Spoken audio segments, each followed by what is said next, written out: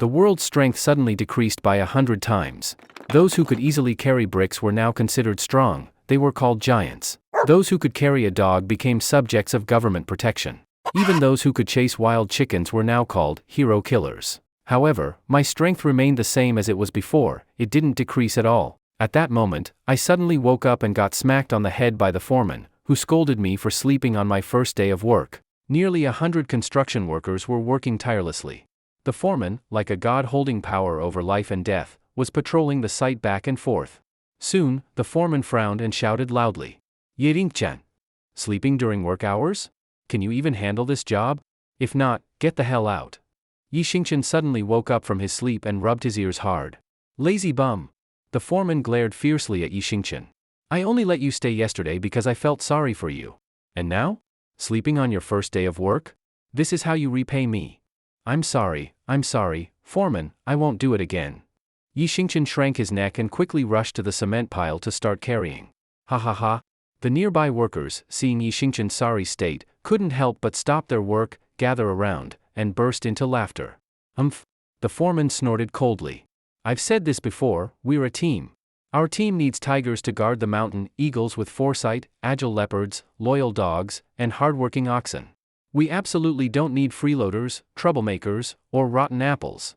He gave Yixingchen a cold glance and continued, you all know that Xia Nation's construction companies are all about Xia efficiency. But look at you guys, sluggish, no work ethic at all. The Sakura construction company next door started their project 2 weeks after us, and now their building is nearly finished. Aren't you ashamed? If we delay the deadline and President Qin blames us, none of us will be able to handle it. Yixingchen looked at the foreman ranting like a machine gun and felt frustrated. Sure, falling asleep was his fault, but did he really need to scold everyone? Now the whole crew would blame him, right? He'd just become public enemy number 1 on the site. Sure enough, after the foreman's scolding, everyone glared at Yixingchen with resentment, as if they were ready to beat him up. Let me make it clear, want to slack off? Fine. Whoever can carry this bag of cement up to the 3rd floor gets to rest and still gets paid.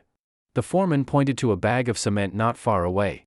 Yixingchen was about to go lift it when he glanced at the packaging after hearing the foreman's words.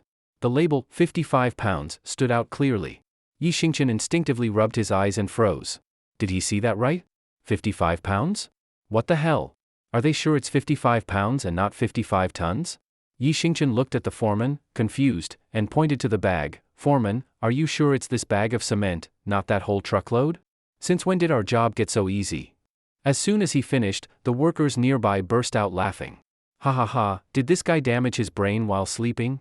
55 pounds. Carrying that up to the 3rd floor, even someone super strong would need a full day. Even the foreman was amused. He casually took a cigarette and put it in his mouth, then pointed beside the bag. Kid, are you still dreaming? Think it's easy? Fine, let me be clear, if you can carry this tray of cement up to the 3rd floor in one go, you can go home today, get paid, and take the day off. How's that? Yixingchen glanced, it was a paper tray holding about 12 pounds of cement. That's it? Yixingchen was dumbfounded. Don't just talk, pick it up already. If he could pick it up, he would have done it instead of standing there talking. Several workers chimed in, mocking him. Yixingchen frowned, sensing something fishy. Could the foreman be trying to fire him but couldn't find a good excuse, so he made this one up? Thinking of that, Yixingchen sincerely bowed and apologized. Foreman, you're joking with me, right? I know sleeping during work was wrong. I don't even know why I fell asleep, it just happened. I promise it won't happen again. Please don't fire me. I really need this job to make money. Joking? Who the hell has time to joke with you? The foreman snorted again. But, come to think of it, that tray weighs at least 12 pounds. You lifting that? Impossible. Since you can't do it, get back to work. How insulting. Yixingchen muttered and got ready to continue working. What did you say? Insulting? The foreman grew furious and walked up slowly to Yixingchen. You brat, if you've got guts, lift this tray of cement. Fine, I'll lift it. Yixingchen was pissed. 12 pounds? That's just humiliating. If they want to fire him, so be it. He'd find another job. If they don't want me here, someone else will. Yixingchen clenched his teeth, reached out his right hand, and held the tray of cement in his palm. All right? So are you firing me or not? Go ahead, whatever. No one replied. The whole site went silent. Everyone was stunned, even the cigarette fell from the foreman's mouth. Several minutes later, the site exploded like a pot of boiling water. Holy crap! This guy lifted 12 pounds of cement with one hand. Did I see that right? 12 pounds, and he lifted it. That's more strength than a weightlifter. I'd always heard of strong men, never believed it until today. Damn, scary strong. The foreman trembled, pointing at Yi Xingchen, stuttering, I can't believe it. You really lifted 12 pounds. How is that possible? Yi Xingchen was dumbfounded too. Wait, are you all messing with me? Forget just this tray, even that whole 55-pound bag, I could lift that easily. So could you. What? As soon as he said that, the entire site exploded in disbelief. Impossible. That's 55 pounds of cement. Even the world's strongest man couldn't do that. Did we see it wrong just now? Or is that tray of cement hollow? Damn it, he really pulled it off this time. And he said we could lift it too? Forget 55 pounds, even lifting a tenth of that is impossible for me. Shut the hell up. All of you, shut up, the foreman roared hysterically, then looked at Yi Xingchen with a look of disbelief. What did you just say? That full bag of cement, you can lift that too? I mean the whole thing, not just the leftovers. Yi Xingchen looked at everyone as if he'd seen ghosts. What's with these expressions? It's just 55 pounds of cement. Is that really so hard? Did I run into something cursed on the way to work today? Or are they seriously messing with me? If you're all acting, then damn, you deserve Oscars and Golden Rooster awards. Foreman, guys, stop messing with me. I really get that I was wrong. I swear I'll never sleep on the job again. This joke isn't funny at all, let's just get back to work. What did he say? We're messing with him? If I had that kind of time, I'd be hanging out with girl number 9 off shift. This guy's nuts, right? So what if he's a bit stronger? What's it matter? He's still hauling cement at the same site as me. Just then, a group of people entered the site. Leading them was a young woman in a professional suit, the president of Yida Construction Company, Qin Yanran. President Qin, damn, these people aren't working and are just standing around? I'll go scold them. No need, Qin Yanran shook her head. Let's see what they're doing. So, her group quietly walked over to watch. The foreman clearly hadn't recovered from the shock and didn't even notice that Qin Yanran's group had joined in. A small bead of sweat rolled down the foreman's forehead. You try lifting that full bag of cement. Fine, I'll lift it. But you better not fire me. If you can lift it, why the hell would I fire you? Hurry up. The foreman was both angry and excited, sensing he might be witnessing something miraculous. All right, I'll play along. Yi Xingchen sighed helplessly and walked up to the bag of cement on the ground. Yi Xingchen had done hard labor for years. A 55-pound bag of cement was nothing to him. And so, under the stunned, and maybe even terrified, eyes of the crowd, he picked up the bag of cement. Holy crap! He really picked it up. No way. That's a full 55-pound bag of cement. Am I dreaming? This is insane. Back in history, they said Xiangyu of Western Chu could carry a cauldron. I used to think that was a myth, but this guy's even scarier than Xiangyu. Mother of God. The foreman was dumbfounded. That's a whole bag of cement. If we had this guy lifting cement all out, he'd be worth dozens, maybe 100, of my workers. With him here, what project couldn't we finish ahead of schedule? Think of all the money we'd save, we're gonna be rich? Is this supposed to be hard? Yi Xingchen suddenly felt awkward, instinctively wrapping his right arm around the bag and scratching the back of his head with his left hand. Yi Xingchen didn't know why, but he kept feeling like these people were treating him like a fool. Holy crap. One hand. What the fuck is this? What kind of monster is this guy? I remember the world record for weightlifting in the Guinness Book is barely over 4 pounds, right? And this guy actually lifted 55 pounds with one hand. Some people are just too damn strong. I'm done. I'm out of here, goodbye. Seeing Yi Xingchen lift a full bag of cement with one hand, the whole site exploded again. Even Qin Yanran, watching nearby, was visibly shocked. She had heard there were hidden talents on construction sites, but she never expected to see someone this unreal. Lifting 55 pounds of cement by hand, without using any advanced exoskeleton tech? Who had ever heard of something so unbelievable? Only now did Yi Xingchen realize something wasn't right. Weren't there tall buildings all around before? Why were they all just short buildings now? The tallest was only 4 stories. Weren't these workers all carrying cement bags before? Why were they all now carrying tiny paper trays? Were they really that fragile? Their expressions didn't look like they were joking. They looked serious. And that guy inside a mech suit like something from Avatar, was that real? Was he moving bricks in that thing? Moving bricks had gone full high-tech now? What the hell is going on? Was the world just crazy now? Why did everything look so familiar, yet so strange? President Chin. Ah, it's President Chin. Hurry up, get back to work. Just as Yi Xingchen was questioning reality, the workers finally noticed Qin Yanran and quickly rushed to carry cement again with their little trays. President Qin? Yi Xingchen looked blankly at her. He'd seen Qin Yanran on TV more than once. Whether it was her prestigious family, her angelic face, or her devilish figure, she was goddess level, no doubt. What's your name? Qin Yanran walked over to Yi Xingchen with interest. Breath like orchids, this phrase must have been made for someone like her, Yi Xingchen thought. My name is Yi Xingchen. Yi Xingchen, right? Qin Yanran nodded slightly. Can you do me a favor? I? Yi Xingchen stammered, unable to speak. Normally, he wouldn't hesitate to say yes. After all, Qin Yanran was the big boss. If the boss asked, and the money was right, and it wasn't illegal, he'd do anything. But right now, he still hadn't wrapped his head around what was happening. He was totally out of it. Don't rush to say no, Qin Yanran smiled again. If you help me with this, I'll give you a new job, at the headquarters of Yida Construction. And even if you can't help, I'll still give you a generous reward for your effort. How about that? Can I ask what kind of favor it is first? Yi Xingchen was cautious. If they were taking him to a lab for experiments, he was screwed. Heh. It's simple. The site next door belongs to the Sakura construction company from Toyo. They've been provoking us and messing with our workers' morale. I want you to help me teach them a lesson. Deal. As soon as Qin Yanran finished speaking, Yi Xingchen nodded without hesitation. Taking on outsiders? No need to think twice, anyone from Xian Nation would do it without question. Ha. You guys are all useless. Pathetic weaklings, every single one of you. From far away, Yi Xingchen, walking behind Qin Yanran, heard barking voices. He frowned slightly, sensing that something serious was about to happen. There, you heard that too, right? Just listen to how foul-mouthed they are. We need to put them in their place. Qin Yanran lifted her eyes, clearly unhappy. President Qin is here. President Qin is here. President Qin, thank goodness you came. You don't know how annoying those guys have been, shouting all the time, making it impossible for our team to work. And that one guy is ridiculously strong, none of us can beat him. It's been so frustrating. Seeing that Qin Yanran had brought people, the workers from Yida Company started complaining loudly.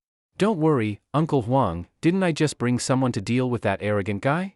Qin Yanran quickly reassured them and pointed behind her at Yi Xingchen. Him? Uncle Huang followed her gesture to Yi Xingchen, then looked at the loud guy from the other team. His expression turned strange. No way, that kid? Look at him, skinny, sure, he doesn't have a beer belly, but he doesn't exactly look like someone who could take on that muscle-bound brute. Yeah, they say even our strongest guy, Meng, lost to him. And now President Qin brings this bookish-looking kid? Do we have no one else left? You don't get it. This is President Qin's strategy, it's a distraction. This guy will go up, definitely lose, and the other side will mock him. The kid, being young and hot-headed, will argue back. They'll be shouting at each other all day, and even that guy won't be able to keep it up forever. Then we can finally work in peace. That's actually pretty smart. Qin Yanran frowned slightly. Uncle Huang, don't underestimate him.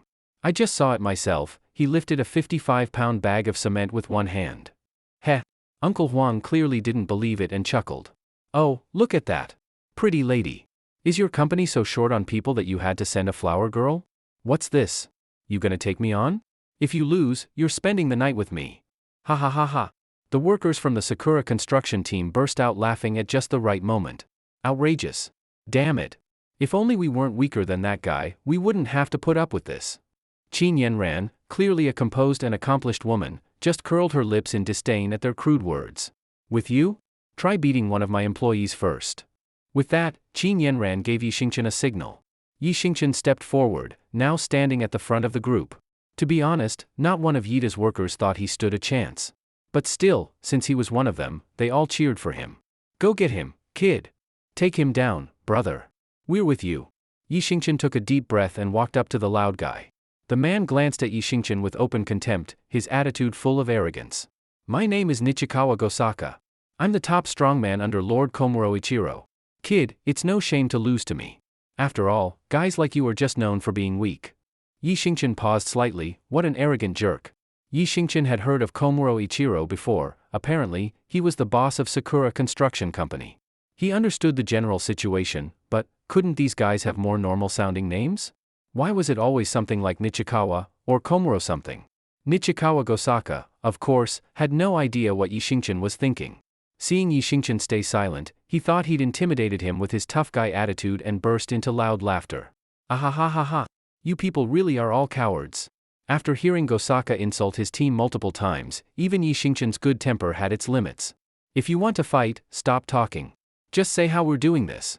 Nichikawa Gosaka didn't catch the first part, but he understood the second sentence clearly. With a scornful glare, Gosaka said, "Humph. You clueless fool. You have no idea how strong I am. Let's settle this with raw strength, a true man's challenge. We'll see who can lift it faster." As he spoke, he pointed to a brick in front of them. What the hell? Yi Xingchen was stunned. He had thought it would be some kind of real strength challenge, but that brick might have looked a little big, but at most it weighed 4 or 5 pounds, right? A strongman challenge over who could lift a 4 or 5 pound brick the fastest? Yi Xingchen couldn't help but feel embarrassed. This was ridiculous. Humph. Gosaka seemed satisfied with Yi Xingchen's silence and confidently stood next to the brick. Watch carefully, this is what real power looks like. He crouched down, gripped the brick tightly with both hands, and then started letting out grunts like a pig being slaughtered. Ah! He-ya! HRRGH! Then, to the horrified stares of the crowd, he finally managed to lift the brick, by hand. Whoa! He actually lifted it. That brick must weigh at least 4 or 5 pounds. That's insane strength. This guy's something else. The Yida construction workers started shouting in disbelief. Yoshi! Unbelievable. The Sakura company employees started yelling too, like they were having some kind of high-energy moment. Heh! Gosaka threw the brick down and gave Yi Xingchen a proud look. Your turn. Seriously. Yi Xingchen stared at the brick and froze in place. Was today cursed or something? It's just a brick. Just a 4 or 5 pound brick. Come on, was all that straining really necessary? A grown man competing to lift a brick? Might as well end up on the news. 2 men seen in street brick lifting contest, later confirmed to be escapees from a psychiatric facility. Both were returned for treatment and are now in stable condition. Yi Xingchen had already come up with the headline in his head. Seeing Yi Xingchen still not moving, Gosaka laughed again, full of pride. Ahahaha. You scared now? I was right. You're all just weaklings. No strength, no guts. Not a single person in your whole company dares to challenge me. You might as well give up on competing with us for projects, go home and drink milk. Sigh. You can't really blame the guy. That thing weighs around 4 or 5 pounds. Yeah. If it were me, I probably would have lost too. Still, not even daring to try? Aren't we supposed to be strong and proud men? Are we really going to let them look down on us like this? You up, no can no BB. Not just Nichikawa Gosaka, even the workers from Yida Construction couldn't bear to watch anymore. They didn't believe Yi Xingchen could lift that brick. Yi Xingchen. What are you doing?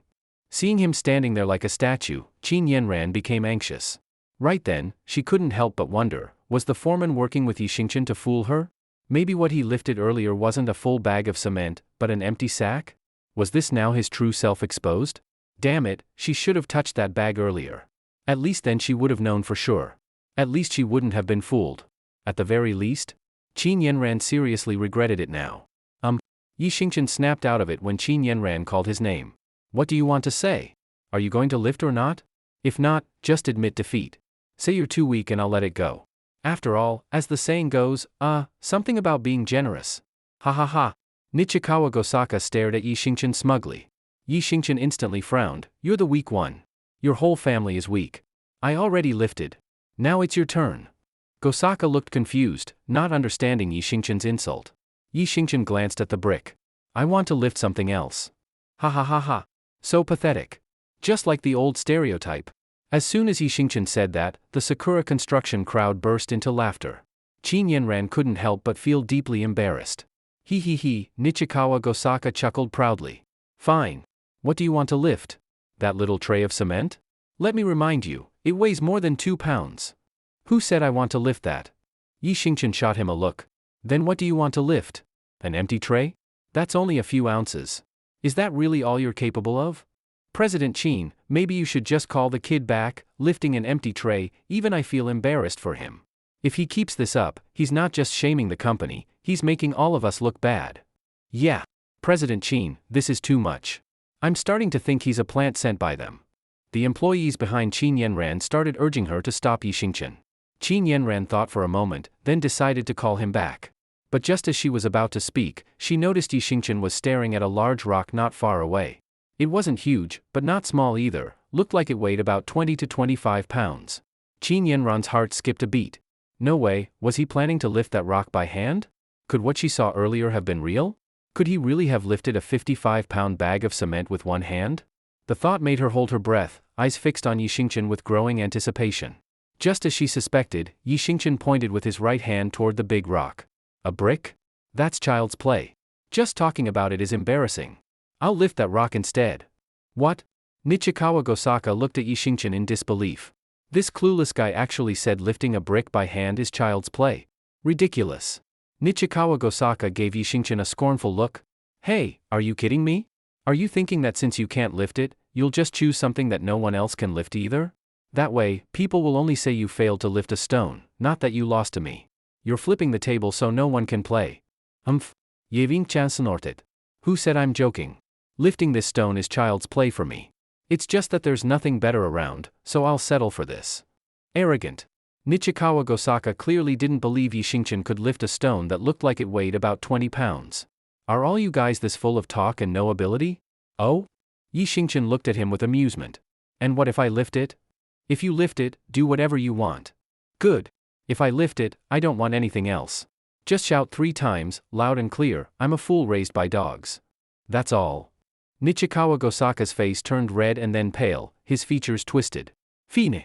But if you can't lift it, you have to shout 3 times, I'm weak and sickly. Deal. Yi Xingchen casually walked over to the stone, smiled, and grabbed it with one hand, lifting it easily. What the? No way. One hand. Oh my god. Holy crap. That's some insane strength. Impossible. This stone must be hollow. No, it's fake. At first, the crowd was dead silent. Then came a wave of shocked exclamations. Impossible. Nichikawa Gosaka also stared at the stone in Yi Xingchen's hand in disbelief. You must have cheated. You must have swapped in a fake one. Really? Yi Xingchen casually dropped the stone to the ground. Then you try it. Fine, I'll try. Still unconvinced, Nichikawa Gosaka walked up to the stone and reached out with his right hand to lift it. Huh? He froze, it wouldn't budge. No way. He quickly added his left hand, trying to grab it with both arms. But no matter how hard he tried, the stone didn't move at all. Eventually, he was forced to face a harsh truth. The stone was real. And it weighed close to 20 pounds. 20 pounds. He couldn't even push it, let alone lift it. But, how did this guy lift it so easily just now? Was it raw strength? How? Who in the world could lift a 20-pound rock with one hand like a toy? So? Admit it? Come on, a bet's a bet. Time to own up. Urged by the workers from Yida Construction, Nichikawa Gosaka's face turned beet red. It was like he'd swallowed a cockroach. I'm a son of a bitch little bastard. Ha ha ha. I'm dying of laughter. So that's what these guys are really like? All talk, no bite. Let's see if you dare act arrogant here again. Serves you right. Strong man? Go home and shoot your cheesy romance movies instead. The employees of Yida Construction clapped and cheered, the whole scene full of celebration. Even Qin Yanran couldn't help but smile a little. Meanwhile, the Sakura team left in embarrassment, afraid to stay and get mocked further. Yi Xingchen, who had been at the center of it all, stood still with no change in expression.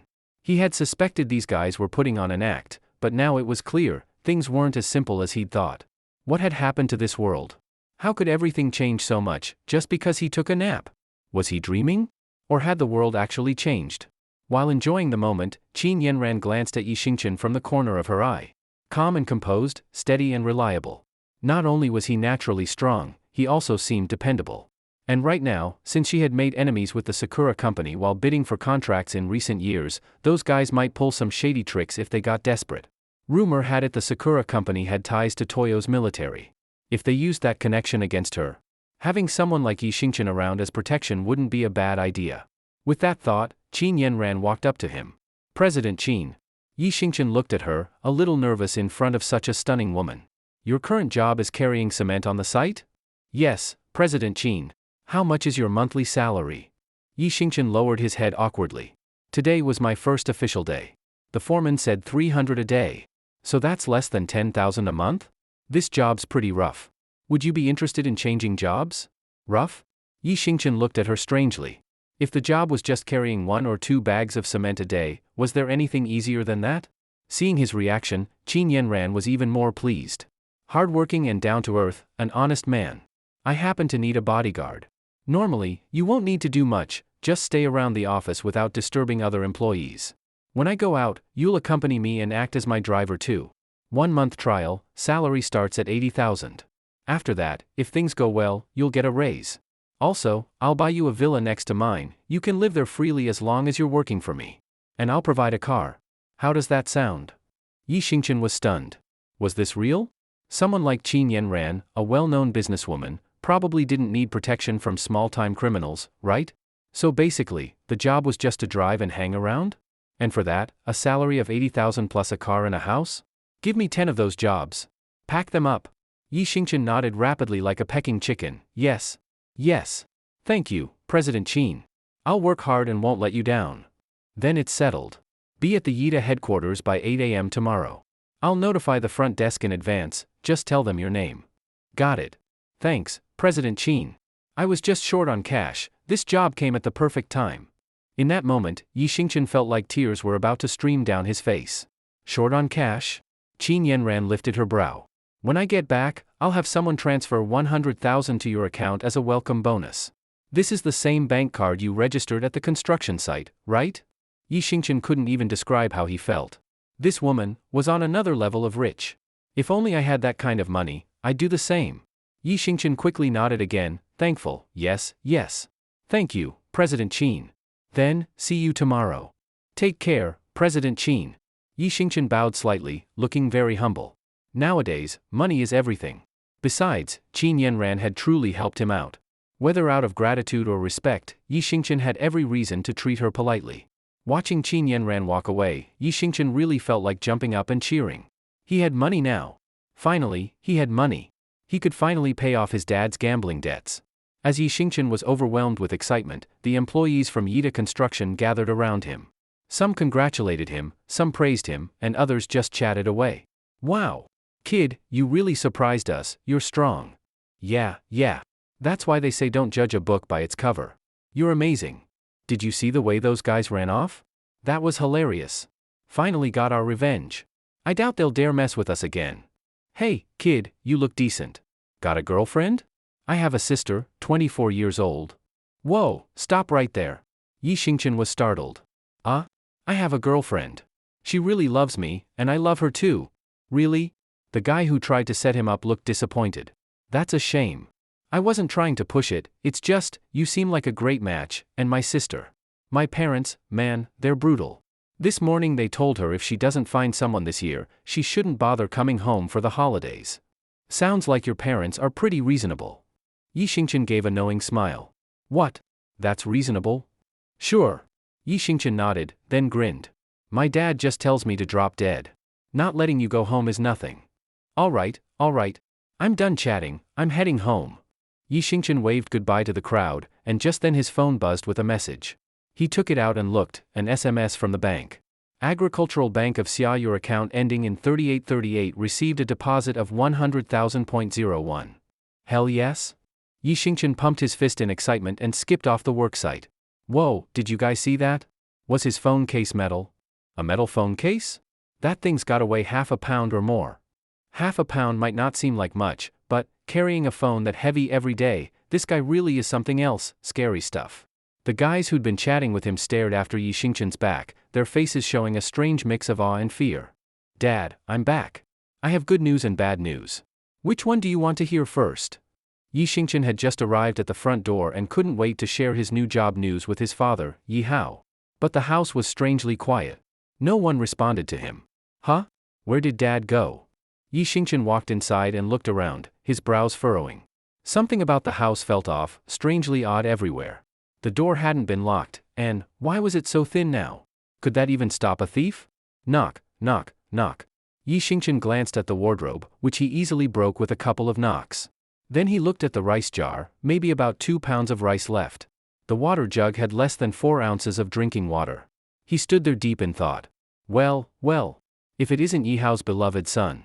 Took you long enough to come back. Just then, a shady-looking guy with dyed yellow hair squeezed in from outside. Who are you? Yi Xingchen looked at him cautiously. Heh, the guy grinned. Kid, I'm one of Brother Long's men. Your old man lost everything at Brother Long's gambling den today, not even his underwear left. He owes Brother Long 200,000. Orders are, no matter what, you're paying it today. Yi Xingchen frowned. His dad had gone gambling again. 200,000? To him right now, that number was astronomical. Yi Xingchen sighed. Brother, could you give me a few days? I don't have that kind of money. Maybe I can pay part of it first? The rest, I'll pay as soon as I can, just let my dad go, and we'll work it out. The yellow-haired guy shook his head firmly, still smiling. No can do. Brother Long said if you can pay today, great. If not, then go rob a bank, but pay it. That's going too far. Yi Xingchen was furious and raised his fist to punch him in the face. But the guy didn't even flinch. He even leaned his face into Yi Xingchen's fist. Go ahead. Hit me. Right here. Brother Long said, if you lay a finger on me, he's cutting off one of your dad's fingers. In the end, Yi Xingchen came to his senses. His raised fist hung there, powerless. Big brother, you know our situation. Where am I supposed to get that kind of money right now? Even if I wanted to rob a bank, look at me, then look at what we've got at home. I don't even have the tools, let alone the skills. The yellow-haired guy had clearly expected that. He just grinned and flashed his two yellow-stained front teeth. All right, Brother Long knows you don't have the money. So he said, since you can't pay, you'll work it off. Work it off? Yi Xingchen paused, feeling uneasy. That's right. The guy nodded heavily. Brother Long runs an underground fight club. One match in the ring gets you 100,000 off your debt. Plus, he'll give you 2 more weeks to pay the other 100,000. Underground fighting. Yi Xingchen had never done it, but he'd seen plenty of movies and shows. Life and death up to fate. Even if you got beaten to death in that ring, no one would take responsibility. All you could do was regret in the afterlife that your fists weren't strong enough. If he really went to fight in the underground ring, there was no telling if he'd even make it back alive tonight. And if something happened to him, who would take care of his dad? But if he didn't do it, how could he pay back the 200,000 gambling debt? A regular guy like him couldn't possibly take on someone like Brother Long, a legendary underground gang boss. His dad would definitely be in danger. That 200,000 was really enough to crush a hero. Thinking about it, Yi Xingchen clenched his fists tightly, torn and struggling deep inside. So? Kid, made up your mind yet? Oh, I forgot to tell you, the underground fight schedule is limited each day. If you hesitate too long, you might miss your slot. Can't pay the debt? You can guess what Brother Long will do to you and your dad, right? Yi Xingchen gritted his teeth. At this moment, he made up his mind. I'll do it. But you have to keep your word. One match, 100,000 off. The other 100,000 I'll repay in 2 weeks. The yellow-haired guy didn't reply, just calmly gave an okay gesture. From start to finish, he was completely confident, like a seasoned hunter watching his prey. Yi Xingchen, no matter how he struggled, was already in his net. Soon, Yi Xingchen locked up his home and followed him to the underground fight venue. But once he got into the guy's beat-up minivan, Yi Xingchen had a new question. Hey, bro, this van of yours. What about it? The yellow-haired guy focused on starting the car, not even glancing at Yi Xingchen. Isn't this van way too flimsy? Is this one of those Toyo models? It feels like paper. As Yi Xingchen spoke, he gently tapped the passenger door with his finger. Clunk. To his horror, the passenger door fell right off. What the hell? The yellow-haired guy was stunned. He looked at the door on the ground, then at Yi Xingchen, also stunned, his face slowly turned awkward. Damn, why is this thing falling apart? I only bought it a year ago. It's a domestic model too, not some cheap Toyo crap. This is weird. Whatever, let's just use it for now. I'll switch to a Wuling next time. He didn't care, blaming it on the car's poor quality, not suspecting Yi Xingchen at all. Alright. Yi Xingchen didn't overthink it, even though everything around him felt weird. The guy started the van, driving steadily toward the underground arena. Meanwhile, Yi Xingchen stared out the window with a serious look, not because of the fight ahead, but because of what he was seeing. A girl licking a tiny, thumbnail-sized ice cream cone. A guy inside a sci-fi-style robotic exoskeleton carrying a load of couches. For sanitation workers using a pencil-sized saw to cut up a fallen tree. 2 kids fencing with drinking straws, one of them even had a bruise on his arm. What the hell, is this real life, or am I dreaming? The underground fight arena. Loud, harsh cheers, neon lights in every color, all displaying the crowd's wild excitement and twisted souls. Yi Xingchen followed behind the yellow-haired guy into the venue. At that moment, 2 fighters were engaged in an intense brawl. They exchanged blows, faces and bodies covered with bruises. One man was bleeding a bit from his mouth, clearly losing. To Yi Xingchen, just an amateur, the fight seemed almost like play. Punches were so slow. I could dodge these when I was 4 years old. And why does everyone walk so slowly today? At the pace a toddler just learning to walk. These punches felt soft. Can they really bruise or make someone cough up blood? Are those bruises really from punches, or from falling down? Is this an underground boxing ring, or a low-budget movie set? Eventually, under Yi Xingqian's stunned gaze, the man who was behind took a single punch KO and collapsed, possibly dead. The referee walked slowly over, confirmed it, then nodded to the ring announcer. The announcer, holding a toothpick-sized microphone, walked out calmly. I announce the winner of this match is National Boxing Champ Max Guess. Oh, Max Guess. Max Guess. The excited crowd started chanting the name of the winner. Clearly most had bet on Max Guess to win. The yellow-haired guy patted Yi Xingqian softly on the shoulder. Kid, next match is you. Get ready. You guys take him to prepare. He's facing champ Park Kukchang next. Yi Xingqian blinked. Boxing champion Park Kukchang? That name alone sounded experienced and powerful. Got it. None of the yellow-haired guy's men believed Yi Xingqian could win. They looked at him with dead eyes, as though watching someone doomed. Come on in with me. They entered the backstage area. Several gloves, looking cheaply made, were laid out before Yi Xingqian. Pick any. Doesn't matter, same outcome either way. You're all gonna die anyway. Yi Xingqian looked at the yellow-haired guy's underling in confusion, feeling a chill run down his spine. Want an energy drink? I can pour you 2 or 3 milliliters. 2 or 3 milliliters? Then? I'll pass. Yi Xingqian couldn't help but frown. That's barely enough to wet your tongue. This underground ring is harsh. You're right, the underling replied with pity. At death's door, nothing's worth it. Ready yet? Park Kukchang's coming any moment. We can't keep him waiting. All right, I'm coming. A few big guys whispered to each other, and clueless Yi Xingqian, who didn't even understand the rules, was pushed into the ring. At that moment, the announcer introduced him. Now entering, never mind the name. Coming up, he challenges champ Park Kukchang. Let's give him a cheer. Throw him out. Who is that? Going to fight Park Kukchang in illegal boxing? Aren't they just asking to die? Park Kukchang? Dude, I've only seen a few matches here, never heard that name. Who is he? You don't know champ Park Kukchang? Haven't you heard of champ AY? What? Champ AY? The same AY who held the world title multiple times. Yes. That's him. Legend says champ AY once killed a chicken with a single punch. That level of power, just hearing about it is terrifying. But what does that have to do with Park? That's where you're clueless. Rumor has it Park fought champ AY, and AY only barely won on points. Holy crap. Then Park must be insanely strong. So what are you waiting for? Bet on Park. I'm placing a 10,000 bet. I'm in too. I'll bet 10,000. Listening to the crowd's chatter, Yi Xingqian felt like he'd entered a madhouse. Next up, challenger Park Kukchang. With cheers and support staff pressing forward, a man under 5 feet tall stepped into the ring. Yi Xingqian nearly dropped his jaw. Park was shorter than his own shoulders. Shorter height helps boxers control balance and protect vital points, that part Yi Xingqian understood. But a boxer under 5 feet tall looked almost comical. Damn, Park glanced at Yi Xingqian and snorted coldly. Kid, before you beg to surrender, I'm going to knock you out in one punch. Yi Xingqian was speechless. First, both sides do the salute. That means touching gloved right fists together. Yi Xingqian, being straightforward, extended his right fist for the salute. But what Park did next left Yi Xingqian bewildered and frozen. Park slowly extended his right fist, but then changed its path. Instead of a bump, he gently tapped the back of Yi Xingqian's glove. What was that? He just patted my hand? Why did he do that? Is he teasing me?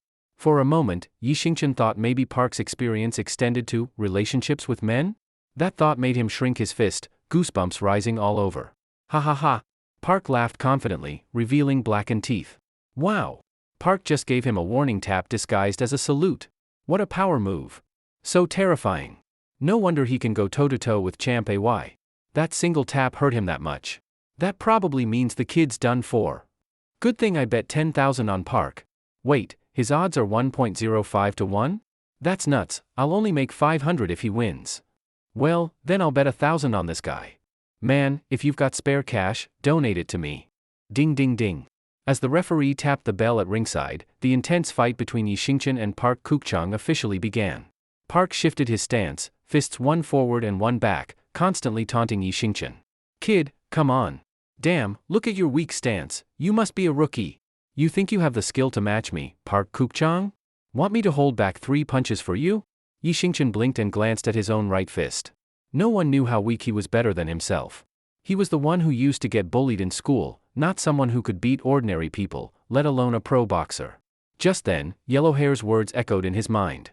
If you fight one underground match, you get 100,000 off your debt. Maybe Yellowhair didn't say he had to win, just participate? Meaning, as long as he took part? What if Park threw a real punch and Yi Xingchen just raised his hands in surrender? Would Yellowhair break his promise? He couldn't be blamed. After all, Yi Xingchen was just a normal person, thrown into an underground ring. That hesitation would be natural. While Yi Xingchen thought this over, Park already impatiently launched a fierce attack. Park stepped slowly and threw a soft punch toward Yi Xingchen. Yi Xingchen stared. Was this a chance to surrender? Could Park be soft inside, seeing he was just a regular guy and giving him a way out? Wow! What a nice guy! Who says there are no good people here? In front of him, there was one. Without hesitation, Yi Xingchen turned his head and raised both hands high. I surrender. I admit defeat. I'm no match for you. What? Park was stunned. What the hell? You can surrender in underground boxing? No rules at this underground ring? This is bullshit. Refund my ticket. The bloodthirsty crowd protested, even demanding refunds. The announcer and referee looked at each other. This was the first time someone surrendered before the fight even got real. Under the audience pressure, the referee forced himself to speak into the toothpick-sized mic. Surrender invalid. In underground boxing, only real wins count. No gentleman's rules. Fight continues. With that, Park resumed his lazy, slow punch approach, moving toward Yi Xingchen. What the? Yi Xingchen was stunned. Wasn't this just going to kill him? Seeing Park's rush again, Yi Xingchen first froze, then suddenly understood. What a kind man. Punches so slow and soft, it was obvious he wanted to fake punch, let Yi Xingchen fake collapse for a KO. In an instant, Yi Xingchen's respect for Park skyrocketed. He stopped resisting, stood quietly, and waited for the fake punch. Oh man. Park's punch is so quick now. That kid must be scared stiff, standing there frozen. Dead for sure, dead for sure. That kid is definitely getting KO'd by Park Kukchang in one punch. This hot blood is intoxicating, driving me crazy. The crowd by the ring grew even more frenzied. Under Yi Xingchen's watch, Park swung his slow punch and gently touched Yi Xingchen's face. What are you doing? Yi Xingchen was completely baffled. No, dude, if you're going to fake punch just do that, why patted me on the face? This guy, maybe he has a crush on me? Hey, what are you doing? Park, seeing Yi Xingchen stand still after getting a fake punch and then ask, what are you doing, froze in place too. What is this? Yi Xingchen paused a moment and then realized. He asked me what I'm doing. Meaning, why am I still standing? Why didn't I fall down? Yi Xingchen blinked, looked at Park's stunned face, then at the silent crowd. Aya. He let out a hysterical scream, covering his chest with his left hand while his right shaky hand pointed at Park. That was a heavy punch. I'm dead. In an exaggerated gesture, Yi Xingchen stumbled backward over 10 feet and then dramatically fell to the ground. This. All the spectators stared at each other, then a surge of frustration finally erupted. Fuck this shit. Is this Park Kukchang or a goddamn clown? TM acting us out here? Is this an underground boxing ring or a movie set? If I wanted a show, I'd go to the cinema. Am I short on movie money? Shut up. Refund. Goddamn. As the crowd prepared to rush the ring, the referee shivered and hurried in. Hey, kid. Died yet? If not, get up and keep going. Oh, okay. Knowing his acting was terrible, Yi Xingchen reluctantly stood up again and walked over to Park. How is this possible? I just punched you hard, how are you unharmed? Park looked up in shock. The audience didn't understand, but Park knew it too. He had thrown a hard punch. Yi Xingchen didn't even flinch. Did I just hallucinate? Yi Xingchen looked wronged. Dude, your lines were convincingly dramatic, but your martial arts acting was awful. You should have thrown a punch like that. Acting? Park glared at Yi Xingchen coldly. Come on, who the hell has time to play actor for you? You weren't acting, so why did you do that to me? This is how it's done. Yi Xingchen mimicked what Park did, raised his right hand and lightly touched Park's left cheek. Maybe to contrast Park's earlier performance, Yi Xingchen used half his strength this time. Under Park's shocked gaze, Yi Xingchen's hand tapped Park's left cheek sharply. Park tried to dodge, but his reflexes were too slow. Yi Xingchen's touch landed. What a fast punch, What happened next stunned Yi Xingchen. Park, after being lightly tapped on the left cheek, didn't even finish speaking. He bled from the mouth and collapsed in the ring. Silence. A dead silence. The entire underground boxing arena fell into complete stillness. You could hear a pin drop. I? Yi Xingchen stared blankly at Park Kukchang lying on the ground, then looked at his own fist. Sorry, man. I misunderstood you earlier. Who said your acting was bad? You're worthy of an Oscar. I just tapped you, sure, with a bit of force, but you not only fell down, you even coughed up blood? Willing to ruin your own reputation to help me pay off my father's debt. You're a true good guy. Holy crap. That kid just KO'd the national boxing champ Park Kukchang with one punch? Did I see that right? No way. No way that's possible. That was Park Kukchang. Why not? Didn't you see how fast that punch was? Based on the formula for kinetic energy, the force behind that punch must have been terrifying. Is this guy One Punch Man? I thought Chu Yushuan was already unbeatable. But this guy is even tougher. Whose fighter is he? This is insane. Totally worth the ticket. I made a fortune. The referee walked dazedly to Park Kukchang, checked his condition, then stood up and nodded to the announcer. The announcer finally snapped out of it, bounced up, holding a toothpick-sized microphone. Tonight, a new champion is born. This fighter KO'd the champ Park Kukchang in one punch. Absolutely stunning. Truly exciting. I now announce the winner of this match is, what was his name again? Never mind, let's just call him One Punch Man. Ahem, the winner is One Punch Man. One Punch Man. One Punch Man. One Punch Man. The crowd, hyped by the announcer, started chanting Yi Xingchen's new nickname in unison. At this moment, no one cared whether Park Kukchang was alive or dead. No one even called an ambulance. That's the brutal reality of underground boxing. No life or death, only winning or losing. What the? Yi Xingchen was dumbfounded. He turned and looked at the referee and announcer in shock. I swear, I just barely touched him. Ha ha ha. One Punch Man, you're too modest. You just touched him? If you'd punched him for real, he'd be in pieces. The announcer gave an awkward laugh, then stepped beside Yi Xingchen, lifting his right arm up. Yi Xingchen raised his right hand in a daze, ending the match in a champion's pose. Meanwhile, in a dark corner of the underground arena, a bald man smoked a thin cigarette, watching the scene in the ring with interest, the corners of his mouth curling into a sinister smile. Yellow Hair stood beside him, head bowed in fear. Boss, that guy's brutal. He KO'd Park Kukchang in one punch. Now that Park's down, we've lost a big moneymaker. Boss, I'm sorry. I never expected this to happen. That bald man was none other than Yellow Hair's boss, the leader of the Qinglong gang in Yunhe City, known as Brother Long. Yellow Hair glanced at Yi Xingchen, now buried in cheers, and remembered how you once almost punched him at his home. A chill ran down Yellow Hair's spine. Thank God he didn't get hit. One punch from that guy and he'd have lost half his life. Only now did Yellow Hair recall Yi Xingchen's terrifying speed from earlier. He hadn't paid attention then, but now it hit him hard, and he was terrified. A man who combines world-shaking power with lightning speed, he'd completely misjudged him. Brother Long waved his hand dismissively. A cash cow? One falls, we'll just grow another one. Boss, you mean? Brother Long narrowed his eyes, looking at Yi Xingchen in the distance with interest. Just some broke kid. You think we can't control him? Tomorrow, go see that gambling addict father of his again. Find a way to make him lose another 100, 200 grand. Then what? That kid won't be begging to work for us? That's how we get ourselves a brand new cash cow. Yellow Hair's eyes lit up. Brilliant, boss. With this kid, we're gonna be packed every fight night. We raise prices every time he steps in the ring, huge profits for us. Hey? Brother Long gave a sinister smile. You found us a treasure. Don't worry, I won't shortchange you. From now on, cash, women, cars, houses, you'll get it all. Thanks, boss. Dad. Outside the underground ring, Yi Xingchen finally saw Yi Hao. Excited, he rushed forward to hug his father. But the cold look in Yi Hao's eyes made Yi Xingchen stop in his tracks, awkwardly pulling back. Who told you to bail me out? Yi Hao wasn't moved at all by Yi Xingchen risking his life to save him. On the contrary, his eyes were filled only with coldness and disgust. Dad? Can we talk about this at home? Please? Yi Xingchen looked at him pleadingly. Things are getting better. I found a new job today, 80,000 yuan a month during the internship. Enough. Yi Hao cut him off coldly. I don't want to hear that. I told you, we walk separate paths from now on. You go your way, I go mine. Let's never see each other again. Don't you dare try to bail me out again, I won't appreciate it. Yellow Hair, surprised, looked at the father and son with a grin. Come on, old man. I don't know what happened between you two, but you're still father and son. Can't be that bad, right? You don't know shit. Yi Hao gave him a fierce glare. What the hell? Yellow Hair was furious.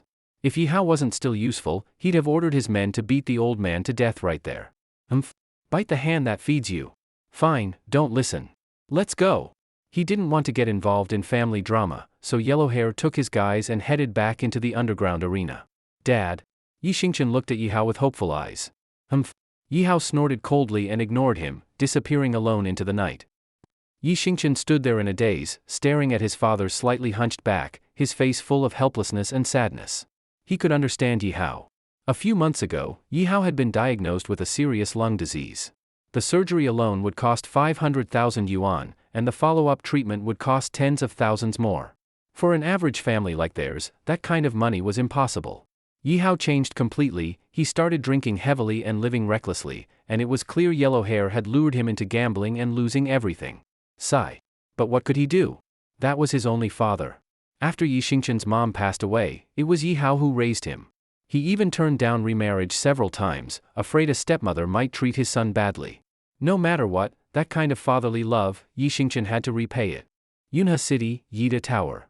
Yi Xingchen arrived early at the front gate of the Yida Company headquarters. It was his first day at his new job, he could not be late. Looking up at the 10-story building, he took a deep breath and resolutely walked inside. Hello, sir, whom are you here to see? The receptionist smiled professionally at Yi Xingchen. Hello, miss. My name is Yi Xingchen. I'm here to check in. You must be Yi Xingchen. Before the receptionist could speak again, a pleasant voice sounded behind. Yi Xingchen turned and saw a woman in a professional suit, black stockings and poised elegance. Hello, Chen. Hi, she greeted with a nod, smiling brightly. You must be the strongman that CEO Qin mentioned. A pleasure. I'm Lin Yun, Qin's secretary. Yi Xingchen was surprised, she was the CEO's secretary. Hello, hello. He bowed respectfully. This was a major company. Anyone could be an important figure above his ordinary station. If he offended Lin Yun, she could easily influence Qin's opinion and cost him this dream job. Lin Yun seemed pleased with his politeness. She motioned toward the elevator. Please follow me, Mr. Yi. I'll take you to see CEO Qin. Xiao Zhang, this is the new bodyguard and driver Qin hired. Please show him in. Understood. Yi Xingchen and the receptionist nodded. Once inside the elevator, Yi Xingchen caught a light fragrance in the air. He stole a glance at Lin Yun and marveled inside. So elegant, poised, polite, sincere, no wonder so many men dream of dating someone like her. Anyone who marries Lin Yun would be lucky beyond belief. Ding dong. The elevator pinged and stopped on the 10th floor. Mr. Yi, this way please. Guided by Lin Yun, Yi Xingchen arrived at CEO Qin's office. Qin Yanan was focused at her computer, working on something. Yi Xingchen felt a strange sensation again. That keyboard, why does it look as thin as a touchscreen? Wouldn't it break easily? That bottled water for the dispenser, more like a small personal bottle. Is that enough to drink? That lipstick on the desk, tiny. Could it even cover half a lip? And that fountain pen, probably one, though it looks as thick as a toothpick. Could that amount of ink write a page? Here you are? Qin Yanan finally looked up at Yi Xingchen. Good morning, CEO Qin. He hastily pushed aside his racing thoughts and stood properly. CEO Qin, I ran into Mr. Yi after I had a little matter downstairs. Lin Yun smiled and began explaining. Okay. Qin Yanan just smiled. Yun, take him up to that unused office on the 9th floor. Make do for now. Let's see what's missing so we can add it later. Okay, CEO Qin. Qin Yanan then looked at Yi Xingchen. From now on, I'll just call you Xingchen. You can hang out in the office, play on your phone or computer, even sleep if you want. Just stay with me when I go out. If there's anything, just ask Yun. Understood. Yi Xingchen nodded and smiled at Lin Yun. If anything is inconvenient, I hope you'll forgive me. No need, Mr. Yi. Lin Yun laughed freely. Follow me to your new office. She led the way, and soon they reached Ye's new office on the 9th floor. Click. Lin Yun lightly tapped the touchscreen switch, and the office lights came on instantly. Though simply furnished, the office had everything: computer, desk, chair, sofa, air conditioner, potted plant, bookshelf. One awkward detail: the bookshelf was oddly placed, and the potted plant sat centered in the middle of the room. Oh? Lin Yun frowned. The layout seems off. Should we call movers to reposition the plant and bookshelf? Movers? Yi Xingchen was stunned. Just moving the plant and shelf? Calling movers and using machinery? That seemed exaggerated. Oh. What am I thinking? Lin Yun slapped her forehead, embarrassed. I forgot you're a strong man. That plant must weigh at least 5 or 6 pounds. You should be able to push it. Lin Yun quickly shook her head. No, no, if you can move the plant, that fine. But the bookshelf probably weighs 30 or 40 pounds. Even a strong man likely can't push that. Maybe I should still call the moving company? Don't bother. How about I give it a try? Yi Xingchen wasn't sure if Lin Yun's pounds matched his mental weight scale. His confidence wavered. You want to try? Lin Yun's eyes widened. She was both curious and expectant about the legendary strongman Lin had heard of.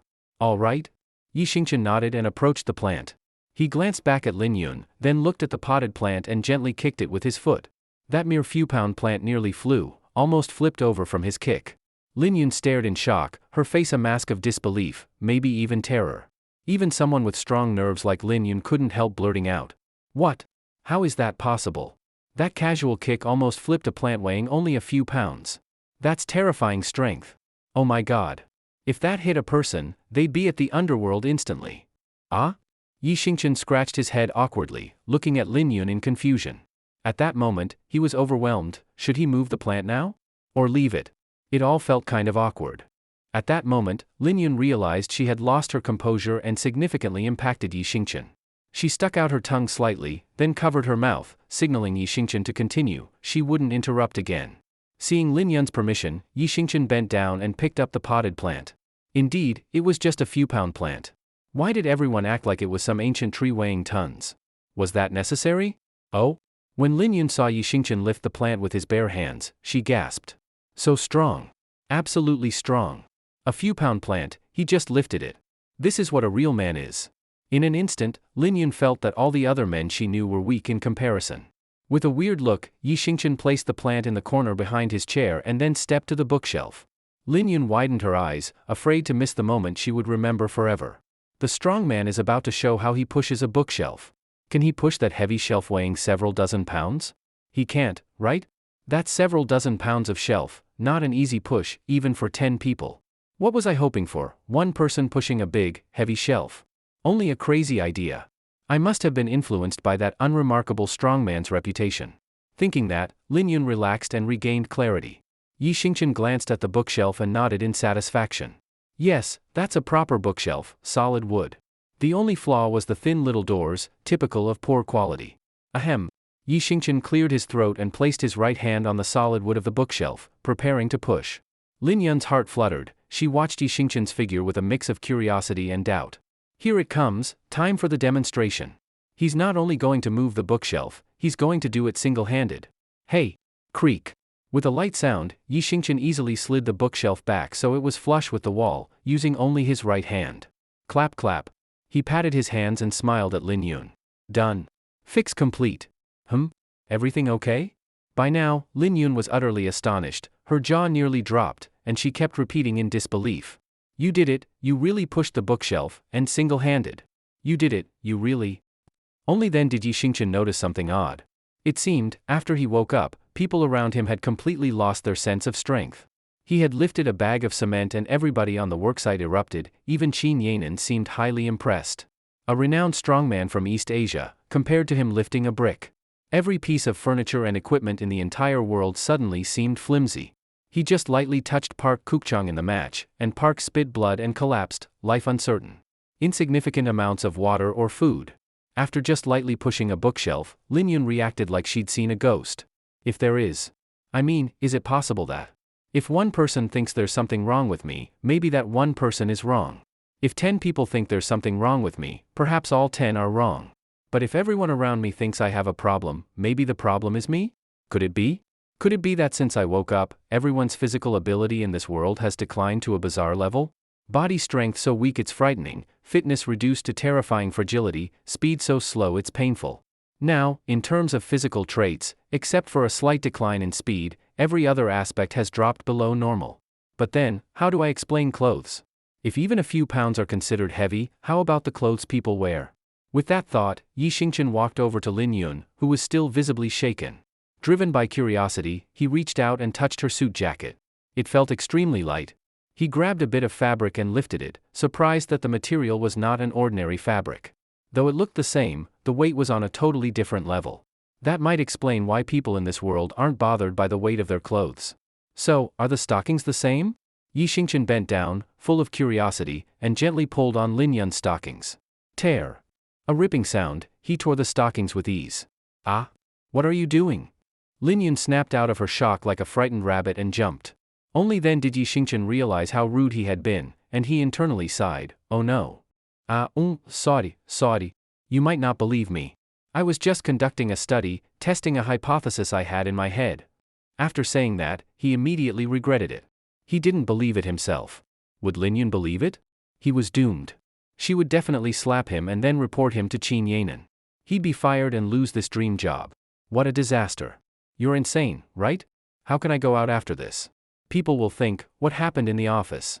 Unexpectedly, Lin Yun didn't seem angry, nor did she run outside yelling, someone harassed me. She just blushed deeply. So, what should we do? Yi Xingchen was stunned. Well, take off your jacket. I'll cover this up. Then you can change outside. All right? Yi Xingchen hurriedly removed his jacket. Whoosh! Lin Yun caught it, his jacket dropped straight to the floor. She froze in fear. Your clothes? You were wearing clothes that heavy? Oh. Only then did Yi Xingchen realize his normal jacket weighed a few hundred grams, which, to Lin Yun, really was heavy. It's okay. I'll use my jacket to cover a bit, just let me know if anything else comes up. Before Lin Yun could recover from the shock, she quickly draped Yi Xingchen's jacket over him and awkwardly fled the office. Empty now, only Yi Xingchen remained, standing there in disarray. This is insane, just insane. This world is really too crazy. Sitting alone in the office chair, Yi Xingchen looked up and sighed deeply. I only took a nap, how did the world become like this when I woke up? At that moment, his academic curiosity sparked a new question.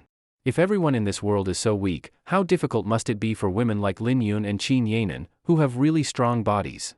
Based on what he knows? A weighs about 2.5 ounces, like an orange. B about 5 ounces, like a persimmon. C about 8.5 ounces, like an apple. D about 13.5 ounces, like a grapefruit. E about 1.25 pounds, like a pear. F about 1.8 pounds, like a honeydew. In a world where people can't even lift a few pounds, how terrifying are those weights? Looking at Lin Yun and Qin Yanan, they're both at least D-level strength, right? So scary, so scary. Oops, why is a respectable person like me thinking about such a crude question? Without hesitation, Yi Xingchen raised his hand and tapped his forehead with force. Right at that moment, Lin Yun pushed open the door and entered. Seeing Yi Xingchen tap his own forehead, and with such strength, Lin Yun realized he was angry about his earlier rudeness, regretting it deeply, yet he didn't even flinch from that heavy tap. Truly extraordinary. In that instant, Lin Yun felt respect for him. Oh? Miss Lin. Realizing Lin Yun had entered, Yi Xingchen sprung up from his chair. Now Lin Yun had changed back into her suit and new stockings. She seemed no longer upset by the earlier misunderstanding, she simply nodded at Yi Xingchen and asked, how old are you? 24. Oh, Lin Yun nodded thoughtfully. I'm older than you. From now on just call me Sister Yun.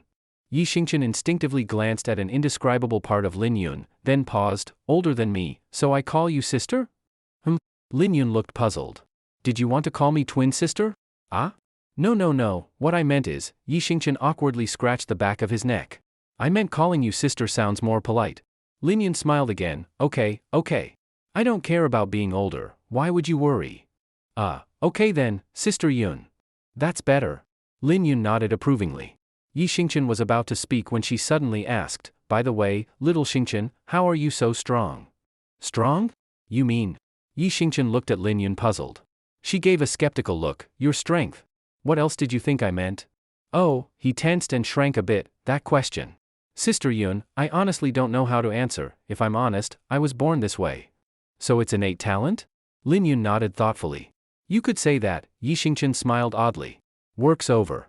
Want to go have lunch together at the company cafeteria? Lin Yun kindly invited Yi Xingchen. Yi Xingchen glanced at the wall clock, it was already noon, 12 o'clock. Great. I didn't know where the cafeteria is, thanks, Sister Yun. They chatted while walking to the first-floor cafeteria.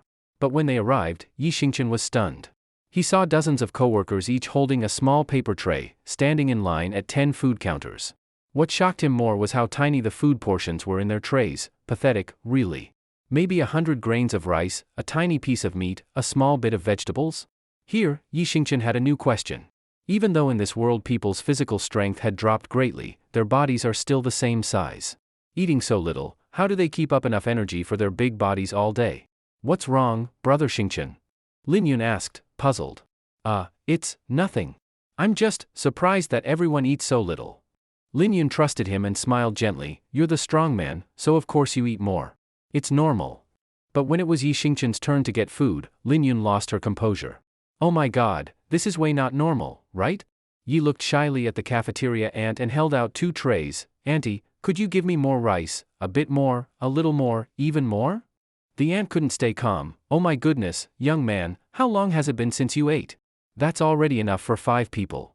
People from other departments leaned over, laughing. When did our company start hiring refugees from Rwanda? I swear, this guy hasn't eaten in a month, right? That's 5 people's worth, starving ghost level? Yi Xingqian didn't pay attention. Awkwardly he smiled at the ant. Auntie, well, how about giving me that whole box of rice? I'll manage, maybe buy something else later. What? The ant was stunned. No, young man, that box of rice is at least 1/2 pound, 8 ounces of rice. Can you really eat that much? Although it's free employee lunch, we can't waste it, and you can't take it home either. To prove it, Yi opened his mouth and downed that 5-person portion of rice in a few bites. The ant silently gasped.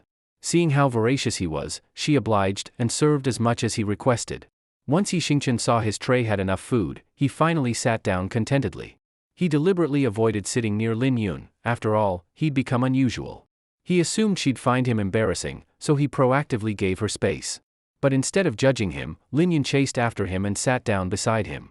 Yi Xingqian looked at her gratefully and then dug into his meal while chatting. Meanwhile, those who had been laughing before now stood frozen in shock. Did you see that?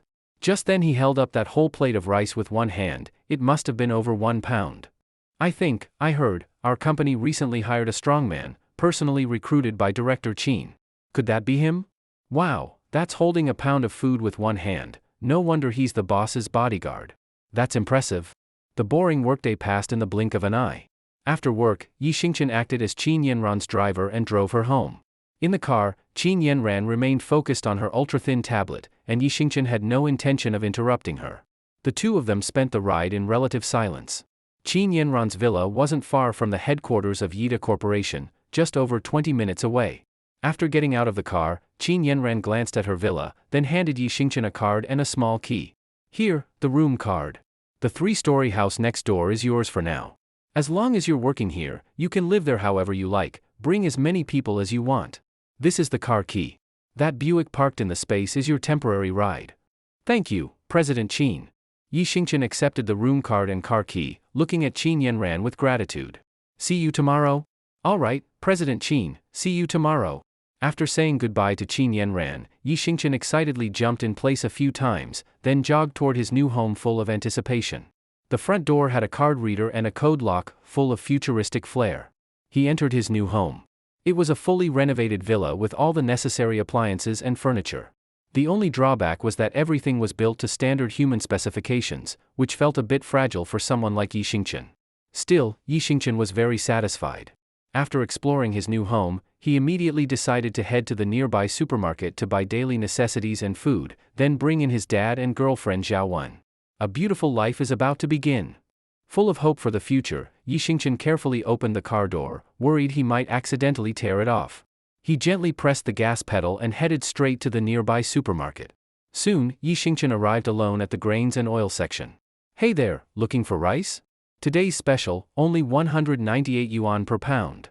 A cheerful salesgirl at the rice section called out to Yi Xingqian. What? 198 yuan per pound? That's the sale price? Yi Xingqian was stunned. He rubbed his eyes to make sure the sign said 198 yuan per pound, not per 100 pounds. That's right, the salesgirl said with an awkward smile, pointing to a few other rice sections. That fragrant rice over there is 224 yuan per pound, and that Wuchang rice is 310 yuan per pound, also on sale. Yi Xingqian was speechless. Only now did he realize a harsh reality. With his usual rice intake, by the standards of this world, just for meals, wouldn't it cost 200 to 300 yuan per meal? About 1,000 yuan a day? Nearly 30,000 yuan a month? What the hell? With a monthly salary of 80,000 yuan, nearly half would go just to basic food. How was he supposed to cover his dad's medical and nutrition expenses? Sigh? Yi Xingqian let out a helpless sigh. It looked like he'd have to find a way to earn more money. Anyway, he should at least buy some rice to last for now. Miss, I'll take 50 pounds. All right, the salesgirl smiled and nodded, but then her smile froze. Wait, 50 pounds? What's wrong? Oh, nothing, 50 pounds, we can deliver it to your home. Just give me your address, and someone will contact you to schedule a delivery. Yi Xingchen was about to refuse but then changed his mind. In this world, there were no normal people left except for himself. If he were to carry 50 pounds of rice in front of everyone, it might be a bit. Thinking of this, Yi Xingchen gave up on the idea of carrying it home himself and left the salesgirl his new home address. Then, Yi Xingchen headed straight to the oil and salt section.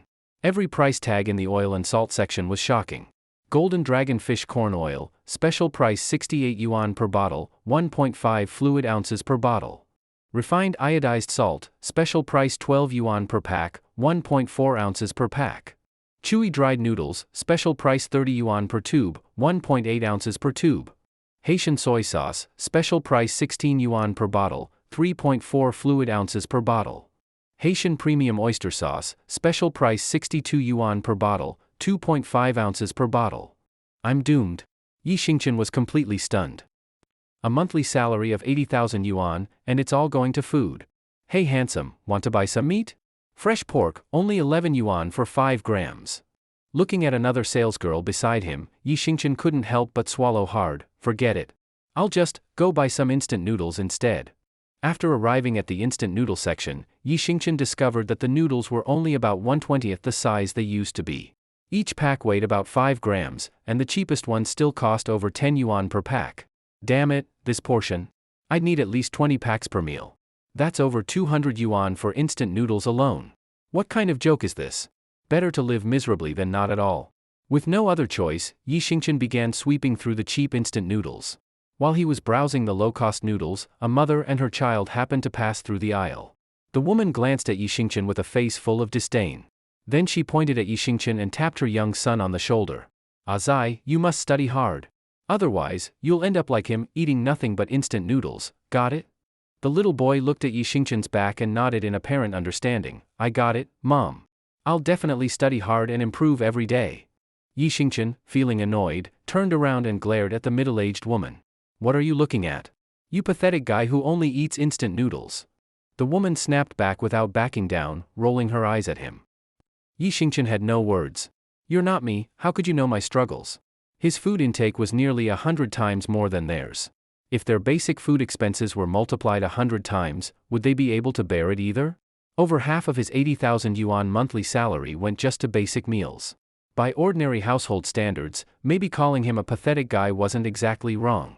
Thinking this, Yi Xingchen sighed helplessly and continued grabbing low-cost noodles. Humph. The woman snorted coldly, the disdain on her face growing stronger. But that disdain didn't last long. It soon turned into surprise, and then into fear. You.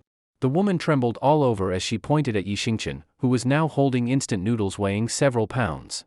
Under the woman's stunned gaze, Yi Xingchen swung his sleeve and walked out of the noodle section. Mom! Mom! The little boy tugged on his mother's sleeve. If I don't study hard, can I become a strong guy like that big brother? You. I? The woman looked at her son, then at the aisle where Yi Xingchen had walked away. For a moment, she didn't know what to say. So the real joke was me. I actually called such a terrifyingly strong man a pathetic loser. Just some basic food had already cost him tens of thousands of yuan. When Yi Xingchen got home, his heart ached. Yi Xingchen felt deep down that he had to find ways to make money. He needed at least 800,000 yuan a month. Maybe he should bring his girlfriend Zhaowen over to live with him and tell her about everything that had happened. Zhaowen always had good ideas. If she knew the truth, her clever mind might help point out some paths to making money. Thinking this, Yi Xingchen, who had just returned home and received the rice delivery, set out again immediately for Zhao Wen's home. Compared to the villa area where Yi Xingchen now lived, Zhao Wen's neighborhood was completely different. It was very old. Where there used to be a few 10-story buildings, now they had all turned into 3-story ones. Good thing Wenwen lives on the 2nd floor, otherwise I wouldn't even know where to find her. Yi Xingchen mumbled to himself and walked up to Zhao Wen's door with familiar ease. Yi Xingchen was about to knock out of habit, but when he saw the quality of the door panel, he gave up and instead called to Zhao Wen from outside. Wenwen. Wenwen. It's me, Xingchen. Open up. I've got explosive news. Yi Xingchen clearly heard a bit of commotion inside, followed by Zhao Wen's flat-toned reply. Coming. The door opened. Zhao Wen was wearing a revealing nightgown. But what didn't fit the moment was that Yi Xingchen could clearly see a man in a bathrobe lying on the bed inside the room. Fan Jian? You. Wan. Yi Xingchen immediately recognized the man. It was their college classmate, Fan Jian. The double betrayal from his girlfriend and close friend hit Yi Xingchen like a bolt of lightning, shattering his already fragile heart. You saw it? Well, since that's the case, let's just be honest. I've been with Fan Jian for a while now. Let's break up. Zhaowen flipped her hair with indifference, as if she had long been mentally prepared for this day. Why? All these years, I've tried my best to give you everything. Even if you wanted the stars in the sky, I would have tried to get them for you. Why would you treat me like this? Yi Xingchen raised his arms halfway, unable to accept it, his emotions growing more intense. Stars? Zhaowen rolled her eyes. You mean when you held up a mirror to the night sky and said you were giving me the stars? Sorry, I don't get that kind of romance and I don't care for it either. Xingchen, Fan Jian yawned and waved lazily. Come on, man, the three of us are good friends. What's the big deal who ends up with whom? Shut up! Yi Xingchen shouted angrily, pointing at Fan Jian. I treated you like a real brother. A friend's partner is off limits, this is how you treat your friends? It's my choice who I want to be with. And who's your partner, huh? Shameless. Zhaowen snapped and stepped forward, as if ready to shove Yi Xingchen. You don't understand why I'm with Fan Jian? Fine, I'll be honest. Fan Jian makes over 10,000 yuan a month. And you? You're just a broke loser making 3,000 yuan. What can you even offer me? Oh, sorry, I forgot. You just got fired the other day, so you don't even have that 3,000 anymore. Plus, you've got a sick family member dragging you down. What kind of future could I possibly have with you? Fan Jian can last 30 seconds. And you? You don't even dare to touch me. I bet you can't even last 3 seconds, you're probably done right after taking off your pants. And another thing, Fan Jian is super strong. He can easily lift something that weighs 3.5 pounds. And you? You can't even lift something that weighs just over 2 pounds without struggling. What a useless loser. Ha ha ha. This is killing me with laughter. Fan Jian, lying on the bed, mocked with added flair. Yi Xingchen was about to explode with rage, pointing at Zhaowen and Fan Jian with his right hand. You cheating scum. You two disgusting traitors. Hey, Ye Ringchan. Who the hell are you cursing at? If it weren't for our years of friendship, I'd beat you down right now, you hear me? Being cursed like that made Fan Jian furious. He got out of bed and pointed forcefully at Yi Xingchen with his right hand. Yi Xingchen was fuming. For a moment, he wanted to rush over and punch Fan Jian in the face. But in the end, Yi Xingchen didn't lose control. If this had happened before the world changed, he would have rushed in without hesitation, fought with Fan Jian, and flipped Zhaowen the bird before leaving. But now, Yi Xingchen was worried he'd accidentally send Fan Jian the same way as Bu Guochang with just one punch. Killing Fan Jian in a fit of rage and ending up in prison wasn't worth it. Beat me? You really think you're that strong? Oh? Fan Jian klusha istumak an lauga exageratadli. Yi Xingchen, who do you think you are? You think I'm weak? My strength is on a level you could never reach in your life. Trash. Yi Xingchen coldly gave Fan Jian a thumbs down. Oh?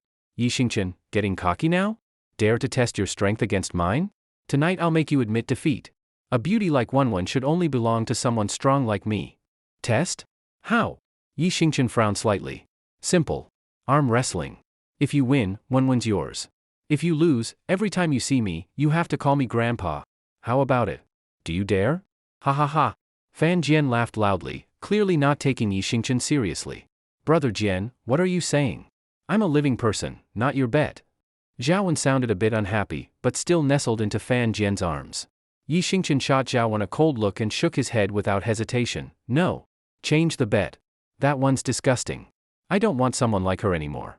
She's not worth dirtying my hands. You bastard. What did you just say? Zhaowen exploded in anger. Hey. Wan, Fan Jian patted Zhaowen's shoulder and then turned to Yi Xingchen. Fine, then what do you want to change the bet to? Very simple. If I lose, I'll call you two grandpa and grandma whenever I see you. If I win, you go outside and shout 3 times, I'm a cheating mutt, and she has to go outside and shout 3 times, I'm a cheating tramp. As Yi Xingchen spoke, he pointed firmly at Zhaowen with his right hand. Deal. Fan Jian never believed he would lose, so he agreed without hesitation. What are you doing? Zhaowen gave Fan Jian a glare and pushed his chest in frustration. Don't worry, babe. Don't you already know what Yi Xingchen's capable of? This win is in the bag. From tonight on, you're going to have a new little grandson. Ha ha ha ha. Zhaowen looked at Fan Jian, so full of confidence, and finally relaxed. All right. Let's do it then. Fan Jian swung his right arm, ready to get serious with Yi Xingchen. Come on, Yi Xingchen, let's use this table as the arena, arm wrestling, best 2 out of 3. As he spoke, Fan Jian placed his right elbow on a wooden table inside the room. Yi Xingchen glanced at the wooden table. At most, the thickness was just about a millimeter. With such a flimsy table, wouldn't it break through if he applied just a bit of strength? Getting scratched by splinters would hurt like hell. Seeing Yi Xingchen hesitating, Fan Jian thought he was scared. Fan Jian mocked him again, dripping with sarcasm. What? Scared? You still have time to give up. We won't force you to call us grandpa and grandma when you see us. Just avoid us. I am scared, but not of you. I'm afraid if I use my strength, I'll punch through the table. Let's switch to a sturdier surface. What? Fan Jian was stunned for a second, then burst into laughter. Ha ha ha, are you kidding me? Did I hear that right? You think your strength can break the table? Who do you think you are, some kind of monster? If you're scared, just say so, get lost. Zhaowen also thought Yi Xingchen was scared and just making excuses. So she gave a mocking smile. The countertop in the kitchen is made of concrete. Now you don't have to worry about breaking anything, right? Good. Let's go there. Yi Xingchen didn't even look back as he walked straight to the kitchen. Fan Jian looked at Yi Xingchen's confident posture, unsure where he was getting all this confidence from. Honestly, something about Yi Xingchen today felt a bit off to Fan Jian. But Fan Jian didn't think much of it. He just figured he was feeling tired after shooting off twice with Zhaowen earlier. Fan Jian shook his arm again and confidently followed Yi Xingchen into the kitchen. Without hesitation, Fan Jian once more laid his right arm on the concrete countertop. Yi Xingchen, this time you've got no excuses, right? Come on. Tonight I'll show you what a real man looks like. Hearing this, Yi Xingchen quickly extended his right arm too, ready to teach Fan Jian a lesson. But then, after a brief pause, Yi Xingchen stopped again. Wait a second. What the hell now? You trying to come up with another excuse? Fan Jian was getting pissed. My strength is too much. I'm worried if I use it, I'll break your wrist. I still need to take care of my dad, I'm not going to jail over some piece of trash. What the hell? I've never seen anyone this full of himself. Fan Jian looked at Yi Xingchen suspiciously. You're not just setting yourself up for an excuse when you lose, are you? Definitely. Zhaowen nodded without hesitation, agreeing with Fan Jian. I know what this broke loser is like, he's just putting on a show. Humph, Yi Xingchen snorted coldly. Whether it's an act or real strength, just try me and you'll find out. Fine. But when you lose, don't say I took advantage of you. Fan Jian once again placed his right arm on the counter. This time, Yi Xingchen didn't hold back. He slowly extended his right hand and gently gripped the lower part of Fan Jian's arm. Ready? If you're ready, then let's start, let's wait, what? As soon as he saw Yi Xingchen get into position, Fan Jian instantly exerted full force, hoping to win in a flash and get back to real action with Zhaowen. But what happened next left Fan Jian dumbfounded. He questioned his entire existence. Fan Jian was horrified to find that no matter how hard he tried, Yi Xingchen's right hand clamped down on his arm like a steel vice, completely unmoving. How is that possible? Fan Jian used every ounce of his strength, even the veins on his forehead were bulging. I've been holding back long enough. Now it's my turn. Yi Xingchen sneered, applied a little force, and easily pushed Fan Jian's right arm down. Round 1, Yi Xingchen won effortlessly, just as expected. No way. This can't be happening. Fan Jian couldn't accept what he was seeing and stood up in anger. That loser must have cheated. He used some kind of trick we don't know about. Zhaowen shouted out in disbelief when she saw Yi Xingchen win even in this kind of contest. You bastard. Cheating? You're asking for a beating. Hearing Zhaowen, Fan Jian was furious and raised his fist to hit Yi Xingchen. But to Yi Xingchen, Fan Jian's speed looked ridiculously slow. Yi Xingchen easily placed his right palm firmly on Fan Jian's forehead. Bastard. Fan Jian tried again and again to push forward, but Yi Xingchen's right hand didn't move at all. No matter how hard Fan Jian tried, he couldn't shake Yi Xingchen even slightly. I'll kill you. In a panic, Fan Jian lost control and started swinging his arms like a windmill, trying to land a punch on Yi Xingchen. But Fan Jian forgot one important fact. He wasn't tall, and his arms were shorter than Yi Xingchen's. No matter how wildly he swung them, he couldn't even touch a hair on Yi Xingchen. After a while, Fan Jian was exhausted, and his mind slowly began to clear. He realized something, suddenly stepped back a few paces, and pointed at Yi Xingchen in fear. How is your strength this great? You're stronger than those strong men in the Guinness records. How is this possible? Yering-chan snorted cold. Good that you understand. Do you still think we need a second round?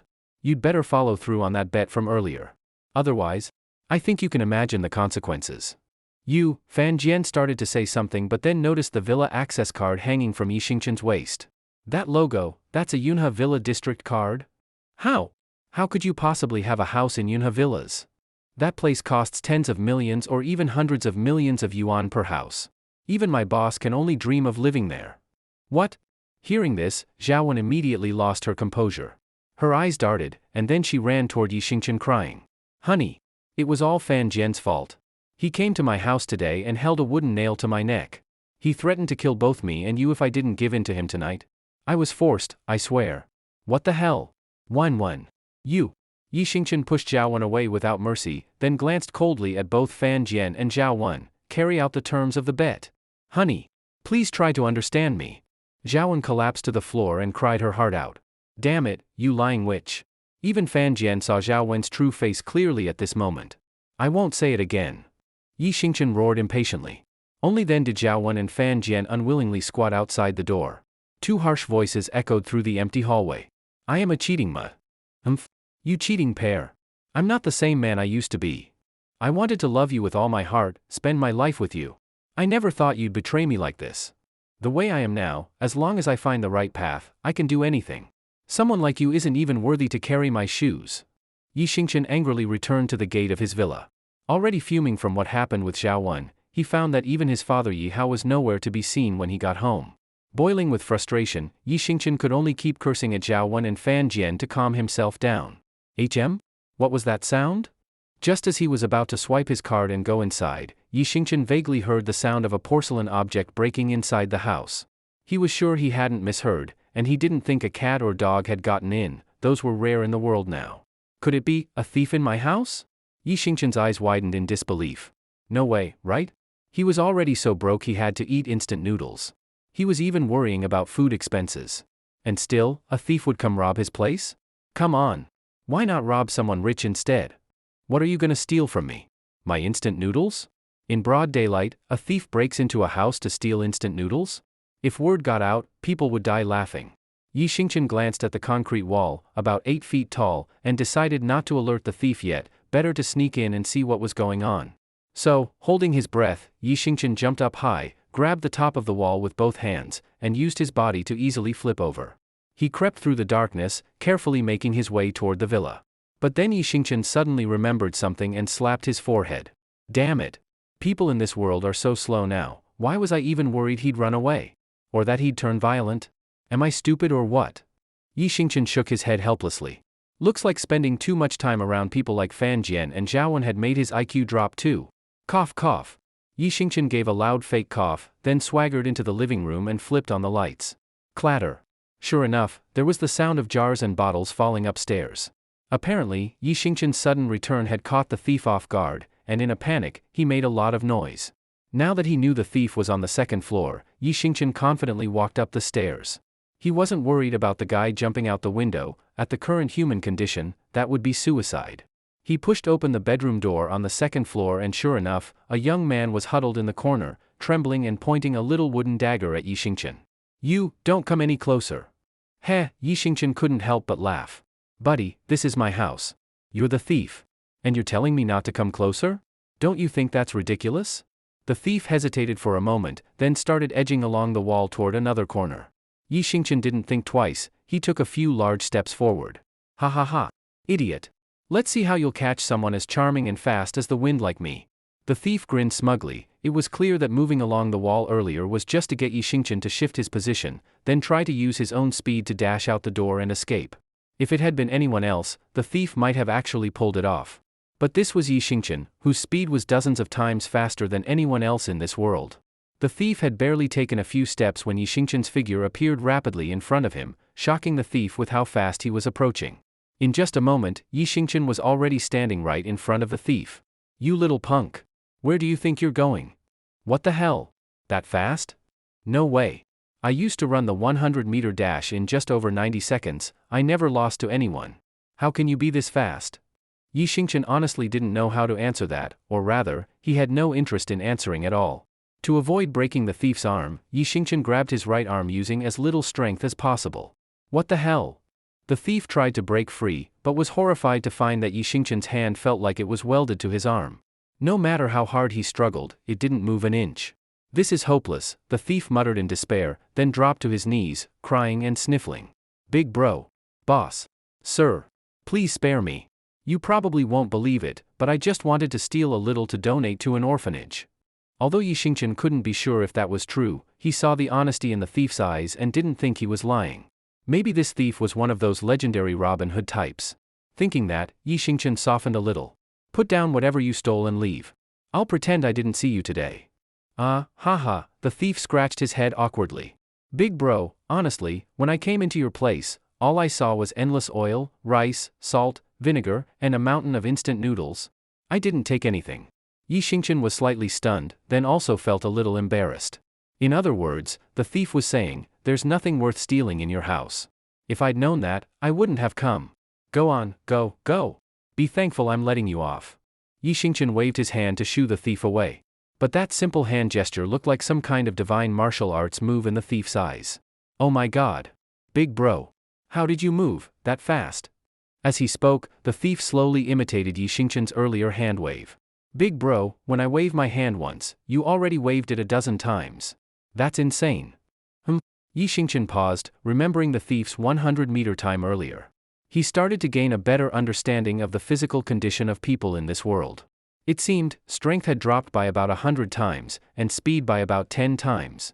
"Oh. I get it now. Big bro. You're definitely one of those legendary martial artists, aren't you? You must be. Damn. I actually snuck into a martial artist's house to steal. That's gonna make all my friends insanely jealous. Why do you talk so damn much?" Yi Xingqian was starting to get annoyed. "You leaving or not? If not, you'll stay here forever." Clearly, the thief wasn't planning to leave just yet. His eyes darted around as he said, "Big bro, I have a proposal, wanna hear it?" Hearing the thief's words, Yi Xingqian was momentarily stunned. This guy. Was he trying to make Yi Xingqian become a thief like him? Although, with the difference between himself and the people of this world, if he did become a thief, no one would be able to catch him. But Yi Xingqian was someone with a strong sense of justice and integrity. He would rather starve than accept charity. How could he ever become a thief? Even making money, he had to do it the right way. Yi Xingqian rolled his eyes. "Say what you want, then get lost." "It's like this," the thief thought for a moment, then continued, "Big bro, please allow me to introduce myself. My name is Wenbin. I grew up in an orphanage here in Yunhe City. I don't have many skills, but I'm fast and nimble.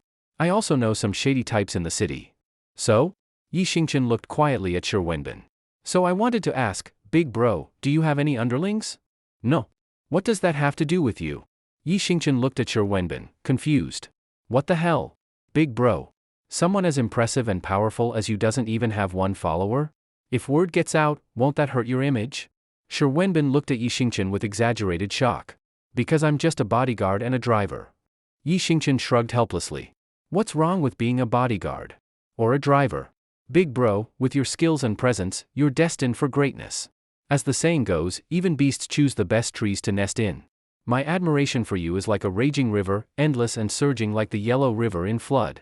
How about letting me serve you from now on?" "Huh?" Yi Xingqian looked at Wenbin, surprised. Was this thief really trying to recognize him as his boss?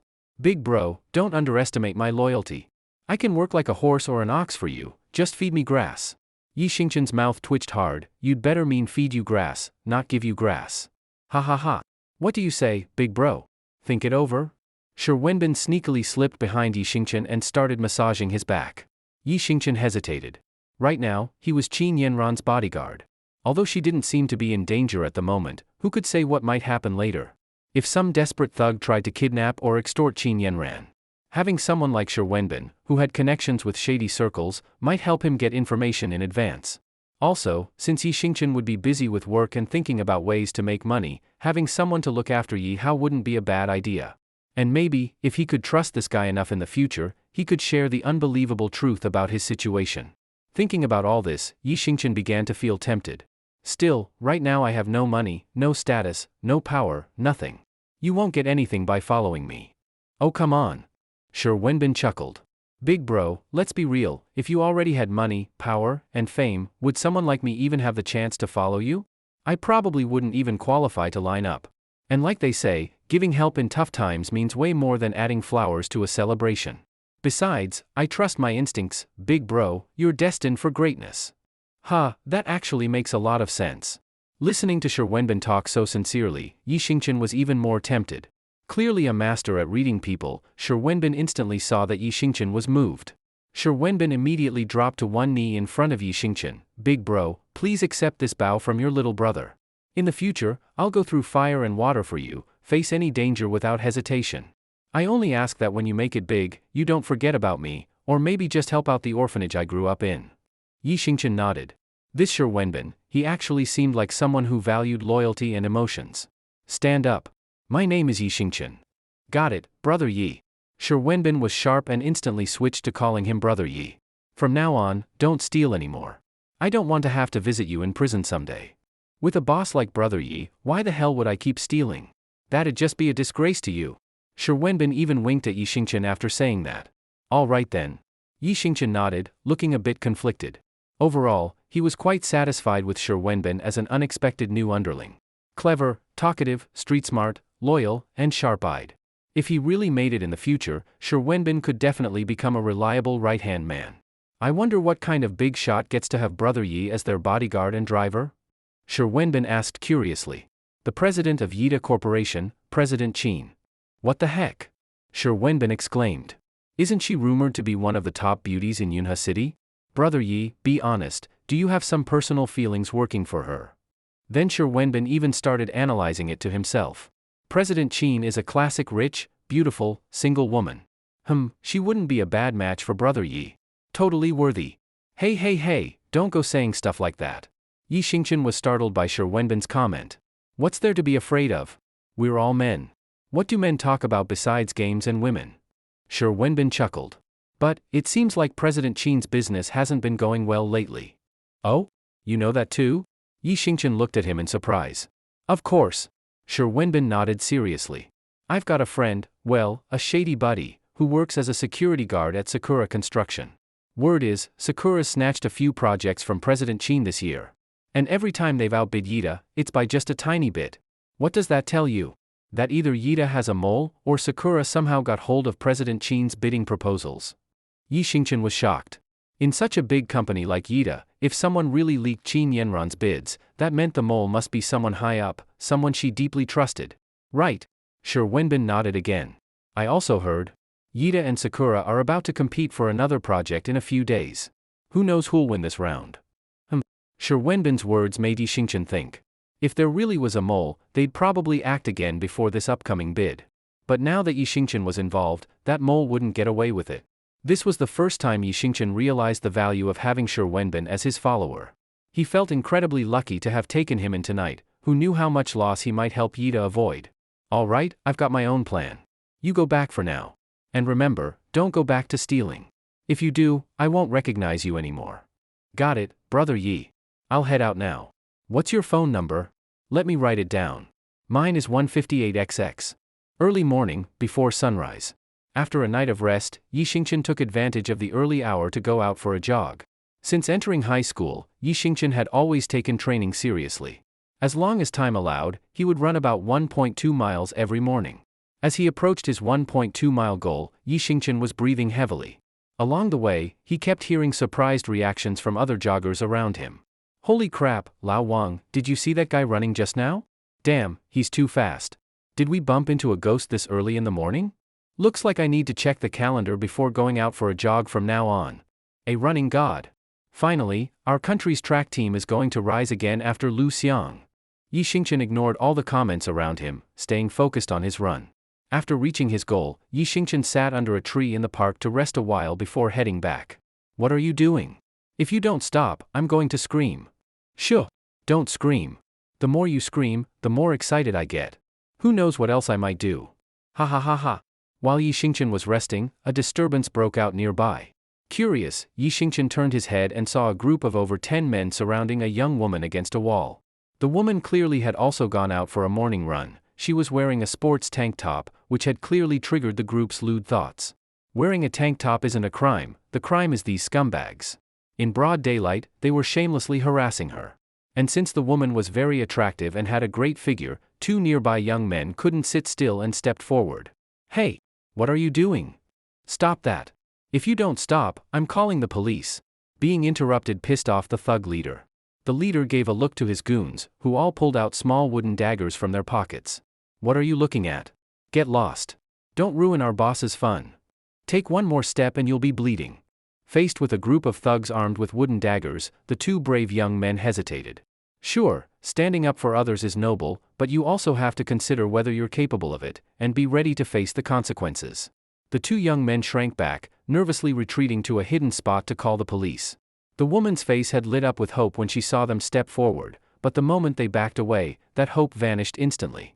Still, she didn't blame them. After all, stepping in was voluntary, and when the gap in strength is this big, being scared is only human, it's natural. The woman kept retreating step by step until her back hit the wall and she had nowhere left to go. You guys, do you know who I am? If you dare lay a hand on me today, you'll suffer consequences you can't imagine. You'll die horribly. Ha ha ha, one of the thugs burst into loud laughter. If we touch you today, doesn't that make you our boss's girl? Sure, boss's girl could kill us all with a snap. Ha ha ha, the thug leader also laughed. Don't be scared, beautiful. I'm actually a good guy.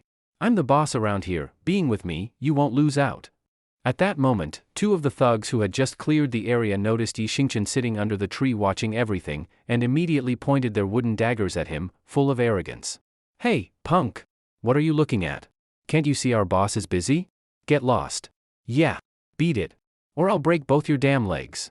Yi Xingchen looked behind him, making sure they were actually talking to him, then stood up in surprise. He hadn't done anything. Why were they suddenly shouting at him? The woman glanced at Yi Xingchen and sighed helplessly. Hey handsome, you should go. It's none of your business. There are too many of them, you can't take them on. Yi Xingchen was already a hot-blooded young man, and after hearing the woman say that, he really couldn't just pretend he saw nothing and walk away. If he did, he'd never be able to respect himself again. More importantly, the world wasn't the same as it used to be. Still, Yi Xingchen didn't want unnecessary trouble. He walked over to the thugs and said, Bro, you look like the kind of guy who has women falling into his arms just from taking a walk, drenched in luck with the ladies. Since you're obviously not short on women, why not just let this girl go? Forced love doesn't taste sweet. Look, I only have a few hundred yuan on me. Miss, how much do you have? Hand it all over and we'll treat it as buying the boss some smokes and drinks, how about that? Heh heh, the thug leader chuckled with pleasure. Kid, I like the way you talk. But here's the thing, I'm not short on money. I actually enjoy the thrill of forced love. So get lost. If your words weren't so sweet, I would have had my boys break your legs already. Boss. It's the 21st century, everyone's trying to be a law-abiding citizen. I know you're not hurting for cash, but, alright, how about this, let's think about Yunhe City's public image. Let's help our city win the national title for Most Civilized City. Just hold back, for the greater good. Okay? Yi Xingchen was still trying to reason with the thug leader. You're so damn annoying. Boss, why are you wasting words on this punk? Let's just break both his legs and be done with it. Clearly, Yi Xingchen's words had worn out the thug leader's patience. The boss pointed a finger at Yi Xingchen from a distance and shouted, You little bastard. Do you think I complimented you for fun? Do you think I'm being nice? You talk more than that monk from the legends. This is your final warning, are you leaving or not? If not, I'll have my boys smash both your legs. Boss, look at his clothes, cheap and weird. Who knows what kind of trash material that is? Definitely some broke loser. He probably wants us to break his legs so he can sue you for money. Faced with the thugs pushing him harder and harder, Yi Xingchen sighed and shook his head. Sigh. I really didn't want to fight, why are you forcing me? Humph, the thug leader sneered. Xiao Lu, go break one of his legs. I'll cover all the costs. You got it. With the boss's command, one of the thugs gave a sinister grin and started slowly walking toward Yi Xingchen with a vicious look on his face. When the woman saw that the gang of thugs was actually about to attack Yi Xingchen, she panicked. Hey! These guys clearly have a lot of fighting experience, you're no match for them. This has nothing to do with you. Don't get hurt for no reason. Just run. Ha ha ha. I love girls like you, so soft-hearted. And I bet the rest of you is soft too, the thug leader sneered. Kid, you want to run now? Too late. Liuzi's the best fighter I've got, even a god couldn't save you today. With the boss's approval, Liuzi got even more excited and charged at Yi Xingchen with a loud yell. Wait! Yi Xingchen quickly raised his right hand to stop Liuzi. What are you doing? Liuzi looked at Yixingchen, confused. Trying to run now, kid? Too late. I gave you a chance to walk away, but you didn't take it. Who said I'm running? Yixingchen looked at them strangely, then pointed at the watch on his left wrist. I meant, I'm about to be late for work. If I'm late, my boss will get mad and dock my pay. So instead of fighting you one by one, how about all of you come at once? What the hell? Arrogant much? Who do you think you are? The kung fu master of Yunhe? Liuzi, stop talking, just beat him up. Liuzi was furious, glaring at Yixingchen. You little punk, I've never seen anyone so cocky in my life. Well, today's your lucky day. Taste my iron fist first. Liuzi shouted and slowly lunged at Yixingchen, fist raised in anger. Yixingchen stood there like he was frozen, not moving an inch, letting Liuzi's punch come straight at him. I thought he was some kind of master, but turns out he's just a kid scared stiff. Punk. Liuzi grinned and threw his punch at Yixingchen's chest. In that moment, he imagined Yixingchen crumpling to the ground from the blow, and a smug smile spread across his face. Smack. Liuzi's punch landed softly on Yixingchen's chest. Not only did Yixingchen not fall, he didn't even budge. What? What the hell? Liuzi was stunned. What's wrong? Didn't eat breakfast today? Yixingchen glanced at Liuzi's limp punch. What the? Liuzi almost coughed up blood in frustration. Hey Liuzi, what are you doing? Punch him already. What the hell are you doing grabbing his chest? No wonder old Zhang said you're into guys, but now's not the time for that. Another thug behind Liuzi stared at the bizarre scene in confusion. Screw you! Liuzi shouted. Boss. There's something off about this guy. Usually, one punch from me will send people flying, or at least make them stumble. But he didn't even flinch. Damn, the thug leader also realized something was wrong. But he was too lost in his lust and had no intention of thinking it through. With a wave of his hand, the leader shouted, Everyone, get him. Crush that punk. Let's go. All the thugs pulled out weapons and charged at Yixingchen. Then came a scene that would shock both the woman and the thug leader for the rest of their lives. Yixingchen moved like a butterfly among flowers, gracefully weaving through the crowd. Wherever he passed, cries of pain followed. Ah! My hand. Ah! My foot. In moments, more than 10 thugs were all lying on the ground in agony. Gurgle. The thug leader swallowed hard. Seeing Yixingchen stepping closer, he quickly backed down. Big bro. Real tough guy. We can talk it out. Weren't you just preaching about being a law-abiding citizen? Fighting is wrong. And preserving Yunhe City's image, you said all that. Look, so many of my men got knocked down. How about, you pretend you didn't see me today and just let me go? Hemepe, Yixingchen snorted cold. Too late. Your choice. Now you face the consequences. No, it's a misunderstanding. Ah, it hurts, it hurts. While the thug spoke, Yixingchen had already walked over and grabbed his left hand with his right. I haven't even used force yet and you're crying already? Weren't you acting tough a moment ago? Yixingchen teased, looking at the thug. The thug gave a flattering smile. Brother Yi, first time's always painful. You're a man, you understand. I understand nothing. Yixingchen glittered. Tell me, which hand were you trying to feel the girl with?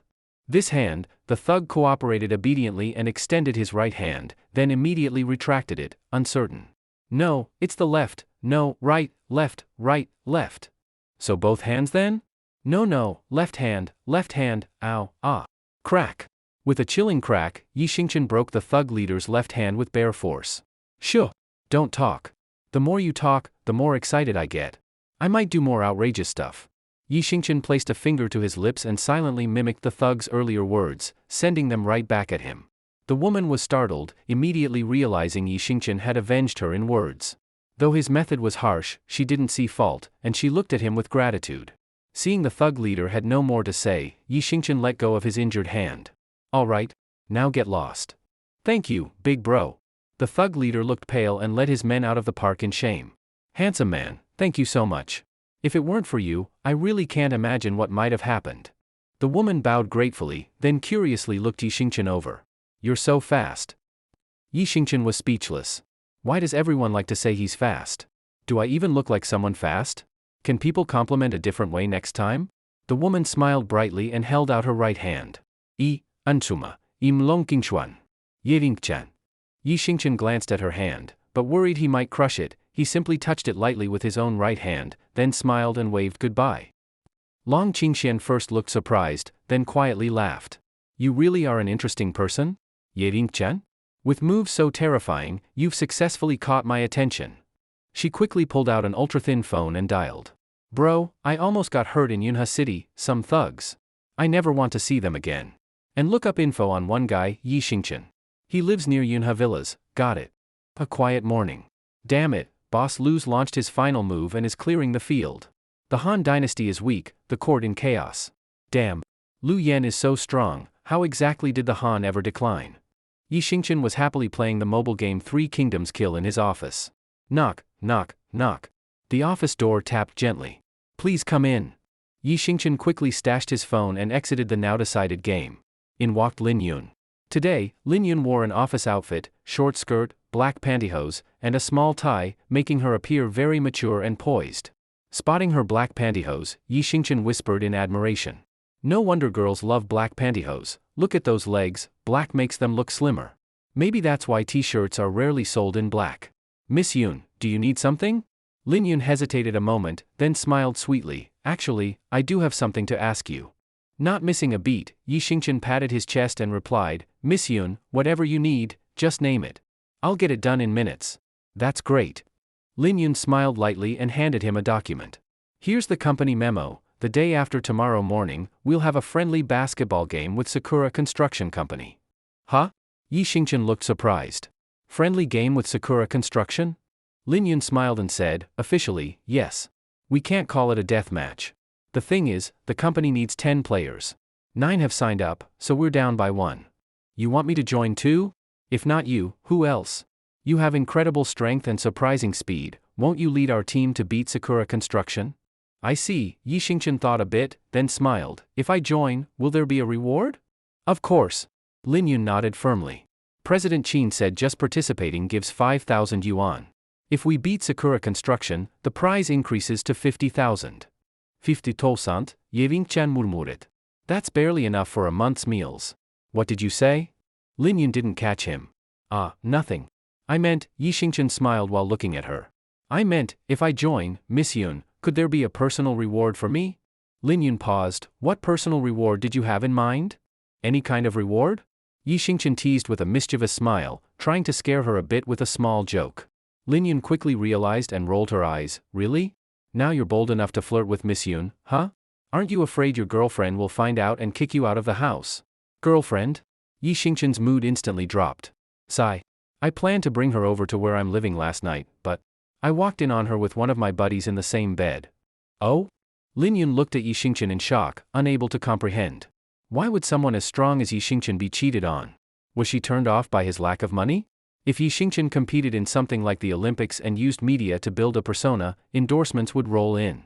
Or was it his appearance? He wasn't flashy handsome, but he was quite attractive and had a masculine presence. Thinking that, Lin Yun moved closer and gently placed her right hand on Yi Xingchen's head, while her left hand softly stroked his hair. Nothing to worry about. No obstacle you can't overcome. Losing you will be the biggest regret of her life. Or, you should be glad you saw her real face in time. Otherwise, if she cheated after marriage and kids, that would hurt so much more. Yi Xingchen felt a gentle touch on his forehead and sighed. Thanks, Miss Yun. You're the best. Miss Yun, do you have a boyfriend? Whoever marries you must be destined for great luck. What? Do you still have feelings for me? Lin Yun smiled. At that moment, Lin Yun felt a little flutter in her heart as she looked down at Yi Xingchen. You want to chase after me? That depends on whether you've got what it takes. Yi Xingchen looked up at her chin in surprise, then grew bolder. How about this, if I win, Miss Yun, you give me a kiss as a reward. What do you say? Hearing this, Lin Yun blushed. What are you thinking, you little brat? Let's talk after you win first. Though she didn't agree, she also didn't refuse. Yi Xingchen felt excited inside and silently vowed, whether or not he actually earned that kiss, he'd win this game no matter what. Creak. At that moment, the office door was pushed open from outside. A tall, sunny, handsome man walked in. When he saw the scene, his face first flashed with shock, then flooded with anger. What are you two doing? It's work time. The man was named Shen Jingbing, head of security at Yida Company, Lin Yun's most loyal pursuer and Yi Xingchen's direct supervisor. Seeing his love interest holding another man's head like that, Shen Jingbing felt his blood pressure spike. He nearly rushed forward to punch Yi Xingchen. Lin Yun then realized the insinuation of her closeness and quickly let go of Yi Xingchen, giving Shen Jingbing a displeased look. What are you doing here? I came to talk to this kid. You actually, Shen Jingbing was furious, clenching his fists. What does this have to do with you? Lin Yun refused to engage. I invited Yi Xingchen to join the company's friendly basketball game against Sakura Construction. I'm busy, so I'll go now. She deliberately turned to smile at Yi Xingchen, even blew him a kiss, then walked out of the office gracefully. Yi Xingchen's heart sank. He'd been used by Lin Yun. Sure enough, Shen Jingbing surged forward angrily, pointing at Yi Xingchen. You punk! You dare make a move on my woman? Are you asking to die? My woman? Yi Xingchen frowned. Who gave up ownership? Maybe you're the only one who thinks she belongs to you. Fine. Kid, you're bold. Don't think you can act big just because President Qin hired you personally. You wait, I'll make you regret this. Really? I'm so scared. Yi Xingchen feigned trembling mockingly. Now you say you're scared? Too late. Just wait. Shen Jingbing snorted and stormed away from the office. Yi Xingchen was left utterly baffled. What the heck? What does no fear mean? Can he tell I'm mocking him? Is he really clueless or just pretending? No wonder Lin Yun wasn't interested in someone like him. What a lunatic. Thinking of Lin Yun, Yi Xingchen smirked mischievously. You use me like a pawn? One day I'll make sure you use my pawn. Bastard. Wretched woman. Pretty boy. Adulterers. You two, immoral couple. Shen Jingbing cursed angrily as he returned to his office. What's wrong, brother Shen? Who made you so angry? A security guard asked, puzzled. It's that bitch Lin Yun. Damn, I've been chasing her for almost 2 years, and she always ignored me. Then that new pretty boy, the chauffeur President Qin recently hired, has only been here a couple of days, and she threw herself at him. Completely blind, what a waste of time. Shen Jingbing hissed. The guard patted his shoulder. Brother Shen, you know how people talk. Lin Yun may look classy, but behind closed doors she's slutty. Heaven knows how many men she's been with. Wasting so much time on someone like that, just not worth it. He continued, no matter how beautiful she is, no matter how fiery her temper, she still ends up begging men. That little, well, someday I'll make her kneel in bed and lick from me. And once I'm done with her, I'll kick her as far away as I can. Brother Shen, that's the spirit, the guard growled in approval. Tonight at the usual spot? I'll get those girls to cheer you up and blow off steam. Humph, Shen Jingbing snorted. At hearing those girls, his expression softened slightly. That pretty boy, he joined the company basketball team and thinks he can play? Not a chance. If he gets even a minute on the court, I'll call it a loss. The guard grinned wickedly. Brother Shen, don't worry. That guy looked frail when I saw him. Joining the team is perfect for us. After work, there's practice. Shen, if you pretend to supervise practice and toy with him, slam him a few times in front of colleagues, he'll leave looking humiliated, and who'll dare compete with you for Lin Yun then? Yeah, makes sense. Shen Jingbing nodded. Once that guy leaves the company embarrassed, who'd compete for Lin Yun? She'll be mine. Great. Great. He clapped with excitement. Bro, you just gave me a brilliant idea. The night's expenses are on me. Thanks, brother Shen. The guard nearly drooled in excitement. Later, at the end of the workday, Yi Xingchen checked his watch. He planned to ask Lin Yun what time President Qin would finish today. If there was no overtime, he'd drive her home. But as Yi Xingchen stood, Qin Yanran and Lin Yun appeared together in the doorway of his office. Shen Jingbing hurried along behind them. President Qin. Miss Yun. Yi Xingchen greeted them politely. You can clock out now, go drive. Qin Yanran nodded to Yi Xingchen. Okay. Yi Xingchen grabbed his keys and happily headed off to start the car. As for Shen Jingbing, Yi Xingchen decided he didn't even want to deal with that pathetic figure. Given his situation, wasting time scheming with such a clown would only distract him from making money. Shen Jingbing clearly anticipated the moment. Seeing Yi Xingchen from President Qin home made him furious. If Yi Xingchen just walked away now, all the plans I've spent the entire afternoon making would go down the drain, wouldn't they? President Qin, wait a moment. Shen Jingbing hurriedly reached out to stop Yi Xingchen from leaving. What's the matter? Qin Yanran asked, puzzled. And what are you trying to do? Lin Yun glared at Shen Jingbing without friendliness. Shen Jingbing internally cursed Lin Yun again, then forced a harmless smile. Well, here's the thing. Xingchen joined the company basketball team, and the rest of the team is meeting after work to train on the company court for 30 minutes. I thought, let him come along since we're all colleagues, and everyone can learn from each other and improve together. When Yi Xingchen heard Shen Jingbing's words, he mentally sent Shen's entire family some friendly regards. Shen Jingbing couldn't possibly be that kind. Even with his feet, Yi Xingchen could guess his true motive. Qin Yanran didn't hesitate and gently nodded. All right. Go ahead, you two go.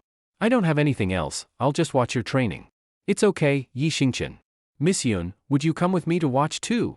Lin Yun glanced at Shen Jingbing with a flicker of disgust on her face. But she remembered Yi Xingchen's impressive physical ability, it would be fun to watch him demonstrate.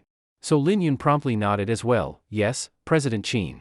Before Yi Xingchen could say anything, Shen Jingbing enthusiastically approached him and firmly grasped his right hand, as if fearing he might refuse. Excellent.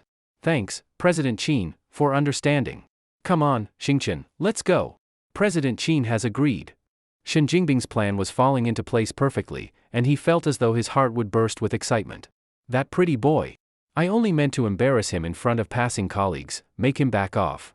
I never expected President Qin and Miss Yun to watch. If I humiliated him in front of President Qin and Miss Yun, it would be far more humiliating than in front of colleagues, by orders of magnitude. Maybe President Qin would see how weak he is and decide to fire him immediately. That would be so satisfying. Thinking that, Shen Jingbing grew more excited and subtly applied pressure to Yi Xingchen's right hand. If this pretty boy cried out in pain, President Qin would surely think him frail, maybe even expect me to humiliate him during training. But Shen Jingbing was puzzled. No matter how he squeezed, Yi Xingchen's right hand didn't budge at all. It seemed he felt nothing. Huh? Shen Jingbing frowned in confusion. What's going on? Even strong men can't stay silent under this grip, but this pretty boy shows no reaction whatsoever? All right, don't waste any more time. Let's go now. Oh, all right, President Qin. Shen Jingbing couldn't think much more. He told himself that maybe he simply didn't use full strength earlier. When training starts, he'd show no mercy.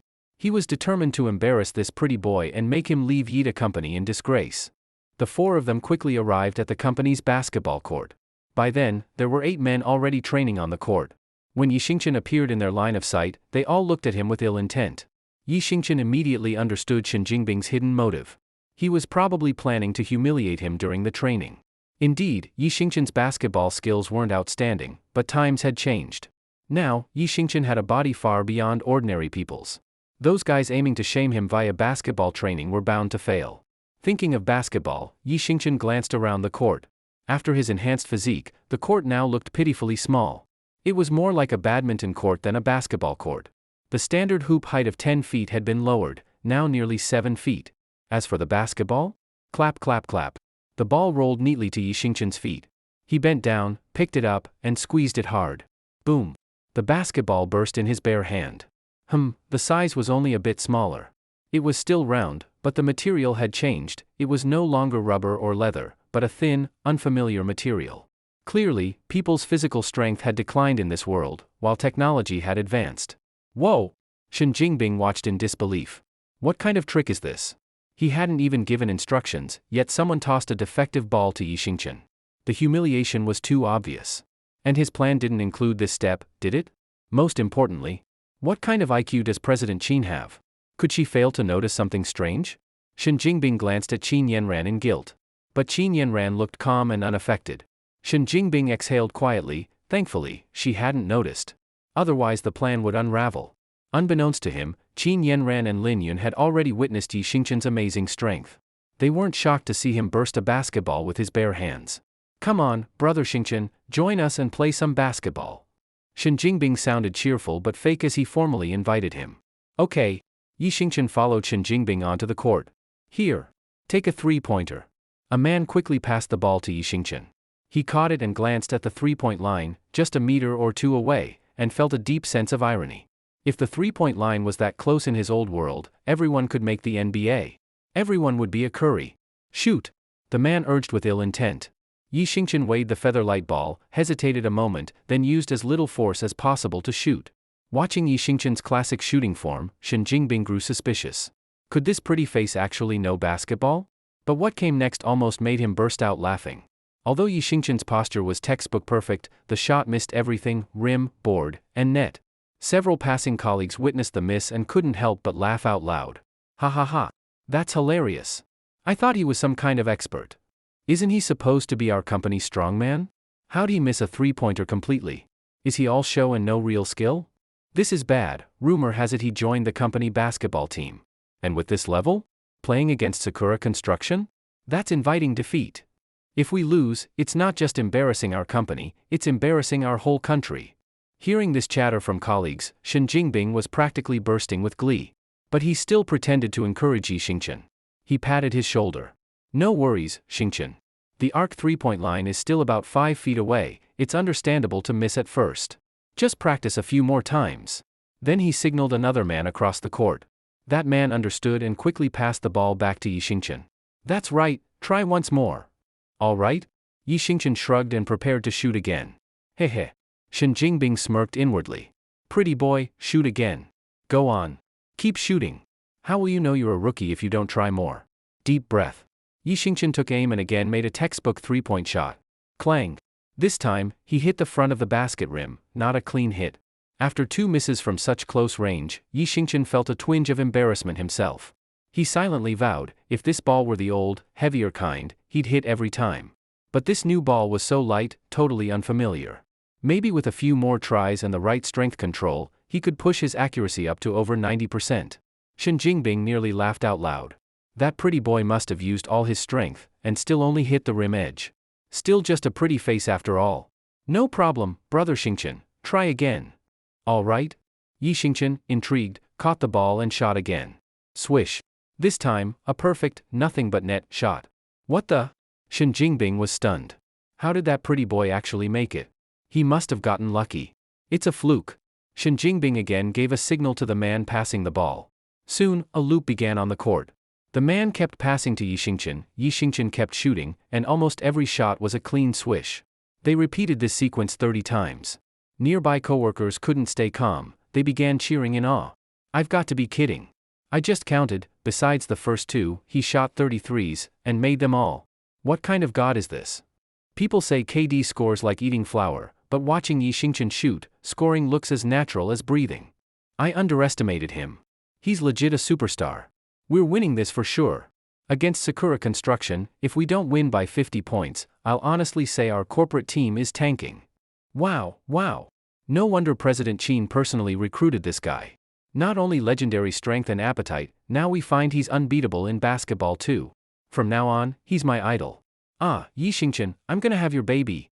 A woman with a full beard digging her nose said this with admiration. Everyone nearby turned their stomach. Stop. Seriously. Shen Jingbing finally lost his composure. Deep down he cursed angrily to himself, damn it. He's made 30 straight 3-pointers. How is this even possible? He had planned to expose this pretty boy's poor shooting skills in front of everyone, yet things had backfired, elevating him instead. Is this pretty boy really that good at shooting, or is his luck just unstoppable? Looks like I'll have to move to plan B.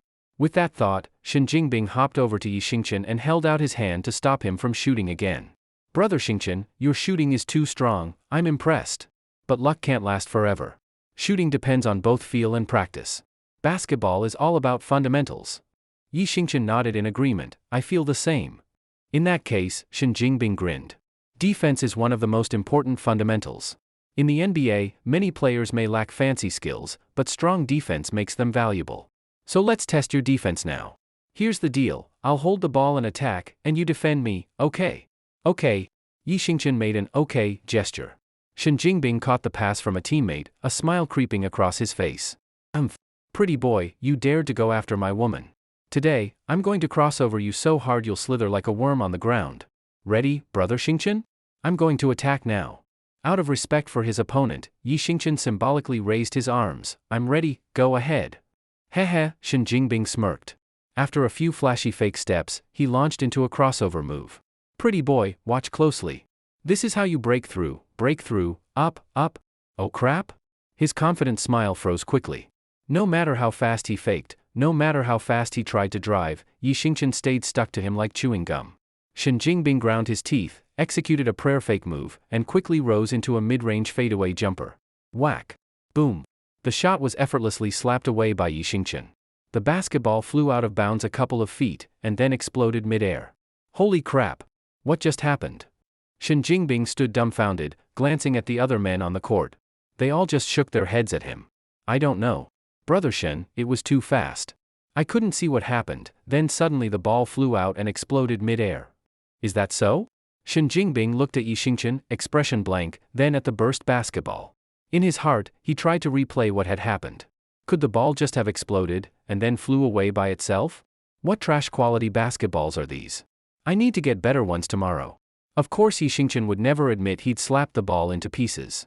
Let's be honest, if word got around that someone burst the ball with a punch, people might demand compensation. That'd be a hassle. No big deal, next time I'll use less force. Let's do it again. Shen Jingbing eyed Yi Xingchen suspiciously, and once more challenged his defense. The next challenge mirrored the previous one. No matter what fake move Shen Jingbing made, he couldn't shake off Yi Xingchen's defense. Finally, in frustration, Shen Jingbing tried again, only to be embarrassed by another huge block from Yi Xingchen. How is this possible? Shen Jingbing exploded in frustration. How is that pretty boy so uncanny? Could it be that he's just too fast? Looks like I need a more forceful attacking style. With that thought, Shen Jingbing immediately stopped greeting Yi Xingchen and grabbed the ball, launching into a post-up one-on-one. Humph, my back-to-basket strength is unmatched. No one in this company who plays basketball can stop it. I'll reverse the humiliation today and regain my dignity. Shen Jingbing turned his head to glare at Yi Xingchen, then summoned all his strength and barreled into him. Huh? What? Fear overtook Shen Jingbing as the unexpected happened. Despite Shen's full-force shoulder bump, Yi Xingchen stood unmoved. Instead, Shen himself was thrown backward by the rebound. Shen Jingbing fell face-first to the ground in humiliation. Oh. Brother Shen, are you okay? Genuine concern crossed Yi Xingchen's face. He rushed forward to check Shen Jingbing's condition. Get lost. Scram. Shen Jingbing scrambled up angrily. Really? Pretty boy, you sure you've been hiding that ability? Oh no, Brother Shen, you're flattering me. Yi Xingchen grinned. At Yi Xingchen's words, Shen Jingbing's face turned purple with anger. He angrily threw the ball at Yi Xingchen. You brat. Now it's your turn to attack, I'll defend you. I refuse to accept that you're this unbeatable. Brother Shen, maybe we should just stop for today. Yeah, something feels off. A few of Shen Jingbing's teammates, sensing how bizarre Yi Xingchen was, tried to persuade Shen to quit. Shut up. Scram. You brat, come on. Now completely enraged and irrational, Shen Jingbing wouldn't listen to reason. Yi Xingchen held the ball and calmly looked at him. Okay, Brother Shen. Are you ready? Ready. Since you're ready, here I come. Bring it on. Hehe. Yi Xingchen smiled and, holding the ball, took 3 large steps before dunking easily. By the time Shen Jingbing looked back, Yi Xingchen had already finished the dunk. He didn't even get a chance to turn around and see Yi Xingchen's approach. No. I wasn't ready yet. Again. The same scene replayed. Shen Jingbing still hadn't turned in time, and Yi Xingchen had already dunked again. Shen Jingbing shouted in disbelief, No. Impossible. Onlooking coworkers couldn't help but laugh and comment. Look at him, just a training session, and he can't handle losing. Just training, and he's acting like this. If anyone plays him in a real game, he'll flip out and start hitting people. Shen Jingbing always looks refined and polite, but seeing this, I guess I judged him wrong. Better stay away from guys like that. Hearing the mocking and seeing Yi Xingchen remain calm and innocent looking, Shen Jingbing couldn't accept reality anymore. He collapsed and knelt on the court, screaming hysterically. No. At dusk. After safely sending Qin Yanran home, Yi Xingchen drove straight to Yi Hao's place. Yi Xingchen was determined. He had to bring Yi Hao to his new residence. Even if Yi Hao wasn't home tonight, he would wait until dawn. Arriving at his old home, Yi Xingchen gently pushed open the slightly ajar door. Dad? Are you here? The room was silent, no one replied. Again not home, sigh. Yi Xingchen sighed. The debt of gratitude to one's parents lasts a lifetime. His mother passed away early, and Yi Hao raised him alone. Over the years, some divorced or older women had expressed interest in starting a family with Yi Hao, but he always politely declined. He feared forming a new family would bring trouble during Yi Xingchen's growth, or that Yi Xingchen might be neglected. With a father like that, how could Yi Xingchen ever simply let him go? Tap tap. Just then, footsteps sounded outside the door. Dad? Yi Xingchen turned quickly, excited, only to feel disappointed. It wasn't Yi Hao who appeared, but the blonde guy from the Qinglong gang. The blonde guy smiled. After hearing Yi Xingchen call out Dad, he almost replied, but then thought better of it. As powerful as Yi Xingchen was, no one would risk their life over one dad. It's you? Yi Xingchen frowned, realizing something. Where's my dad? Did you guys detain him again? Ha, the blonde guy laughed. Buddy, what are you saying? How could we detain your dad? He demanded to make a comeback and stayed in our gambling house, refusing to leave. My dad went to a gambling house again? How much did he lose this time? Not much, just $1 million. The blonde guy grinned and held up one finger. Lost $1 million in 2 days? You're scamming me. Yi Xingchen flew into anger and raised his fist toward the blonde guy's face. The blonde guy stepped back in terror. Hey. Don't get impulsive. It's not as serious as you think. Brother Long says since we're close, he won't cheat you. If you agree to fight 2 matches in a new underground boxing ring, Brother Long will treat your dad as entertainment for 2 days. No debt, no million. A new underground boxing ring? Yi Xingchen clenched his fists. So the Qinglong gang plan to use him as their cash cow. That's right. The new ring isn't run by Brother Long. He just needs you to fight 2 matches, nothing else. Once they're done, your dad will appear safe and sound by your side. Yi Xingchen took a few deep breaths to calm down, then reluctantly nodded. Fine, first rescue dad. Deal. The blonde guy smiled and reached for a high five, but hesitated and withdrew. The new underground boxing ring. Still noisy, with cheering crowds and glaring neon lights. Led by the blonde guy, Yi Xingchen entered backstage quickly. After Yi Xingchen entered, the underground boxing arena soon saw 2 groups arrive. The first group was led by Brother Long, and surprisingly, the second group was led by Long Qingxian, the same person Yi Xingchen had saved earlier that morning. Long Qingxian, with 4 men who seemed like bodyguards, found a less crowded spot and sat. Brother Long headed straight to the VIP seats. Oh? Brother Long, you're here. Waiting in the VIP seats was this arena's owner, Brother Yun. Hey.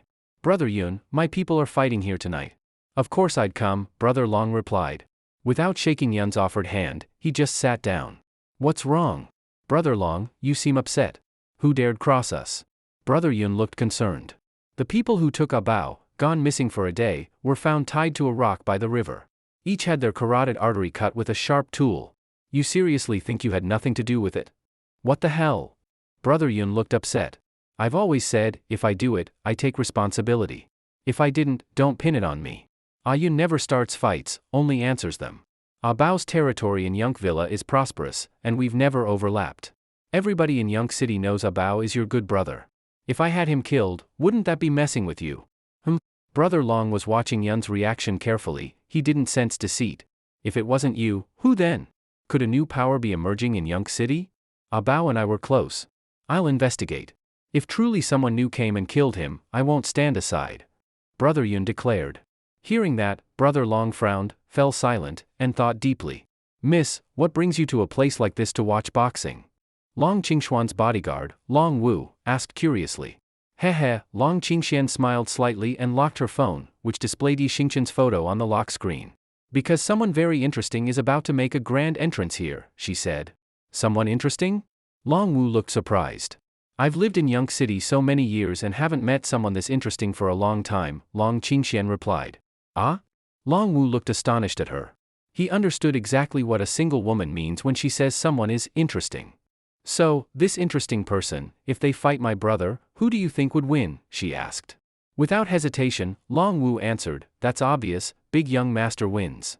In skill, I haven't seen anyone who could match him. Not necessarily. Long Qingxian said thoughtfully. There's always someone stronger, somewhere else. Haha. The big young master is the standard. Who could be stronger than the standard? Long Qingxian just smiled softly, didn't argue further, and glanced again at Yi Xingchen's photo on her phone. After 5 consecutive boxing matches, the host finally announced the next bout. Ladies and gentlemen, please quiet down. The host held the microphone track stand tight to calm the noisy crowd. Tonight's matches have been thrilling, enjoyed them? Haha. Not satisfied yet? Don't worry. Coming up is the grand finale. The champion from Thai country, Bochio, will face our local champion, One Punch Superman. Please welcome both champions to the ring. Soon, Yi Xingchen and Bochio entered the ring from opposite entrances. Bochio, champion of Thai country. He has won 35 underground fight matches across our summer nation, truly an impressive record. One Punch Superman, the local champion of Summer Nation, a rising star. Just 2 nights ago, he knocked out champion Pu Guochang with one punch and instantly rose to fame.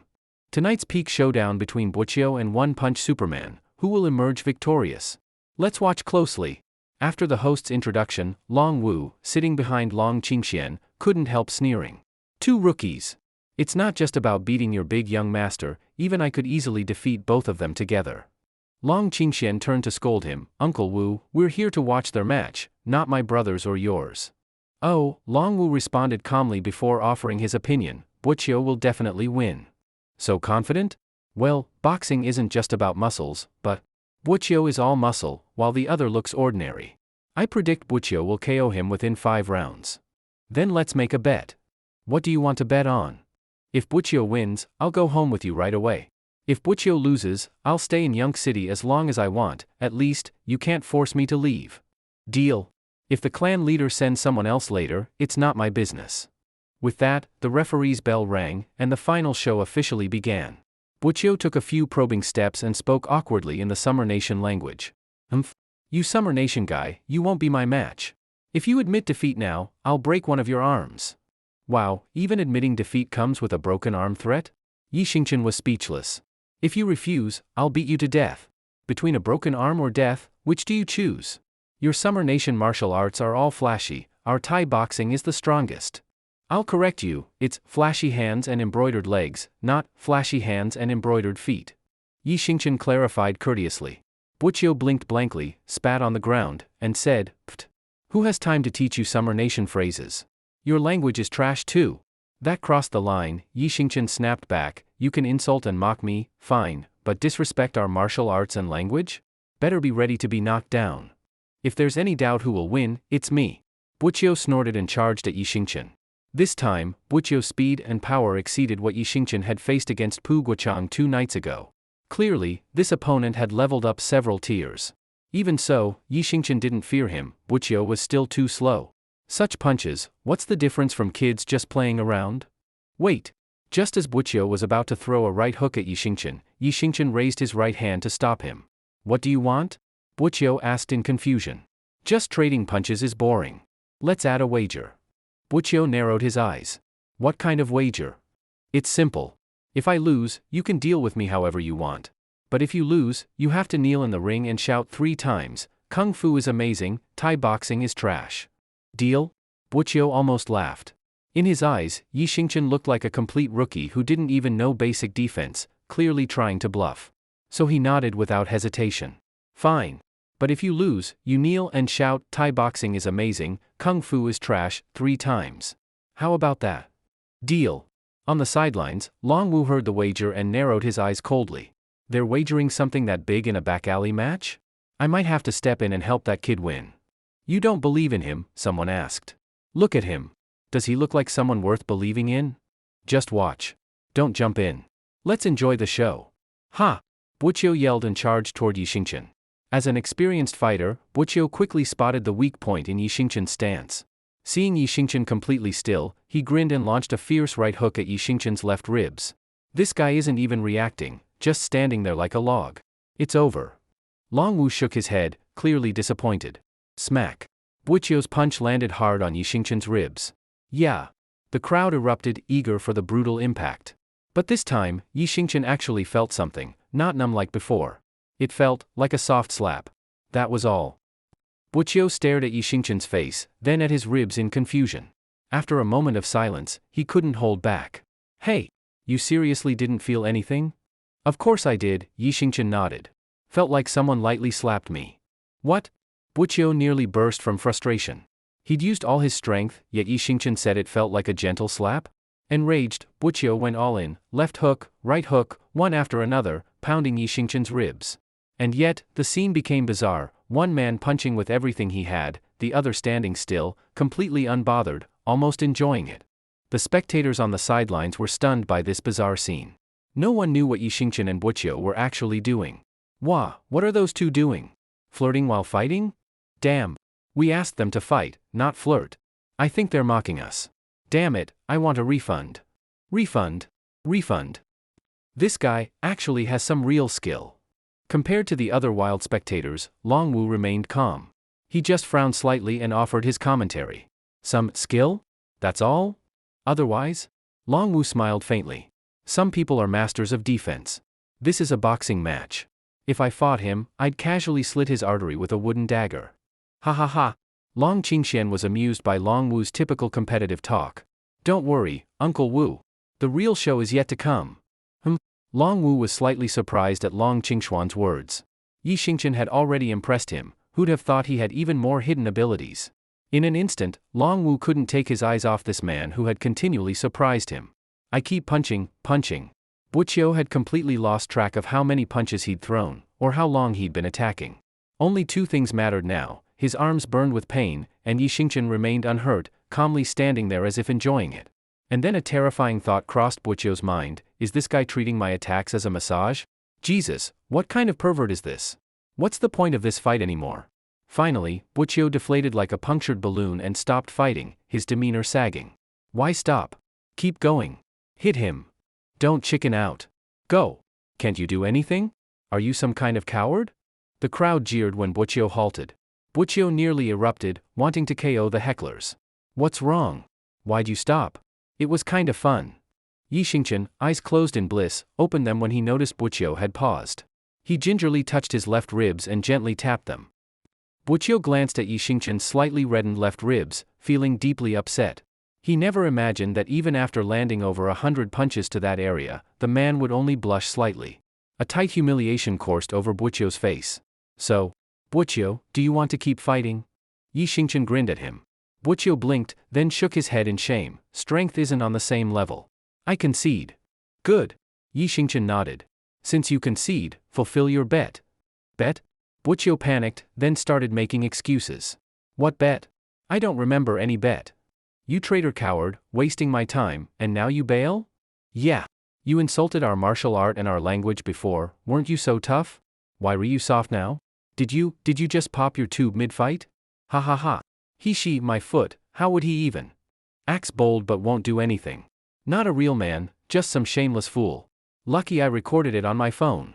Seeing that someone in the crowd actually recorded it, Buqiu knew he couldn't back out now. Humph. Buqiu squared his shoulders, crossed his arms, and wore an expression like a pig that's no longer scared of boiling water, ready to act shamelessly to the end. Damn, you're clearly trying to back out. Yi Xingchen was getting angry. This guy had been trash-talking their martial art and language before, and now he backed off when it didn't suit him? Buqiu sneered. Your saying was, real men should die rather than be shamed, right? Go to hell. But you're not a real man, you're just a bluffer. Yi Xingchen didn't get the chance to respond before the crowd started cursing again. What did you say? Come face us then. You people sure talk tough, you're never standing up to fight. Humph, you are all cowards. Dare to speak but not act. You faker, fooling no one. Yi Xingchen grew enraged. Buqiu may have jeered at the crowd, but he didn't dare provoke Yi Xingchen directly. Now that Yi Xingchen glared at him, Buqiu grew nervous. You say a man shouldn't be shamed? Well, go and die then, you coward. Yi Xingchen flew into a rage and threw a full-force punch at Buqiu's face. Buqiu had no chance to react. His eyes widened as Yi Xingchen's fist crashed into his face. Crunch. A horrific bone-breaking sound echoed. Buqiu, the supposedly undefeated champion, didn't even scream. Like a kite snapped from its string, he flew out of the ring and crashed outside. Ah? The crowd gasped, some exultant, others fearful or reverent, as they saw Buqiu lying dead in a pool of blood. What? Impossible. That kid. Long Wu, who'd been watching calmly, finally snapped and sprang to his feet. Long Qingxian frowned slightly. Uncle Wu, you saw that trick too, right? That kid, such speed, such strength. And no aura of spiritual power. He's just a regular human. How can a normal person be that fast, that strong? Long Wu stared hauntingly at Yi Xingchen, utterly baffled. That's why I called him interesting. But he's even stronger than I expected. Uncle, do you still think he can't handle my brother? Long Wu slumped back into his seat, completely shocked. At this point, even my brother isn't his match. And worse, if this guy ever learned spiritual energy, who in the world could possibly beat him? Long Qingxian said nothing, clearly agreeing with Long Wu. One Punch Man. One Punch Man. The entire underground arena drowned in the roaring cheers of the crowd. Sleepless all night. The next morning, after dropping off Qin Yanran at her company, Yi Xingchen started heading to his own office. He had been worried about Yihao's safety the entire night and hadn't slept well at all. Yi Xingchen planned to catch up on some sleep in his office. Huh, is that him? Looks like it is. Never thought he was that kind of guy. President Qin probably won't keep him around after seeing this. On the way to his office, Yi Xingchen suddenly heard a few coworkers behind him whispering. Their tone was full of contempt and disgust. Yi Xingchen was confused. Were they talking about him? Someone was even pointing at him. Yeah, no doubt they meant him. But why were they saying that? Had he done something terrible? You can question my looks, but don't question my character. When it came to morals, Yi Xingchen believed he had nothing to be ashamed of. To find out the truth, Yi Xingchen forced a smile and waved at the coworkers behind him. Ah? Images of Yi Xingqian's terrifying strength flashed through their minds, and the coworkers scattered in panic. That left Yi Xingqian even more confused. He really wanted to know what had happened, but since everyone ran away, he had no one to ask.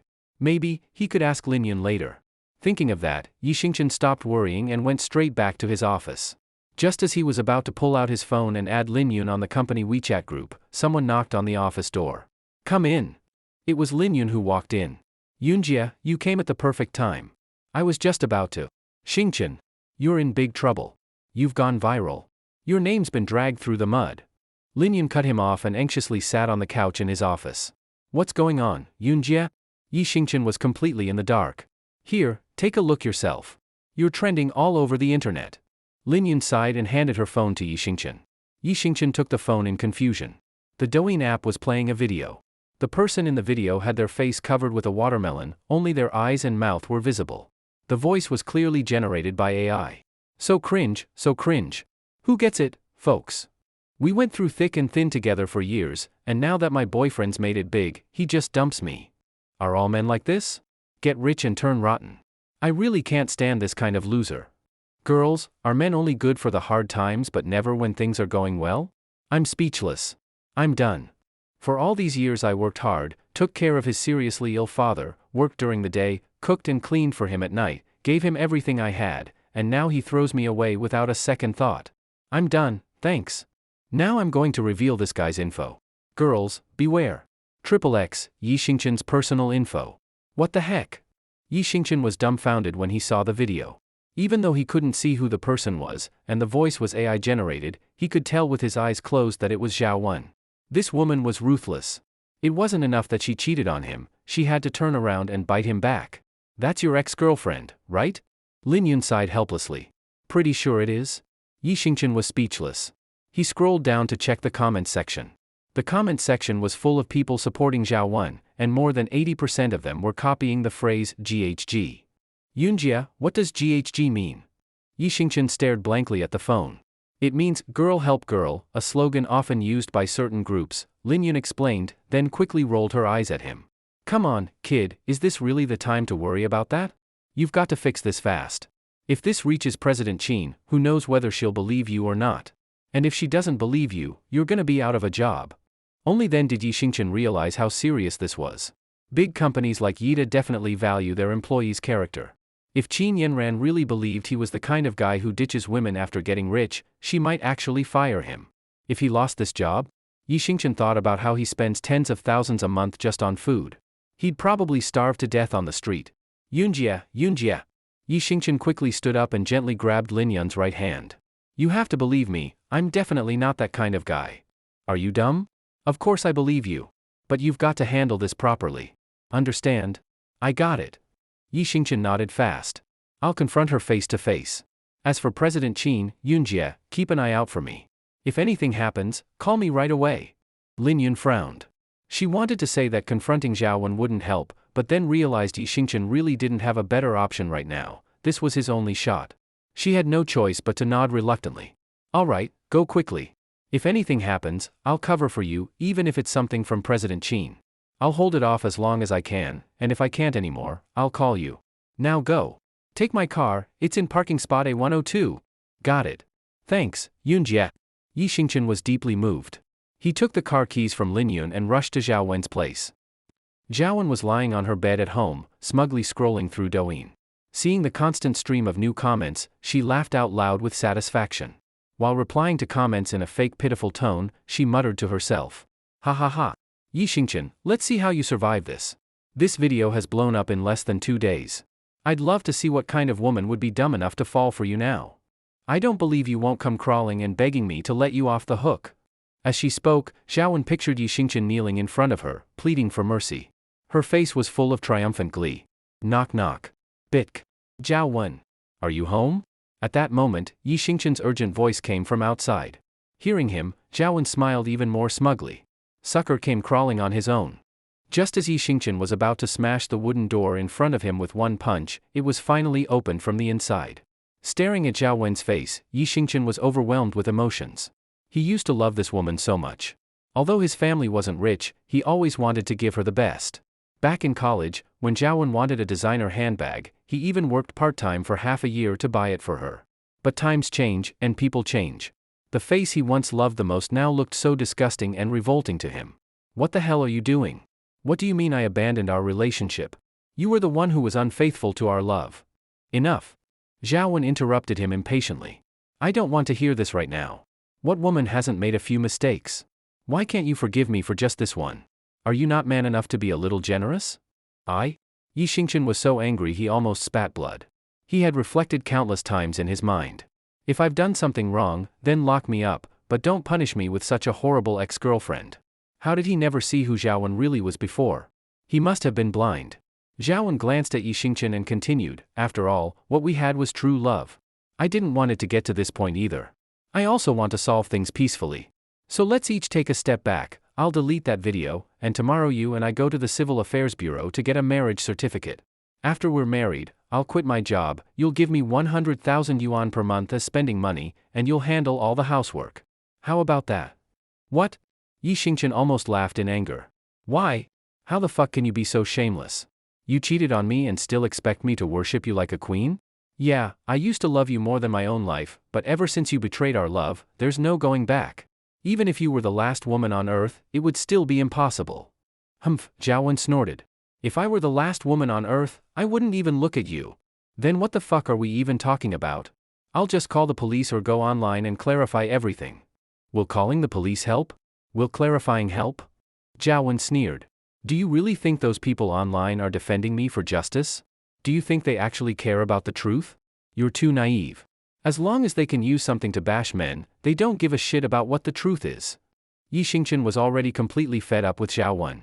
If it weren't for the fact that Yi Hao still needed someone to take care of him, Yi Xingqian would have really wanted to punch Zhaowen to death and die with her if needed. So what the fuck do you want then? Getting back together is never gonna happen. Well, Zhaowen rolled her eyes. It's not impossible to not get back together, but you'll have to agree to some other conditions. What conditions? Say it. First, transfer me 5 million yuan. Right now. What? Are you fucking kidding me? Yi Xingqian was stunned again. Why the hell did Zhaowen think he could just pull out 5 million yuan? If he had 5 million yuan, would he still be running around trying to find ways to treat Yi Hao? Zhaowen ignored Yi Xingqian and continued listing her demands. Second, the villa in Yunhe Villas, you have to transfer it to my name. From now on, it'll be mine. Third, because you broke up with me that day, it affected my mood and I was late to work the next day and got fired. Until I find a new job, you must pay me 100,000 yuan per month as living expenses. Just as Yi Xingqian was about to smash the wooden door with a punch, the door was finally opened from the inside. Looking at Zhaowen's face, Yi Xingqian felt a flood of mixed emotions. He used to love this woman so much. Even though his family wasn't rich, he always wanted to give her the best. Back in college, when Zhaowen liked a designer handbag, he worked part-time for half a year to buy it for her. But times change, and people change. The face he once loved most now looked so disgusting and repulsive. What the hell are you doing? What do you mean I abandoned our relationship? You were the one who was unfaithful. Humph, still trying to hide things from me? It's all exposed now. Zhaowen snorted and pointed at the house key card hanging from Yi Xingqian's waist. Only at that moment did Yi Xingqian understand why Zhaowen had such audacity in her demands. She thought he owned a villa in Yunhe Villas, and that was why she wanted to get back together.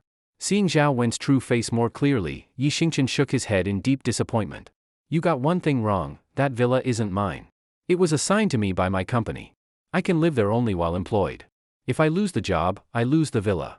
I'm just an ordinary junior staff member, I can't afford that kind of money. Yeah right. You still expect to fool me? What job gives someone a villa worth tens of millions? You think I'm stupid?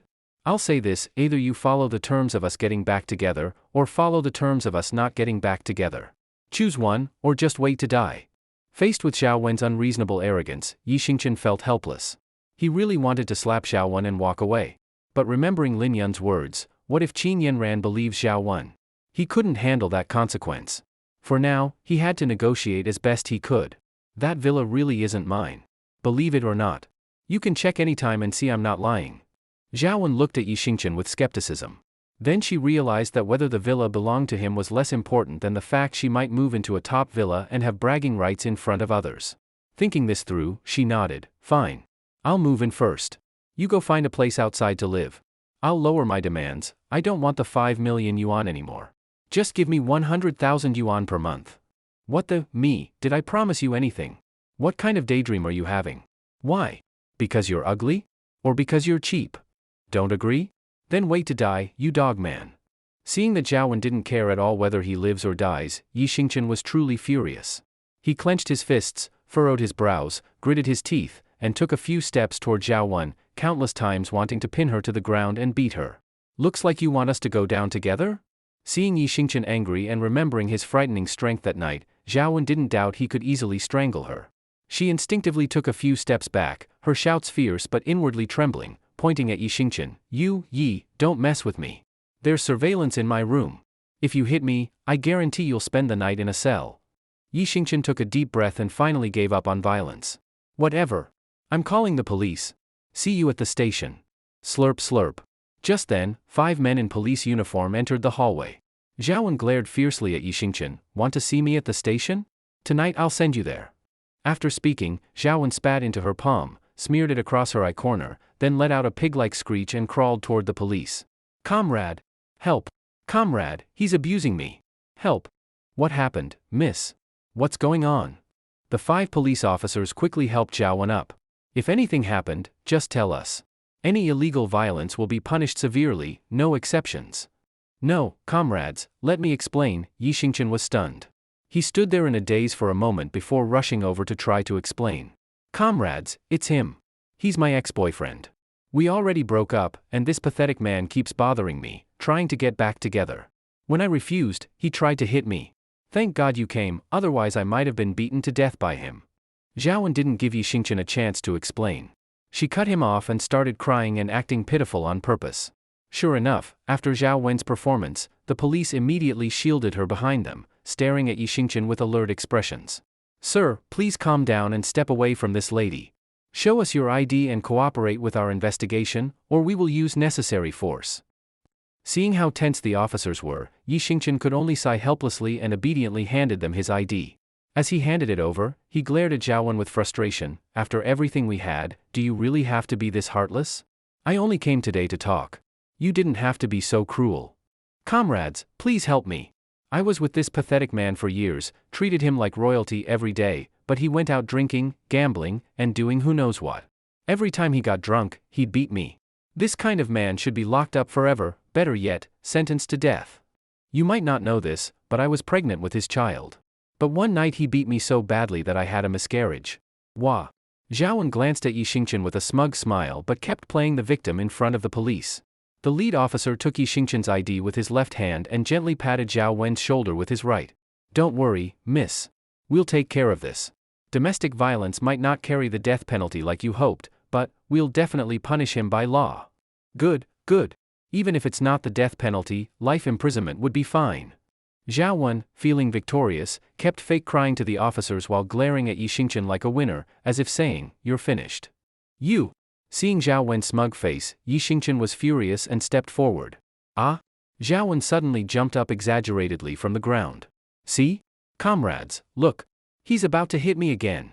The lead officer looked at Yi Xingchen. You're Yi Xingchen, right? Yes. Yi Xingchen nodded, feeling completely wronged. Then the officer turned to Zhao Wen. So, you're Zhao Wen, correct? Yes, I'm Zhao Wen. Zhao Wen was confused about how the officer knew her name, but still nodded with a fake pitiful look. All right then. Cuff her. The officer waved his hand, and the others immediately stepped forward and cuffed Zhao Wen with what looked like plastic handcuffs. Huh? Yi Xingchen was stunned. Ah?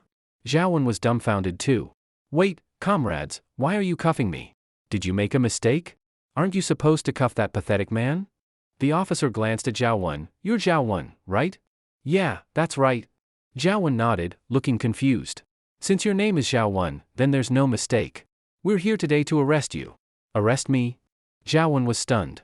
Wait, I'm the victim. He abused me, why are you arresting me? Heh. The lead officer let out a cold laugh, then pulled a document from his pocket and showed it to Zhao Wen. Miss Zhao Wen, hello. According to Article 246 of the Constitution of Xia Country, anyone who publicly insults others using violence or other means, or fabricates facts to slander others, and if the circumstances are serious, will be sentenced to up to 3 years of fixed-term imprisonment, detention, control, or deprivation of political rights. The video you posted on Douyin has caused a huge reaction in society. Based on the investigation and evidence collected by the Yunhe City Public Security Bureau, the content of your video is completely false. You are suspected of malicious online defamation and spreading rumors. Following an order from the Yunhe City Public Security Bureau, you are being taken into criminal custody immediately. The Bureau has already contacted cyber police to delete your series of defamation videos on Douyin. At the same time, the Bureau will publish a video online to clear up the facts for Mr. Yixingchen. This is the arrest warrant. Please take a look. What? This can't be real. Zhaowen was nearly scared speechless by the officer's words. She never imagined that the Yunhe City Police would act so quickly against her. The lead officer walked over to Yixingchen, handed back his ID, and saluted him. Mr. Yixingchen, please rest assured. We will restore your reputation. Our Yunhe City Police will never let anyone who harms others or society go unpunished. Thank you. Yixingchen took his ID in a daze, clearly still trying to process what just happened. Logically, even if the police had noticed Zhao Wen's videos, shouldn't they have taken longer to react? This really was strange. It's a misunderstanding. A misunderstanding, officer. Listen to me. This is all a misunderstanding. Zhaowen couldn't accept what was happening and quickly dropped to her knees, begging the police. It's like this, he's my boyfriend. I was just joking around with him. It was our couple's little fun, wasn't it, Xingchen? No, honey, say something. Honey. Explain to them. It's just a misunderstanding. Zhaowen got more emotional as she spoke, even begging Yixingchen. But now that Yixingchen had seen her true face, he wasn't about to soften up. He just smiled and waved his hand at Zhaowen with a little bye-bye gesture. No. Yixingchen. You heartless pathetic man. You bastard. In the end, Zhaowen was dragged away in hysterics by the police. After the group had left, Yixingchen's phone suddenly rang. He took it out and looked. It was an unknown number from Yunhe City. After hesitating for a moment, Yixingchen answered. Hello? Your ex-girlfriend's been taken away, right? Things will be resolved soon. No need to thank me. Just think of it as me repaying the favor from yesterday morning, and also a way to become friends. My name is Long Qingxian. Nice to meet you. Yixingchen was stunned for a second but finally understood. No wonder the Yunhe police had responded so fast. It was Long Qingxian helping him from behind the scenes. Looks like this Long Qingxian has serious connections. After a short pause, Yixingchen finally smiled. My name is Yixingchen. Nice to meet you. Zhao Wen's matter quickly came to an end. Zhao Wen, who got what she deserved, was sentenced to 1 week of detention and had to post a video online apologizing to Yixingchen and clearing his name. With the Yunhe City Public Security Bureau also posting a clarification on its official account, the whole incident was finally resolved. After taking care of everything, Yixingchen returned to the company just in time for the end of the workday. After dropping Qin Yan ran off at home, Yixingchen began his evening as One Punch Man. Tonight, Huang Mao took Yixingchen to Brother Long's underground fight club, the same one where Yixingchen had originally started fighting illegal matches. Apparently, Yunhe City was a place full of tough people. No matter the day of the week, the underground fight club was always packed at night, rain or shine. Tickets were hard to get. After entering the club with Huang Mao, he cheerfully introduced Yixingchen's opponent for the night. Kid, your opponent tonight is my Xiaocai. Do your best and knock him out. Of course, if you end up killing or crippling him, no one's gonna say anything. At most, the fish in the river will have more to eat. Hearing Huang Mao's casual tone, Yixingchen was shocked. My Xiaocai? I remember he was fighting the first time I came here. You want me to knock him out? Aren't you afraid your fight club will lose a good fighter? Judging by the cheers, he's a regular winner. If he dies or gets crippled, it won't be easy for you to find someone of his level again. Haha, Huang Mao just smiled lightly. He's not one of Brother Long's men. But you are. Do I even need to say who's more important to Brother Long? Only then did Yixingchen understand. My Xiaocai wasn't under Brother Long's control. Maybe my Xiaocai worked for another underground boss, and Brother Long wanted to use Yixingchen to get rid of a skilled fighter who kept winning in his club. Yixingchen just curled his lip. He's not Brother Long's guy, and neither am I. I'm just a regular person. After this match, let my dad go, and we're done. Huang Mao didn't get angry. He just smiled again. Whether you're his guy or not doesn't matter. What matters is, right now, aren't you fighting a match for Brother Long? Yixingchen stayed silent. Alright, go backstage and get ready. You're up next. Fine. After Yi Xingchen left, Huang Mao smirked sinisterly. This is the underground world. You think you can come and go as you please? It's not that simple, heh. In the backstage area of the club, Yi Xingchen took off his coat and sat on the floor. Following the idea of free drinks shouldn't be wasted, he began gulping down dozens of energy drinks lined up on the table like test tubes. You're One Punch Man? Just as Yi Xingchen was chugging the drinks, a cold voice suddenly came from behind. Yi Xingchen turned around and glanced over. Even though they had only met once 2 nights ago, Yi Xingchen immediately recognized him. The speaker was none other than the Thai boxing champion Mai Xiaocai. Mai Xiaocai stood with his arms crossed, looking down at Yi Xingchen on the floor with an arrogant stance. Seeing that Yi Xingchen didn't respond, Mai Xiaocai sneered, "You've only fought 2 matches, but I know you're strong." He paused and quickly added, "But I'm stronger than you." Yi Xingchen frowned slightly, clearly annoyed by Mai Xiaocai's attitude. Yi Xingchen thought that if they were in the ring right now, he would knock this guy out in one punch. Seeing that Yi Xingchen was still silent and acting like a master fighter, Mai Xiaocai wasn't sure if he could actually beat him. After thinking for a moment, Mai Xiaocai pulled a small envelope from his pocket and threw it on the ground near Yi Xingchen. "As long as you let me hit you once and pretend to faint, you can take this money and spend it. I promise it'll be a light punch." Yi Xingchen glanced at the envelope on the ground with a look of contempt on his face. Such a small envelope, how much money could it possibly hold? At most, a few hundred yuan. A few hundred yuan, just enough to cook a basic meal at home. They wanted him to throw a match in an underground fight for just a few hundred yuan? Thinking of this, Yi Xingchen picked up the envelope and, without hesitation, tossed it into a nearby stove, as a righteous aura radiated from his whole body. "You want to bribe me? Even though this is an underground match, taking money to throw a fight, never mind whether my morals allow it, would it be fair to the audience?" Mai Xiaocai froze for a second, then sighed lightly. "You really have principles. Even a check for 500,000 yuan couldn't buy you. Looks like we'll have to settle this in the ring." "What? 500,000? Shit." The moment Yi Xingchen realized the envelope had a check for 500,000 yuan, he lost his calm. Who wouldn't want 500,000? Especially when money was exactly what he needed right now. With that money, Yi Hao could finally get treatment. Yi Xingchen leapt toward the stove and tried to grab the envelope with tongs. Unfortunately, the envelope was already reduced to ashes. "Hey," Yi Xingchen looked at Mai Xiaocai with a weak expression. "How about, you try bribing me again?" To his disappointment, Mai Xiaocai didn't seem to hear him. He just let out a deep sigh and muttered something in Thai that Yi Xingchen couldn't understand, then left the room. Hey, don't go. Brother Mai. Bribe me again, please. I promise I'll take it this time. Hey, don't go, damn it. One Punch Man. One Punch Man. Amid the cheers of the crowd, Yi Xingchen stepped into the ring once again. The host finally remembered who he was. Holding a toothpick-thin mic, he jumped and bounced around Yi Xingchen in circles. Now entering the ring is our star fighter, One Punch Man. In the past 2 days, our One Punch Man has taken down 2 champions. And earlier today, he even defeated a female fighter. Truly unmatched and unstoppable. The audience below burst into noise at the host's words. What? He even beat the female fighter? That's insane. I heard that the female fighter's punch was so strong even the legendary emperor couldn't take it. And she lost to One Punch Man? That's terrifying. I've made up my mind. I'm betting on One Punch Man tonight. I'm putting down 10,000. The host was pleased with the crowd's reaction and then waved his hand dramatically. Now, let's welcome tonight's challenger. A boxing champion from Thailand, with a perfect record of 15 wins in our ring. He's a force to be reckoned with. Let's welcome the Thai boxing king, Mai Xiaocai. Amid the host's introduction and the cheers of the crowd, Mai Xiaocai walked into the ring with a red towel draped over his shoulders, followed by his team. Mai Xiaocai. Mai Xiaocai. Mai Xiaocai. Clearly, many in the audience were already his fans. Seeing him step into the ring now, they were overjoyed. The host walked over with a smile and stood between Yi Xingchen and Mai Xiaocai. Ha ha ha, come on, both of you, shake hands and strike a pose. Yi Xingchen and Mai Xiaocai shook hands like gentlemen, then posed with fists raised.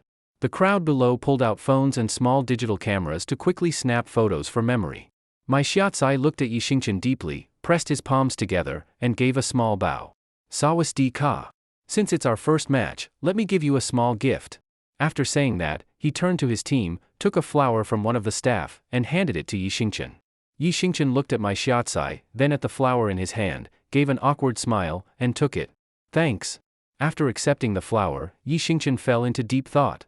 I get the gesture, but why a chrysanthemum? Is my shiatsu hinting at something? Thinking about this, Yi Xingqian shivered a little. Out of politeness, he felt like he should give something back. But my shiatsu had a professional team. Yi Xingqian was alone. He really didn't have anything suitable to give in return. Suddenly, an idea struck. He pulled out a crushed bag of crunchy noodles from his pocket. I have something for you too, here's a small bag of crispy noodles. Super crunchy, really tasty. Here, try some. Yi Xingqian generously offered the noodles to my shiatsu.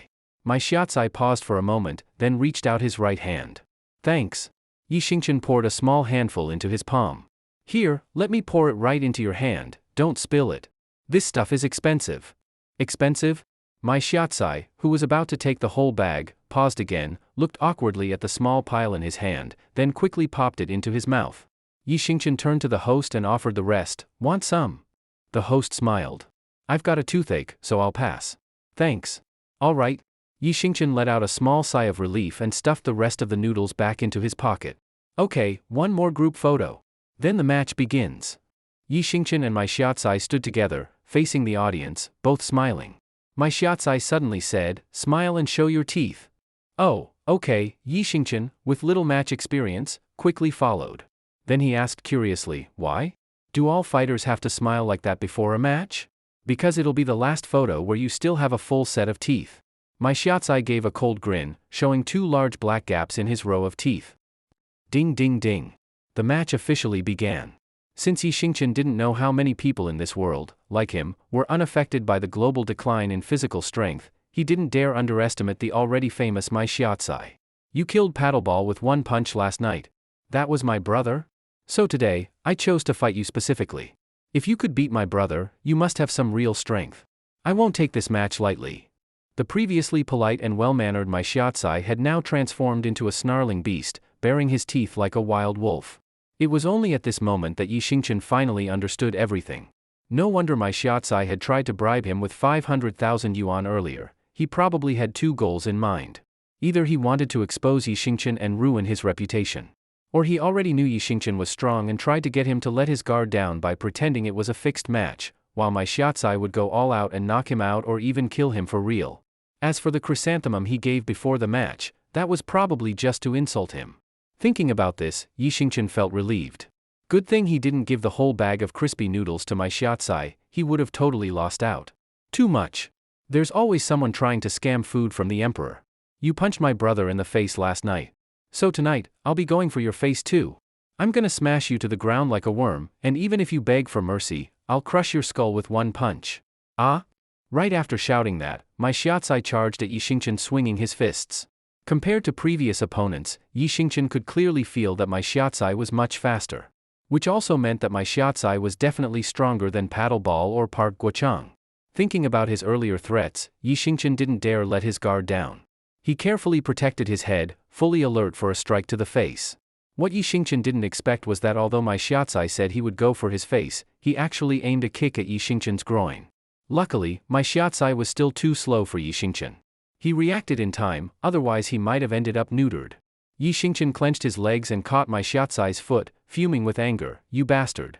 You said face strike, why the cheap shot to the crotch? The crowd below started murmuring. Are crotch shots even allowed in boxing? Normally, no. But, this is underground fighting. No real rules. Even if someone dies from a low blow, no one would care. 1 punch man's strength and reaction time, insane. He caught that deadly kick just with his legs.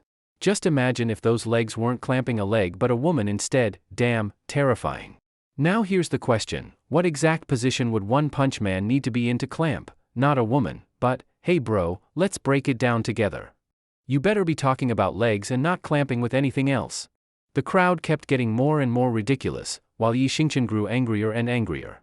My shiatsu, seeing Yi Xingqian's face darken and realizing he couldn't pull his leg free no matter how hard he tried, started to panic. Sensing things were off, my shiatsu quickly raised his hand. Wait.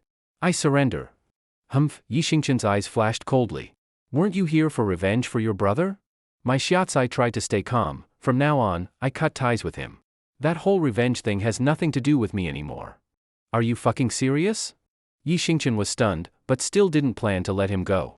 He slowly bent his right arm, and under my Shiatsai's terrified gaze, swung a punch straight into his face.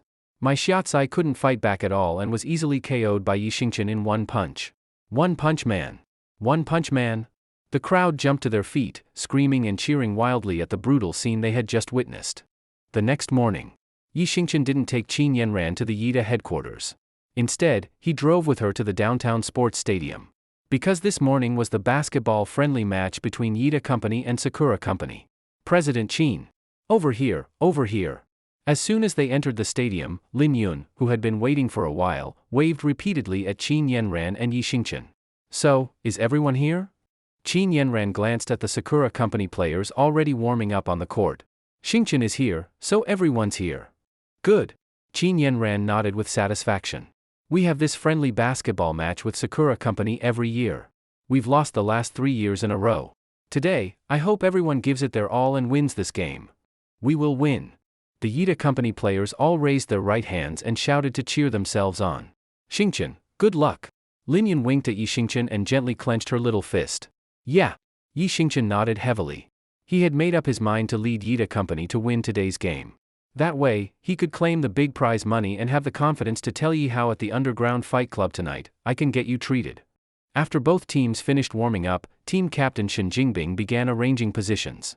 I'll play shooting guard, your point guard, your small forward, your power forward, your center. Everyone else is on the bench, wait for my instructions. We must win this match today. To Yi Xingchen's surprise, Shen Jingbing actually used this moment to settle personal grudges and put him on the bench. In just a split second, Yi Xingchen figured out what Shen Jingbing was planning. Putting him on the bench basically meant, if the match goes smoothly, he won't have a chance to play, then the win has nothing to do with him.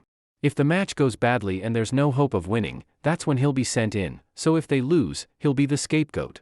Sure enough, Lin Yun instantly saw through Shen Jingbing's scheme and immediately stepped forward to question him. Hey, Shen Jingbing, are you nuts?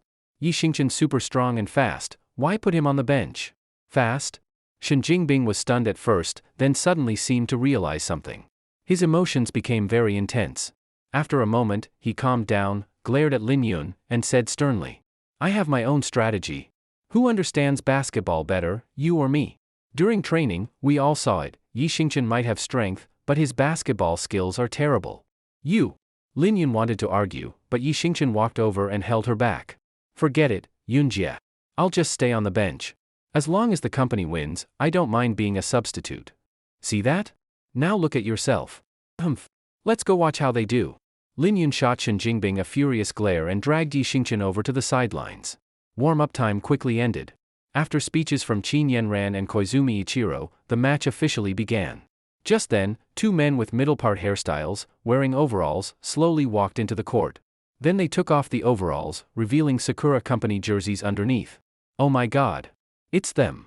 Why are they on the Sakura Company team? We're doomed, looks like we're losing again this year. Seeing this, several employees on Yida's sideline gasped out loud. Yi Xingchen glanced at the two men.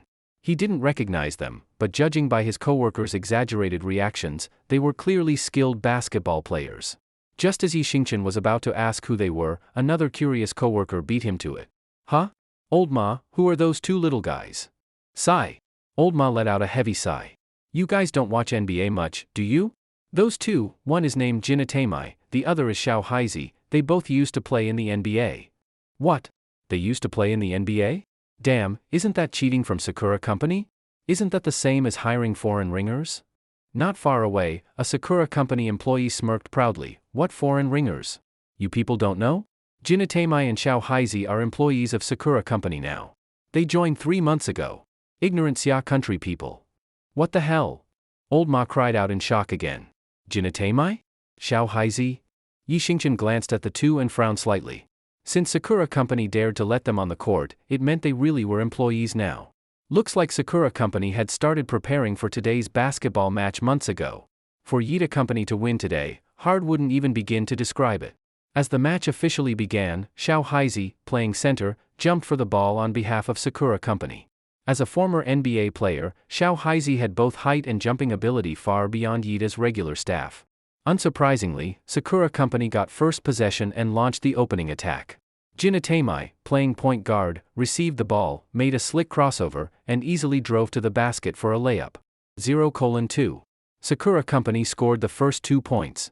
Shin Jingbing clearly didn't follow the NBA, or if he did, he couldn't recognize what Jinatamai and Xiao Haizi looked like back then. Clapping lightly to encourage his teammates, Shin Jingbing said, "Guys, these two aren't bad. Stay sharp and keep an eye on them." He got the ball as point guard and tried to shoot a three-pointer using a screen. But Xiao Haizi reacted fast, quickly rotated over, and blocked Shin Jingbing's shot hard. Then Jinatamai grabbed the rebound from the crowd, led a fast break, and scored another easy layup. 0:4. 0:6. 0:12.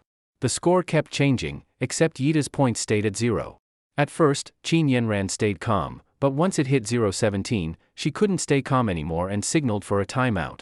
Hearing the whistle, Shin Jingbing glared at Jinatamai and led his teammates off the court. By now, Qin Yanran had already heard from employees on the sidelines all the background info about Jinatamai and Xiao Haizi. Seeing her team's morale nearly collapse, she sighed helplessly. It's okay if we can't win this match, after all, they've got 2 former NBA pros. But even if we lose, we can't lose too badly. We can't end the whole match with 0 points. If we can keep the loss within 20 points, that'll count as mission accomplished. Got it. Okay. Shin Jingbing and the others gave a glance toward Jinatamai from afar. Their voices didn't sound too confident. President Qin. Lin Yun stepped forward anxiously, clearly wanting to say something. Yi Xingchen, standing nearby, of course knew what she wanted to say, most likely to suggest sending him, the substitute, onto the court. Yi Xingchen subtly tugged at Lin Yun, signaling her not to speak. What is it? Getting Yi Xingchen's signal, Lin Yun sighed helplessly. Nothing. I just wanted to say, let's all do our best. The timeout ended, and the game continued. Maybe Qin Yanran's speech helped lift some mental pressure from Yita Company's players. This attack finally succeeded, scoring 2 points. Yeah. Shin Jingbing pumped his right arm excitedly, glared at Yi Xingchen defiantly, as if saying, with or without you the substitute, the team isn't affected much. But Shin Jingbing hadn't finished celebrating when Jinatamai launched a fast break and nailed a three-pointer immediately. Yita Company's effort proved to be self-inflicted damage, making incredible effort to only lose more. Yi Xingchen shook his head in helplessness. Is this guy insane? He scores a basket but provokes me, not Jinatamai or Xiao Haizi. That's messed up. Having already figured out Shin Jingbing's motives, Yi Xingchen stopped paying attention to the match and happily pulled out his phone to play his Three Kingdoms Kill game. He thought if Qin Yanran hadn't been there, he'd probably find a place to lie down and nap. As the crowd continued cheering, mainly Sakura Company fans, the first half officially ended. The score stood at 10:54. Shin Jingbing looked dejected like a beaten rooster, sitting at the sideline drinking water. But when he saw Yi Xingchen calmly eating crispy noodles and playing a mobile game, he flew into a rage. Hey! We're fighting our asses off on the court, and you sit down there playing phone games? That's just too much. He who invades the land of the Wu shall be crushed. Yi Xingchen shouted triumphantly as he won his game, then glanced at Shin Jingbing. Relax, wasn't it halftime? I was cheering and got tired too, took a break, didn't I? You! Shin Jingbing stood up. I saw you kept playing on your phone and didn't cheer us at all. It's all your fault we're losing big. Yi Xingchen was stunned. He never expected that to be Shin Jingbing's excuse for falling behind by a wide margin. He glanced at Qin Yanran, fiddling with a tablet, clearly she'd already given up on winning this match. But she was using a device too, why yell at me and not at her? Targeting the weak. Still, Yi Xingchen didn't want to make a scene with Shin Jingbing. After all, Qin Yanran was there. They're colleagues, and some things weren't worth saying so harshly. Okay, shut up. What difference does he make? You're the one playing poorly, how many moves got blocked by the opponent, that's on you, not him. Lin Yun wouldn't tolerate Shin Jingbing's nonsense and spoke sharply. You! Shin Jingbing got angry again but couldn't say more. He bottled it up and took it out on Yi Xingchen. I'm going to the bathroom. Yi Xingchen used that as an excuse to escape before Shin Jingbing could vent more anger on him. He whistled softly while walking toward the bathroom, mentally sending more friendly greetings to Shin Jingbing than usual. As he reached the bathroom corridor, a man walked toward him. It was none other than Jinatamai, who had been dominating the court. What a coincidence. Yi Xingchen paused briefly, didn't make eye contact, and, following his countryman's etiquette, moved closer to the wall to give Jinatamai some space. Jinatamai didn't respond kindly, he sneered and deliberately stepped to the left, blocking Yi Xingchen's path. Yi Xingchen looked up at him, he was almost 6 feet 3 inches, and realized this guy was doing it on purpose. But Yi Xingchen didn't understand what he wanted. Excuse me. Jinatemai grinned and tried to push Yi Xingchen aside with his right hand.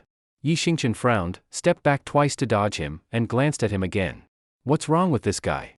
I already gave him space, why block my way and try to push me? Yi Xingchen's quick reaction surprised Jinatemai a little. Then he sneered again, you're blocking my way. My way? Yi Xingchen's face fell. This is my country. This is our road, not yours. Okay? Yi Xingchen's firm tone made Jinatemai unhappy. He looked down at Yi Xingchen and said coldly, aren't people here supposed to be polite? Is this how you treat visitors? Yi Xingchen was stunned. Politeness only works when both sides act with respect. But Yi Xingchen didn't want to argue. He thought, what's the point of arguing with someone who clearly wants a fight? Seeing Yi Xingchen silent and obviously unimpressed, Jinatemai grew angry and stepped forward to provoke him. What are you doing? A loud voice rang out from nearby. A middle-aged man with hands behind his back walked over quickly. Yi Xingchen recognized him from what Lin Yun had said earlier, it was Gue Binquan, the owner of the sports arena. Mr. Gue, is this how your people treat guests? I'm really disappointed. Jinatemai spoke first, flipping the blame onto Yi Xingchen. Yi Xingchen was about to explain, but Gue Binquan had already snapped. What are you doing? This is Mr. Jinatemai, our distinguished guest. Apologize right now. What? I should apologize? Yi Xingchen looked at Jinatemai's smug face, then at Gue Binquan glaring at him like he owed him something. He was stunned. You offended Mr. Jinatemai. Apologize immediately. Or I'll have security remove you, blacklist you from the arena, and even report your behavior to the media. Apologize, right now. You're not even going to ask what actually happened? Just force me to apologize? Yi Xingchen's brows furrowed as he stared at Gue Binquan. There's no need to ask. Why would someone like Mr. Jinatemai target someone like you for no reason? Take a look in the mirror. You think you're worth that kind of attention? I'll count to 3. Apologize. Yi Xingchen took a deep breath to calm himself. Gue Binquan, huh? What a perfect name, for someone who blindly flatters outsiders at the expense of his own. Faced with Gue Binquan's aggressive attitude, Yi Xingchen found himself in a dilemma. If he didn't apologize to Jinatemai, Gue Binquan would really kick him out. If that guy smeared him in front of reporters, he could become the excuse Sakura Company needed to accuse Yida Company of disrespecting foreign guests. But if he really did apologize to Jinatemai, wouldn't that be too humiliating? Wouldn't Jinatemai get all smug and act like he'd won? Heh. Jinatemai gave a sinister smile and shook his head in fake disappointment. Boss Gue, Sai, not every citizen of Xia is as kind as you in treating us foreign guests. This trip to Xia has truly been disappointing. If you don't properly punish this rude and arrogant guy, I don't think I'll consider coming back to Xia again. After hearing Jinatemai's words, Gue Binquan became even more anxious. He strode forward, trying to grab Yi Xingchen by the collar. Are you going to apologize or not? If not, I'll do everything I said before. I'll even suggest to President Qin that you be fired. Yi Xingchen took a deep breath and tried to reason with him. This guy, I was just walking along when I saw him coming, so I stepped aside. But he blocked my path and demanded I move aside for him. Now you show up and, without even asking what happened, you demand I apologize? How is that fair? Yes, our country values etiquette, but that's how we treat international guests. You shut up? Gue Binquan rudely cut him off. Obviously Mr. Jinatemai made room for you, and you repaid him by blocking his way. Wouldn't any man be angry in that situation? Not only do you not admit your fault, you even turn it around and falsely accuse Mr. Jinatemai. I'm ashamed to have someone like you as a fellow citizen. Hehe. Jinatemai fanned the flames. Boss Gue, I think they're just panicking because we're winning the game by a big margin, so now they're trying to play tricks. Is this how people from Xia act when they lose? Jinatemai's words seemed to strike a nerve with Gue Binquan. He exploded in anger. It's just a friendly match, winning and losing is normal. If you dared to compete, why can't you accept defeat? Are you even a man? Is this how Yida Company people behave? You can insult me, but you can't insult my company. Yi Xingchen was also furious. What annoyed him the most was being insulted along with the place he belonged to. Back when he fought underground matches, he killed Bo Chio with one punch because Bo Chio had verbally attacked all Xia people. Now, Gue Binquan insulted him while dragging Yida Company into it too. Yi Xingchen was naturally enraged. What, you're denying it? I see now what kind of people Yida Company has. The kind of people Yida Company has is none of your business, Boss Gue. Yi Xingchen snapped back. Just as Yi Xingchen was about to punch Gue Binquan, a loud female voice came from the hallway entrance. At some point, Qin Yanran and Lin Yun had arrived in the corridor. Seeing Qin Yanran, Gue Binquan immediately panicked. He quickly changed his attitude and smiled awkwardly at her. President Qin. Your company's reputation was almost ruined by this guy. I was just teaching him a lesson for you. Qin Yanran slowly walked up to Gue Binquan with Lin Yun by her side. Her tone was icy. He's my employee. No matter what happened, it's not your place to discipline him. This. Gue Binquan clearly realized that whether it came to money or connections, he was no match for Qin Yanran. Hearing such a blunt statement from her, Gue Binquan still wanted to explain something. Qin Yanran didn't give Gue Binquan a chance to explain. I stood by the hallway entrance and listened for a while.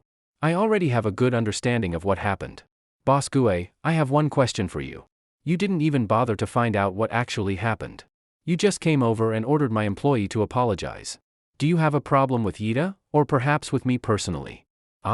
No, not at all. I wouldn't dare. Sweat started to form on Gue Binquan's forehead, and he quickly waved his hands. President Qin. Jinatemai pretended to look innocent and stepped forward, trying to say something. Qin Yanran raised her beautiful eyes and bluntly cut him off without giving him any face. Two company bosses are having a conversation. What right does a regular employee of Sakura Company have to interrupt? Who do you think you are? This is Xia. It's already the year 2XXX. Do you still think it's 1840? Jinatemai realized Qin Yanran wasn't someone to mess with, so he shrank back, sulking, and quickly walked away without saying another word to either of them. After walking a few steps, he turned his head angrily and glared at Qin Yanran. Originally, I planned to go easy on Yida in the second half of the game so you wouldn't lose too badly. But now, it seems there's no need for mercy. Get ready to set a record of humiliation. Humph. We have an old saying in Xia, the winner is yet to be decided. Let's wait and see. Qin Yanran's eyes turned cold. Humph. Jinatemai gave another cold snort and walked off without looking back. Heh. President Qin, about that. Seeing Jinatemai leave, Gue Binquan also started having second thoughts. Qin Yanran held up one finger toward Gue Binquan. Gue Binquan looked confused. President Qin, what does that mean? 1 million. 1 million what? I'll pay 1 million to buy this gym from you. What? Gue Binquan was so shocked his jaw nearly dropped. President Qin, I never said I wanted to sell this gym. Plus, it cost me over 10 million to build. You're 1 million. Humph. Qin Yanran gave a cold snort. 1 million. I'm only offering once. If you don't sell, let's wait and see whose backing is stronger, yours or mine. I guarantee your gym won't be able to stay open. I also guarantee your company will go bankrupt within a month. Gue Binquan nearly burst into tears. He had no doubt Qin Yanran meant every word. A company at that level, with such backing, fighting her was basically suicide. It was clear that if he didn't sell to Qin Yanran, the gym really wouldn't survive. And the company he relied on to live would truly go bankrupt. Thinking of this, Gue Binquan wished he could slap himself. Why did I do this? Why did I have to provoke this crazy woman? After a moment of thought, Gue Binquan nodded helplessly. Fine. I'll sell. Heh. Qin Yanran let out a cold laugh, turned to Lin Yun, and said, Yun, after we buy this place, tear it down and build the biggest public restroom in Yunha City. Lin Yun almost burst out laughing. Yes, President Qin. Gue Binquan, already on the verge of a breakdown, nearly coughed up blood upon hearing her decision. You. Gue Binquan pointed at Qin Yanran with his right hand, then his eyes rolled back and he fainted from anger. Qin Yanran looked at Gue Binquan with disdain, then smiled at Yixingchen. What are you standing there for? Hurry up and call 911 for him. After the minor incident passed, Yixingchen returned to the side of the basketball court after using the restroom. By then, the second half of the game had already started. After being humiliated by Yixingchen, Jinatemai played like a god descended from the heavens, and the score gap widened even further. By the end of the third quarter, the score was already 20-80. Many Yida Company employees couldn't bear to watch such a brutal scene and began leaving early. Shen Jingbing sat on the floor gasping for breath. Facing such a crushing score difference, he had completely lost hope. Even narrowing the gap now seemed like an impossible fantasy. When he saw Yixingchen lazily standing behind him, he got even angrier. But soon, Shen Jingbing's eyes rolled as he came up with a plan. He walked over to Yixingchen, who was chatting with Lin Yun, and began blaming him in an accusatory tone. As a substitute, where did you go just now? Why weren't you on standby at the sideline? Yixingchen looked at Shen Jingbing with an innocent face and helplessly spread his hands. Dude, I just went to the bathroom. Is that not allowed? Besides, what's the point of being on standby? Even if the whole game finishes, you still wouldn't let me play. What did you say? You're saying I wouldn't let you play? Shen Jingbing gave a sneaky grin. You know nothing. Do you even understand tactical planning? My plan was to have our starters exhaust their starters' energy. By the third quarter, their starters were already running on empty. That's when I planned to put you in, the fresh substitute, to turn the game around. But you were gone. Even without thinking hard, Yi Xingchen knew Shen Jingbing was just trying to pin the blame on him. No matter what he did, he would be the scapegoat. Yi Xingchen simply curled his lip. If their starters were so worn out, how come you didn't close the score gap? Shen Jingbing pretended not to hear that and just waved his hand. Enough. You're playing the last quarter. We've already tired them out. Now it's your turn. If you can't reduce the score gap, then you've let everyone down after all our hard work. I swear to. Yi Xingchen was about to lose it. If there hadn't been so many coworkers around, he might have snapped and cursed out loud. Xingchen. Lin Yun gently tugged Yi Xingchen's hand. Just go play. Prove to this lunatic who the real loser is. And about the reward you mentioned earlier, I agree to it. In fact, we can revise the deal. You don't have to win, just cut the score gap down to under 20 points. Yi Xingchen was briefly surprised, then started laughing. Well, if you say so, I won't play dead anymore. Seeing Yi Xingchen and Lin Yun fall into his trap, Shen Jingbing smugly smiled. Great, then you're going in next. Let's see what you've got. Don't let everyone down. Beep beep beep. With the referee's whistle, the final quarter officially began. Already changed into his jersey, Yi Xingchen bounced around on the sideline to warm up a little, then stepped onto the court with his teammates. Huh? Who's that? Why is he replacing Shen Jingbing? We're screwed.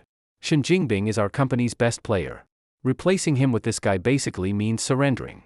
Damn it. Surrender to anyone, but not to those guys. What are they thinking? Sigh. That's it, it's over. We can't win this, no one could save us now, not even God himself. What Yi Xingchen didn't expect was that just as he entered the game, several colleagues started expressing doubts about him. Even more coworkers, already few in number, left the court in disappointment. Heh. Kid from Xiagua, turns out you're just a substitute on your company's basketball team. I was just looking for a chance to teach you a lesson.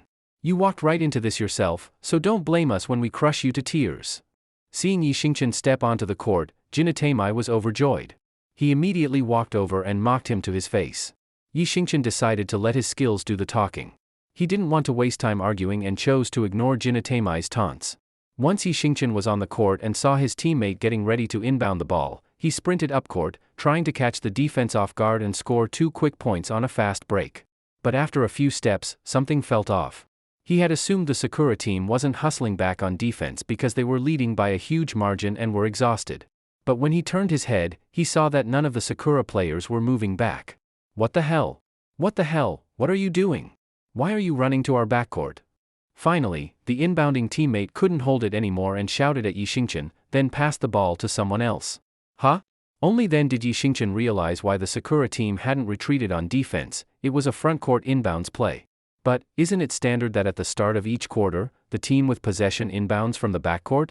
Why was it the frontcourt this time? Though still a bit confused, Yi Xingchen forced a smile and quickly ran back toward the frontcourt. Ha ha ha ha. Doesn't this guy from Xiagua know how to play basketball? Why did Yida put someone who clearly doesn't know what he's doing on the court? I'm dying laughing. You don't get it. This is just Yida's way of setting up an excuse. They can say they lost because they sent in a guy who doesn't know how to play. They're already preparing to cover their loss. After all, people from Xiagua never admit their lack of skill. They always blame something else. That's just typical. Look at that confused face. Jinatemai could probably drop 30 points in 1 quarter on that guy's head. Ha ha ha. While laughter echoed from the Sakura company side, the Yida company side was all groans and sighs. Ugh. It's hopeless, just hopeless.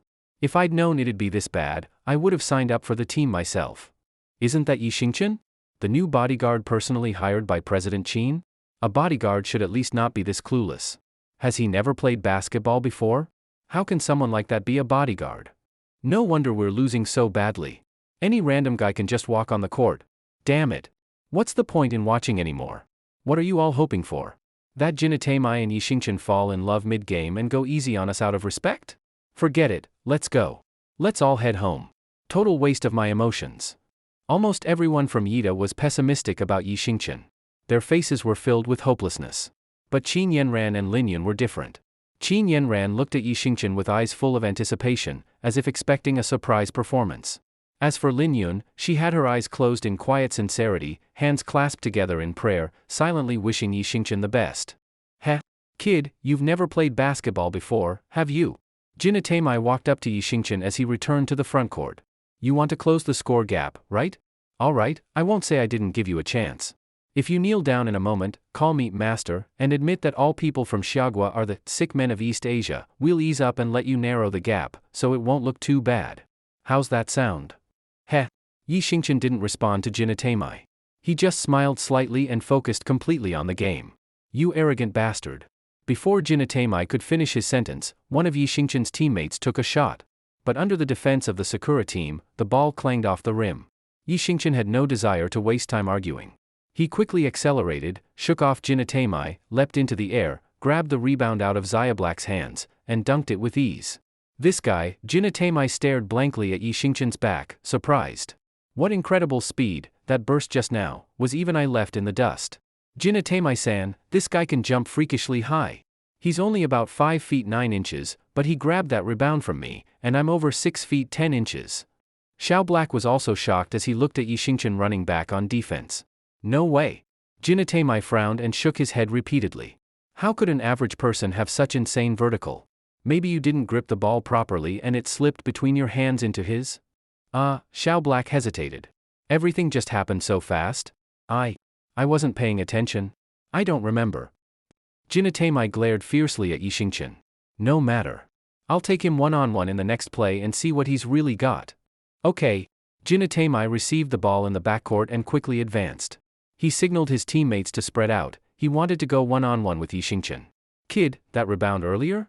Just dumb luck. But you won't be lucky the whole game. With a fierce expression, Jin Atamai began backing Yi Xingchen down with the ball. I'll show you what real strength looks like. But soon, Jin Atamai's face changed. He was stunned. No matter how hard he tried to push, Yi Xingchen behind him didn't budge. It was like he was anchored to the floor. What the? Jin Atamai started to wonder if he was backing into a brick wall. He turned his head to look. Just then, Yi Xingchen seized the moment. Without hesitation, he stripped the ball from Jin Atamai and, before anyone could react, fast break down the court and scored an easy uncontested layup. Xiao Black looked from Yi Xingchen, who just scored again, to the dumbfounded Jin Atamai still standing frozen in place, and angrily stomped the ground. What are you doing? Ow! Jin Atamai just helplessly spread his hands. This guy from Xiagua is a freak. I just realized I couldn't even back him down. No way. Xiao Black didn't believe it. You're over 6 feet 2 inches, Jin Atamai. That guy from Xiagua is what, maybe 5 feet 9 inches? How could you not move him? Jin Atamai didn't know how to explain it either. Nice. Great play. Great steal. Nice. A burst of cheers erupted from the Yida Company employee section. TCH. What are you so proud of? So what if you got 2 points? Pathetic Xiagua guys. You're still going to lose in the end. Nearby Sakura Company employees stayed calm, even looking down on them with disdain. Shut the hell up, you punks. Who are you barking at? Idiot. Screw you. Idiot. Screw you. While the players on the court were locked in a fierce battle, the employees on both sides were hurling insults across the stands. However, as Yi Xingchen kept catching up with the score, Yida Company's employees grew more confident with every insult they hurled. Idiot. Seeing Yi Xingchen score 8 consecutive points, Jin Atamai roared, "Get your heads in the game." Mr. Koizumi already said, "We have to win this game by more than 50 points. If we let them bring it back to within 50, how will we even face Mr. Koizumi?" Yes. They launched another attack, and finally, Xiao Black got a one-on-one mismatch against Yi Xingchen. Xiao Black clutched the ball tightly, baring his teeth at Yi Xingchen. "Xiagua boy, let me show you what real basketball looks like. I used to play in the NBA. Your arrogance ends here." With a serious look, Xiao Black dribbled quickly, trying to charge in for a powerful dunk. He crossed over Yi Xingchen with ease, and smiled smugly. Holding the ball in his right hand, Xiao Black went up for a one-handed slam. To an average person, this crossover and dunk might look fierce and fast, but to Yi Xingchen, it was painfully slow, like watching a kindergartner try to play. Yi Xingchen stepped aside slightly, waiting for Xiao Black to fully extend his arm, then, like a ghost, snatched the ball mid-air. What the? Before Xiao Black even landed, Yi Xingchen had already bolted for a fast break. Swish. Another clean three-pointer. What the hell are you doing? Ow! Jin Atamai was furious. He stomped the floor hard, clearly annoyed at Xiao Black. With Yi Xingchen's incredible performance, Yida Company miraculously turned the game around. The final score was 92-90. Yeah, we won. No one was more excited than Qin Yanran. She kept pumping her fists in the air, releasing all her frustration and exhilaration. The entire gym was split in two extremes. Sakura Company's employees were crying and shouting in despair, while Yida Company's side was celebrating in pure joy. Of course, not everyone at Yida was happy. Shen Jingbing looked especially pissed. Watching Yi Xingchen steal the spotlight, he looked like he wanted to chop him in half. Xingchen! We won! We actually won! Lin Yun excitedly ran over to Yi Xingchen. Maybe it was the adrenaline, or maybe she was just keeping her promise, but Lin Yun bounced up and suddenly hugged Yi Xingchen's neck, planting a soft kiss on his cheek. Ah, Sister Yun. Yi Xingchen stared at Lin Yun, dumbfounded. Her cheeks flushed red, and she quickly let go of him, lowering her head with a soft laugh. Consider that your reward. Hee hee. Yi Xingchen scratched his head and grinned like a fool. Damn it. In the headquarters building of Sakura Company, Koizumi Ichiro furiously slammed the tablet on his desk to the ground. Boss, please calm down. Jinatemai and Xiao Black trembled, afraid that Koizumi Ichiro would take his anger out on them. Useless. All of you are useless. You can't win in weightlifting, and now you can't even win a basketball game. A bunch of failures. Do you know how long I've been preparing for today's basketball game? Months. That's the whole reason I recruited you. Koizumi Ichiro pointed at Jinatemai and Xiao Black and unleashed a storm of curses. Even though both Jinatemai and Xiao Black felt humiliated, they knew Koizumi Ichiro had a terrifying background, so they swallowed their frustration and didn't dare say a word. Mr. Koizumi, calm down, calm down. A middle-aged man behind him smiled as he stepped forward. His name was Daishomaru, a top special agent from their country. Daisho, these worthless subordinates are embarrassing me in front of you, Koizumi Ichiro sighed helplessly. No worries. Daishomaru waved it off with a smile. It's just a basketball game, it doesn't really matter. What's important is the bidding event in a few days. We need to get someone from Yida to steal a copy of their bid proposal. Winning the bid is the real victory. You mentioned someone kept messing up your plans? Yes. Koizumi Ichiro nodded, still feeling frustrated. I found out it's a guy named Yi Xingchen from Xiagua. I don't even know where he came from, but he's ruined my plans several times already. Haha, Daishomaru smiled confidently. Just some random Xiagua guy? If he's getting in your way, I'll take care of him for you.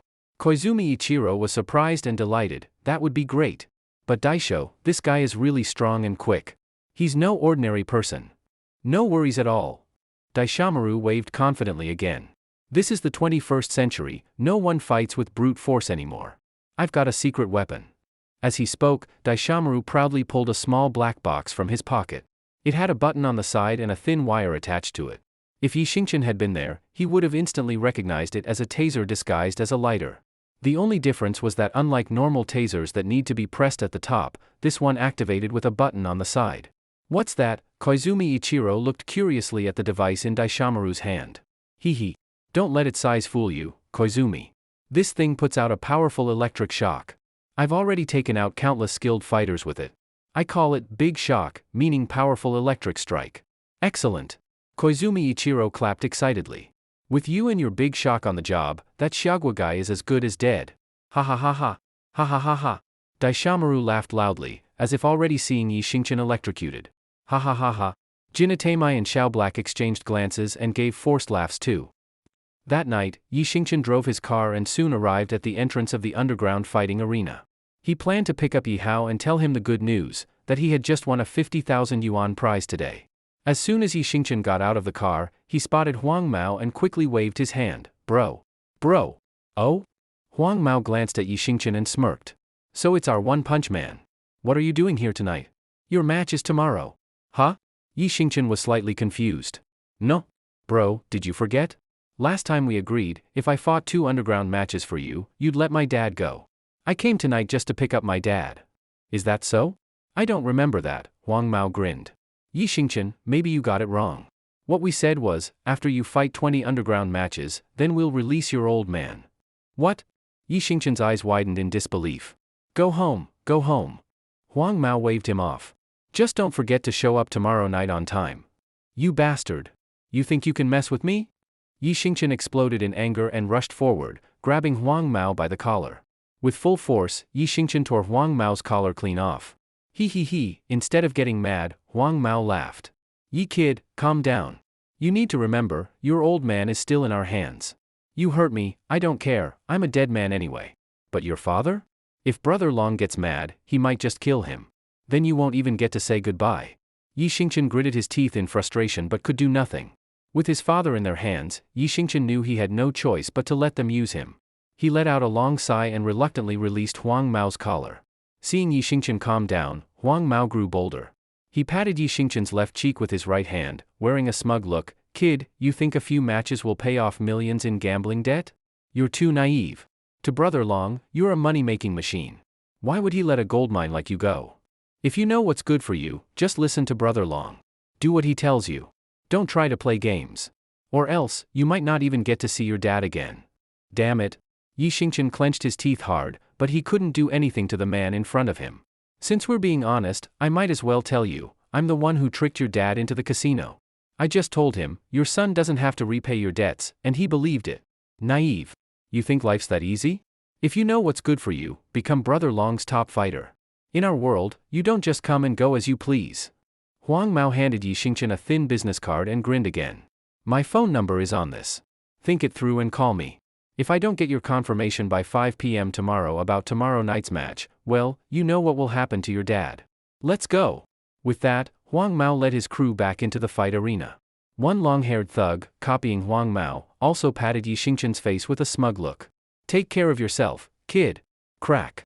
Yi Xingchen clenched both fists so hard they made a cracking sound. Staring at their backs, a violent look crossed his face. You dare use and lie to me? I will make you pay for this. Sigh? Late at night, Yi Xingchen sat alone by the roadside and let out a helpless sigh. For a moment, he felt life was incredibly hard. He had thought that with the global decline in physical strength, he'd finally have his chance to shine. But he never expected to be schemed against at every turn. He had just secured a decent-paying job, only to realize that his monthly food expenses nearly equaled his salary. Facing the situation ahead, Yi Xingchen felt lost. What should he do next? Should he obey Brother Long's commands? Should he keep working at Yida Company? What if he didn't follow Brother Long? And if he quit Yida, how would he make a living? How would he pay for Yi Hao's sky-high medical bills? All these questions tangled in his mind like a nightmare. Just as Yi Xingchen was feeling troubled, a sneaky-looking man at the street corner glanced at him and cautiously approached. That man was none other than De Xiangwan, a top agent from the Eastern nation. Seeing Yi Xingchen sitting there daydreaming, De Xiangwan almost burst out laughing. This kid had zero awareness, just a rookie. All he had to do was sneak over and zap him with the big shock on his back, and Yi Xingchen would surely drop dead. The thought made De Xiangwan even more excited. Since it was normal for people to walk down the street, Yi Xingchen didn't pay attention to the footsteps behind him and just assumed it was a passerby. So, De Xiangwan easily made his way behind Yi Xingchen. After checking his surroundings and confirming no one was around, he quietly pulled out the lighter-shaped stun device and crept up behind Yi Xingchen. De Xiangwan could hardly contain his glee and almost cheered out loud. All right, you're dead now. Without hesitation, De Xiangwan pressed the button. A spark of electricity shot out and hit Yi Xingchen square in the back. What the hell? Yi Xingchen jolted up like a spring, instantly jumping to his feet. As he turned around, he saw De Xiangwan holding the stun device lighter. What are you doing? Are you out of your mind? De Xiangwan looked at him as if he had seen a ghost. What? You're not supposed to jump up, you should have collapsed. Collapse? Jump up? What are you talking about? Why'd you zap me with a stun lighter? Are you crazy? Yi Xingchen had no idea who De Xiangwan was, nor did he realize how deadly the device could be to a regular person. He just thought De Xiangwan was playing a mean prank. No way. This can't be. Why aren't you dead? Did I miss? De Xiangwan couldn't believe what just happened. Out of sheer instinct, he raised the big shock again and tried to zap Yi Xingchen once more. Hey, are you nuts? Yi Xingchen had had enough of this joke. He snatched the device from De Xiangwan's hand and threw it hard into the grassy area nearby. My big shock. De Xiangwan's eyes bulged in rage. Damn it. Huh? You're from the Eastern nation? Yi Xingchen frowned, starting to sense something wasn't right. You cursed local. I'm De Xiangwan, a top agent from the Eastern nation. You're dead tonight. De Xiangwan? Yi Xingchen felt a wave of disgust. That name kind of stinks, doesn't it? Damn it. De Xiangwan roared in rage. Seeing that the electric shock didn't kill Yi Xingchen, he panicked and charged at him with his fists, completely forgetting Shoichi Kojima's instructions. Yi Xingqian stepped back and calmly caught De Xiangwan's right fist with one hand. A special agent? Why are you trying to kill me? De Xiangwan didn't answer. Instead, he swung his left fist at Yi Xingqian's face. Already furious from his encounter with Huang Mao, Yi Xingqian wasn't about to put up with De Xiangwan. He grabbed De Xiangwan's left fist with his left hand, then used the momentum to fling him over 2 meters away. Crack! A chilling sound of breaking bones echoed. De Xiangwan didn't even know which part of him was broken. He only knew that multiple bones were fractured and that the intense pain left him unable to stand. He stared at Yi Xingqian in terror. How is this possible? How can one person have such terrifying strength? Not even the top fighters from the Miyamoto clan could match this. Yi Xingqian stepped closer. Talk. Why are you trying to kill me? Humph, De Xiangwan looked at him with disdain. I'm a warrior with an iron will. You'll never get anything out of me. Snap. Yi Xingqian stepped on a stick by the roadside and broke it with a crunch. Still not talking? If you don't, I'll break every rib in your body just like this stick. I'll start with your arms and legs, then stuff something in your mouth so you can't even end your own life. Daxiangwan was stunned. How could you be so ruthless? What your people did in our country back then was far worse. I'm already being merciful. De Xiangwan shrank back, tossing aside any ideas of warrior pride. I'll talk. But you can't kill me after I do.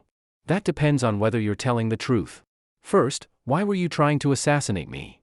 Seeing the killing intent in Yi Xingqian's eyes, De Xiangwan shivered and quickly confessed, because you ruined Shoichi Kojima's plans several times. He has ties to the military, and as a special agent, it's my job to help him with problems. So, you and Shoichi are pretty close then? Well, sort of. At that moment, De Xiangwan was cursing Shoichi Kojima in his heart. Of all the people to mess with, he had to target Yi Xingqian, someone who could survive an electric shock like it was nothing. Helping him now felt like the worst luck in 8 lifetimes. One more thing. Did you plant a mole in our company? Da Xiang hesitated. You've already said so much. What's one more thing? Yi Xingqian glared at him coldly. Fine, Da Xiangguan caved in. His name is Shen Jingbing. He's the head of your company's security department. He was the one who helped Shoichi steal your company's bidding documents several times. So it was him. Yi Xingqian nodded thoughtfully, then turned to walk away. You've got a phone, right? Call someone to come pick you up. Feeling restless, Yi Xingqian soon arrived at his front door. He immediately noticed that the lights in the living room were on. He didn't even have to guess, it had to be Shi Wenbin. Boss. Boss. Sure enough, as soon as Yi Xingqian stepped into the living room, Shi Wenbin waved his right hand at him excitedly. Yi Xingqian sighed heavily and sat down on the sofa. What's wrong? Boss, something bothering you? Shi Wenbin quickly picked up on Yi Xingqian's mood. Sigh. It's a long story. Yi Xingqian let out another heavy sigh. Mainly, there are 2 things troubling me. First is money. My dad needs hundreds of thousands for medical bills. Even though I have a decent job now, it's hard to explain this, but I eat almost 100 times more than a normal person. A monthly salary of tens of thousands barely covers my meals. I have to find a way to make more money. Huh? Shi Wenbin looked at Yi Xingqian in shock, struggling to imagine someone needing that much food. But thinking about Yi Xingqian's insane skills, Shi Wenbin figured maybe it made sense. Extraordinary people often have strange traits. The second thing is those bastards from the Qinglong gang. They tricked my dad into gambling, then used his debt to force me into fighting underground matches for them. Shi Wenbin frowned as he started to understand the situation. Boss, this isn't sustainable. They clearly want to use your insane strength and speed, turn you into a money-making machine for their underground ring. They'll squeeze every bit of value out of you. And that ring, who knows what kind of monsters show up there. If you stay in that world too long, it's only a matter of time before something bad happens. I was too naive before, thinking I'd just fight a few matches and be done. Now I realize I've been played, but what can I do? My dad is still in their hands. What am I supposed to do? I feel helpless. If I don't do what they say, who knows what they'll do to my dad? If they chopped off one of his fingers, I'd never forgive myself. Shi Wenbin rubbed his chin, thinking hard. Then his eyes suddenly lit up. Boss, what if we go big? Yi Xingqian was a little surprised. Go big? What do you mean? We go all in. Take out the Qinglong gang boss, and anyone who doesn't obey, wipe them out too. We take over the Qinglong gang ourselves. Hiss, that. Yi Xingqian looked very hesitant. Boss, think about it. With your insane fighting skills, who in that gang could possibly beat you? Here's what we do. Call them and say you'll keep fighting in their underground matches, but only if you can meet your dad first to confirm he's safe. And ask for their boss to be there too, to promise you personally that your dad won't be harmed. They won't suspect a thing. Then, when the time's right, boom. Take them down in one strike, clean and fast, and take over the gang. Once you're in charge, money's no longer a problem, and your dad's safety will be guaranteed. Yi Xingchen nodded thoughtfully. Honestly, taking them down wouldn't be hard. It's just killing people. Is that really okay? Boss. Those Qinglong gang guys are no good. And people in their line of work, don't they all live with their heads basically hanging by a thread? They're all prepared for that day to come. Besides, those underground gangs are always fighting. A few deaths are totally normal. It's not like we're wiping them out. We're just setting an example. Shi Wenbin was born to take big risks. He had all the traits of someone made for it, ruthless and sharp. Yi Xingchen hesitated for another moment, then finally made up his mind. Then let's do it. He took out his phone, found Huang Mao's business card, and made the call. Hello? Big bro, it's Yi Xingchen. I'll fight for you tomorrow night, but I have 2 conditions. First, I want to see my dad tonight and make sure he's safe. Second, I want to meet your boss tonight and hear him personally promise he won't hurt my dad. If either condition isn't met, there's nothing more to talk about. Alright. Go check with your boss, I'll wait for your reply. A few minutes later, Yi Xingchen received a call back from Huang Mao. After the call, Yi Xingchen nodded at Shi Wenbin. The Qinglong gang had taken the bait. With the roar of an engine, Shi Wenbin drove Yi Xingchen to the entrance of the underground fight club. Huang Mao was already waiting for them at the gate. You're here? Come on, let's go meet the boss and your old man. Huang Mao greeted Yi Xingchen with a smile, then looked at Shi Wenbin behind him. Who's this guy? Yi Xingchen glanced at Shi Wenbin. He's a doctor I brought. To check on my dad's condition. You guys know he's sick, right? Huang Mao was fairly aware of Yi Hao's situation. So he didn't think much of it and nodded. Alright. Gotta say, you really are a devoted son. Your dad is lucky to have a kid like you.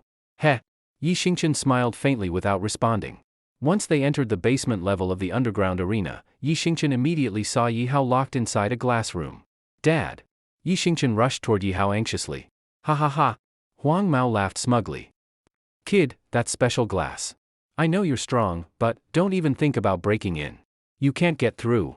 Yi Xingchen instantly calmed down and nodded at Shi Wenbin behind him.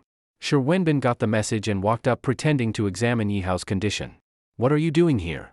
I told you not to get involved anymore. Don't you understand what I said? Seeing Yi Xingchen there, Yi Hao instantly realized something was up. He started punching the glass wall in rage. Dad. Don't worry. I found a way to cure you. I'll get you out of here soon. I promise I won't let you suffer any longer. Yi Xingchen saw that Yi Hao had lost a lot of weight. His determination only grew stronger. After hearing Yi Xingchen's words, Yi Hao stared at him in shock. No one knows a son better than his father. Yi Hao had a hunch, Yi Xingchen was about to do something big tonight. Huang Mao, seeing the emotional father-son moment, didn't think much of it. He just smiled and waved at Yi Xingchen. Kid, see? I wasn't lying, right? Your old man's getting good food and drink here. The only downside is, well, he doesn't have much freedom. Hey doctor, from what you see, he looks pretty healthy, right? Shi Wenbin made a show of examining him for a few moments, then nodded at Yi Xingchen. That nod meant 2 things. Yi Hao didn't appear to be in bad shape, and also, it was time to act when ready. Yi Xingchen took a deep breath and walked over to Huang Mao alone. Shi Wenbin knew his own limits. If he followed Yi Xingchen into a fight with Long Ji and his men, he'd only get in the way. Plus, he had a very important job, to stay behind and protect Yi Hao. So Shi Wenbin didn't go in with Yi Xingchen. After Huang Mao led Yi Xingchen toward a deeper room, one of the thugs glanced at Shi Wenbin. Hey, Doc, why are you still here? Shi Wenbin had already come up with a story. He put on a frustrated look and stomped his foot. That guy hasn't paid me yet. I'd better wait here for him to come back. If I leave, who knows if he'll pretend he doesn't know me. At least here, you guys can back me up. Can't trust anyone these days. It's hard making a living. Alright. The thug didn't question it. He just nodded, letting Shi Wenbin stay. Following Huang Mao into the innermost room, Yi Xingchen immediately spotted Long Ji. At the time, Long Ji had his left arm around a scantily clad young woman and a thin, short cigarette in his right hand. Several men in suits were standing in the room, clearly his trusted men. Long Ji, Yi Xingchen is here. Huang Mao respectfully nodded toward Long Ji. Humph. Long Ji took a long drag from his cigarette, then slowly blew out a few smoke rings, his face full of ease. He looked at Yi Xingchen with a hint of disdain. Kid, I know why you're here. Let me be clear, if you keep fighting underground matches for me, I can guarantee your dad's safety. I'll even pay you. How about 500 yuan per match? Satisfied now? Yi Xingqian frowned slightly, he immediately caught the implied threat. If he agreed to fight, his dad would be safe. If not, who knew what would happen to him? These underground guys wouldn't think twice about killing someone. As for that 500 yuan payment, Yi Xingqian almost cursed it out loud. 500? What, does he think I'm a beggar? Even a ruthless capitalist would shed tears seeing how hard Long Ji was trying to exploit him. Although Yi Xingqian had come prepared to take out Long Ji, it wasn't as simple as killing one man. Doing so would spark a bloody war with the entire Qinglong gang. He wasn't sure if he could really bring himself to take down all of Long Ji's loyal men in one go. Yi Xingqian still held out a bit of hope, hoping this could end peacefully, with a solution that worked for both sides. Boss Long, I'm really just an ordinary guy. I just want to live a normal, simple life. You can say I lack ambition or drive, whatever you like. I really don't want to get involved in your underground world. I hope you can show some mercy and let me and my father go. Whether you say I'm negotiating with you or begging you, either way is fine. I just hope you'll spare the two of us. Ha ha ha. Boss Long laughed as if he had heard the biggest joke in the world, nearly doubling over. He squeezed a part of the young woman next to him hard, his face filled with scorn. Kid, are you trying to teach me how to do things? Hearing this, a few of Boss Long's men immediately started threatening Yi Xingqian. Kid, Boss Long asking you to fight in our underground matches means he thinks highly of you. Don't be ungrateful. So many people kneel and beg for this opportunity, and Boss Long doesn't even look at them. Yeah. Don't refuse a toast only to be forced to drink. Don't forget your dad is still in our hands. If you piss off Boss Long, do you want us to chop off one of your dad's fingers and mail it to your house? Yi Xingqian clenched his fists tightly, still holding out a sliver of hope for a peaceful resolution. Boss Long, you're a big man with great power and connections. You've got countless loyal men under you. Why make things hard for an ordinary person like me? If word got out, wouldn't other people in the underground world laugh at you? Boss Long saw Yi Xingqian gripping his fists and sneered coldly. Who would give up a money tree? You don't want to fight for me? Fine, just pay me back for the loss. You look like an honest guy, so I'll give you a discount. Let's call it a round number, 5 million yuan per month. How's that sound? 5 million yuan? Why don't you just go rob someone? Yi Xingqian couldn't hold back anymore. His anger was boiling over. Yeah, that's right. It is robbery. But easier than robbing. Ha ha ha. Boss Long tossed his cigarette butt at Yi Xingqian's feet. From the way you're standing, what? You planning to fight? I'll admit, you've got some skills, but are you really gonna take on our whole gang alone and unarmed? Can you handle the consequences of making me angry? Damn, you really don't know your place. Boss Long's been talking nice to you, and you're still acting tough? If you weren't useful, I'd have someone break your legs right now. Boss Long, losers like this from poor places don't know manners. Don't stoop to his level, it's not worth getting mad.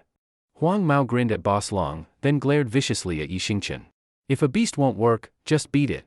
Kid, don't blame me tonight, just think of it as a little lesson for not knowing your place. Huang Mao had completely forgotten how terrifying Yi Xingqian's skills were. He was convinced Yi Xingqian wouldn't dare fight back, and to please Boss Long, he started striding toward him. From several feet away, Huang Mao raised his right hand, aiming to slap Yi Xingqian across the face just like he had done earlier. But this time, Yi Xingqian had already lost the last bit of hope in Boss Long naturally. He wasn't going to put up with these people any longer. Huang Mao walked up to Yi Xingqian and tried to slap him across the left cheek. But to Yi Xingqian, Huang Mao's speed was ridiculously slow. Yi Xingqian casually raised his left hand and easily caught Huang Mao's right wrist in midair. Damn it!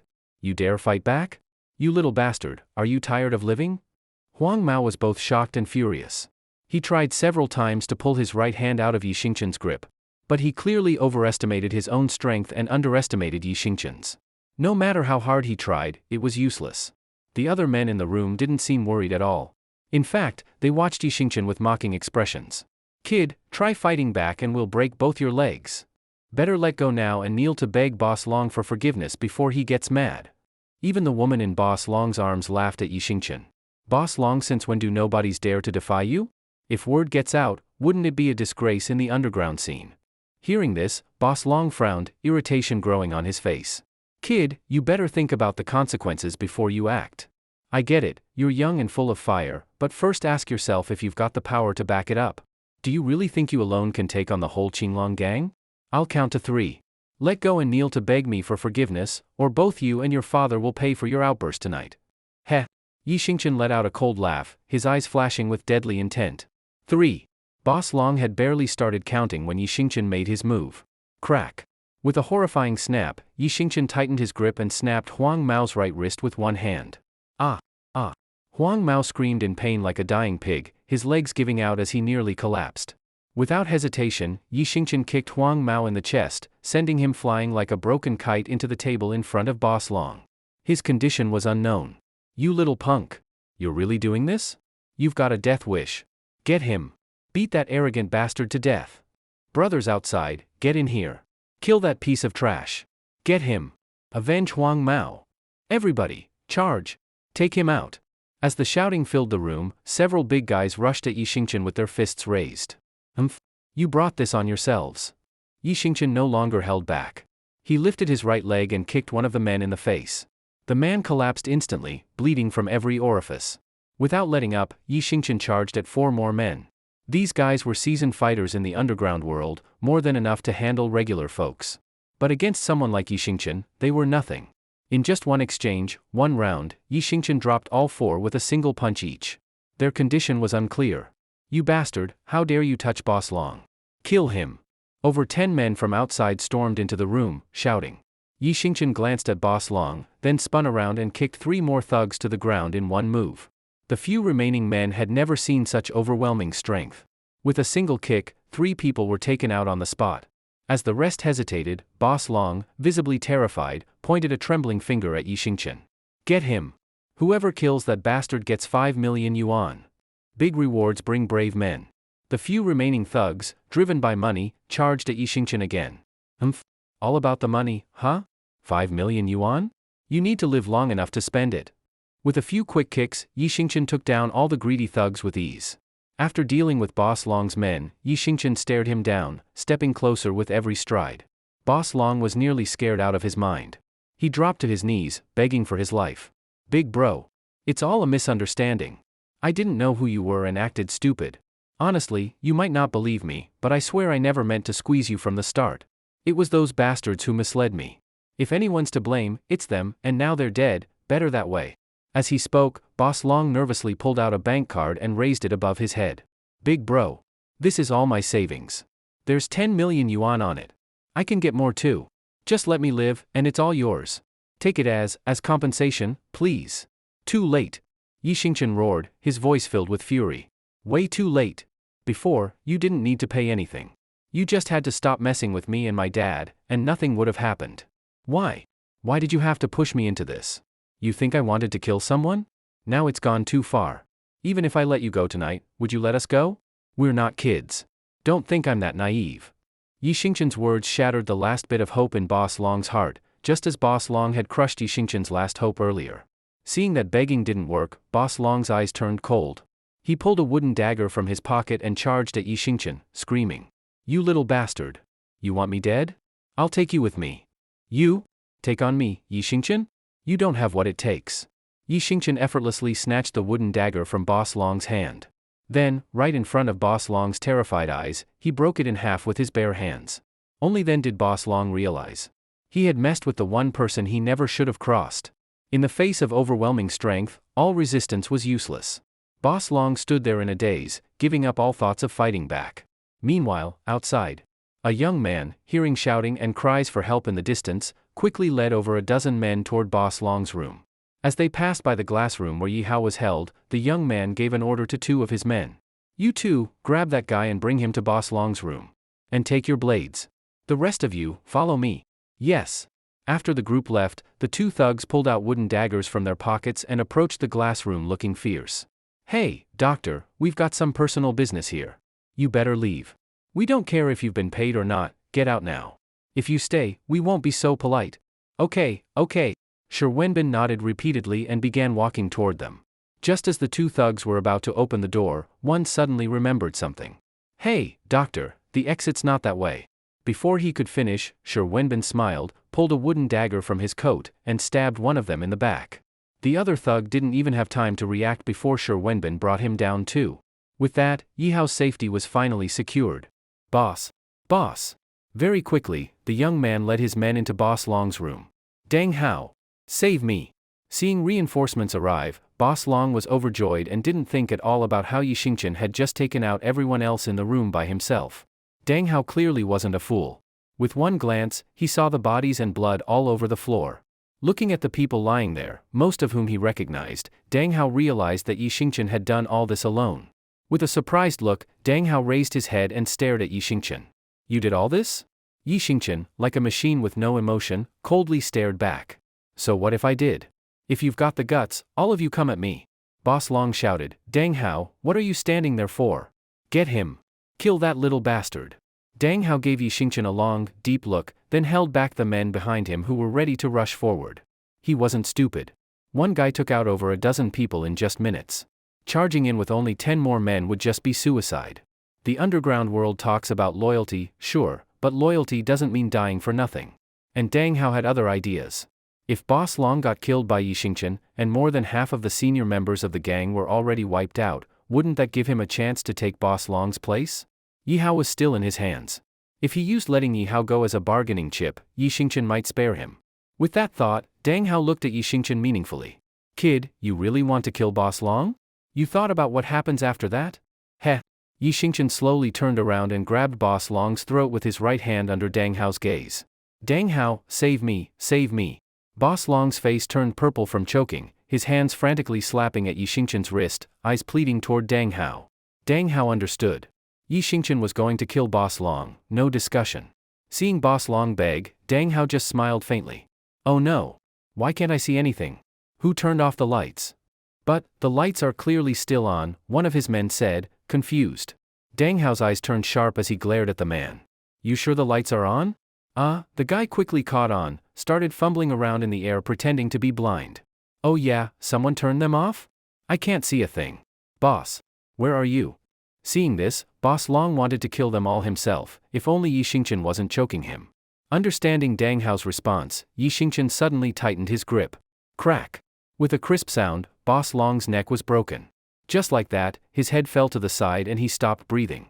Dang Hao watched in silence, filled with both respect and fear. He was also thankful, he'd made the right call to save himself and his men. Ah! The woman in the room screamed, then quickly covered her mouth and curled up on the couch, shaking and too scared to speak. Dang Hao glanced at Yi Xingqian and got straight to the point. Brother, you've got real skill. Grudges have causes, and debts have owners. Boss Long is dead now. How about this, you take your father and leave, and we'll pretend none of this happened. From now on, we stay out of each other's way. Deal? No way. Yi Xingqian refused coldly without hesitation. Dang Hao's face darkened. You really want to wipe us all out? I'm not like Boss Long. I keep my word. I guarantee you and your father can leave right now, and we won't stop you. Leave some room for each other, we may meet again. Why go all the way?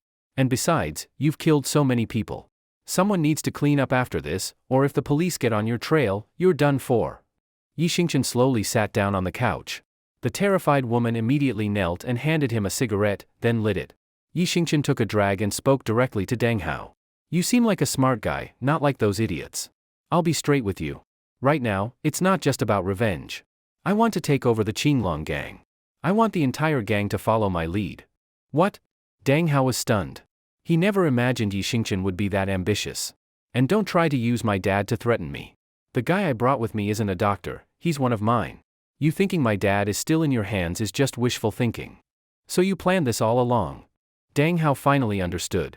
So? Will you submit to me, or are you going to fight to the death?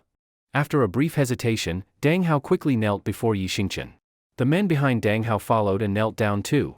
Looking up seriously at Yi Xingqian, Dang Hao made his decision. With your terrifying skills, no one in Yunhe City's underworld can beat you. It's clear you'll soon control everything here. A wise man adapts. Following someone like you is way better than going solo. All I ask is that you don't push me out. Of course, Yi Xingqian nodded. The friend I brought, his name is Shi Wenbin. From now on, he's the new leader of the Qinglong gang, and you'll be second in command. You two handle things together. If you can't agree, come to me. Or if there's something tough you can't deal with, come to me, I'll take care of it. Okay. Dang Hao nodded with satisfaction and stood up with his men. Boss? I? The woman trembled, trying to speak. Go, Yi Xingqian waved her off.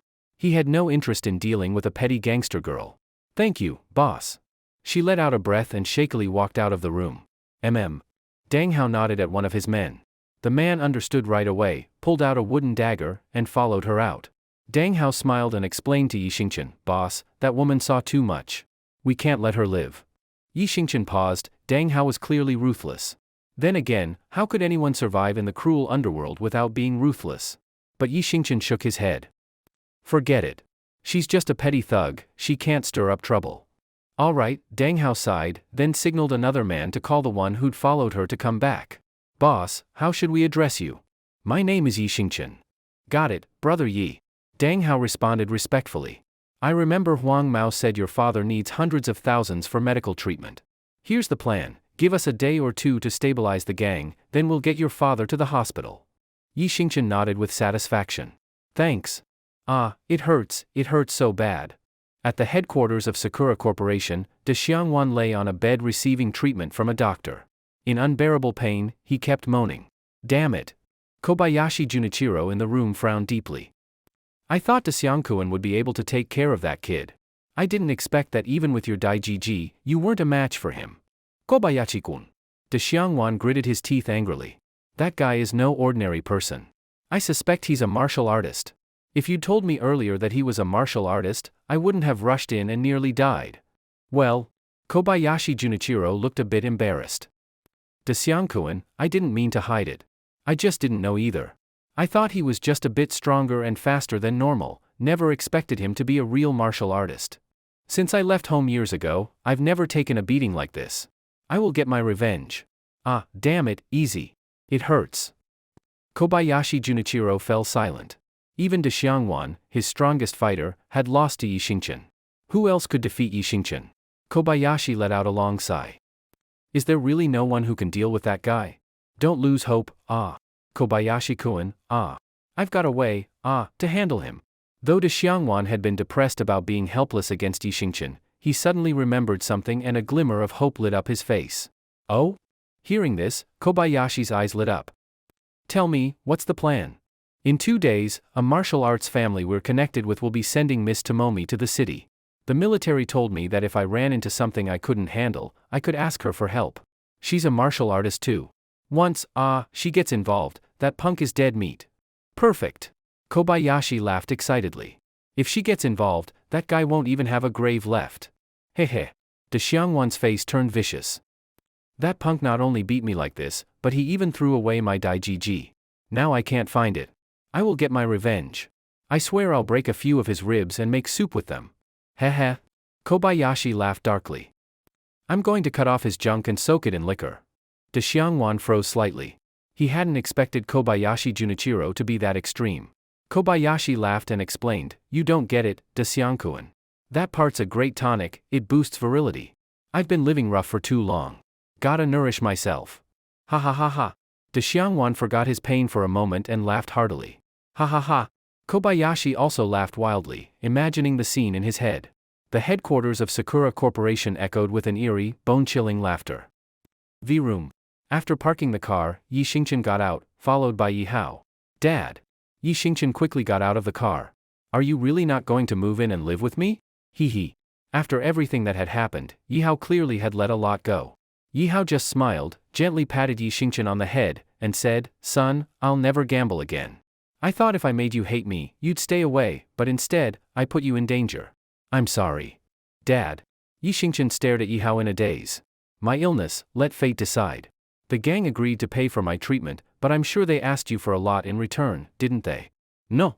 The gang said they'd pay your medical expenses as compensation." Worried that Yi Hao might object to him joining the gang, Yi Xingchen didn't tell the truth. He explained that his underground matches had made a lot of money for them, and that he decided to act as a protector in name only stepping in if someone particularly strong caused trouble at the fight club. After one fight, everything would be settled. Also, the gang agreed to pay Yi Hao's medical bills until he fully recovered. It was a white lie from Yi Xingchen. Yi Hao just smiled and shook his head. "All right, since you've already made a deal, there's no turning back. You're an adult now, you need to take responsibility for the choices you make. So, you're really not going to move in with me? I could take care of you." "No need," Yi Hao smiled and shook his head again. "When you earn enough to buy your own place, I'll move in with you then. Right now, you're living in a company-provided apartment. If I move in and your boss doesn't like it, it might hurt your career." Yeving Champosit. He didn't think Qin Yanran would mind. In fact, she'd clearly said he could bring in whoever he wanted while working there. But considering he might not stay at Yida Company long term, he didn't insist. What if he decided to leave in a few days and strike out on his own? After all, his monthly pay of tens of thousands of yuan barely covered basic needs. If he quit, Yihao would have to move again, not worth troubling his dad like that. Alright, go on back. Work hard. Yida is one of the top construction and real estate companies in our country. As long as your boss values you, your future will be bright. Focus on your career. I can still take care of myself, I can earn and live on my own. You don't need to send me money every month. Save it for your future, either to get married or to start your own business. Yi Xingqian's lips moved slightly, as if he wanted to say something, but held it in. Okay, I'm heading back. You go, too. Drive safe. Yeah. Yi Xingqian looked at Yihao's slightly hunched back and nodded firmly. Dad. Don't worry. This world isn't the same as it used to be. In this new world, I will build a real future. I will give you a good life. Good morning, Director Qin. Early in the morning, Yi Xingqian was already waiting in his car outside Qin Yanran's house. Good morning. Qin Yanran was slightly surprised when she saw Yi Xingqian. In the past few days, Yi Xingqian had been mostly quiet and they barely talked in the car. But today, he actually greeted her first. After starting the car, Yi Xingqian drove steadily toward the headquarters of Yida Company. After a few minutes of hesitation, Yi Xingqian finally decided to be honest with Qin Yanran. Director Qin, there's something I think I need to tell you. But I'm worried you might think I'm using my position to take personal revenge or smear a colleague. Qin Yanran, who was working on her tablet, looked puzzled when she heard this. Then she put the tablet away. Go ahead. I've gotten a general sense of what kind of person you are these past few days. I'm not someone who jumps to conclusions. All right, then I'll say it. Yi Xingqian nodded and continued, last night, an agent from that foreign company attacked me, he tried to assassinate me. What? Qin Yanran was furious. Was it someone from Sakura Corporation? That bastard. I thought he'd only use dirty tricks against me, but I didn't expect him to go after you too. Are you alright? I'll bring people to their headquarters right now. If he doesn't give me a proper explanation today, this won't end well. Thank you for your concern, Director Qin. I'm fine. Yi Xingqian was genuinely moved by her protectiveness. Please don't get too worked up yet. No need to rush over to confront them. After I took the guy down, I questioned him and learned something shocking. What was it?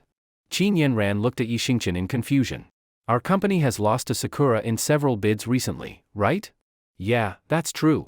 Qin Yanran seemed to guess what Yi Xingqian was getting at and didn't hide it. Their prices have always been just slightly lower than ours. I've suspected an insider, but we haven't been able to identify anyone. The insider is the head of the security department, Shen Jingbing. What? Him? Qin Yanran looked at Yi Xingqian in disbelief. Are you sure? He's always been a bit hard to get along with, but he's been a trusted right-hand man for many years. I'm not completely sure either. That's just what the agent told me. Of course, it's possible he was lying. Still, it's something we should watch out for, right? That's why I wanted to give you a heads up before saying anything more. Qin Yanran nodded thoughtfully. If he really did sell us out, it's probably for money. All I need to do is have someone check his finances, and we'll know. If it's true, I'll personally send him to jail. Don't be in a rush, Director Qin. Yi Xingqian chuckled. Why not test him? If it really is him, we might even be able to use him to strike back at Sakura. You mean? Chief Shen. Director Qin said the light in her office isn't working. She asked you to send someone to fix it. Just before lunchtime, a Yida employee gently knocked on the door of Shen Jingbing's office. Shen Jingbing was slightly taken aback at first, then a smile he couldn't hide slowly spread across his face. All right. I'll take care of it right away. Hurry up. Okay. Shen Jingbing made a hand gesture to his colleague. Chief Shen, how about we let Xiao Chang take a look? If it's broken, we can quickly replace it for President Qin. There was another colleague from the security department in Shen Jingbing's office. After hearing this, Shen Jingbing immediately looked displeased. That's President Qin's office. Can we afford to be careless? Xiao Chang may be good at this kind of thing, but he's clumsy. What if he accidentally breaks something in President Qin's office? Who's going to be responsible? You? Or me? The colleague was startled by Shen Jingbing's response and didn't dare say another word. How about this, I'll go check it myself. I feel more at ease handling President Qin's matters personally. If I get caught in something unexpected, crying won't help. All right. Thanks, Chief Shen. You go ahead and handle your work. Check if all the security guards on duty are at their posts. Even though our company hasn't had any safety issues, safety comes first. We can't be careless, we must prevent problems before they happen. Got it, Chief Shen. I'm on it now. Good. Once the colleague left, Shen Jingbing didn't go straight to Qin Yanran's office. Instead, he stared at the clock on the wall. Almost noon? What if she's still in the office? I'll wait until around 12:10, when she goes to lunch. That way, the office will be empty. Shen Jingbing grinned smugly and lay back in his chair to wait. Not long after, noise could be heard outside the office, but it died down after just a few minutes. Shen Jingbing knew it was lunchtime. His colleagues had gone to eat, and it was time for him to make his move. Carrying a small light bulb he had prepared earlier, Shen Jingbing swaggered toward the top floor, Qin Yanran's office. Knock knock knock. President Qin, are you there? It's Shen Jingbing. I came to check the light in your office. He had hidden the bulb in a corner and knocked on the door, but there was no reply from inside. President Qin? Are you there? If not, I'm coming in. Shen Jingbing carefully confirmed that Qin Yanran was not in the office. After making sure, he let out a breath of relief, pulled out the hidden bulb, and tiptoed into the office. Shen Jingbing had played his cards cleverly. He hid the bulb first, so if Qin Yanran were still in the office, he could pretend to check the light, then say the bulb was broken and needed to be replaced. Then, using the excuse of not having brought a replacement, he would leave. Once Qin Yanran went to lunch, he could come back into her office. That way, even if Qin Yanran saw him, he'd have a perfectly reasonable explanation. After closing the office door, Shen Jingbing scanned the room and smiled smugly. Damn, I'm a genius. So what if someone suspects there's a mole in the company? Who would think it's me? Heh. After entering, instead of checking the light bulb right away, Shen Jingbing pulled out his phone and reached smoothly for a drawer. At night, inside the headquarters building of Sakura Corporation, Xiao Sun Junichiro handed a check to Shen Jingbing with a wide smile. Mr. Shen, here's a check for 5 million yuan, same as before. Let's have another great cooperation. Shen Jingbing excitedly took the check, examined it carefully to confirm it was real and withdrawable, then quickly stuffed it into his pocket. Mr. Shen, I've given you the money. What about the photos? Xiao Sun Junichiro grinned at Shen Jingbing. Here, take it. Shen Jingbing handed over a small phone. All the photos you wanted are in there. I took a picture of every single page of that bidding proposal. The bid conference is the day after tomorrow, and even if Qin Yanran wanted to change something, it's already too late. This should be the final version. But, just saying, there's still a chance she might adjust the price last minute. Heh. Xiao Sun Junichiro glanced at the photos and nodded with satisfaction. Very good, Mr. Shen, nice job. Whether Qin Yanran changes the quote or not, don't worry about that. We'll be fully prepared. After all, we've never failed before, right? All right then. Shen Jingbing didn't ask further and just nodded. Also, Mr. Shen, from now on, just call me directly for transactions. I'll send someone to find you. It's a bit too obvious for you to come to our headquarters. Heh. Shen Jingbing laughed it off. Relax, Mr. Xiao, I know what I'm doing. Good. Xiao Sun Junichiro nodded and didn't say more. If there's nothing else, I'll take my leave. Sure. You, walk Mr. Shen out. Yes. Shen Jingbing turned and left the office. His right hand lightly pressed against the pocket with the check, a proud smile spread across his face. After getting the money, the first face that came to Shen Jingbing's mind was Lin Yun's. He let out a cold snort. Humph, that girl, went for that brute and looked down on me just because I'm rich? One day, I'll make her kneel between my legs and serve me. And once I've had enough, I'll kick her to the curb. Just wait. Lying silently on the bed, De Xiangwan watched Shen Jingbing's back as he left, and couldn't help feeling puzzled. Didn't Yi Xingchen already get him to confess that the mole in Yida company was Shen Jingbing? How did Shen Jingbing still manage to steal the company's bidding proposal so easily? Something didn't seem right to De Xiangwan. Of course, he had no intention of telling Xiao Sun Junichiro that he'd already spilled the truth to Yi Xingchen. If he told him that, even if Xiao Sun Junichiro didn't kill him in anger, how could he ever show his face back in his home country again? De Xiangwan decided to keep the secret to himself. After all, whether or not Xiao Sun Junichiro succeeded in the bid didn't really affect him. If he won, De Xiangwan wouldn't get any extra money. If he lost, he wouldn't be blamed either. Maybe, once Miyamoto Tomomi came to Cloud Crane City and dealt with Yi Xingchen, there'd be no proof left. De Xiang, what are you thinking about? Xiao Sun Junichiro noticed De Xiangwan was lost in thought and asked curiously. Huh? Nothing. De Xiangwan shook his head. Just thinking, besides Yi Xingchen, who else do I have a grudge against? I'll ask Miss Miyamoto to take care of them all. Heh. Xiaosun Junichiro chuckled. Once Miss Miyamoto arrives, things will get much easier. Not only will we deal with that guy who's been ruining my plans again and again, but also that woman Qin Yanran. Nanny? De Xiangwan looked at Xiaosun Junichiro in shock. Mr. Xiaosun, you want to kill Qin Yanran? Kill her? What a waste. Xiaosun Junichiro grinned perversely. That woman's face and body are top-notch. A woman like that should be kept around. I'll lock her in a cage and make her my personal slave. Ha ha ha. Ha ha ha. De Xiangwan looked at the extremely twisted Xiaosun Junichiro with an awkward smile on his face. Ah? Back home after a shower, Yi Xingqian stretched lazily. Looking at the water stains in the bathroom, Yi Xingqian suddenly had a new doubt. Since the people in this world have weaker bodies now, how do they take showers? Could someone get killed just from water pressure while bathing? Seems like. I should study how people take showers here when I get the chance. Thinking of this, Yi Xingqian smacked his own forehead. Damn, why am I having such pervy thoughts? Others say lust is emptiness, but I'm like, got time? Let's get lustful. Outrageous. Totally off the rails. Just as Yi Xingqian was about to go to bed, his phone suddenly rang. This late?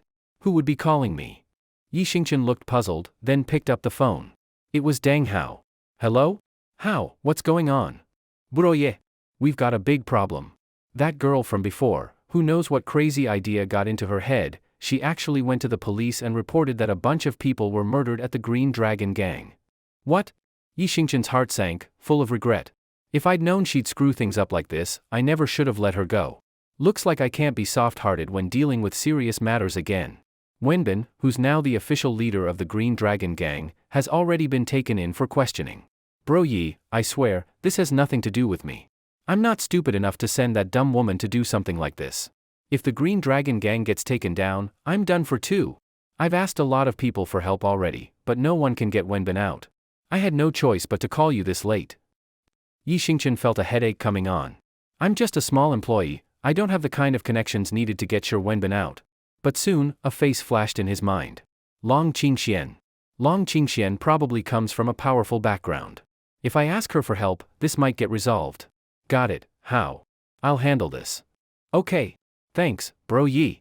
After hanging up, Yi Xingqian immediately dialed Long Qingxian. Hello? Handsome Yi, what's the matter calling me this late? Long Qingxuan's pleasant voice came through the phone. Miss Long, I need a favor. Sure Wenbin, the current leader of the Green Dragon Gang, has been taken in for questioning. I'd like your help to get him out. Long Qingxian didn't hesitate at all. Sure. Let's meet tomorrow. Okay.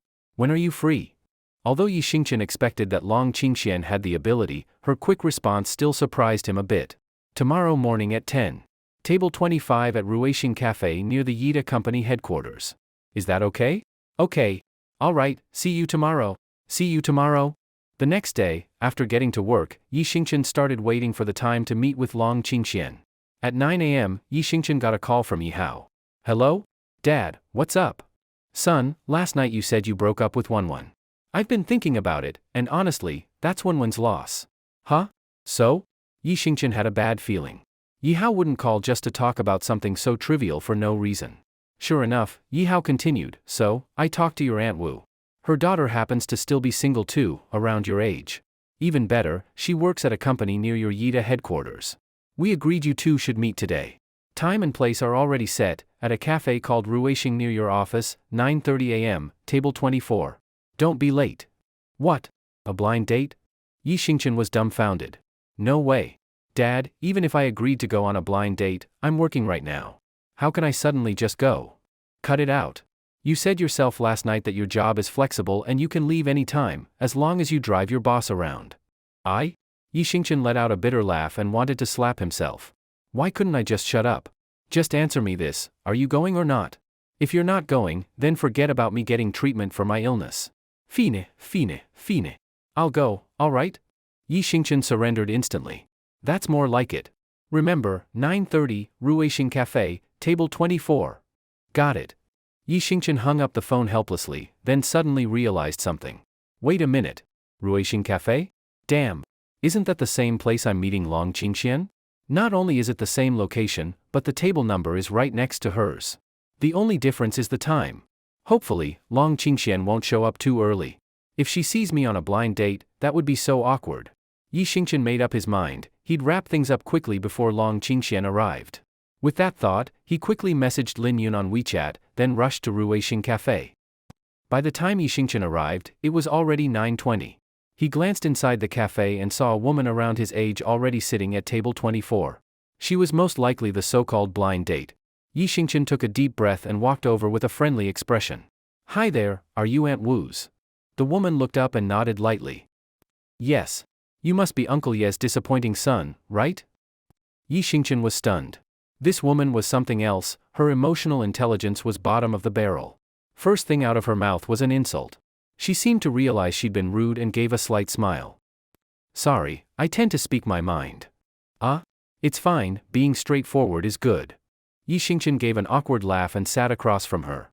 "I ordered you a latte." "Thanks." Yi Xingqian glanced at the latte in front of him.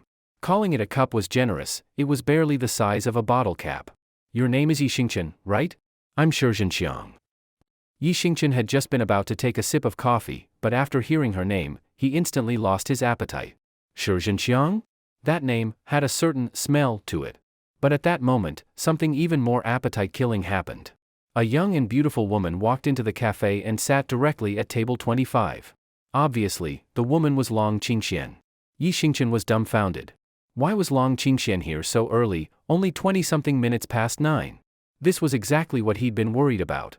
Yi Xingqian tried to lean slightly to the side to avoid being seen, but the moment Long Qingxian walked in, she spotted him. His effort to hide was pointless. What made Yi Xingqian feel a bit relieved was that Long Qingxian gave him a slight smile but didn't say hello. She quietly sat at table 25 and ordered a coffee. "Everyone's time is limited, so I'll just ask directly," said Shizhenxiang, not noticing the awkward tension between Yi Xingqian and Long Qingxian as she casually sipped her coffee. "Sure. That way it won't waste your time. My first question, what's your view on the housing market?" "What? Sex life?" Yi Xingqian froze. Was this girl really that aggressive? Asking something like that in public? Wasn't she embarrassed? Huh? Shizhenxiang looked at Yi Xingqian, confused. Seeing that she didn't seem to be joking, Yi Xingqian hesitated for a moment and then answered weakly. I haven't actually tried, but I think I know the basic positions. Of course, the difficult ones, that's a different story." Shizhenxiang looked completely puzzled at first, then her expression changed. "Who asked about your sex life?" "I said housing market. Real estate." "Oh." Yi Xingqian was beyond embarrassed. Forget it, what are you even thinking? Let's skip that question. Next. Do you have any brothers?" Yi Xingqian was slightly stunned. "Yes. A big one." "And do you have a biological younger brother?" "Well." Yi Xingqian awkwardly looked down at a certain unmentionable part of his body. "That might be a little tough. I can't really do that right now." "What?" Shizhenxiang looked confused again, then suddenly understood. Her face turned red with anger. "Hey, Ye Ringchan. I was sincerely asking a few questions to get to know you better. What's your problem? Are you messing with me on purpose? Can this blind date even continue? If not, just get lost already. Seriously, what kind of person are you?" It was only at that moment that Yi Xingqian realized he had completely misunderstood Shizhenxiang's intentions. He thought her two questions were a sneaky way of testing his abilities in certain areas.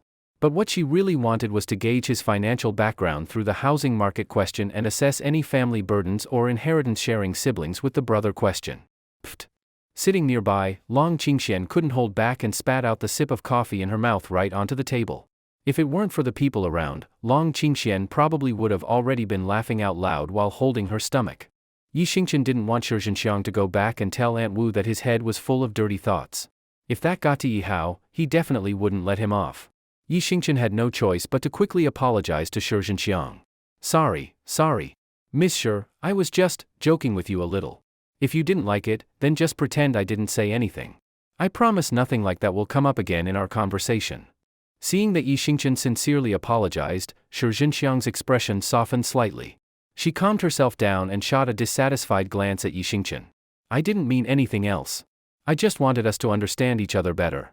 Since you couldn't catch the deeper meaning in my questions, I'll just ask directly. Okay. First question, you work at Yida Company, right? How much is your monthly salary?" "I'm still in the internship period. I make 80,000 yuan a month. After one more month, I'll be officially hired, and then it should go up to over 100,000 yuan. Shizhenxiang nodded slightly. A 100,000 yuan monthly salary. It's a bit low, but barely enough to cover the basics. Yi Xingchen looked at her in shock. Didn't see this coming. Shi Zhenxiang was actually a hidden powerhouse? Calling a 100,000 yuan salary a bit low? Shi Zhenxiang continued asking, do you have a house? Yi Xingchen thought about it. The villa provided by the company probably didn't count, right? So he shook his head. No. Do you have a car? He shook his head again. No. How much do you have in savings? This question made Yi Xingchen's face show a trace of frustration. He originally had 100,000 yuan saved up, but due to the drastic changes in this world, just buying rice, oil, meat, and noodles last time already cost tens of thousands. Almost nothing. Yi Xingchen awkwardly shook his head again. Oh, Shi Zhenxiang smiled, and her gaze toward Yi Xingchen became more and more disdainful and dismissive. Your conditions are pretty bad. No wonder you need a blind date. If we actually got together, your 100,000 yuan a month would barely cover my everyday expenses, not to mention you don't have a house, a car, or savings. Do you have any questions for me? Yi Xingchen hesitated for a moment, becoming more curious about her financial strength. May I ask, Miss Shi, how much do you make in a year? My monthly salary is 3,000 yuan. Yi Xingchen was dumbfounded. 3,000? Did she forget to say 10,000? Since when can a woman who makes 3,000 yuan a month call a man who makes 100,000 a bit low, or say he has bad conditions? Could it be that Shi Zhenxiang owns tons of property? Shi Zhenxiang noticed his strange expression and just smiled slightly and explained, I'm a woman. Oh, Yi Xingchen nodded and asked curiously again, so Miss Shi, do you own a house? No. I'm temporarily staying in the company dorm. Huh? Yi Xingchen was stunned again. Shi Zhenxiang looked very calm. I'm a woman. Oh, Yi Xingchen frowned slightly. Then, do you have a car? No. Yi Xingchen started doubting life. This woman, with those conditions, actually said he had poor conditions? Where did she get the confidence? If she were a great beauty, maybe it'd make sense. The main issue was her looks, the kind that would disappear in a crowd. Shi Zhenxiang was still extremely calm. I'm a woman. Hearing her repeat that line again, Yi Xingchen felt that if it weren't for the fact that Yi Hao and Aunt Wu were so close, he would have definitely started cursing. A woman, a woman. So what if you're a woman? What, is your body made of gold or something? Shi Zhenxiang didn't seem to notice Yi Xingchen's change in expression and continued talking to herself. These days, it's all about being a refined woman. Your conditions are a bit lacking, but I can just barely accept it. But if you want to be with me, you have to agree to a few things. Yi Xingchen gave a cold laugh. Go ahead. First, I spend over 5,000 yuan every month on cosmetics, and you'll have to cover that. After all, women dress up for the people they care about. The better I look, the more face you'll save. It's all for you. Second, my parents worked hard to raise me, and I have a younger brother in high school. I need to help my parents reduce their burden. I must send at least 20,000 yuan home every month. Think of it as showing gratitude to my parents for raising me and handing me over to you. Third, I've been checking out a luxury car at an auto show recently. It costs 800,000 yuan. I've done the research, a 50,000 yuan down payment and a 12,000 monthly installment. You'll be responsible for that too. After all, if I drive a luxury car, it makes you look good. And when I'm not using it, you can drive it to show off. Heh. Fourth, I don't really have any hobbies except for bags. You have to buy me a brand name handbag worth over 10,000 yuan every month. Fifth, I'm very insecure and don't want to live a life depending on others or constantly moving around. If you want to marry me, you must buy a house worth over 1.5 million yuan and put it in my name. That way, even if you do something wrong in the future, my youth won't be wasted. You should know, a woman's youth is priceless. Sixth, I've had poor health since I was little. Every month, you must buy me expensive health supplements like ginseng, bird's nest, and deer antler. Seventh, my skin isn't great and needs regular care. I need to go to a beauty salon every month, and you'll pay for it. After all, the better my skin is, the more beautiful I am, which benefits you too. Eighth, I'm quite lazy. I've never done housework in my life. So if we live together in the future, you'll have to handle all the house chores. If you don't want to, then hire a maid. Ninth, I have a wide social circle and several male best friends. You can't interfere or ask about my interactions with them. 10th, I like to relax at bars in the evening. You're not allowed to interfere with my personal life. 11th, I'm afraid of pain, so even if we get married, I don't plan to have kids. If you want children, adopt one. 12th. Hold up, hold up. Yi Xingchen reached out with a dark look on his face and interrupted Shi Zhenxiang's never-ending list. Wait, these are the few things you mentioned? You're already at number 12 and still going? A trace of displeasure flashed across Shi Jinxiang's face. I'm a woman. Yi Xingqian finally snapped. Here we go again. At first, he thought this girl was made of gold. Now he realized he was wrong. This wasn't gold, she had a whole damn aircraft carrier attached. Shi Jinxiang noticed the anger and contempt on Yi Xingqian's face and got angry too. Hey, Yi Xingqian, what's your problem? I'm just a girl with no one to rely on, marrying into your family and looking for just a little bit of security for my future. Is that too much? Is that really asking a lot? You're a grown man, how can you be so stingy? No wonder you're single. Heh, at this point, Yi Xingqian forgot about Long Qingxian sitting nearby and let out a cold laugh. Not too much. Not at all. With your looks and your family background, I think only someone like Ma Yun, Ma Huatang, Wang Xikong, or Lu Qiangdong could be worthy of you. Being with me? That would be such a downgrade for you. You broke loser, what do you mean by that? Shi Jinxiang stood up from her seat in anger. You ever look at yourself in the mirror? What do you even have going for you? I was just being nice, giving you a chance. You're ungrateful. You don't really think any girl would go for a guy like you, right? I'd rather stay single for the rest of my life than be with someone like you. A selfish freeloader. Delusional. Totally entitled. Ugh.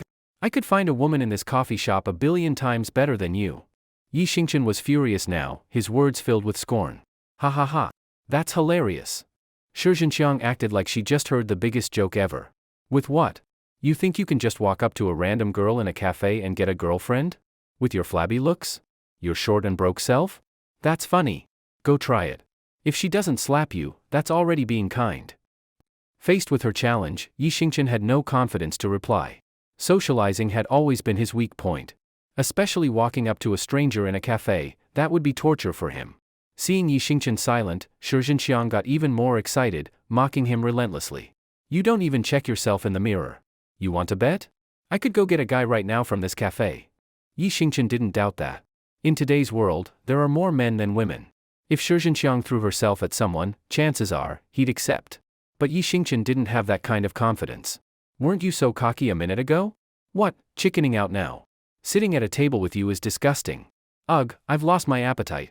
Being broke isn't the worst, being broke and full of yourself is. Come on, weren't you so tough just now? Go hit on someone. I, Shi Jinxiang, swear, if you manage to find a girlfriend here, I'll roll out of this cafe. Yi Xingqian shook his head, not wanting to argue anymore. He stood up to leave. And just then, Long Qingxian suddenly stood up and walked over. She gently wrapped her right hand around Yi Xingqian's left arm and leaned slightly against his chest. Hey handsome, you're pretty good looking. I don't have a boyfriend right now. How about starting today, you be my boyfriend, sound good? Ah? Yi Xingqian stared blankly at Long Qingxian, his body stiff and frozen. Shi Jinxiang frowned in confusion. Who are you? Long Qingxian gave her a quick glance, then smirked. What's it to you? I'm this handsome guy's new girlfriend. Who are you to ask? Just get lost. Shi Jinxiang's face burned with embarrassment. But she quickly realized, Long Qingxian must have overheard her argument with Yi Xingqian from the next table and stepped in. Or maybe Yi Xingqian secretly talked to her and offered her something, and now they were putting on a show together. Of course, Shi Jinxiang preferred to believe it was the latter. She gave a cold smile. You broke loser, you're really something. Chatting with me while hiring a stand-in? You said you're his girlfriend now? I don't believe it, unless you kiss him. Isn't it normal for a girlfriend to kiss her boyfriend? Kiss him, let me see. Yi Xingqian felt a chill in his heart. It's over. This woman really is sharp, she figured out Long Qingxian is helping him. He was about to be exposed. Just as Yi Xingqian was desperately trying to think of a reasonable excuse, Long Qingxian didn't seem to care. She just smiled and actually leaned in and kissed Yi Xingqian on the cheek. Yi Xingqian was completely stunned. Long Qingxian, this mysterious and powerful woman, actually kissed him? Huh? Shi Jinxiang was also taken aback, unable to believe it. But she quickly realized, if Long Qingxian was willing to go this far for Yi Xingqian, there was no point in staying. She'd just be humiliating herself and giving that couple the last laugh. Shi Jinxiang snorted, adjusted her coat, and got ready to leave. Not gonna waste my time on you too. Hey, wait a sec. Long Qingxian suddenly called out, her face carrying a playful smirk. What do you want? Shi Jinxiang turned back to look at her. What did you say just now? If he got a girlfriend today, you'd what? Roll out of the cafe? Damn it, Shi Jinxiang was nearly fuming. You think I won't?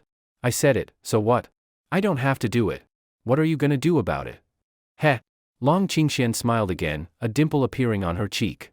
Whose Lamborghini is parked out front? Can someone move it? It's blocking another customer's car.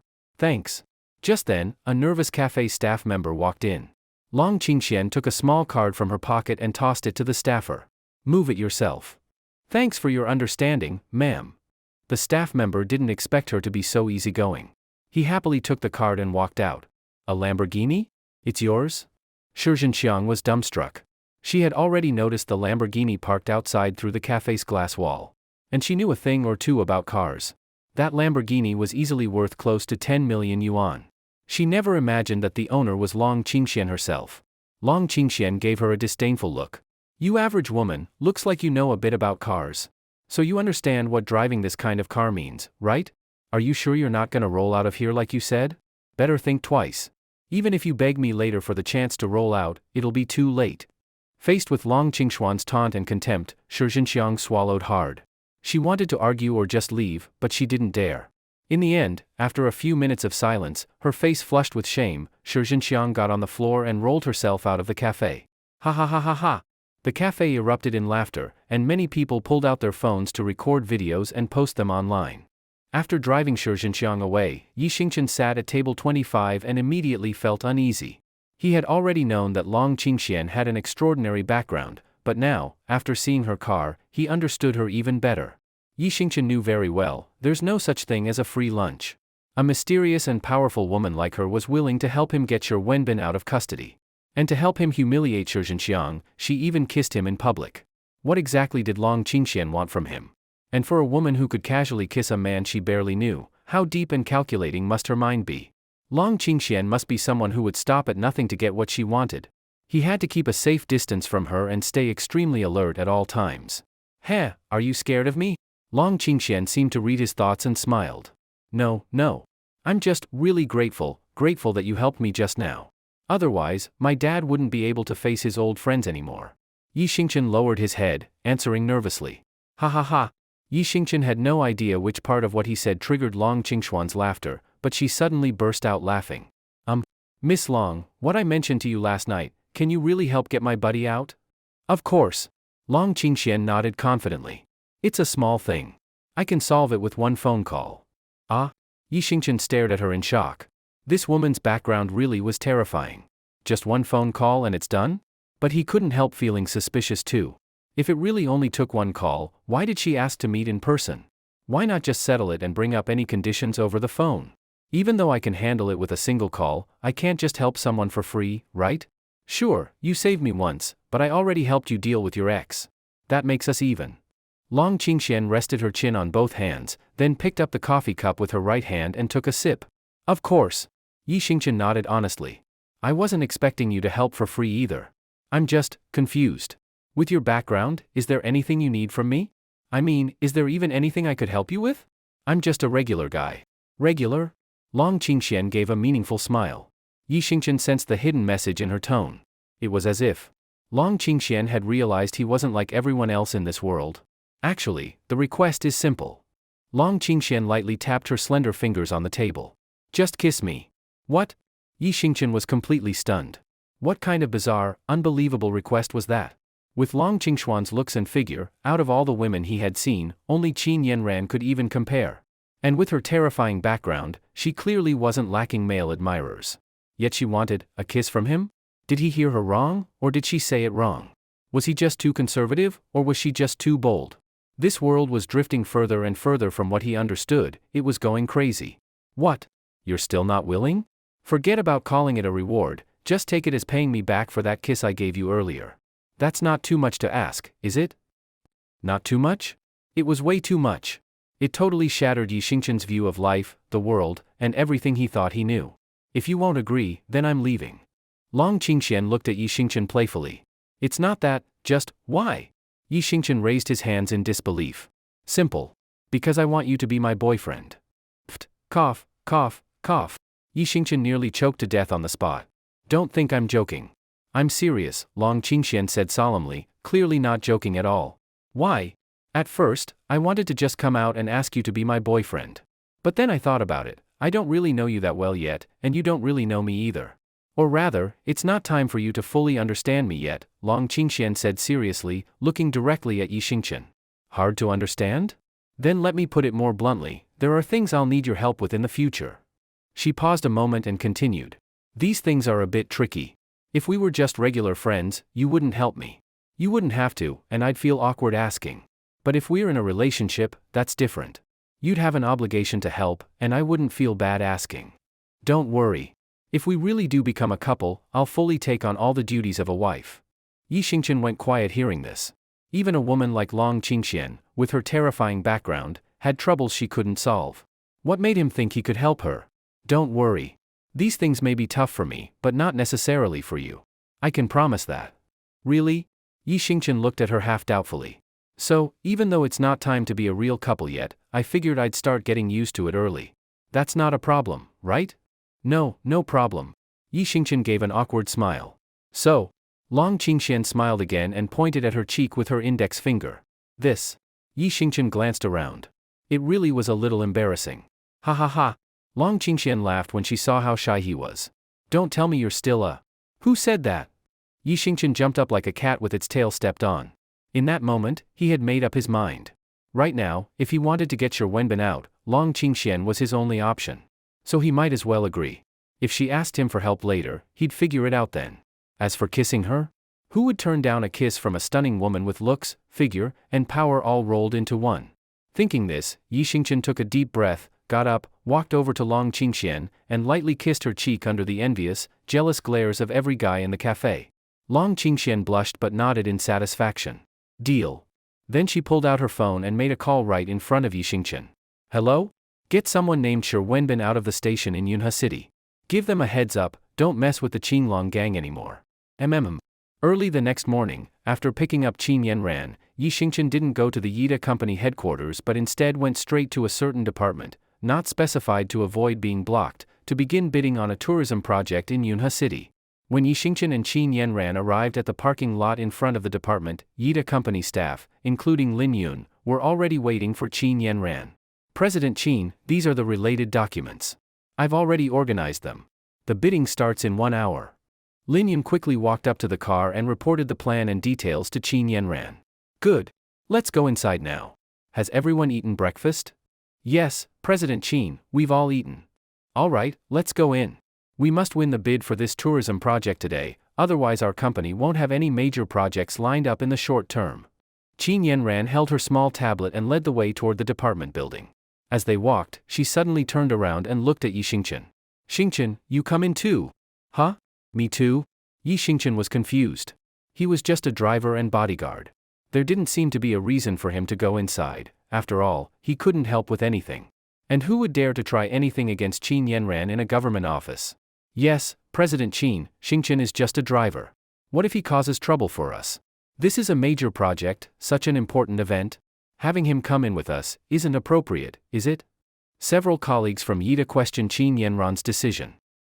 Qin Yanran's beautiful eyes narrowed slightly, and she glanced coldly at the employees who had just spoken. Ah, Xingqian, don't just stand there. Come on. Let's go in together. Seeing that President Qin seemed displeased, the employees quickly changed their tone, even though they didn't understand why she valued Yi Xingqian so much. All right. Yi Xingqian nodded, got out of the car, locked it, and quickly followed behind Qin Yanran. At the same time, Lin Yun gave Yi Xingqian a wink, as if to say, President Qin really values you, do your best. The group moved quickly toward the entrance, and just by chance, they ran into Sakura Company, also here to bid. Well, President Qin. What a coincidence. Such a grand scene? Looks like you're really determined to win this bid? Koizumi Ichiro greeted Qin Yanran with a fake smile, his beady eyes filled with open desire. Heh. Qin Yanran only gave a slight smile, not wanting to engage with Koizumi Ichiro. One of the Sakura Company staff behind Koizumi chuckled, President, Yida Company has already lost to us in several bids. If they lose again today, they won't have any big projects for months. How are they going to pay all those employees? Saka. If they can't support that many employees, they'll have to start laying people off. Once that begins, the whole market will lose confidence in Yida. Their stock will crash, and it's very likely Yida will go bankrupt. Koizumi Ichiro seemed to enjoy his subordinate's words. He gave a lewd smile and said, President Qin, if that day really comes and Yida goes bankrupt, you can always come to me for help. After all, we've been business partners for years. As long as you ask, I'll definitely help you. Qin Yanran didn't want to waste even a word on Koizumi Ichiro, nor did she want to stay near him for a second. His lecherous gaze made her feel extremely uncomfortable. Lin Yun, Qin Yanran's secretary, couldn't hold back anymore after seeing how arrogant Koizumi Ichiro and his group were acting. What kind of daydreams are you having? The bidding hasn't even started yet, and you already think you've won. Heh, Koizumi Ichiro gave a deep laugh. Is there even a need to think about this? Our Sakura company is definitely going to win this bid. I hope President Qin won't be too sad when she loses. Of course, if you're willing to let your secretary spend a few nights with me, I might consider dropping out of the bidding and giving it to you. Ha ha ha. The Sakura company staff all burst out laughing. You're disgusting. Lin Yun's face turned red with anger, but she didn't know how to respond. Many times, when men verbally fight with women, especially using sexual insults, they do have the upper hand. Koizumi Ichiro, right? Yi Xingchen stepped forward and blocked Lin Yun. Spend a few nights with you doing what? You can't even do anything. I heard you have ED and premature issues. You can't even get it up. Even if you had the chance, you couldn't perform. Baka. Koizumi Ichiro's face turned purple with rage. You're spouting nonsense. Am I?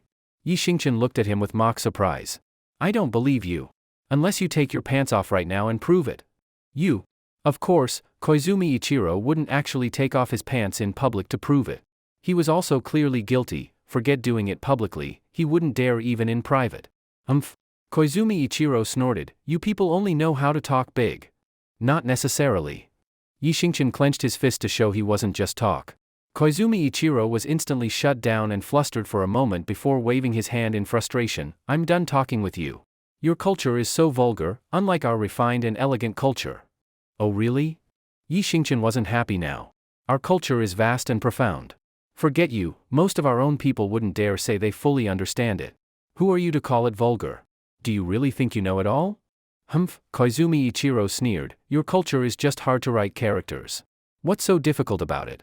I've been in your country for over 10 years, I understand it completely. And besides being vulgar, there's not much else to say. You dare say you completely understand our culture? That's hilarious. Let's do this, I'll ask a question that even any local would know. Let's see if you can answer it. Go ahead.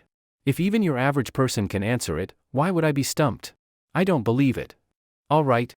Mr. Inu, here's the question. In a classroom, there are 3 people, A, B, and C. At this moment, A says to B, hey B, is that girl at the door your sister? B looks and replies, your sister. My sister? His sister. So, the question is, whose sister is the girl at the door? Koizumi Ichiro looked at Yi Xingchen, completely dumbfounded on the spot. Ha ha ha. The entire team from Yida Corporation could not help but burst into laughter at Koizumi Ichiro. Koizumi Ichiro looked at Yi Xingchen with suspicion. What kind of question is that? Are you sure every person from Xia country can answer it? Yi Xingchen shrugged innocently. Don't believe me? You can ask any passerby from Xia country. If they cannot answer it, or give a different answer, I'll admit I lost. How about that? Koizumi Ichiro wasn't stupid. From the expressions of the Yida staff, it was obvious they all knew the answer to that question. But Koizumi Ichiro was not about to admit defeat so easily. He immediately tried to make an excuse. Does not count. That question does not count. I have a younger sister in Toyo country. She died in a car accident. Every time I hear the word sister, I get very upset. So I refuse to answer this question. Oh really? Yi Xingchen didn't get angry, just smiled. Alright. I'll go along with your request. Let me give you a new one. Mr. Inu, listen carefully. A says to B, B, your teeth are so white, are they real? B answers A, fake. A is surprised and asks, really fake? B replies, really. So tell me, Mr. Inu, are B's teeth real or fake? Why? Real, fake, real. Koizumi Ichiro was completely dumbfounded. Koizumi Ichiro could not help but curse internally. What kind of stupid question is this, just about teeth, first real, then fake, then real again. Are they real or fake? Would it kill someone to just say it clearly? Ha ha ha. The Yida Corporation employees burst into laughter again. Even Lin Yun, seeing Koizumi Ichiro's frustrated expression, couldn't stay angry and held her belly laughing. So, how about it, dear Mr. Inu? Do you know whether his teeth are real or fake? Yi Xingchen pressed on, grinning playfully at Koizumi Ichiro. Damn it. Koizumi Ichiro clenched his teeth. If he were not sure he would lose in a fight against Yi Xingchen, he would have rushed up and beat him right then and there. The most frustrating thing in life is when you cannot win an argument and also cannot win a fight. Mr. Inu, with your level of understanding of Xia country culture, you haven't even scratched the surface, and yet you still dare to shamelessly claim you fully understand it. Are all Toyo people this arrogant and ignorant? Koizumi Ichiro started sweating profusely and quickly pulled out his phone to look up the meaning of Jingdi frog at the bottom of a well, on Baidu. Then Koizumi Ichiro became furious. You Xia people. You are too arrogant. Do you dare answer a question I ask you about Toyo culture? I never said I understood Toyo culture. And why would I study it? Xia country is the ancestor of Toyo culture. If I have time, I'd rather study Xia culture, the ancestor of Toyo culture. This kind of grandson culture? Not worth learning. Koizumi Ichiro almost spat blood on the spot after hearing Yi Xingchen's words.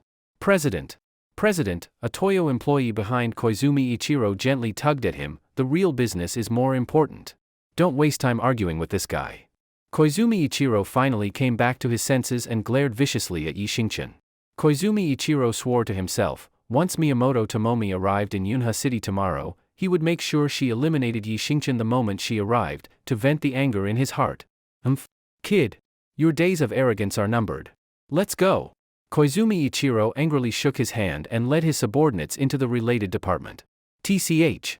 Yi Xingchen looked at Koizumi Ichiro's embarrassed back with disdain. And he dares insult my people? Looking for death. Behind Yi Xingchen, Linyun heard his overbearingly dominant words, and her face blushed red. She was moved and delighted. But what Linyun did not realize was that Yi Xingchen's my people did not refer to what she imagined. What Yi Xingchen meant by my people was more broadly his co-workers.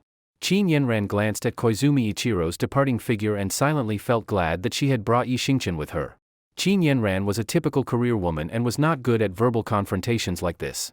Let the wicked deal with the wicked, although Yi Xingchen strictly speaking was not wicked. In that moment, Qin Yanran felt that hiring Yi Xingchen from the construction site back then was an incredibly wise decision. Let's go. Qin Yanran nodded at Yi Xingchen and then led the team into the relevant department. 1 hour later, the tourism project bidding meeting officially began. The official in charge began reading the contents of the tourism project. The bidding project is the Yunha Ocean Park. This project has been approved by the relevant project review and approval authority. The funding source is from other funds, coordinated use of agricultural-related financial funds. The bidding unit is the relevant department. The project is ready for bidding. The bidding method is public tender. Construction scale requirements: 30 public restrooms in the park, planting of velvet crepe myrtle, building 2 new asphalt concrete main roads, 5 bridges. Bidders must have independent legal entity status and provide a unified 3-in-1 business license. Joint bids are not allowed for this project. Now, representatives, please submit your bid documents. Our department will absolutely ensure openness, fairness, and impartiality. The company with the lowest bid price will win. Once the bid is submitted, it cannot be modified. As the official finished reading the long list of documents, the bidding process officially began. Koizumi Ichiro looked at Qin Yanran from afar, a smug grin on his face. His assistant chuckled softly. President, that woman probably never imagined we already knew her low bid. Hehe. Koizumi Ichiro laughed smugly. And I have even prepared for the possibility that she might lower it further. This time, Yida Corporation is definitely going to lose. As long as Yida loses this bid, they'll be in danger. At that time, President, you can take the opportunity to buy up the dumped Yida shares. Once you become the largest shareholder, won't that woman have to kneel at your feet and lick your shoes, begging you not to remove her from her CEO position? Ha ha ha. Koizumi Ichiro seemed to see the scene described by his assistant and burst out laughing, then glared at Yi Xingchen darkly. I've changed my mind. I do not want to kill him immediately. I want him to watch as Qin Yanran and her secretary kneel at my feet, and then I'll get rid of him. Whoever dares oppose me, Koizumi Ichiro, will never meet a good end. On Yida Corporation's side, Linyun naturally knew how important this bid was for the company. Yida had not secured any large projects in a long time. For the past few months, they had only managed to survive on small, scattered contracts. If they failed this bid again, the consequences Koizumi Ichiro mentioned might really come true. Holding the bid document in her hands, Linyun's hands began to tremble slightly. President Qin, is this really the final price? Yes. Qin Yanran nodded firmly. Go ahead, Yun, submit the bid. But what if? I'm worried. Linyun frowned tightly, feeling extremely uneasy inside. She was already considered a senior employee at Yida and had deep feelings toward both the company and Qin Yanran. She had long since regarded Yida as her home. If the company really collapsed, she didn't even dare to imagine what she would do next. Sis-Yun, don't worry. You don't trust President Qin? Just go with confidence. Yi Xingqian smiled at Lin Yun and kept encouraging her. With his support, Lin Yun finally felt a little more assured. After all, ever since Yi Xingqian appeared in her life, there hadn't been a problem he could not solve. Anything he was confident in, always succeeded. Maybe Yi Xingqian was Yida's lucky star? Maybe this time the company would win the bid too? With this thought, Lin Yun took a deep breath and confidently handed the bid document to the department official. Soon, the department had collected all the bid documents from the participating companies. The official began reading each bid aloud in front of everyone present. Now, under the witness of all companies and media present, I will begin reading the bid prices submitted by each company. Melee Construction, 512 million summer country currency. Xiadia Group, 497 million. 91 Group, 489 million. After reading out several bids, next came Sakura Company. Sakura Construction, 448 million. What? As the bid was read aloud, a wave of shock spread across Yida. Lin Yun even shouted in a low voice, "What the hell? 448 million?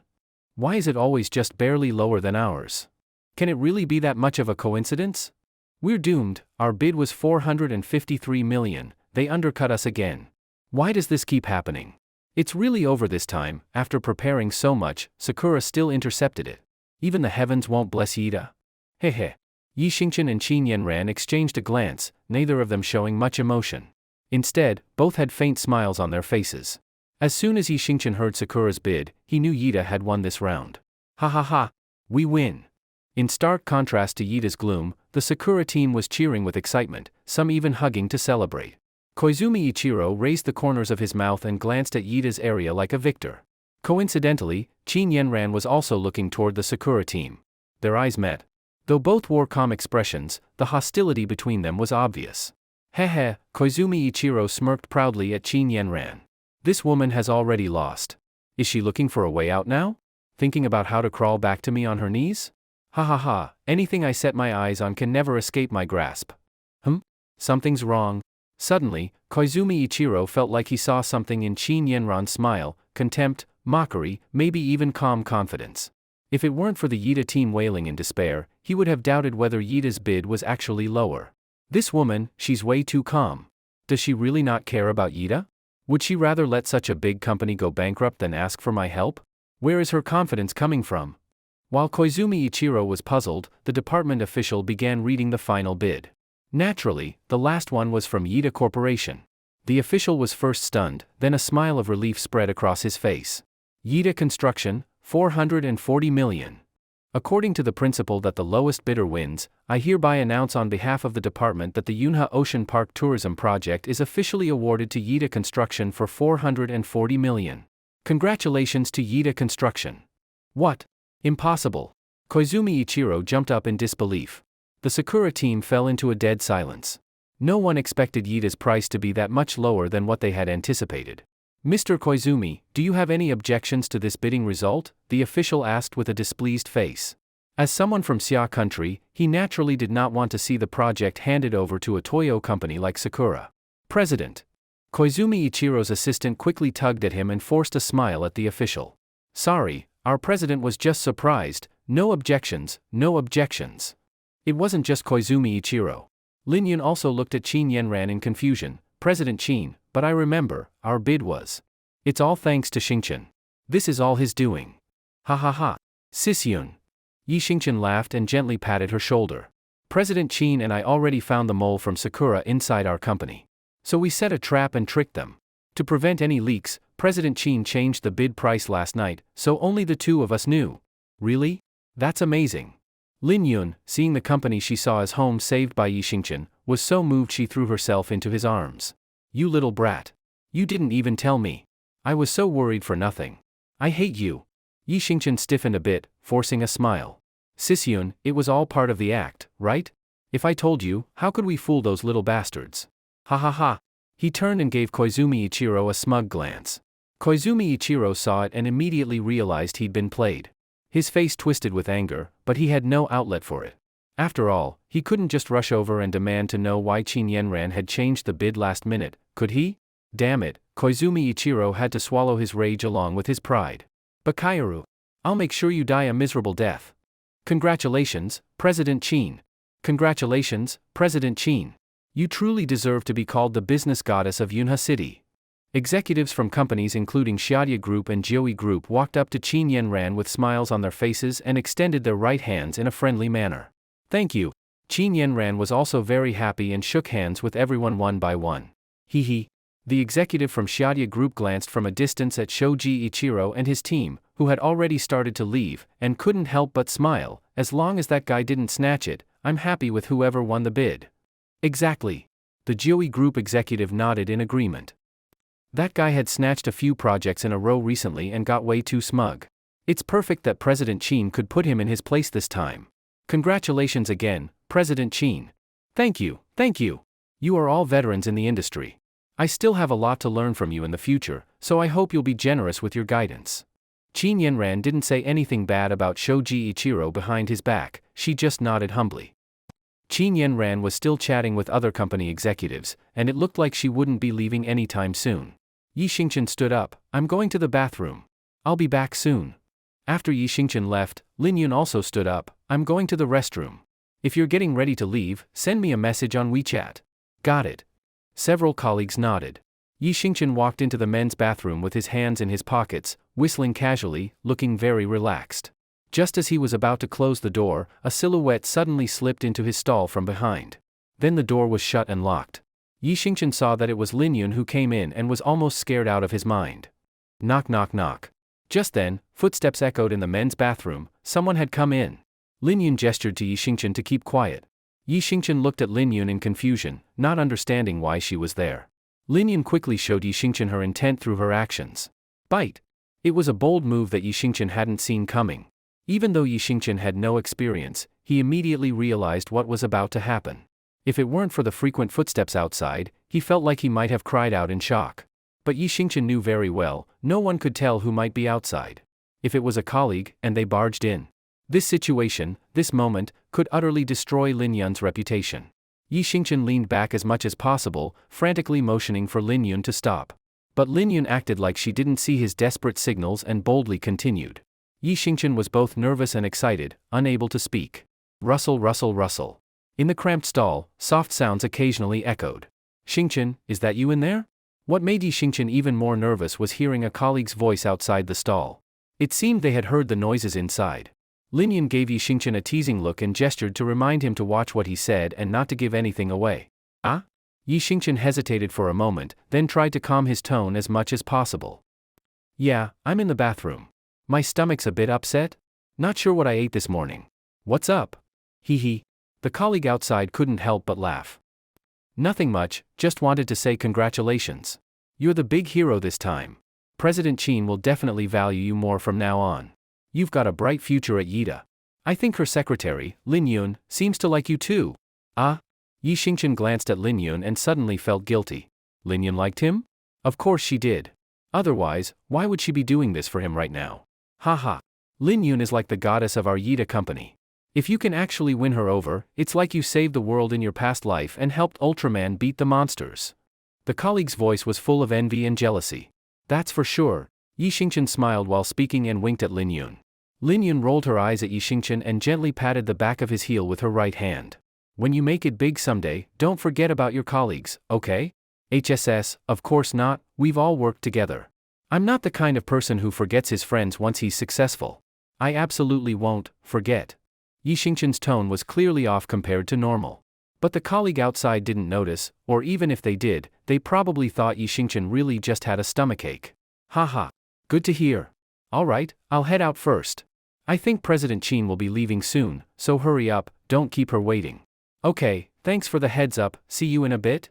After the colleague left, Yi Xingchen quietly looked at Lin Yun. Since things had already happened, resisting was pointless. Yi Xingchen slowly closed his eyes.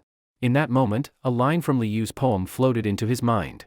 The ties can't be cut, the chaos can't be sorted, this is the sorrow of parting, with a taste that lingers in the heart. Wasn't this exactly that kind of taste now? Rustle, rustle. The tug-of-war lasted for about 10 minutes. In the end, Mount Vesuvius in Naples completely erupted. Ha! Another line from Du Fu's poetry popped into Yi Xingqian's mind. I must climb to the summit to see all the mountains beneath. This time, he really had reached the summit. What the hell, how did he become a poet? Why did he keep reciting poetry? Was he now truly the wandering poet Yi Xingqian? Thinking of this, Yi Xingqian couldn't help but feel embarrassed, and suddenly realized the reason. It's just that these days the content review was way too strict.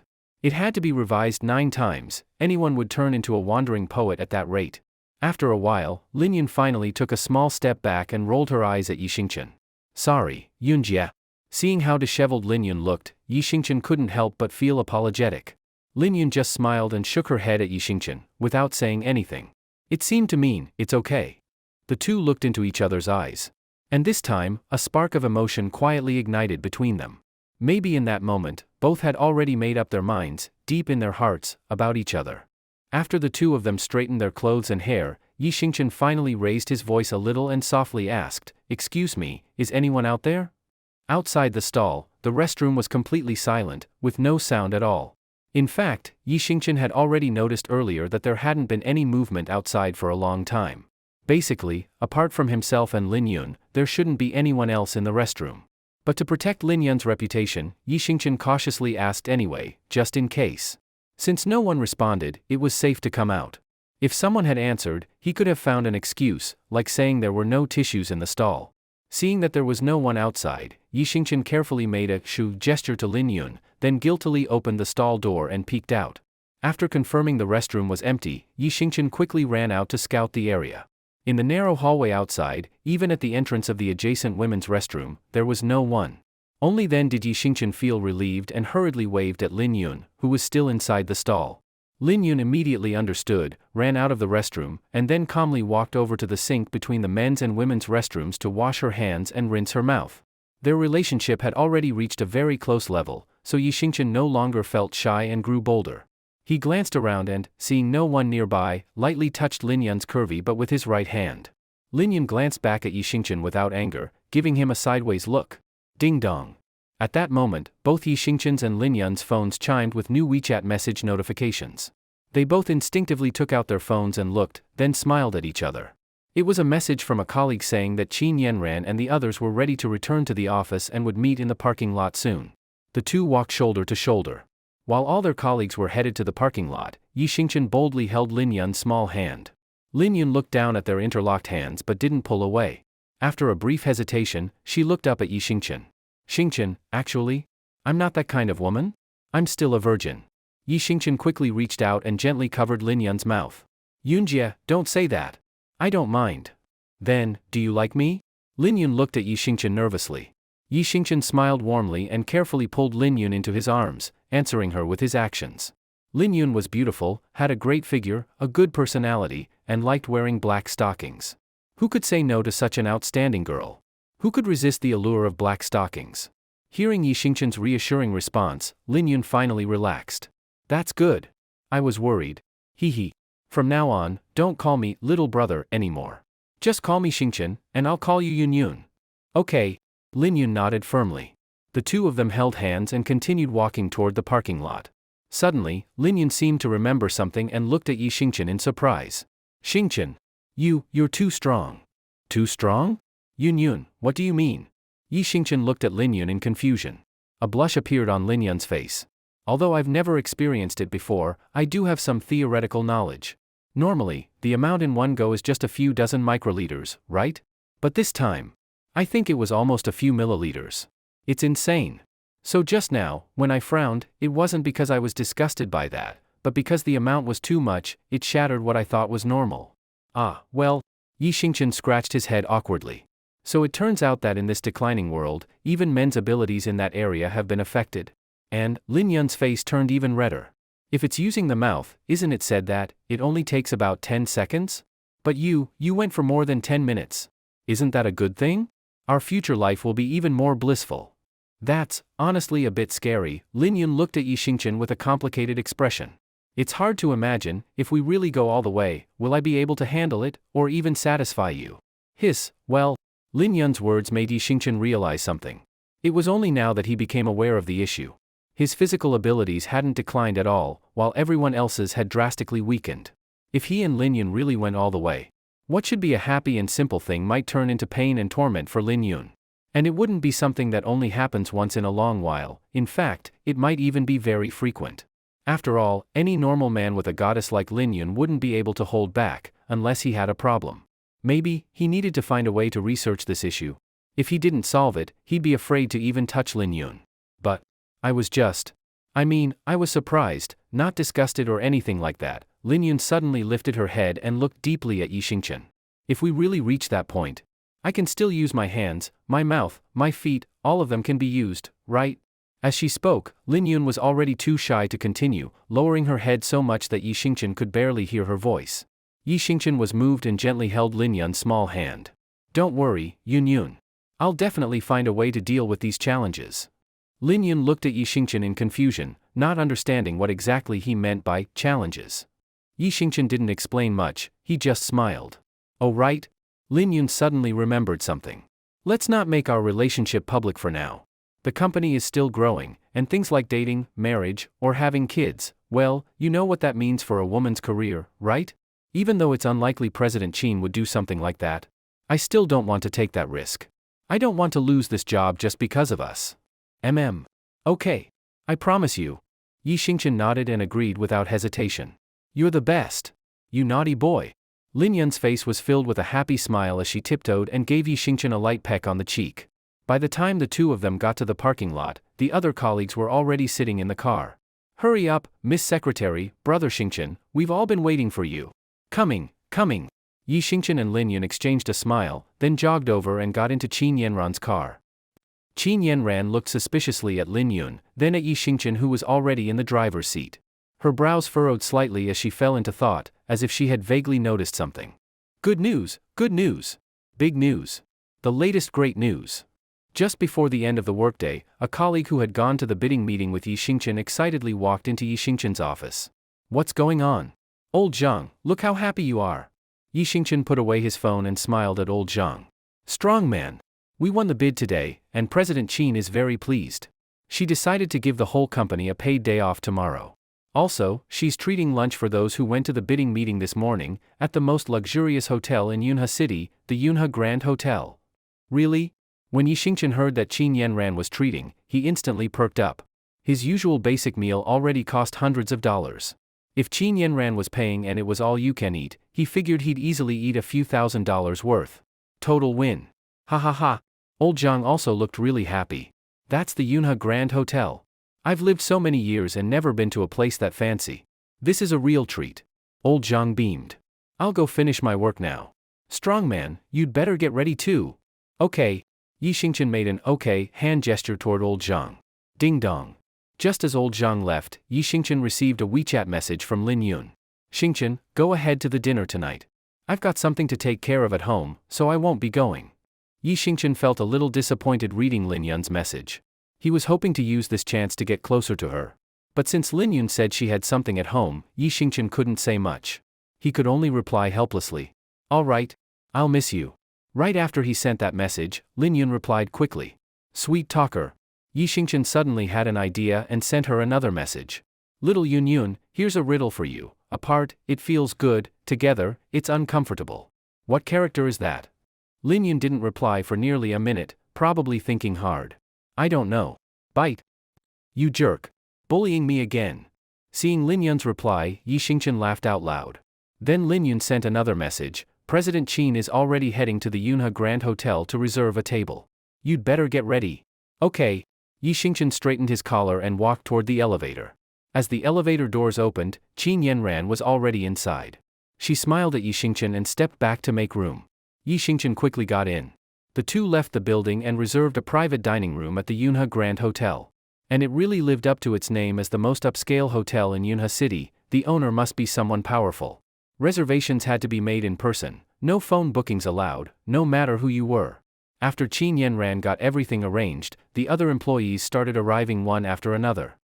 Inside the private room, Qin Yanran raised a wine glass the size of a bottle cap. Everyone, you've worked hard for this bidding project. This drink is for you. Yi Xingchen also raised his glass and finished the wine in one gulp. But then he noticed something odd. Everyone else, including Qin Yanran, had only taken a tiny sip. Only Yi Xingqian, being the honest one, had downed the whole capful of wine in one go. Old Zhang noticed this and gave him a thumbs up. Strong man, what a drinker. Downed it all in one go. Impressive, impressive. Yi Xingqian froze slightly, feeling a little awkward.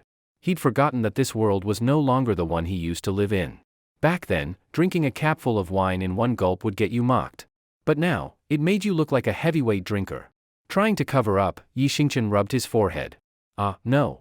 I thought you all were going to down it too, so Actually, I'm a lightweight, that gulp burned my throat, I need a break. Ha ha ha. Old Zhang didn't think much of it and just laughed heartily. Qin Yanran took a small sip of wine and continued speaking. Next, I want to announce a personnel change. Starting now, Shen Jingbing is removed from his position as Security Department Chief. His role will be taken over by former Deputy Chief Wang Xian. Yi Xingqian will take Wang Xian's place as the new Deputy Chief. What? This? Congrats, strong man. You've only been with the company for a short time and already got promoted. Deputy Chief of Security, awesome. The colleagues around the table expressed surprise and congratulations. Qin Yanran glanced at Yi Xingqian and explained, the reason for this change is because I discovered that Shen Jingbing had been colluding with Xiao Quanjun from Sakura Corporation. He repeatedly leaked company secrets. Shen is not only being dismissed, later I'll call the police to pursue criminal charges. What? That guy betrayed the company? That's awful. Didn't see that coming. Good thing President Qin found out. Otherwise, the bidding could have failed because of that traitor. Talk about karma. Just a few days ago, Shen Jingbing had been acting all arrogant, picking on Yi Xingqian constantly. In the blink of an eye, he'd fallen from grace and now faced criminal charges. Of course, the happiest person about all this was Yi Xingqian. He got a promotion, a raise, and got rid of a rival in one shot. I hope everyone keeps working hard to build something great with the company. Let's do it. Qin Yanran was pleased with everyone's response and waved her hand. Lin Yun had something at home, so she won't be here tonight. Now that everyone else is here, let's eat. As Qin Yanran used her toothpick-sized chopsticks to pick up a few grains of rice, the others followed and began eating. The whole room was filled with a warm, joyful atmosphere. But this joy was short-lived. It was soon interrupted by the sound of an argument outside. Sir, this room is already occupied. We're fully booked tonight, there are no empty rooms. If you can wait a bit, we'll assign you one as soon as it's available. Bullshit. Get lost. This room has always been mine. Who the hell is bold enough to not give me face in Yunha City? I want to see who's inside, I'll make sure they lose their appetite. Just as the arguing voices faded, a young man in a suit suddenly pushed open the flimsy door and walked in. You? When Qin Yanran saw who it was, she was first surprised, then frowned, her face full of wariness and disgust. Oh? What a coincidence. Turns out it's my goddess, President Qin. The young man looked surprised at first, then was overjoyed. Now I definitely can't leave. This private room is mine tonight. But I won't keep it to myself, I'll share it with President Qin. Ha ha ha. After saying that, the young man, looking smug, jogged over to Qin Yanran and began tapping on the shoulder of a female employee from Yida Company who was sitting beside her. Move, move, move. I want to sit next to President Qin. The female employee was frightened by his gesture and quickly ran to another empty seat. Seeing this scene, Yi Xingqian quietly asked Old Zhang next to him, Old Zhang, who is this guy? So arrogant.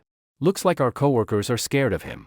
Old Zhang frowned too, worried that if they spoke too loudly it would anger the young man. He leaned toward Yi Xingqian and whispered, that guy is Lai Yuejing, nicknamed Young Master Lai. He's the eldest son of the Lai family, one of the 4 big families in Yunha City. A typical nouveau riche, he's got money, power, and connections. Forget the coworkers, even President Qin is wary of him. Honestly, there are very few people in Yunha City who aren't afraid of him. Such strong backing? Yi Xingqian looked at Lai Yuejing in surprise, muttering in his heart. Lai Yuejing? Why does that name sound so weird? Is he supposed to be Young Master Lai, or Miss Lai? Exactly. This guy is a hardcore admirer of President Qin. He was out of town on business for a while, so he hasn't bothered her recently. Now that he's back in Yunha, it'll be hard on her again. While Yi Xingqian and Old Zhang were talking, Lai Yuejing had already started pestering Qin Yanran. President Qin, I just got back to Yunha City and happened to run into you here. Isn't this fate? Shouldn't we toast to our fate? Come on, President Qin, don't be so cold to me. I really like you. If you become my girlfriend, your Yida company won't have any problems in Yunha ever again. With us joining forces, we won't just dominate Yunhe, we'll rule the entire southern real estate and construction market. Hey? Why are you all just standing there? So clueless. Go get me a flower. I'm giving it to the most destined person, President Qin. Perhaps because of Lai Yuejing's power and influence, Qin Yanran didn't dare reject him too harshly. She only smiled bitterly. Young Master Lai, I'm just a plain woman, how could I be worthy of you? There are enough high-class ladies chasing you to line up from Yunhe all the way to the capital. Why waste your time? As Qin Yanran spoke, she glanced around, clearly looking for a good excuse to get rid of him. That's exactly why it proves my love is true. What's that saying, among 3,000 who drown, I only scoop one ladle. Qin Yanran realized with frustration that Lai Yuejing was unbearably clingy, like a piece of gum stuck to her shoe. No matter what she said, he always had a smooth reply, just stubbornly hanging on. Just when Qin Yanran felt helpless, she spotted Yi Xingchen and her eyes lit up. She kept signaling him with pleading looks, clearly asking for help. Yi Xingchen's mouth twitched slightly. President Qin wanted him to save her? But how? He was just a regular, unknown employee. Lai Yuejing was a big shot. And what excuse could he use? If it were Lin Yun, he could say she was his girlfriend and tell the guy to back off. But he had no relationship with Qin Yanran. Seeing Yi Xingchen remain still, Qin Yanran subtly waved a small fist at him. Yi Xingchen instantly understood, she was threatening him. Suddenly, he remembered something. How could he say he had no connection with Qin Yanran? She was his boss.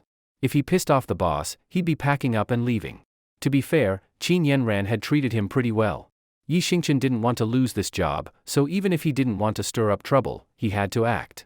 He glanced at Lai Yuejing, who was still trying to toast Qin Yanran with his little capful of wine, and suddenly came up with a clever plan, one that could help Qin Yanran while avoiding conflict with Lai Yuejing. Yi Xingchen cheerfully swapped seats with a colleague beside Lai Yuejing and gently tapped his right arm. Young Master Lai. Young Master Lai. Lai Yuejing, annoyed by the interruption, turned and glared at Yi Xingchen. Kid, what are you doing? I'm trying to have a drink with your boss, what's it to you? If you know what's good for you, get lost. Yi Xingchen didn't get mad, just kept smiling. Young Master Lai, may I have a word with you? Who the hell are you? Why would I talk to you? If it weren't for your boss, I'd beat you to death. Get lost. Lai Yuejing was clearly very impatient. Please, young Master Lai, no need to get upset. Yi Xingchen kept smiling and kept signaling with his eyes toward Qin Yanran's seat, trying to convey something. Lai Yuejing paused, vaguely understanding Yi Xingchen's meaning, and finally stood up. Your topic better be worth my time, or you're dead. Come, young Master Lai, this way, just a quick word. Yi Xingchen cheerfully threw an arm over Lai Yuejing's shoulder and led him outside the private room. Say what you need to say. We're alone now. Young Master Lai. You won't win over President Qin like this. You need a different approach. Oh? What do you mean? Lai Yuejing paused, then eagerly grabbed Yi Xingchen's right hand like he was discovering a genius. Hee, seeing Lai Yuejing take the bait, Yi Xingchen grinned. Young Master Lai, I'm Deputy Chief of Security at Yida. So, if I help you get things going with President Qin. He stopped just at the right moment. Lai Yuejing slapped his chest with confidence. Say no more. If you help me win over your boss, you'll be like a brother to me. I'll get you promoted to something like a VP position, it's just a word from me. Great. Then I'll get straight to it. Yi Xingchen smiled deeply. Young Master Lai. You don't get it, when chasing a girl, you first have to know what kind of guy she likes. That's the only way to suit her taste and win her over. It's like how girls wear makeup, they know guys like pretty ones, so, you get it, right? Seeing Yi Xingchen's knowing expression, Lai Yuejing nodded thoughtfully. That makes sense? But, what kind of guy does your President Qin like? Yi Xingchen smiled again. Our President Qin? She likes guys who are really masculine. Huh? That's me, isn't it? I mean, don't I give off that manly vibe? Lai Yuejing slapped his chest without hesitation. Yi Xingchen's lips twitched slightly. This guy? Manly? That word doesn't really fit him. Just his name, Lai Yuejing? Sounds like, monthly period. Who's going to think that's manly? But Yi Xingchen didn't say any of that, of course. He kept patiently leading him along. Young Master Lai, you really do have that masculine vibe, but, showing it off in front of other people doesn't work. You have to show it in front of President Qin. She's not going to fall for you just because someone else says you're manly. And even if she did, would you want to marry someone like that? You're right, Lai Yuejing nodded. Then what do you think I should do to show my masculinity? There's plenty. Like, hitting the gym, lifting heavy, training hard for a year, you'll be packed with muscle, that's manly. Or stop acting all flirty, move with more composure, more confidence, that's real man energy. Or drinking, having a high tolerance is masculine too. Think about it, when you see a guy who never gets drunk, don't you instinctively feel he's a real man? Yeah, that's true. Lai Yuejing's eyes lit up. And I'm telling you, I've got the tolerance, never get drunk. Really? That's perfect.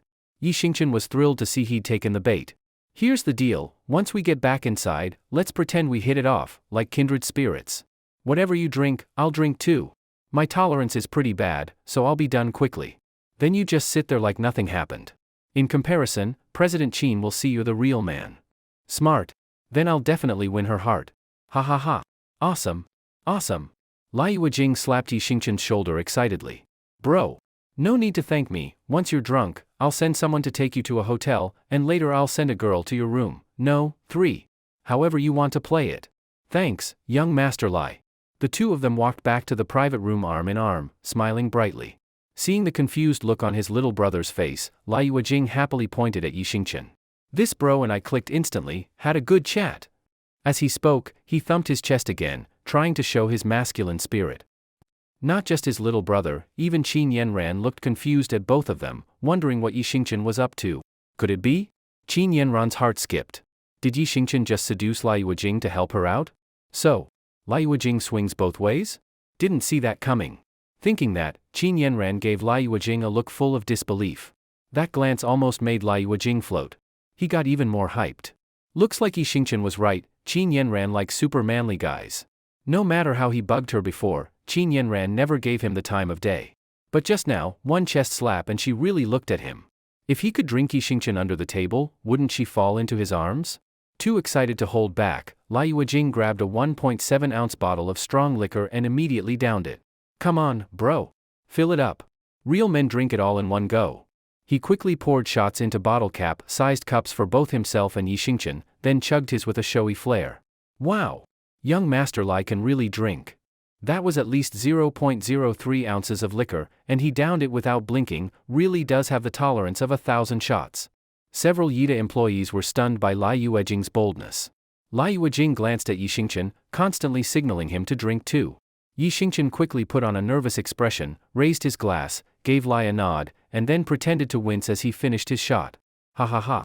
Xingchen's done with his drink, judging by his face, he's about to pass out. No kidding, that was more than 0.03 ounces of liquor.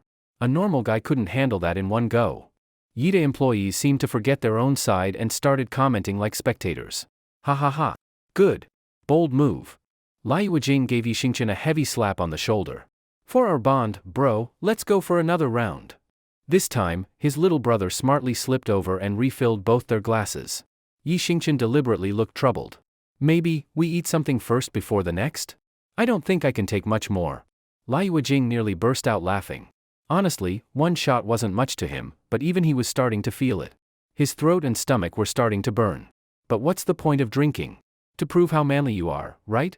If he managed 2 rounds and Yi Xingchen passed out, he'd win for sure. So Lai Yuejing put on a displeased face and raised his glass again. Say no more. Down it in one. If you think I'm not worthy of being your drinking buddy, then forget it. Then he started wildly signaling Yi Xingchen with his eyes, clearly saying, "What are you scared of? Just drink. Once you're out, I'll send you to a hotel and have 3 girls waiting. Hurry up, stop hesitating." Alright. Yi Xingchen again put on a reluctant face, mimicked Lai Yuejing's move, pinched his nose with his left hand, and poured the entire shot into his mouth with his right. In just a few seconds, the two of them had each taken down 2 shots of strong liquor. Great tolerance. 2 or 3 milliliters of strong liquor down and still steady. They say in the Tang dynasty, the poet Li Bai earned the title of Immortal of Wine by drinking 10 milliliters in one meal. I want to see if young Master Lai and Xingchen can break the immortal Li Bai's 10 milliliter record. Lai might make it. Xingchen? I doubt it. Amid the crowd's flattery, Lai Yuejing didn't know if it was the alcohol or the feeling of getting closer to Li Bai, but he started feeling like he was floating. So this was the charm of masculinity? It felt great. But when Lai looked at Yi Xingchen, his joy vanished. Why wasn't this guy passed out yet? Damn it, if he doesn't collapse, that means I have to keep drinking. 3 shots in a row, that's around 5 milliliters. Who the hell can take that? Lai glanced at Qin Yanran, then began frantically signaling to Yi Xingchen to fake being drunk, even if he wasn't. Yi Xingqian looked confused for a second, blinked like he realized something. Got it. Understood. Yi Xingqian gave an okay sign. Lai felt a little relieved. Even if the guy was a little slow, at least he got the point. This kid was teachable. Come on. Young Master Lai. We really vibe. Let's have another one. Fill it up. Yi Xingqian quickly picked up the bottle and poured full shots for both of them. Lai nearly spit out blood, swearing in his head. Are you blind? Brain damaged? Can't you see I'm at my limit? Still drinking? Drink my ass. Not knowing what was going on, Qin Yanran looked at the two of them, puzzled. Every time she got that question mark feeling, it wasn't her, it was that the people in front of her had something wrong. Why were they actually drinking more? These two, something's off. Lai also noticed Qin Yanran was watching him, and he knew he couldn't back down now. If he did, all his effort would be wasted. And honestly, the plan was working, why else would she keep glancing at him? Thinking that, even though he wanted to kill Yi Xingqian, he forced a calm smile and raised his glass. This? Piece of cake. This amount couldn't even fill the gap between my teeth. At home, I drink 1.7-ounce bottles like water. After that, he clinked glasses with Yi Xingqian and downed the shot again. This one hit hard.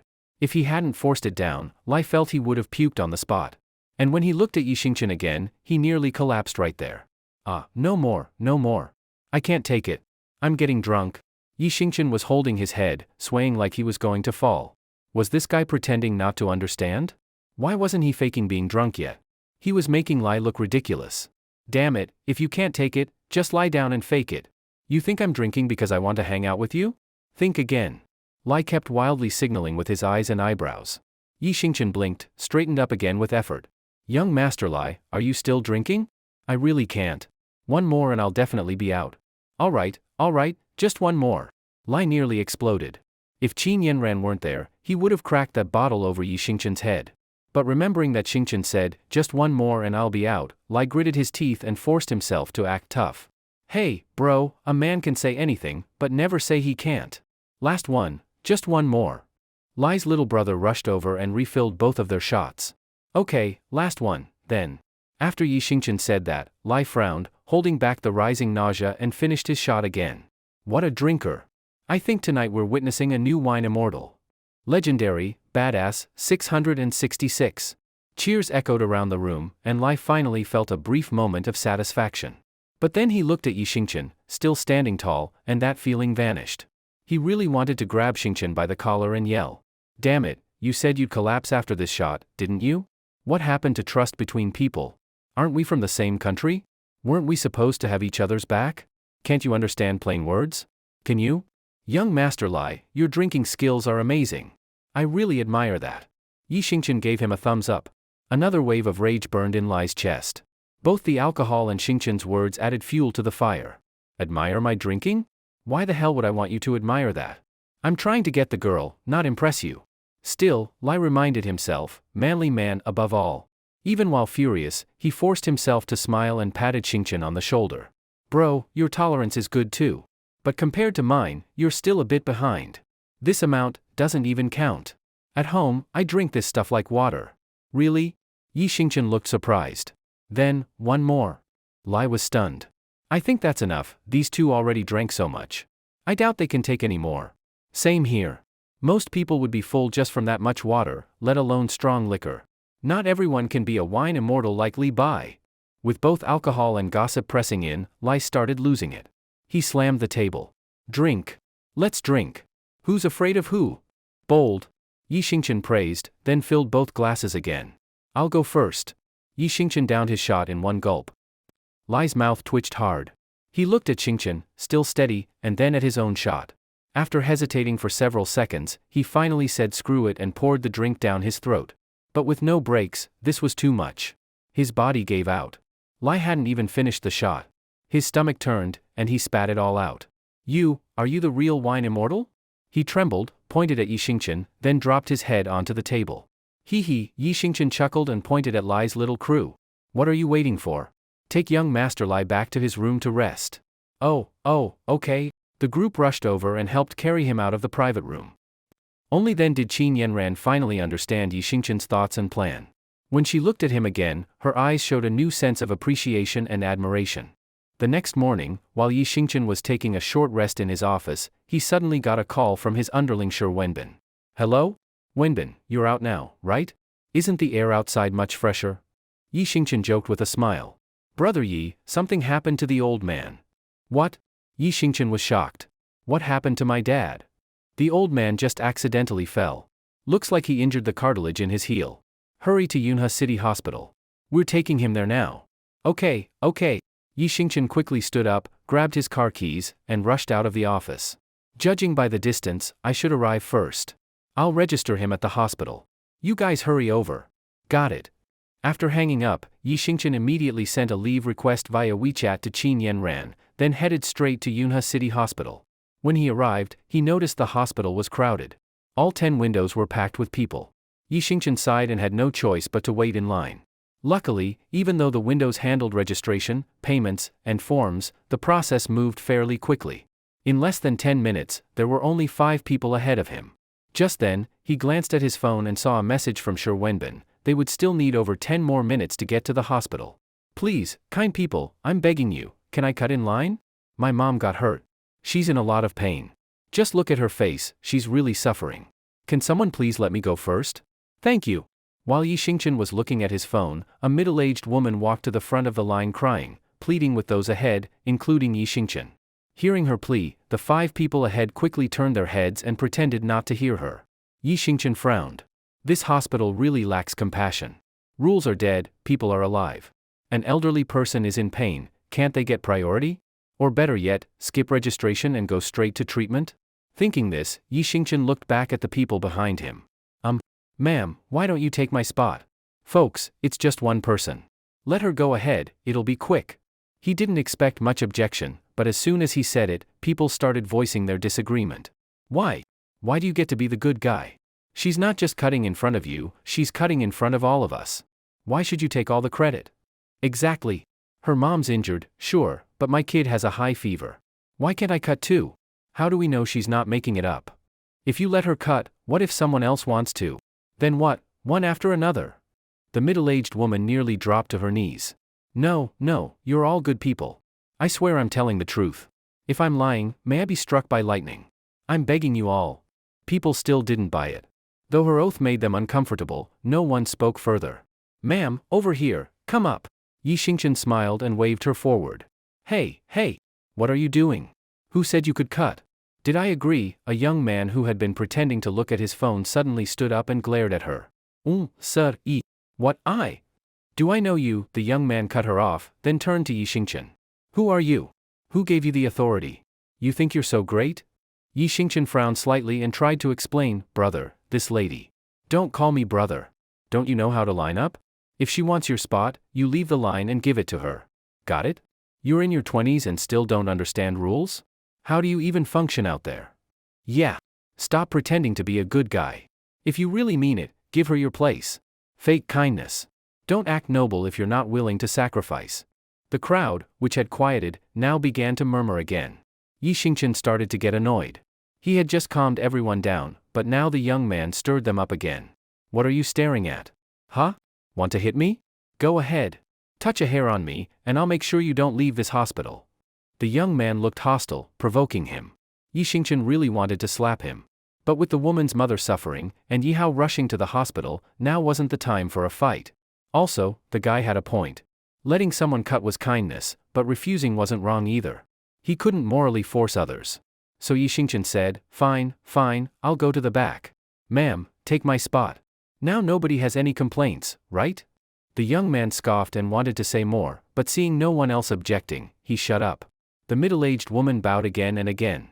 Young man, thank you. You're a good person. You all are good people. I'm so grateful. Good people will be blessed. Yi Xingchen nodded with a smile, then walked to the back of the line to wait again. Yi Xingchen looked at his phone and roughly estimated the time. Logically, he should be able to get a registration number before Yi Hao arrived at the hospital, so there shouldn't be a problem. Hello? What? Where are you? Oh, all right. I'll come over now. At that moment, the arrogant young man from earlier received a call and quickly ran out of the hospital lobby. Seeing this, the corner of Yi Xingchen's mouth twitched slightly. That woman really came at the wrong time. If she had arrived a minute or two later, after the young man had left, she probably could have cut the line without issue, and Yi Xingqian wouldn't have had to go to the end of the line again. But Yi Xingqian didn't regret it. Doing good is always hard, that's just how it is. Young man, thank you. Thank you so much. The middle-aged woman came back to Yi Xingqian after registering, full of gratitude. It's fine, ma'am. Go quickly. Every minute you delay, your mother suffers more. Yi Xingqian smiled calmly and waved her on. Thank you. She bowed to him again and then left. About 6 minutes later, there were only 3 people in front of Yi Xingqian, and Yi Hao's group was almost at the hospital. Just then, an unexpected figure suddenly stepped in front of him. Yi Xingqian was stunned. Was this guy really cutting the line? So blatantly? Not even bothering with a fake excuse? Hey, man, what are you doing? Cutting in line? Yi Xingqian gently tapped the guy's shoulder, signaling him not to cut. What are you doing? The man turned around with a displeased look, and Yi Xingqian realized it was the same young man who had left earlier after getting the call. Yi Xingqian couldn't help but laugh. Looks like karma really comes around. Yi Xingqian glared at the young man. What am I doing? You're cutting in line. I'm telling you not to cut. The young man frowned, clearly annoyed. Cutting? Are you blind? I was already in front of you. I just stepped out to take a call. Get lost. Seeing the guy's impatient attitude, Yi Xingqian found it funny. Hey, bro, weren't you the one earlier talking about the rules? You said once someone leaves the line, they can't come back. If they want to give up their spot, they should step out. That was your rule. I followed it and went to the back, now it's your turn to follow it. The young man looked uneasy and snapped, waving his hand angrily. What, you deaf? I told you I just went out to take a call. Who is this guy, so rude? Exactly. Cutting in line? Should we call staff to kick him out? People behind Yi Xingqian started whispering and pointing at the young man. That really set him off.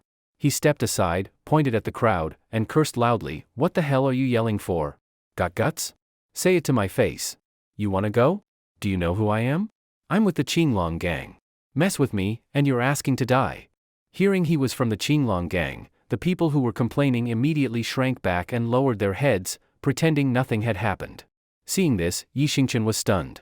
People really do bully the weak and fear the strong. That woman practically begged on her knees to cut in line, and everyone objected.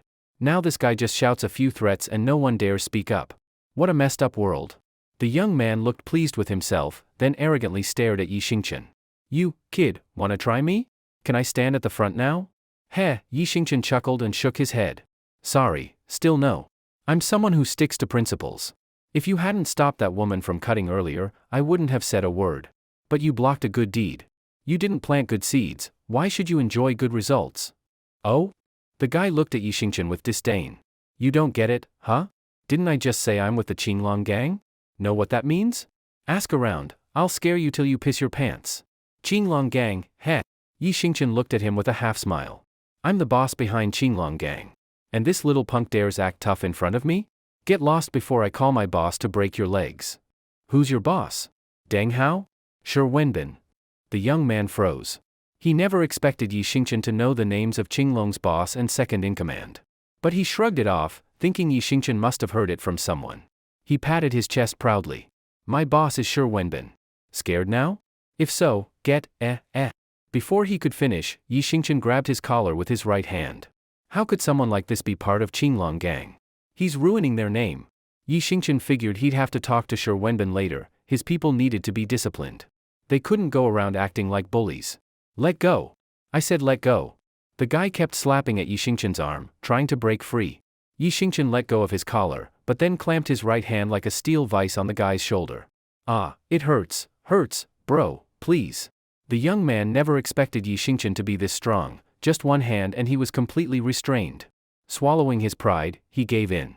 Still wanna cut in line? No, no more cutting. I was wrong. Get lost. Yi Xingqian gave him a light shove, and the guy finally broke free. He clutched his shoulder in pain and stepped toward the exit. Once he was far enough, he turned and glared at Yi Xingqian. You bastard. You'll regret this. Just wait. Heh, anytime. Yi Xingqian just smiled. Come find me if you dare, I'm not afraid of you. With that, the guy shouted one last threat and ran out of the hospital in embarrassment. Hello, sir, what department are you registering for? Soon, it was Yi Xingqian's turn. The nurse seemed quite pleased with his earlier kindness and assertiveness and greeted him with a smile. Oh, it's like this, my dad fell and probably injured a bone, His heel area. His heel. The nurse blinked, then smiled. Got it. That'll be 40 yuan. Thank you. After Yi Xingchen handed her the money, he quickly realized something was off. Didn't registration only cost 20 yuan? Why did the nurse charge him 40? When he got the slip, he was shocked to see he'd been registered for both orthopedics and the urology department. Wait. Miss, why did you register my dad for urology? Yi Xingchen looked at the nurse, puzzled. She smiled lightly. Because that's what you said. What did I say? You said, down there. Down there? No. I meant his heel, the back of his foot, not that down there. Oh? I'm so sorry. After a whole morning of running around, Yi Hao was finally settled in the hospital. Brother Yi, the doctor said your father's condition isn't serious. He just needs to rest here for 3 or 4 days, and then he can continue recovering at home. Yi Xingchen had just finished paying when he arrived at the hospital room, where Shi Wenbin was stepping out. Good, that's a relief. Yi Xingchen exhaled softly after hearing the update. Brother Yi, since we're already at the hospital, how about scheduling the surgery as well? The gang has the money. We can easily cover his medical expenses. Sure. Yi Xingchen glanced at his father sleeping on the bed and nodded. Then he remembered the incident with the young man from earlier and was about to mention it to Shi Wenbin. Just then, loud cursing came from the hallway. Brother Chiu, I found out. That bastard and his dad are in that room. That punk had the nerve to hit me in public. You have to back me up. Don't worry, Ashin. Anyone who messes with me is going to regret being born. Yi Xingchen looked toward the noise and saw the young man he had kicked out earlier now charging in with a group of thugs. Heh. Yi Xingchen smirked. He was just about to bring this up, and now they came right to him. If this guy really was with the Qinglong gang, then today was the day to clean house. Brother Chiu and Ashin quickly reached Yi Xingchen and Shi Wenbin. Brother Chiu held some status in the gang and recognized Shi Wenbin. When he realized Ashin had brought him to confront one of Wenbin's men, a strong sense of unease flooded his chest. Chiu pointed at Shi Wenbin. You mean, him? Brother Chiu. No, not him, the bastard next to him. Ashin had no clue what was happening and kept pointing at Yi Xingchen and Wenbin. But since that guy's with him, they must be in it together. We have to beat them both up to make it right? Chiu's heart sank. He felt like the world was crashing down on him. You're sure? Of course I'm sure. I'd recognize him even if he turned to ashes. Wenbin was stunned and turned to Yi Xingchen. Brother Yi, are these guys bothering you? He says I'm bothering him? He's the one who started it. Whatever. I came here to stir things up, so what? Brother Chiu, slap these 2 bastards for me. Oh, so you came to mess with me and Brother Yi? Wenbin smiled coldly at Brother Chiu. Thud. Hearing that, Brother Chiu's legs gave out, and he dropped to his knees. Huh? Brother Chiu, what's wrong? Why are you kneeling? Were those 2 girls last night too much for you? Ashin was still clueless and confused. Too much your ass. Brother Chiu exploded in rage. Get your ass down on your knees. Me? Kneel? Brother Chiu, are you kidding? Shouldn't they be kneeling? You little idiot. Brother Chiu's eyes went dark, and he smacked Ashin across the face. What the hell, Brother Chiu? Are you crazy? Why are you hitting me? With a shaking hand, Brother Chiu pointed at Wenbin. Do you know who this man is? Ashin, holding his cheek, looked confused. Who? He's my boss. Your boss. The boss of the Qinglong gang. You fool. Get on your knees. What? Ashin was so shocked he could barely speak. Wenbin gave a cold smile and pointed at Yi Xingchen. And do you know who he is? No. Both Chiu and Ashin shook their heads. He's my boss. Your boss's boss. What? Ashin almost pissed himself in fear. He had just tried to lead a gang to beat up the boss's boss. Brother Yi, I'm sorry. I failed to manage my people properly. I promise it won't happen again. Please punish me. Wenbin quickly apologized to Yi Xingchen, lowering his head in shame. Forget it. Yi Xingchen saw how hard Wenbin had been working to take care of Yi Hao and didn't want to blame him. He waved it off. Let it go this time, just don't let anything like this happen again. Don't worry, Brother Yi. I swear it won't happen again. Wenbin secretly sighed in relief. After seeing Yi Xingchen fight like a war god that night, he didn't even want to imagine what would happen if Yi Xingchen got mad. He turned to glare at Brother Chiu. I'm giving you a chance to make this right. You know what to do. Yes, boss. I'll take care of it. Chiu was sweating bullets and nodding like a guilty child. In his heart, he cursed every ancestor of Ashin. Get the hell out. I'll deal with you later. Yes. Thank you, boss. And thank you to the boss's boss. Chiu stood up with a pale face and glared at Ashin, the cause of all this. What are you waiting for? Get this idiot out of here. Please, have mercy, boss. Ashin begged as several men dragged him away from the hospital. The warm afternoon sun bathed the entire city of Yunha. V-room. As a plane landed, a tall young woman with light blonde hair, dressed in casual clothes and possessing a stunning figure, stepped elegantly out of the airport. Outside the airport, 6 black cars were already lined up, waiting. Leading them was Koizumi Haruakairo, the president of Sakura Corporation. The moment he saw the young woman at the airport entrance, Koizumi Haruakairo and his group quickly bowed in greeting. Miss Miyamoto, welcome to Yunha City. The young woman was none other than Miyamoto Yumi, a rising talent from the Miyamoto family, sent by Daisuke Maru as reinforcements. Miyamoto Yumi glanced at Koizumi with a cold, expressionless face. Her voice was just as distant. Did you bring my stuff? Yes, Miss Miyamoto, it's here. Koizumi quickly nodded and gestured to his men. 2 of them stepped forward, carrying a small box. Miyamoto Yumi reached out and gently opened the box. Inside was a pure steel short dagger of Eastern make. A rare trace of warmth appeared on her face. She slowly caressed the blade, then gripped the dagger and elegantly twirled it through the air. Koizumi Haruakairo's heart skipped a beat watching this. That dagger weighs a solid 2 pounds. Lifting 2 pounds is no big deal, but doing it with one hand, with such ease, and spinning it through the air? Terrifying. This woman is terrifying. No wonder she's a rising star of the Miyamoto family. Their power is truly formidable. Yumi sheathed the dagger at her waist and looked at Koizumi with disdain. Who's the target? Give me the file.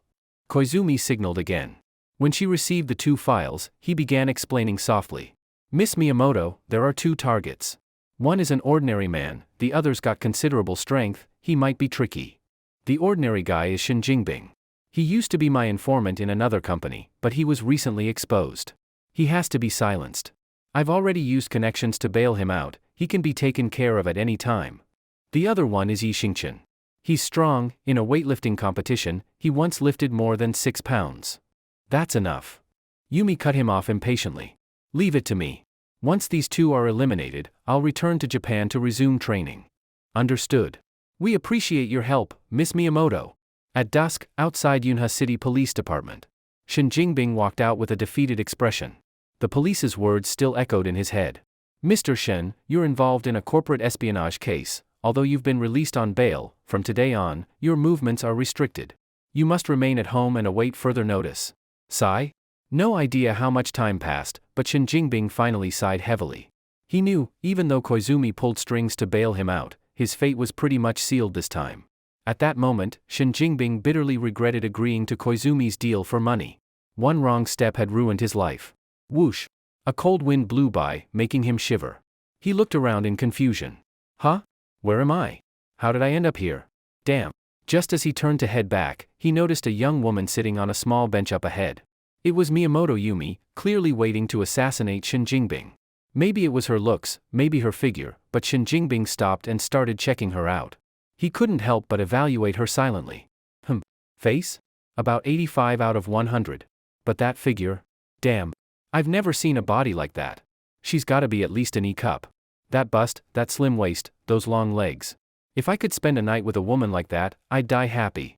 A body like that, it's a waste she's not in adult films. Swish. Suddenly, Miyamoto Yumi stood and walked toward him with elegant steps. Shin Jingbing had no clue of the danger. He was still mentally drooling over her body. In a daze, he suddenly noticed a cold glint from her waist. The setting sun lit up the steel blade as she drew her dagger. Huh? Wait. Only when she drew the blade did Shin Jingbing realize something was wrong. He suddenly understood, Koizumi had hired a killer to silence him. That bastard, ungrateful traitor. Shin Jingbing instantly knew this woman was no ordinary person. Someone who can one-hand a solid steel dagger? Definitely not a pushover. He didn't dare fight, he turned and bolted in the opposite direction. Heh. Yumi smirked coldly. She spun the dagger gracefully and charged after him. Damn it. Shin Jingbing cursed and ran without looking back. After running several dozen feet, he looked back to see how far she was. What he saw made his heart stop, Yumi was already right behind him. No, no. Swish. Before he could even speak, Yumi leapt past him. With a flick of her wrist, the dagger flashed, and she crouched gracefully in front of him. Ah! He felt a sudden heat at his neck. He tried to point at her back but realized he couldn't speak, his voice was gone. He touched his neck and saw his hand was covered in blood. He tried pointing again, but his strength quickly drained away from the wound. Heh! Yumi gave a cold laugh and walked away without another glance. Moments later, Shen Jingbing collapsed into a pool of blood. Don't ask me how high the sun is, I'll tell you how deep I am. These lyrics don't sound right. Yi Xingqian hummed a tune as he opened the door to his villa. Lately, Yi Xingqian had been riding high. He had Lin Yun's favor, Qin Yanran's trust, had become the leader of the Qinglong gang, which greatly eased his financial pressure, and even got to know the mysterious boss Long Qingxian. Perhaps the only thing worth being cautious about was Long Qingshuan's true intentions. As Yi Xingqian muttered over everything that had recently happened, he walked into his living room. Click. Yi Xingqian flipped on the lights and saw a young woman with an impressive figure sitting on his living room sofa. What the? Yi Xingqian jumped. Excuse me, who are you? If I'm not mistaken, this is my house, right? Did you come into the wrong home? Or are you a thief? Yi Xingqian muttered under his breath, since when did thieves break into poor folks' homes like his? Come on, if you're going to steal, at least go to Qin Yanran's place next door. She's rich, lives alone, and couldn't hurt a fly, ideal for thieves, right? The young woman was Miyamoto Yumi. She was curiously observing Yi Xingqian. You're Yi Xingqian? Yi Xingqian froze slightly. Judging by her look, she wasn't a thief, she had come specifically to find him. He frowned a bit. I'm Yi Xingqian. And you are? A playful smile crossed Miyamoto Yumi's face. I'm Miyamoto Yumi. I heard you're really strong. Miyamoto Yumi? From Japan? At that moment, Yi Xingqian realized where she came from, no doubt sent by Koizumi Haruhikairo to take revenge. Now that he knew her background, Yi Xingqian dropped the polite act and sat down across from her with a smirk of his own. Not only am I strong, I'm also big down there. Wanna see my big buddy for yourself? Miyamoto Yumi looked confused at first, but soon picked up on the meaning behind his words. A cold smile appeared on her face. So what if you've got a big buddy? Heh. Even if I don't have one, I can still get as many as I want. Yi Xingqian was dumbfounded. What kind of bold talk was this? Is Japan really that open? A few lines in and she's already pushing full throttle? Miyamoto Yumi slowly drew the Japanese dagger at her waist and started to show it off. This blade is called Seijin. It weighs 1.25 pounds. Yi Xingqian blinked, looked around, then picked up a nearby stool. This stool is called the tiger stool. It weighs? I dunno. However heavy you say it is, that's how heavy it is. Miyamoto Yumi was genuinely surprised. That stool must be at least 3 or 4 pounds, and you just picked it up with one hand? Of course. If you're smart, you'll leave my house, no, leave China altogether. I'll pretend none of this ever happened. Yi Xingqian carefully held the stool. He didn't want to fight Miyamoto Yumi directly, he didn't know if she had any hidden tricks. And he didn't want to accidentally kill her. After all, she was Japanese. Dying in his home could cause diplomatic trouble. Okay, fine. The real reason he didn't want to hurt her was because she was a pretty girl with a great figure. What guy would want to hurt a bombshell like her? Heh, Miyamoto Yumi wasn't scared at all. She smiled. You don't win battles with strength alone, speed and skill matter too. You interest me, but it's time to die. Her eyes turned sharp. The dagger spun in her hand as she leapt into the air, aiming straight for Yi Xingqian's head. To most people, her speed would look lightning fast. But to Yi Xingqian, it was slow, barely faster than a toddler. He tossed the stool aside and dodged easily. Hey! I've been holding back because you're a girl. Don't think I can't fight back. If you keep this up, I will. No way. Miyamoto Yumi ignored him, shocked. How are you so fast? Even my master isn't half as fast. And you're just a regular guy. Yi Xingqian shrugged. Exactly, because he was a regular guy, she thought his speed and strength were maxed out. Damn. Unwilling to give up, Miyamoto Yumi struck again. All right. You asked for it. Seeing his warning fail, Yi Xingqian had no choice but to fight back. Facing her steel blade, he didn't take chances. He dodged again, grabbed her wrist with precision, and cleanly disarmed her. Then he gave her a light shove on the back. A powerful force knocked her off balance, and she stumbled to the floor. This is the last time I'm holding back. Keep this up and I won't be so nice next time. He took 2 steps back and glanced at the stool. He'd already made up his mind, if she attacked again, he'd knock her out with that stool. Miyamoto Yumi crouched on the ground, stunned. Her face filled with disbelief. Even my master couldn't handle you this easily. It felt like an ant trying to shake a tree. Who are you? Are you one of the Dragon Clan elites? Dragon Clan? What Dragon Clan? Yi Xingqian blinked. I don't know anything about that. Look, if you know what's good for you, just leave China now, I promise I won't hurt you. Yumi bit her lip and started to slowly remove her jacket. Hey! Hey, what are you doing? Yi Xingqian covered his eyes with one hand but peeked through his fingers. I already said I wouldn't hurt you, you don't have to thank me like that. D. Suddenly, her expression turned cold. She flung her jacket at him, and from the sleeve, a cloud of unknown powder scattered right at the unguarded Yi Xingqian. Under the lighting in the living room, Yi Xingqian clearly saw a cloud of dust rushing straight at his face. Even though he held his breath as quickly as he could, he still accidentally inhaled a few mouthfuls of the dust. Yi Xingqian couldn't help but get angry and embarrassed. He quickly stepped back a few paces, trying to get out of the dust's range. In his mind, Yi Xingqian cursed Miyamoto Tomomi and all people from the east together. Damn it! How sneaky! They couldn't win in a fair fight, so they used tricks like poison, such a low move. He let his guard down this time and fell for the trap. Miyamoto Tomomi, having succeeded in her scheme, slowly stood up from the ground with a face full of contempt and coldness. Being merciful to your enemy is being cruel to yourself. In your next life, don't show any mercy to your enemies. She glanced at the dagger lying on the ground, planning to finish off Yi Xingqian once the poison kicked in. Damn! Yi Xingqian glanced at the door behind him, planning to escape and find someone or someplace to treat himself. Just as he was about to flee, he suddenly felt a burning sensation in his chest, stomach, and even in his mouth and nose. He clenched his fists, and the look in his eyes toward Miyamoto Tomomi grew more sorrowful and furious. That sneaky trickster! Barely a moment had passed, and the poison had already started working. His life was just starting to rise toward its peak, and now it was about to be ruined. Since the poison was working so fast, there probably wasn't time to run. He might as well take Miyamoto Tomomi down with him. If he had to go to the afterlife, at least he'd have this explosive beauty with him, it wouldn't be too lonely. Suddenly, Yi Xingqian was shocked by his own thoughts. What the hell? Why was he thinking about Miyamoto Tomomi's body at a time like this? Since when had he gotten so pervy? But, this woman's figure was really incredible. And now she was only wearing a tight t-shirt, hard not to think about it. Of course, Miyamoto Tomomi had no idea what Yi Xingqian was thinking. She just took up a defensive stance, turning sideways to face him with her fists held in front of her chest, fully alert. Seeing this, Yi Xingqian almost started bleeding from every orifice. Look! Look! Those fists were really… no! Those fists were really white. Wait, no! Those fists were really round. No! Those fists were really soft. Crap, his whole brain was filled with boobs now. Huh? Miyamoto Tomomi frowned slightly, sensing that something wasn't right.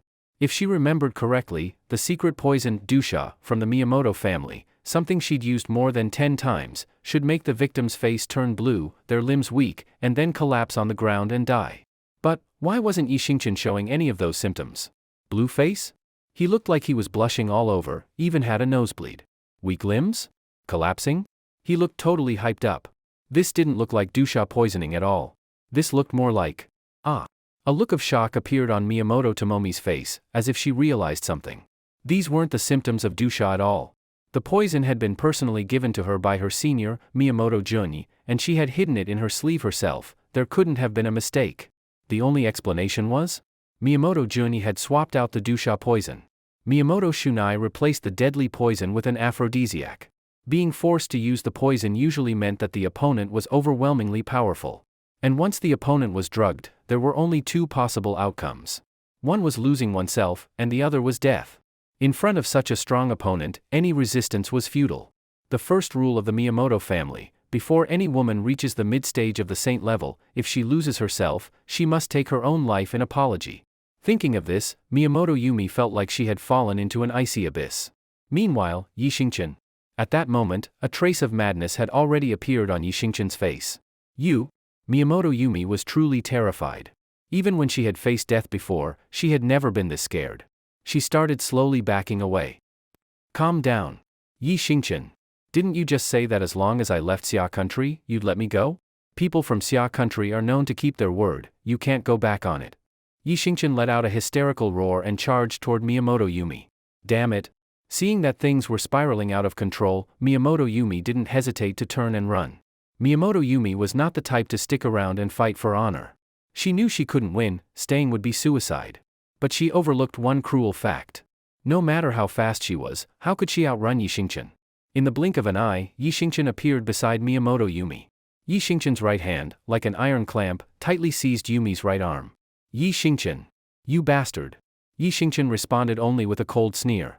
Holding her tightly, a twisted look appeared on his face. The fight quickly moved from the living room to the adjacent bedroom. Divider. Early morning. Weak and exhausted, Miyamoto Yumi struggled to get out of bed. She frowned and instinctively rubbed her sore areas. Soon, upon seeing Yi Xingchen still asleep, her anger exploded. This man beside her had actually done that 5 times in one night. Unbelievable. What kind of freakish physical endurance was that? If she weren't a cultivator with an unusually strong body, she might have died right there in bed. Thinking of this, Yumi felt both ashamed and furious. She reached out with both hands, trying to strangle Yi Xingchen in his sleep. But to her horror, no matter how hard she tried, she couldn't even make a dent in the skin on his neck. What terrifying defense! A man without any spiritual power, yet possessing such monstrous strength, speed, and defense. If Yumi hadn't seen it with her own eyes, she wouldn't have believed it. Is the great sun goddess really going to torment me like this? Miyamoto Yumi let go of her hands in despair and collapsed powerlessly on the bed. To be humiliated like this, and I can't even kill the person who did it. Fine. If I can't kill you, then I'll kill myself, and atone with my death. With a deep sigh of despair, Miyamoto Yumi began crawling off the bed toward the living room where last night's struggle had taken place. Seeing the dagger on the floor, tears streamed down her face. Zhang zhang. The dagger in her hand gave off a soft hum under the breeze. Yumi slowly closed her eyes, placed the blade to her neck, having let go of any attachments to the world. Hiss. Just as Miyamoto Yumi was about to take her own life in atonement, a surge of deep unwillingness and grievance welled up in her heart.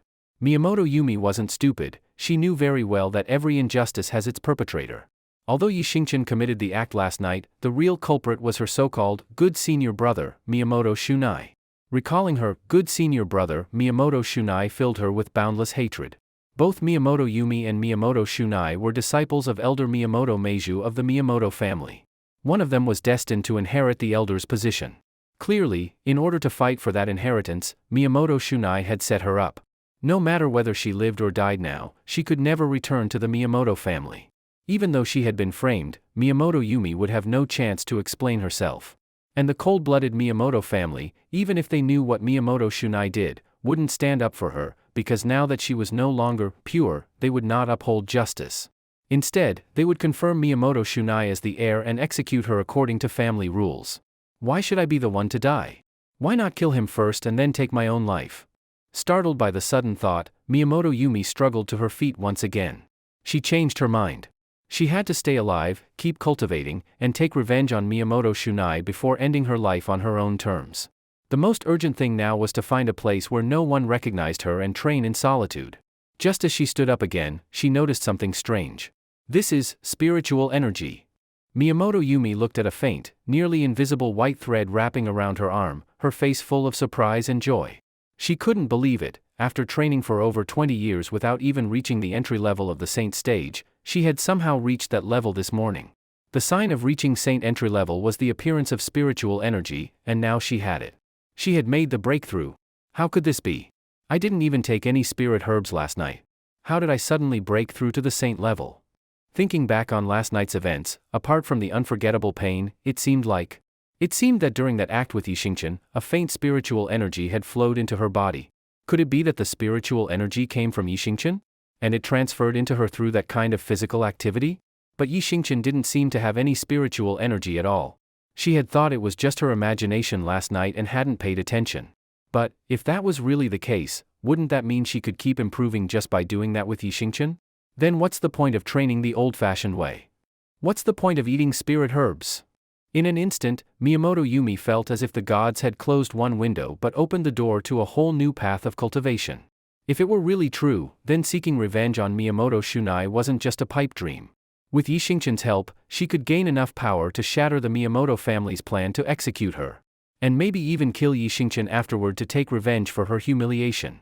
With that thought, Miyamoto Yumi glanced through the bedroom door at Yi Xingchen, who was still snoring on the bed, already forming a plan in her mind. Right at that moment, Yi Xingchen stretched and slowly woke up. Hiss.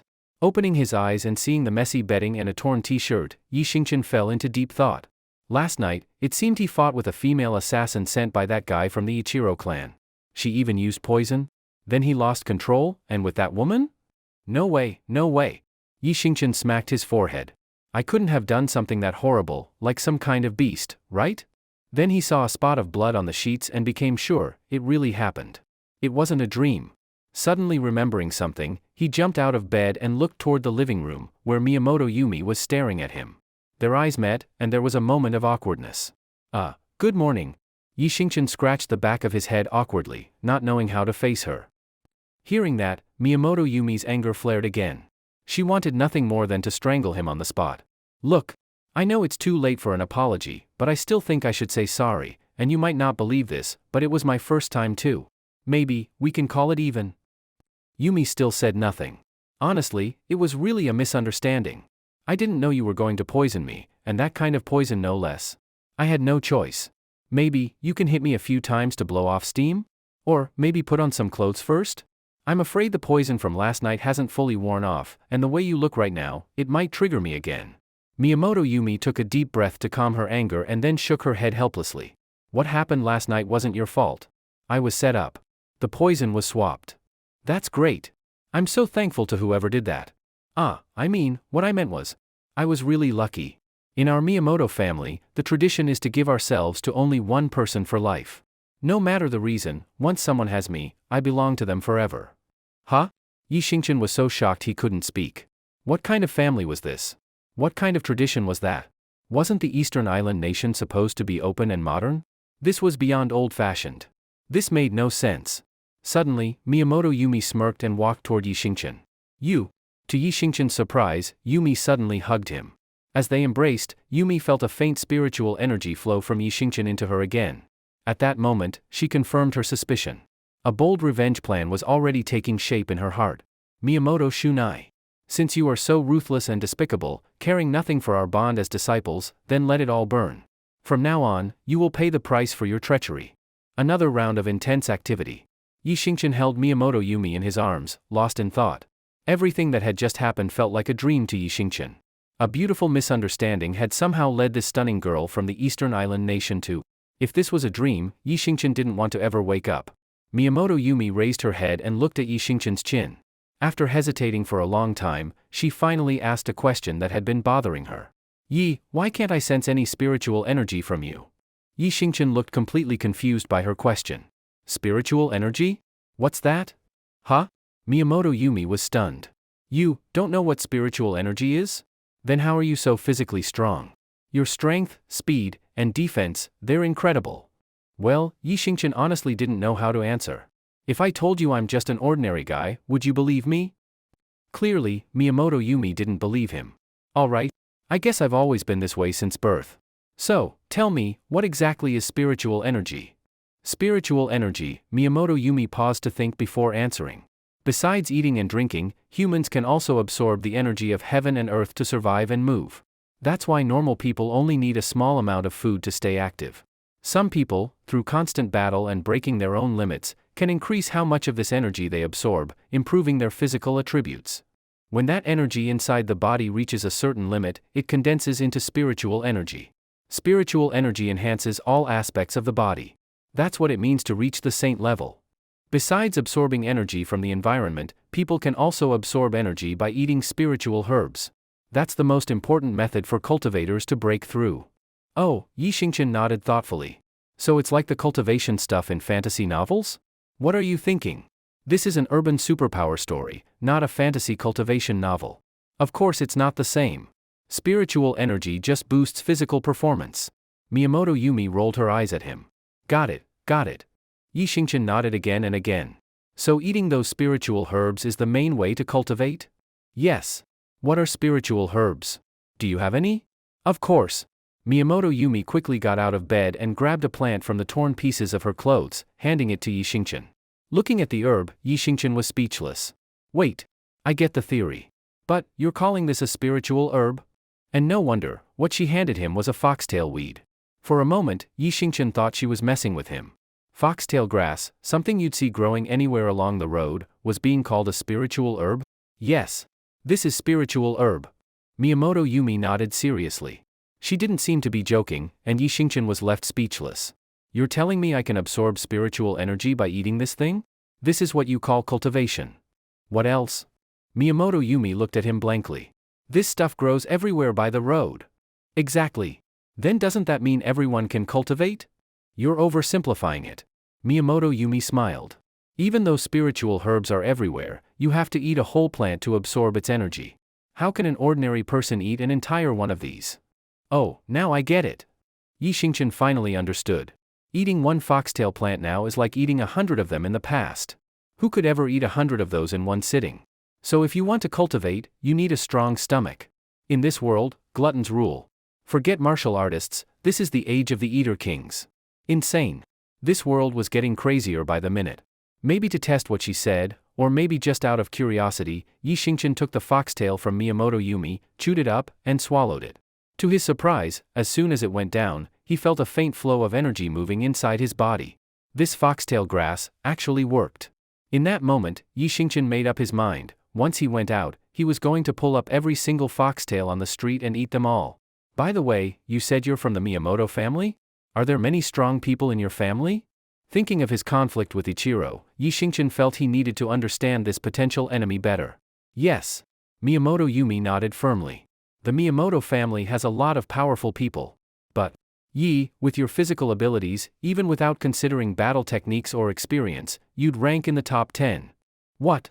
That strong? Yi Xingqian was shocked. Even someone like him, unaffected by global physical decline, could only rank top 10? And that's without taking experience or skill into account. If he really wanted to take on Ichiro and the Miyamoto family head-on, he'd need to keep eating foxtail to boost his power. The Miyamoto family is strong. They're one of the 5 major powers in the world, how could they not be?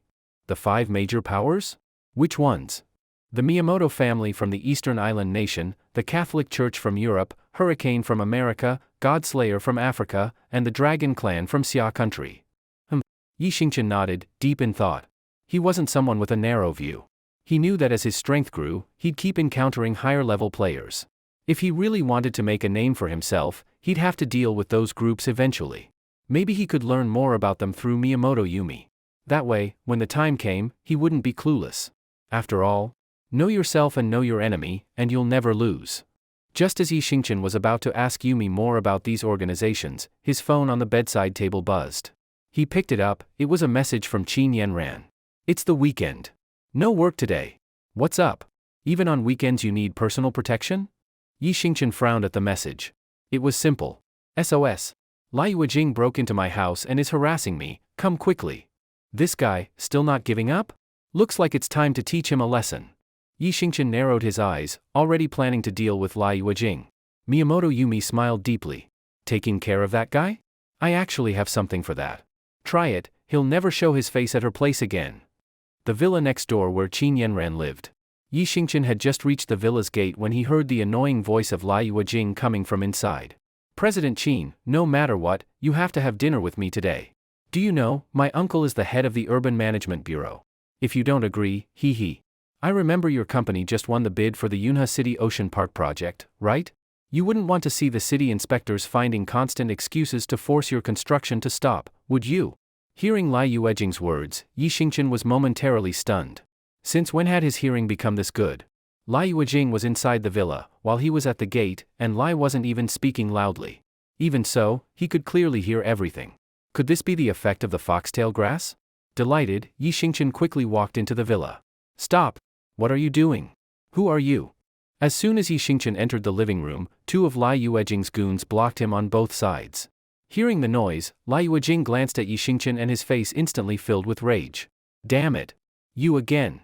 Bastard! Last time you tricked me and I ended up drunk in bed all day. It's perfect that you showed up today, I'm going to deal with you too. Hearing Lai Yuejing's words, the goons moved toward Yi Xingqian menacingly, clearly ready to rough him up. Hey! Mr. Lai, wait a sec. Let me explain, let me speak. Seeing things were getting dangerous, Yi Xingqian quickly raised his hands, signaling Lai Yuejing to calm down. What's there to explain? You tricked me into drinking last time, made me a laughingstock among the rich kids of Yunhe City. If I don't break your legs, how can I let go of this humiliation? Lai Yuejing's face darkened with rage. What the hell are you doing? Fighting in my house? Do none of you respect me? Think I'm easy to mess with? Seeing that Lai Yuejing was about to attack, Qin Yanran finally stood her ground, clearly ready to confront him. President Qin. Please, calm down. Yi Xingqian had come prepared. He wouldn't let Qin Yanran ruin things by clashing directly with Lai Yuejing. Let me explain to Mr. Lai. Can I just say something? If after hearing me out you still can't stand me, fine, beat me up, I won't resist. Huh? Lai Yuejing looked suspiciously at Yi Xingchen, then glanced at the angry Qin Yanran. In the end, he decided to hear what Yi Xingchen had to say. Fine, I'll give you one last chance. But if your explanation isn't perfect, I'm not letting you off. Of course, of course. Yi Xingchen smiled and walked to a corner of the living room, then waved at Lai Yuejing enthusiastically. Mr. Lai, come on, let's talk in private. Lai Yuejing, not suspecting much, walked over to Yi Xingchen to hear his last words.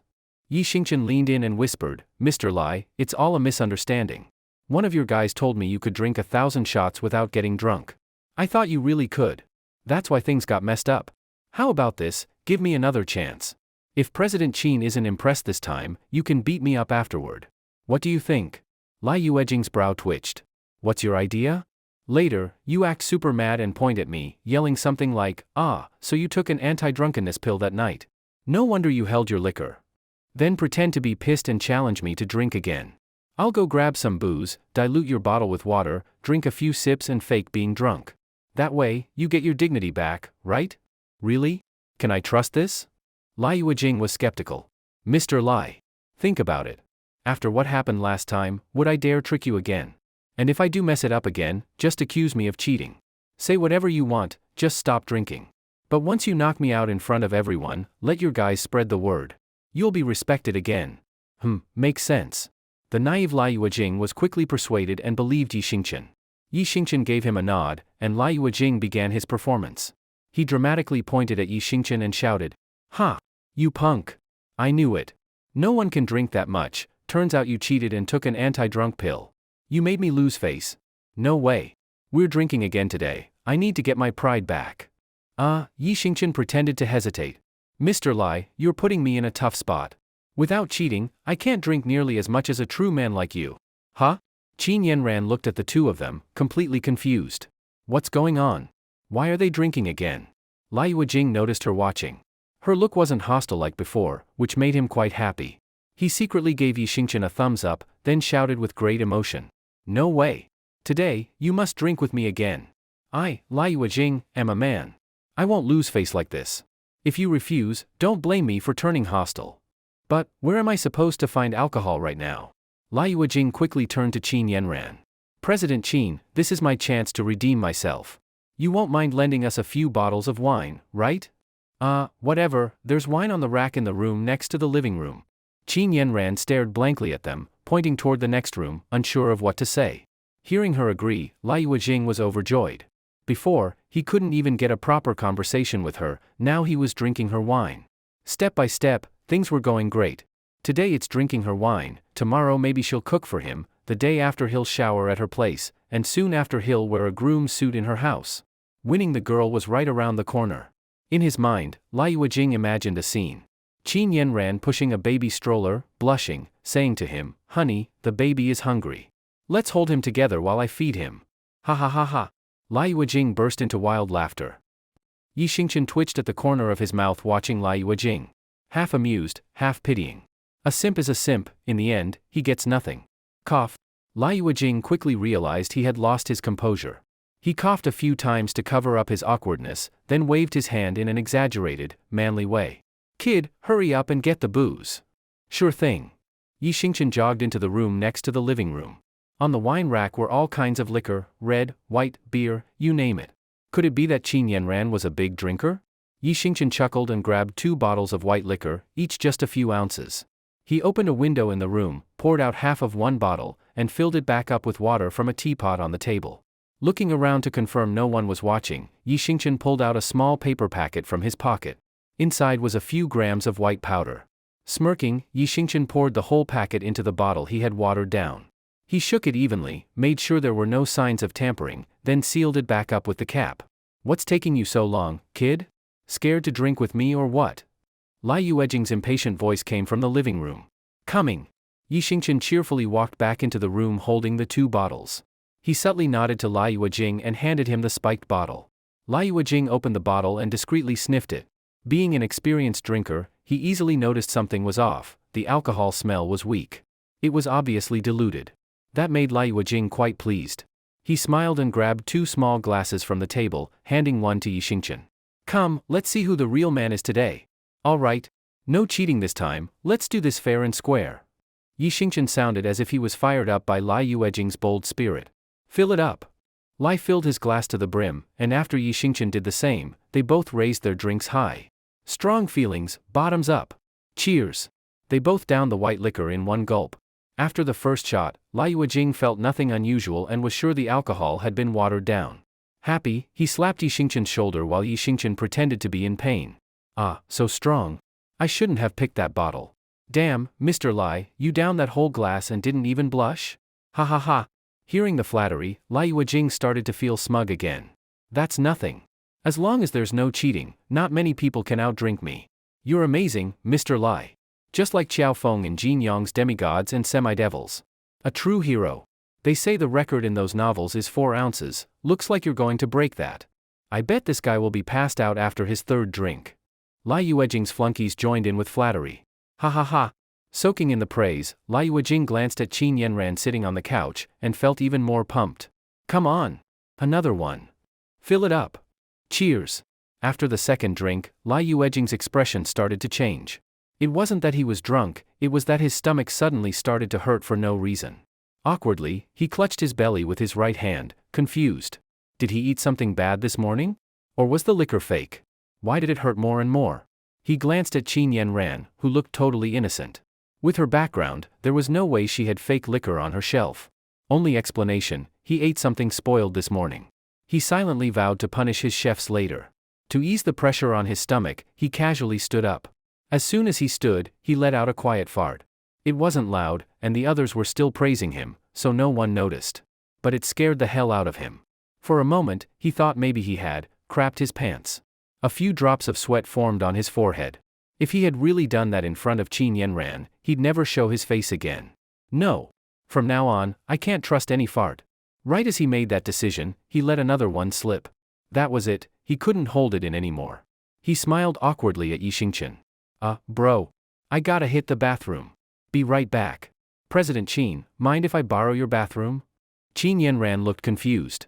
She didn't know what trick Lai Yuejing was playing now, but still pointed to the nearby bathroom. Thanks.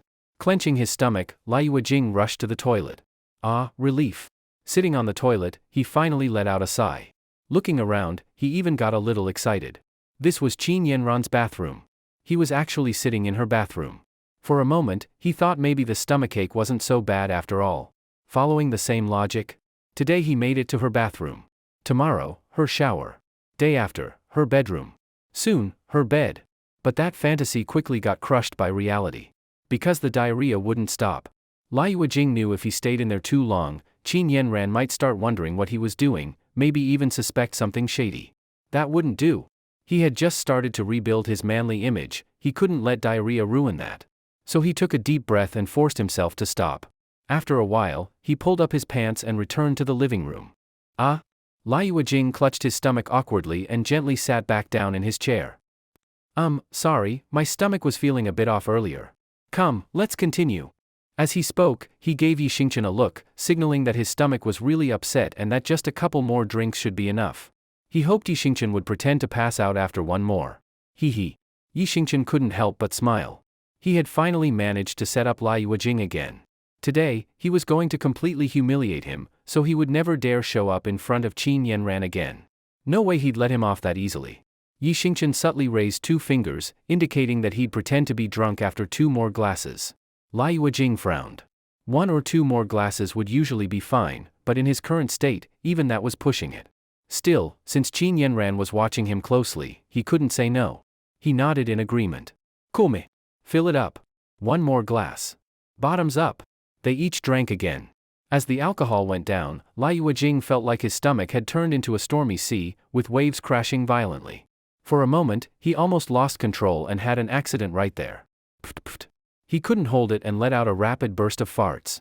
This time, because his lackeys hadn't chimed in with any loud flattery, the entire room clearly heard the fart. Lai Yuejing's lackeys froze. No one knew what to do.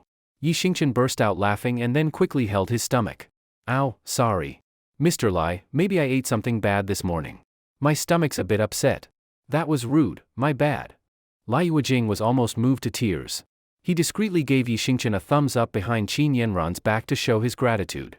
For a moment, Lai Yuejing felt Yi Xingchen might be a blessing from the heavens, a divine wingman sent to help him get together with Qin Yanran. Compared to Yi Xingchen's quick thinking, his own lackeys were absolutely useless. Lai Yuejing swore to himself, if he ever got together with Qin Yanran, he'd invest big and open a company just for Yi Xingchen to play with. Hiss. I can't take it anymore. I need the bathroom. Yi Xingchen ran toward the bathroom, holding his stomach. Lai Yuejing had to maintain his image in front of Qin Yanran, Yi Xingchen didn't.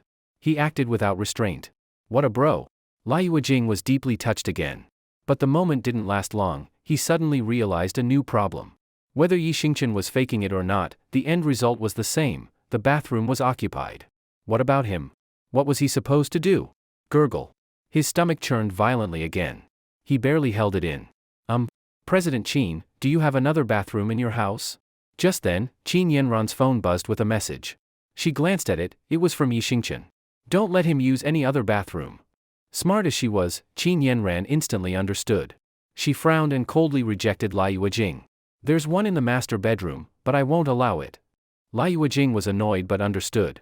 After all, a goddess's private bathroom wasn't something anyone could casually use. Now he could only grit his teeth and wait for Yi Xingchen to come out. Minutes passed. Just when Lai Yuejing was about to curse out loud, Yi Xingchen finally emerged from the bathroom, leaning on the doorframe. Lai Yuejing lit up and jumped up to rush over, but Yi Xingchen quickly turned and darted back in. Nope, can't hold it, gotta go again. Lai Yuejing nearly exploded. This bastard. Can he see I'm suffering too? How inconsiderate. His eyes landed on the 2 liquor bottles on the table. He frowned. Could it be? Were those 2 bottles fake? Or maybe expired? Why were both he and Yi Xingchen having stomach trouble? Hiss. Clutching his stomach in pain, Lai Yuejing's right hand began to tremble. He couldn't hold it anymore. Another loud fart ripped through the living room. It was so loud, it probably echoed outside the villa. The worst part, he crapped his pants. The whole living room reeked. His lackeys wrinkled their noses and held their breath, pretending nothing happened. But Qin Yanran wasn't going to pretend. She immediately pinched her nose, ran to the window, opened it, and stuck her head out to get fresh air. That action completely shattered Lai Yuejing's fragile self-esteem. He felt like he couldn't stay there another second. Forget facing Qin Yanran, he wouldn't even be able to face anyone again. Well, President Qin, sorry, this morning can't take it. I'll just head out first. When that guy comes out, tell him, we'll drink next time. I'm out, Qin Yanran waved him off with a disgusted look, still covering her nose. Lai Yuejing clutched his stomach and ran outside the villa. Farting the whole way, by the time he reached the courtyard, the seat of his pants was soaked and nasty stuff dripped as he ran. He leaned against the gate and looked back at his escape route, immediately spotting the mess he had left behind. Damn it. He nearly collapsed from the shame. From now on, every time Qin Yanran saw him, she'd probably think of this nightmare. Mr. Lai, let's go. We can visit President Qin another day. One lackey tried to comfort him, barely holding back his nausea. Slap. Lai Yuejing slapped him hard across the face. In total despair, he let all his anger out. Come back another day? Are you kidding me? How the hell can I ever face her again? I swear, if any of you tell anyone about today, I'll cut your tongue out. Yes. Nothing happened today. Exactly, nothing happened. You drank that guy under the table and got your revenge. He let out another loud one, and a big splatter hit the ground. Shit. What are you waiting for? Let's get the hell out of here. All right, they're gone. You can come out now. After Lai Yuejing and his group left, Qin Yanran gently tapped on the bathroom's glass door, a faint smile on her lips. He left already? I thought he could hold out a bit longer. Hearing her voice, Yi Xingchen finally walked out of the bathroom. What did you do to him? How did he suddenly, just... Qin Yanran tilted her head curiously at Yi Xingchen. Ha. Yi Xingchen couldn't help but laugh. Nothing much, just added a bit of laxative to his liquor. Brilliant. Qin Yanran gave him a thumbs up, full of admiration. Yi Xingchen glanced at the mess outside the door, frowned, and quickly took out his phone. President Qin, how'd I do? Pretty slick, right? I swear, even if his face is as thick as a wall, he won't dare show up around you again. I'll look up a cleaning service nearby and have them come clean up. You'd better stay in, don't want you getting nauseous. Qin Yanran nodded. I'll just head upstairs. I've got some work to handle anyway, so I'll just work from upstairs. No need to go out today. Okay. Found one, this cleaning company should do. Yi Xingchen quickly called the company he found online.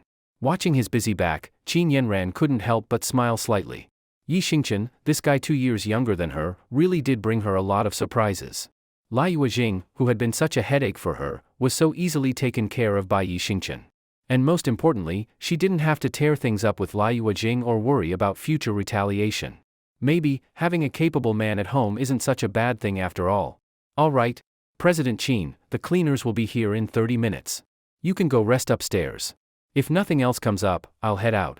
Just text me if anything happens, I'm always ready. Qin Yanran was increasingly satisfied with Yi Xingchen. Oh right, one more thing. Go to the construction bank and withdraw some money for me. Here's my bank card. The PIN is 608608. I'll call ahead.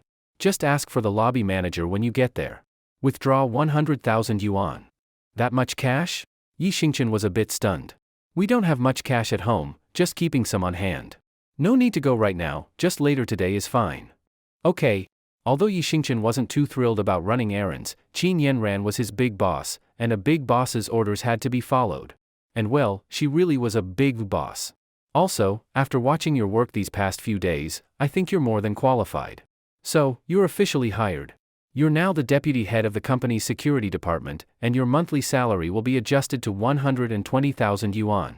If you stay on for 5 years, the villa you live in now and the car you drive will be yours, as a senior employee benefit. Really? That's awesome. Thank you, President Qin. I'll work hard and repay your trust in me.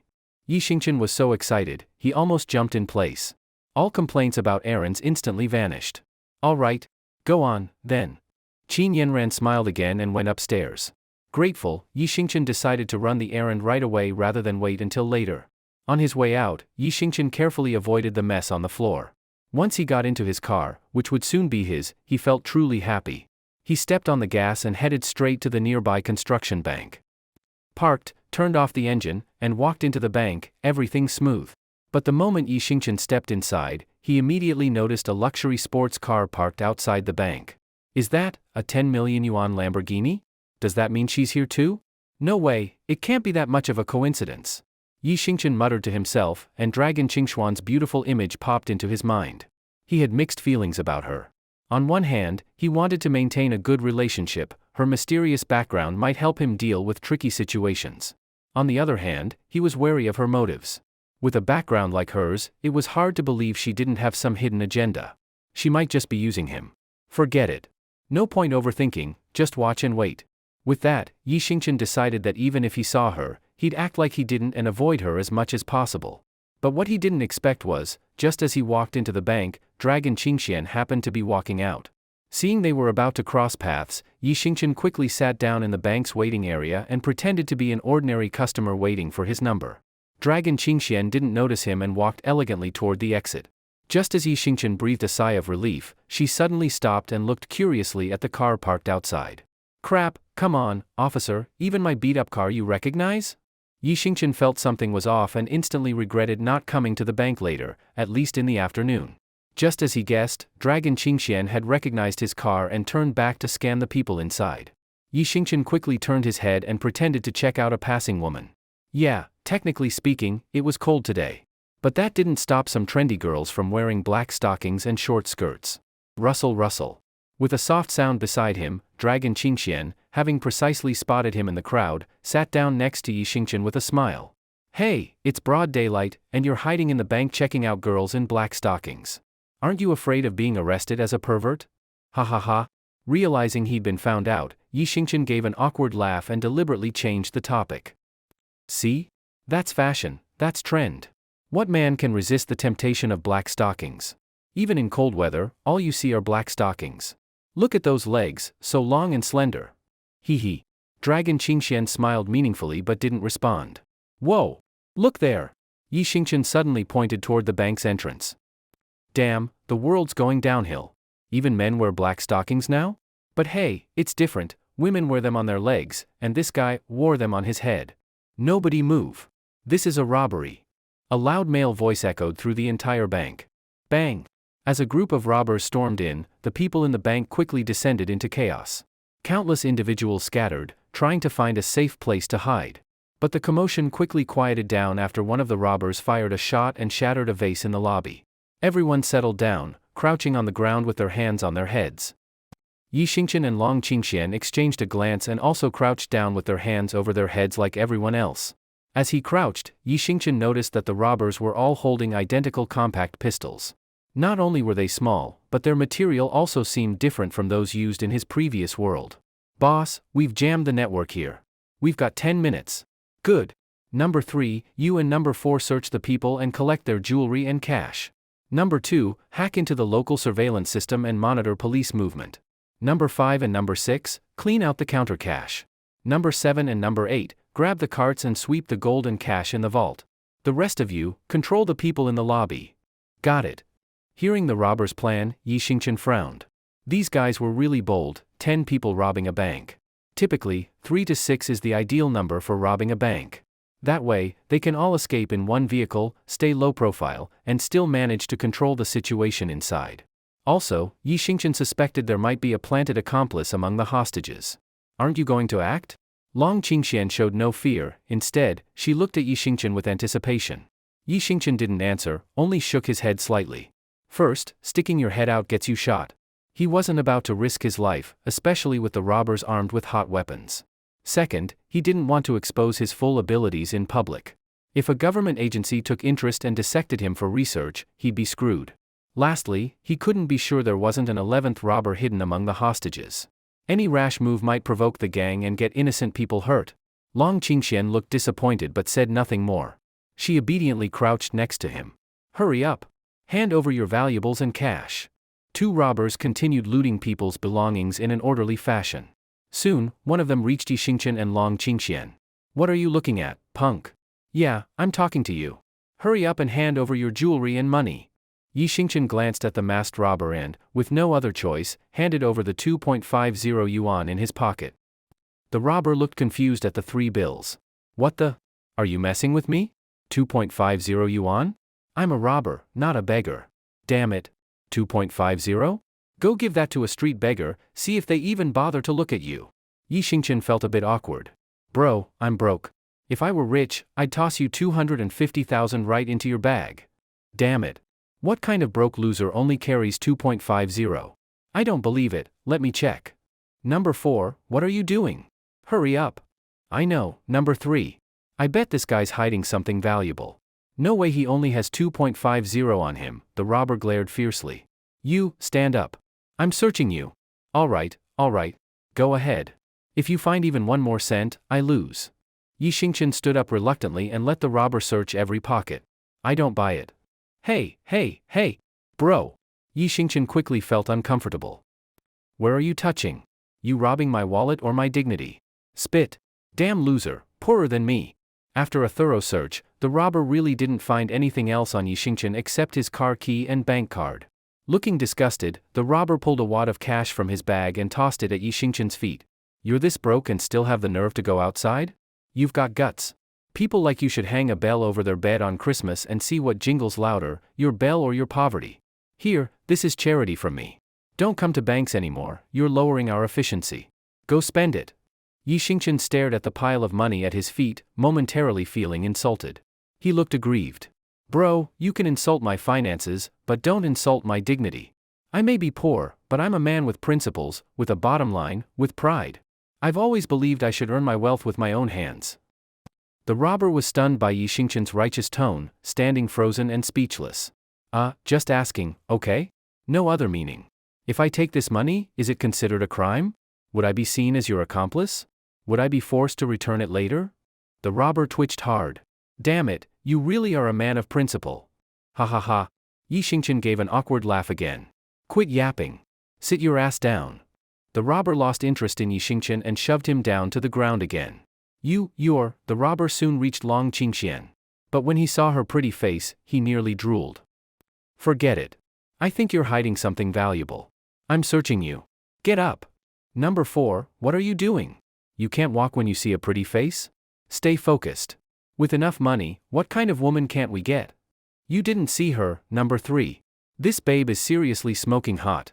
One night with her, I'd die happy. Just a quick search. Fine, hurry. If the boss finds out, he'll kill you. I know. You, stand up.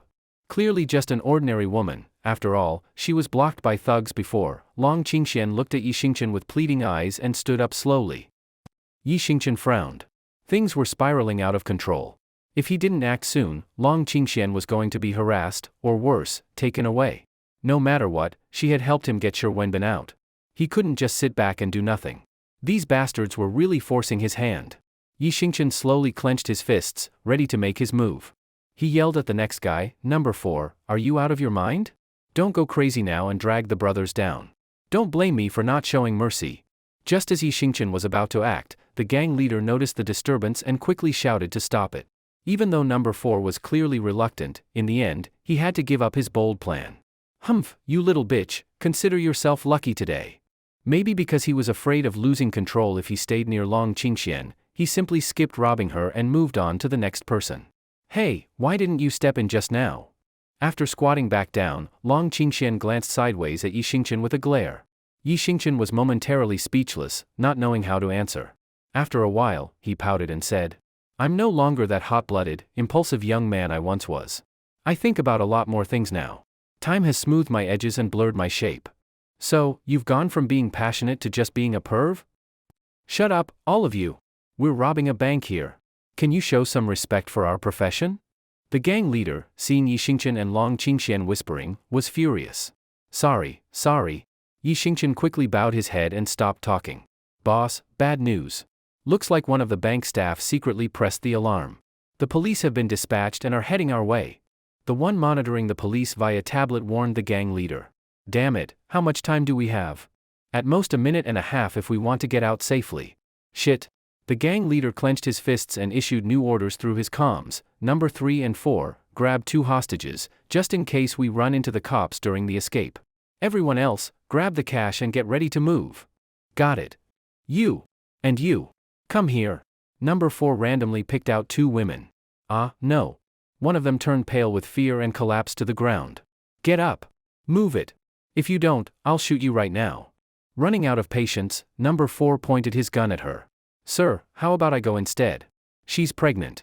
If she suddenly goes into labor while you're escaping, what will you do?" As the woman was about to stand, Long Qingxian stood up and offered to take her place. "Hey, what are you doing? Are you crazy?" Yi Xingqian was stunned and immediately got anxious. The robber looked at the pregnant woman skeptically. "She doesn't look like she's due any time soon. How could she go into labor? Preterm birth is pretty normal." Long Qingxian ignored Yi Xingqian and stuck to her proposal. "But, she looks like she's only 4 or 5 months along. Even with preterm birth, it wouldn't happen that early, right?" Now even Long Qingxian was stuck. "Number 4, stop wasting time. Just take this woman." Seeing her volunteer, Number 3 was delighted and immediately agreed. "Fine, you then. Move it. Get in the car." Long Qingxian slowly walked toward the van, glancing back at Yi Xingqian with a look that seemed to say, "Are you going to save me or not?" Yi Xingqian frowned, starting to get mad. "Damn it. I'm not going to save you. You were dumb enough to volunteer as a hostage. Don't you get it? That bastard's obviously lusting after you. Don't you know what could happen as their hostage? Even if you live through it, it'll be a fate worse than death. You've got problems. This is all your fault. We're not even related. I'm not saving you. Let that robber strip you, and then..." "Shit." Yi Xingqian suddenly stood up and pointed at the other woman who was chosen. "Wait a minute, guys. Why don't you take me instead? I mean, if you run into trouble on the way, I'm a guy, I could help lift stuff. I'm more useful than a woman, right?" Number 4 was stunned. What the hell? What kind of world is this? Hostages are now fighting to be picked. This guy makes sense. Once we get to the hideout, we'll need someone to unload the van. A man could be handy. "You, come on. Move it."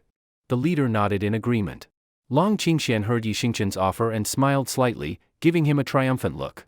"We're here. Get out of the car." The robber's vehicle stopped steadily at an unknown location, and one of them began urging Yi Xingqian and Long Qingxian to get out. At this point, both Yi Xingqian and Long Qingxian had their eyes covered with a piece of cloth, and their hands were tied. However, calling it a rope wasn't quite right, it was more like a thin cotton string. After all, by this world's standards, a string of that thickness was enough to restrain an adult. Like that, Yi Xingqian and Long Qingxian were pushed into a small room. "Big bro, where are we now?" Yi Xingqian deliberately asked curiously.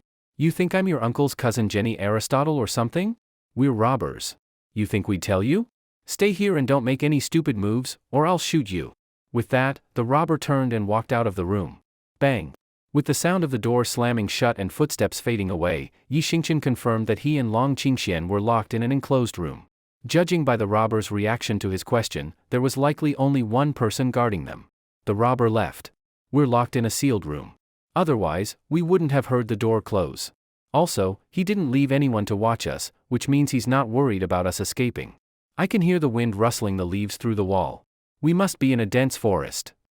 Yi Xingqian was surprised by Long Qingxuan's sharp judgment but didn't respond. After all, if she hadn't volunteered earlier, he wouldn't have had to enter the lion's den. The clever Long Qingxian guessed his thoughts and explained with a smile, remember what I said in the cafe? I want us to be a couple, so I need to learn more about you through different things. So what? Yi Xingqian replied coldly. So, I've made a preliminary judgment. You're kind and upright, you don't meddle unnecessarily, but when people close to you are in danger, you never sit back and watch. Most importantly, you think things through, you're not just some brute. So what? Yi Xingqian was slightly stunned.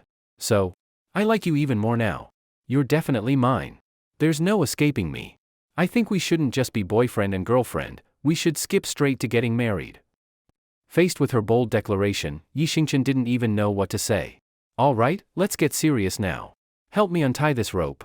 Yi Xingqian laughed, but I'm still blindfolded, and my hands are tied behind my back. How am I supposed to help you? Don't pretend. I know your strength. There's no way a string like this can bind you. I'd rather die than believe that. An idea for revenge flashed through Yi Xingqian's mind. He sighed, unfortunately, I really can't break free from this rope. Seriously? Long Qingxian didn't buy it. Cut the nonsense and help me untie it. Well, even if my hands are tied, I can still help you. After that, you can untie me. Whatever, hurry up, this rope is starting to hurt my hands. Are you squatting or standing right now? Squatting. Yi Xingqian smiled deeply and slowly backed up toward Long Qingxian. He calculated the height and pretended to, accidentally, place his hand on her chest. Silence fell over the room. Unexpectedly, Long Qingxian didn't scream or panic, instead, she stayed completely calm. Your hand is in the wrong place. Oh? Where is it? Yi Xingqian asked knowingly. Your hand is on my chest. Can you be a gentleman? Oh, sorry.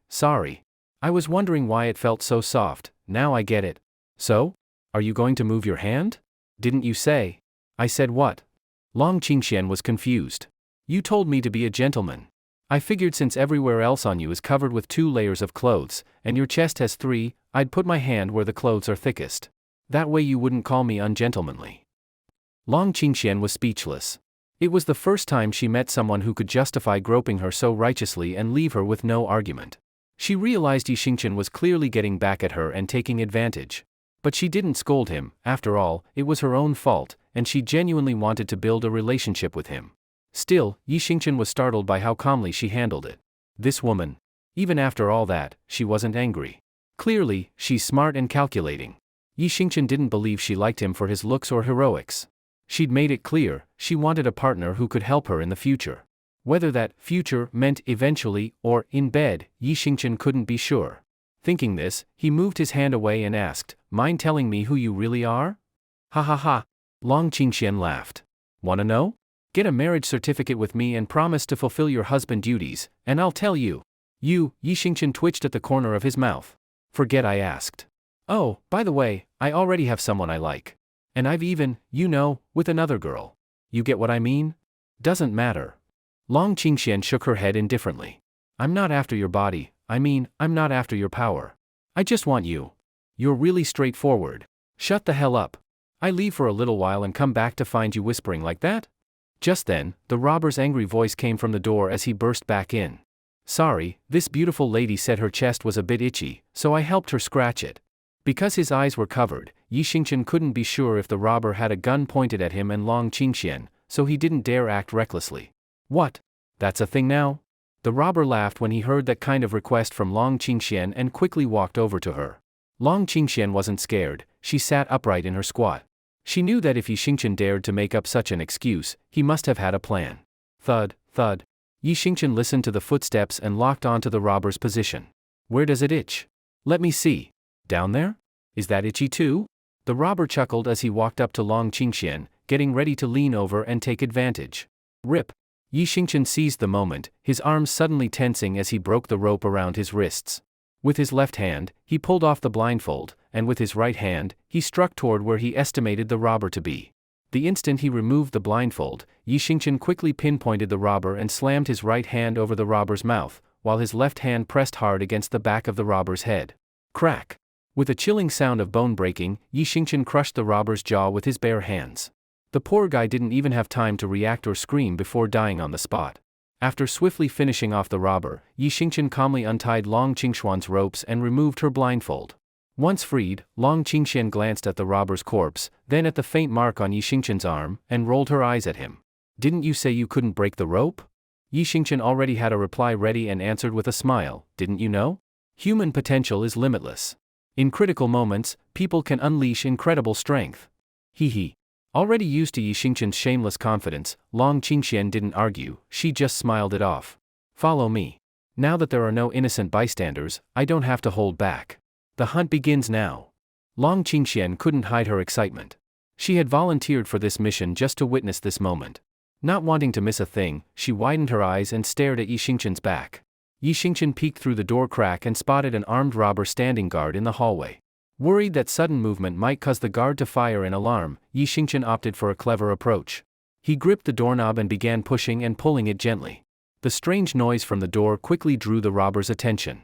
"Number 6, what's going on?" the robber called out from a distance. After getting no reply, he cautiously walked toward the door with his gun. "Number 6? Number 6? He kept calling as he carefully approached. Using the shadow under the door, Yi Xingchen judged the distance.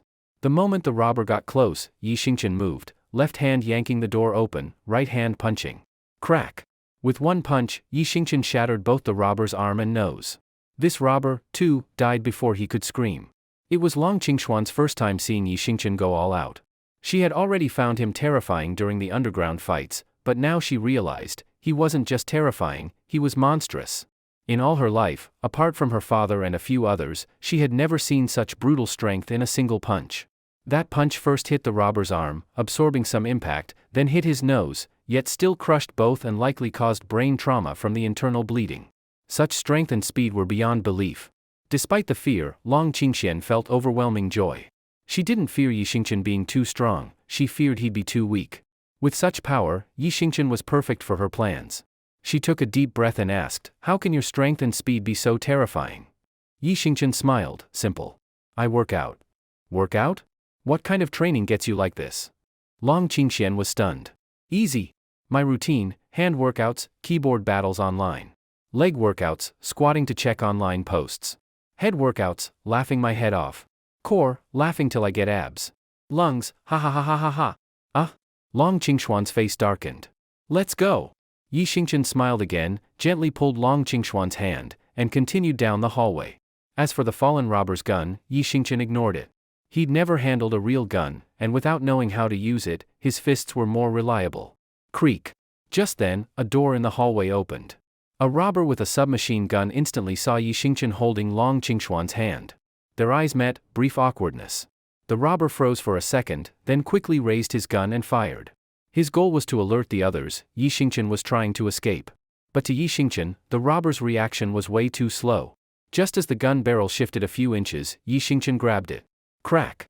Without hesitation, he punched the weapon, breaking it apart along with the robber's chest cavity. The robber spit out a mouthful of blood and fell. Long Qingxuan's eyes widened in shock. He even broke a gun with a punch? That's insane. He's escaping. Everyone, get over here. Emergency. Quick, number 3, number 8, go around the side. The rest follow me. Kill him. Because the robber's shot had shattered the window glass above the doorframe, it served as an alarm. The leader downstairs responded quickly, splitting the team in two. Armed, they began moving in on Yi Xingchen's position from both sides. What do we do? The robbers downstairs are already closing in. Though Long Qingxuan's voice was a bit anxious, she remained incredibly calm. As she spoke, she picked up the submachine gun on the floor and checked the number of bullets like she'd done it 100 times. Yi Xingchen gave her a look. Wasn't this whole mess thanks to her? But when he saw her handling the gun, he was surprised, even twitching his eyebrows. Judging by how skilled she was, she must have had plenty of experience with guns. Damn. Who exactly is this woman? Could she be military? What shocked Yi Xingchen even more, The bullets in the magazine. They were made of rubber. But he quickly figured it out. In this world, people's physical strength had declined badly. Whether the bullets were lead, copper, or the steel type used in Xia country, a full magazine would be too heavy for regular people to lift. How would they even fire it? Rubber bullets were already destructive enough for such fragile bodies. They didn't have to pierce flesh, breaking bones and joints was enough. With that thought, Yi Xingqian came up with a plan. Long Qingxian noticed his expression and smiled. Looks like you have an idea? Of course. Yi Xingqian walked back into the room, flipped over a metal table, and crouched behind it. A metal table should be enough to block rubber bullets, right? Long Qingxian was stunned. Who would have believed someone could lift a heavy metal table and use it as a shield? There he is. He's in the room, get him out of there. Voices came from the hallway. The robbers had split into two groups and were coming from both ends. Hide in the restroom and don't come out until I'm done with them. Got it. Yi Xingqian pointed at the bathroom stall. Okay. Not wanting to take any chances, Long Qingxian obeyed and waited to see what Yi Xingqian would do. Brothers, kill him. The robber leader saw the bodies near the door and exploded with rage. Bang! Bang! Bang! A wave of gunfire hit the table, but the sturdy metal shield held firm. Damn, he's hiding behind the table. How the hell did he even flip it? Boss, what do we do now? The robbers hesitated. No one wanted to rush in, unsure if Yi Xingqian had a gun. So they kept firing at the table to suppress him. What are you afraid of? The leader, now without his stocking mask, sneered. So what if he's behind a table? It's not like he can move it. Keep firing. Two of you flank him and kill that bastard. Got it. Just as they were about to move, Yi Xingqian smiled, grabbed the table leg with his left hand, and pushed it toward the door. What the hell? Boss, he's actually pushing the table. How is that possible? So fast. The robbers at the door were stunned. Even the leader froze, dumbfounded by what he saw. They couldn't understand how someone could make a metal table slide across the floor. After all, they couldn't see Yi Xingqian moving it from behind the table. I said, I hate it when people say I'm fast. Yi Xingqian got angry and moved even faster. In the blink of an eye, before the leader could issue new orders, Yi Xingqian was already among them, shielded by the table. Since they were now in close quarters, the robbers didn't dare fire and instead drew wooden knives to fight hand to hand. But Yi Xingqian wasn't holding back, his punches came down like a god of war. Crack! Ah! Screams and bone-crunching echoed through the hallway. Every time Yi Xingqian punched, a robber went down bleeding and broken. The leader could only think of one thing. I'm not the king of hell, I'm just the delivery man for the underworld. This guy was death incarnate. He gave a bitter smile. This wasn't a hostage, they'd brought home a monster. Don't be afraid. All together, kill him. The leader's eyes darted, then he turned and ran. But he was too slow. Yi Xingqian had already taken down the others while he was still in the hallway. Instead of chasing blindly, Yi Xingqian blocked the door with the table, then dragged a few bodies to build a barricade in front of the restroom for Long Qingxian. If a robber slipped in while he was gone, she'd be in danger. As for the leader? Yi Xingqian wasn't worried, he couldn't get far. Let him run for a bit. Yi Xingqian calmly picked up 4 or 5 submachine guns, tapping them lightly. They were made of a material he'd never seen before. It seemed like even though humans had weakened in this world, tech had improved a lot. Maybe that's why, it filled the gap left by declining physical strength. Yi Xingqian didn't think about it too long and followed the escape route. Ah! Don't come any closer. The leader soon realized Yi Xingqian was right behind him and nearly lost his mind. Hee. Yi Xingqian smirked, gripping one of the guns tightly. He was going to throw it and kill him with it. You, what the hell are you? Are you some kind of transformer or something? Facing the Grim Reaper, the leader completely lost the will to fight. Yi Xingqian's mouth twitched slightly. Then he tossed the gun. Clang! The leader dropped to the ground. Woo! Outside the old, rundown house, more than a dozen police cars blared their deafening sirens. After armed police rushed into the building and saw the bloody scene in the second-floor hallway, many of the officers with weaker stomachs began vomiting. This wasn't a hallway, this was hell on earth. Many police officers even suspected this old house would become one of the most notorious haunted sites in Xia country. All these people, you handled them alone? The police captain looked at Yi Xingqian, sitting calmly on a chair smoking a cigarette, with a shocked expression. Who? Yi Xingqian had already taken a pack of cigarettes off a robber. Now he was enjoying one. Yes.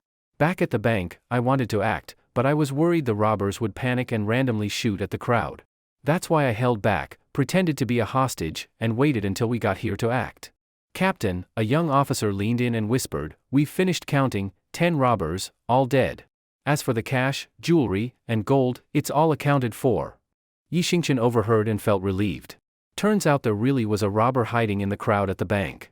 Good thing he didn't act impulsively, otherwise, it could have been a disaster. The police captain looked even more shocked. Sir, may I ask, could you explain in detail how you did all this? He gestured at the corpses. Sorry, I can't say. That's classified. Just as Yi Xingqian was about to make an excuse, Long Qingxian stepped forward. Yi Xingqian immediately went quiet. He nearly forgot, this woman could pull someone out of prison with a single phone call. Of course she could handle a simple police inquiry. And you are? The captain noticed Long Qingxuan's confident demeanor and couldn't quite guess who she was. Just wait a minute. I'll make a call. Soon, your chief will call you, and then you'll understand. Hiss. The captain froze for a moment and nodded stiffly. Normally, he would have scolded someone for saying that. But everything happening right now felt far from normal. Maybe, these two really were something special? Hello? Uncle Wu, yes, can you help me with something? Long Qingxian turned and made a call. A few minutes later, the captain received instructions from higher up. Hello? Chief. Yes. Understood. I got it. After hanging up, the captain saluted Yi Xingqian and Long Qingxian. My apologies for the delay. We'll arrange police cars to escort you both back to the city. Yi Xingqian grew even more curious. Who exactly was Long Qingxian? One phone call, and even the police chief gives her a pass? Hey, brother, who is she really? Yi Xingqian glanced at Long Qingxian and lowered his voice. Ha ha ha. The captain burst out laughing. Sir, don't worry. We'd never reveal such top-secret info to outsiders. At the press conference later, we'll say it was the police who shot the robbers. You won't be exposed, don't worry. Yi Xingqian was speechless. The captain thought he was trying to probe for intel. Seeing the captain staying tight-lipped, Yi Xingqian didn't bother asking again. As Long Qingxian waved goodbye, she and Yi Xingqian rode off in separate police cars in opposite directions out of the forest. Although Yi Xingqian was curious, since she lived in Yunhe Villas, why go elsewhere, he felt it wasn't his place to ask right now. Sitting in the police car, Yi Xingqian picked up his phone and saw several missed calls and WeChat messages from Qin Yanran. She was asking if he had withdrawn the money and why he wasn't answering. Yi Xingqian tensed up and quickly called her back. If she thought he ran off with her bank card money, he'd be in serious trouble. Hello? Is this the kidnappers? How much do you want? As long as you let him go, we can talk about the money, just don't hurt him. I can arrange a safe exchange. Qin Yanran obviously didn't know Yi Xingqian had escaped or taken care of the robbers. She thought it was them calling. Yi Xingqian was touched by her concern, whether it was friendship or as a boss, it meant a lot. To have such a generous and protective boss? Lucky didn't even begin to describe it. President Qin, it's Xingqian. I'm safe. The police are taking me back now. Phew, Qin Yanran sighed in relief. That's great. I saw the news this afternoon, it nearly scared me to death. I'm so glad you're okay. If anything had happened to you, I'd never forgive myself. About the money withdrawal? I'm really sorry, I didn't expect all this to happen. It's fine. Qin Yanran chuckled. No big deal. As long as you're safe, everything else can wait. Just return the card tomorrow. Tonight, go home and rest well. After something like this, your body and mind need time to recover. Got it. Yi Xingqian smiled. By the way, has the cleaning company finished with the villa? You remembered that? It's already cleaned. Great. Yeah, rest up tonight. You're my bodyguard now. There might be even more danger ahead. When trouble comes, I'll deal with it head on. No worries. Alright, go get some rest. See you tomorrow. Okay. See you tomorrow. Boss. Give me 200 bottles of beer, 1,000 lamb skewers, and 1,000 beef skewers. Yi Xingqian arrived at a roadside barbecue stall directly across from the entrance to the Yunhe Villa district and placed a large food order as soon as he sat down. The barbecue stall owner glared at the lone Yi Xingqian. Hey, kid, are you here to mess with me? Yi Xingqian was momentarily stunned, then smiled awkwardly and quickly explained, Boss, you don't know this, but I have a big appetite. All that food is barely enough for one meal. The stall owner clutched his stomach dramatically and burst into laughter. Kid, if you want to brag, pick something better. 2,000 skewers, 200 bottles of beer, and you say that's just barely enough? I get it. You're either here to cause trouble or you escaped from a mental hospital. Come on, why would I lie to you? If you don't believe me, I can pay part of it now, okay? As he spoke, Yi Xingqian took out his phone and scanned the QR code for WeChat Pay on the stall owner's table. WeChat payment received, 2,000 yuan. Alright? I'll pay the rest after I finish eating. The stall owner eyed him suspiciously. Fine. I'll ask my wife to drive over with the rest. I want to see how you manage to eat it all. If you actually finish it by yourself, I'll give you the meal for free. Ha ha ha. Yi Xingqian laughed and didn't take the boss's words seriously. 2,000 skewers and 200 beers? That would cost thousands at least. A small barbecue stand like this couldn't possibly afford to give that away for free, they'd go bankrupt. Some deals you can take, but others you just shouldn't. Here, kid, I'll grill part of it first for you. The rest will come later. Not long after, the boss brought over a dozen bottles of beer and several dozen skewers, each about the size of a pinky nail. Yi Xingqian didn't hesitate.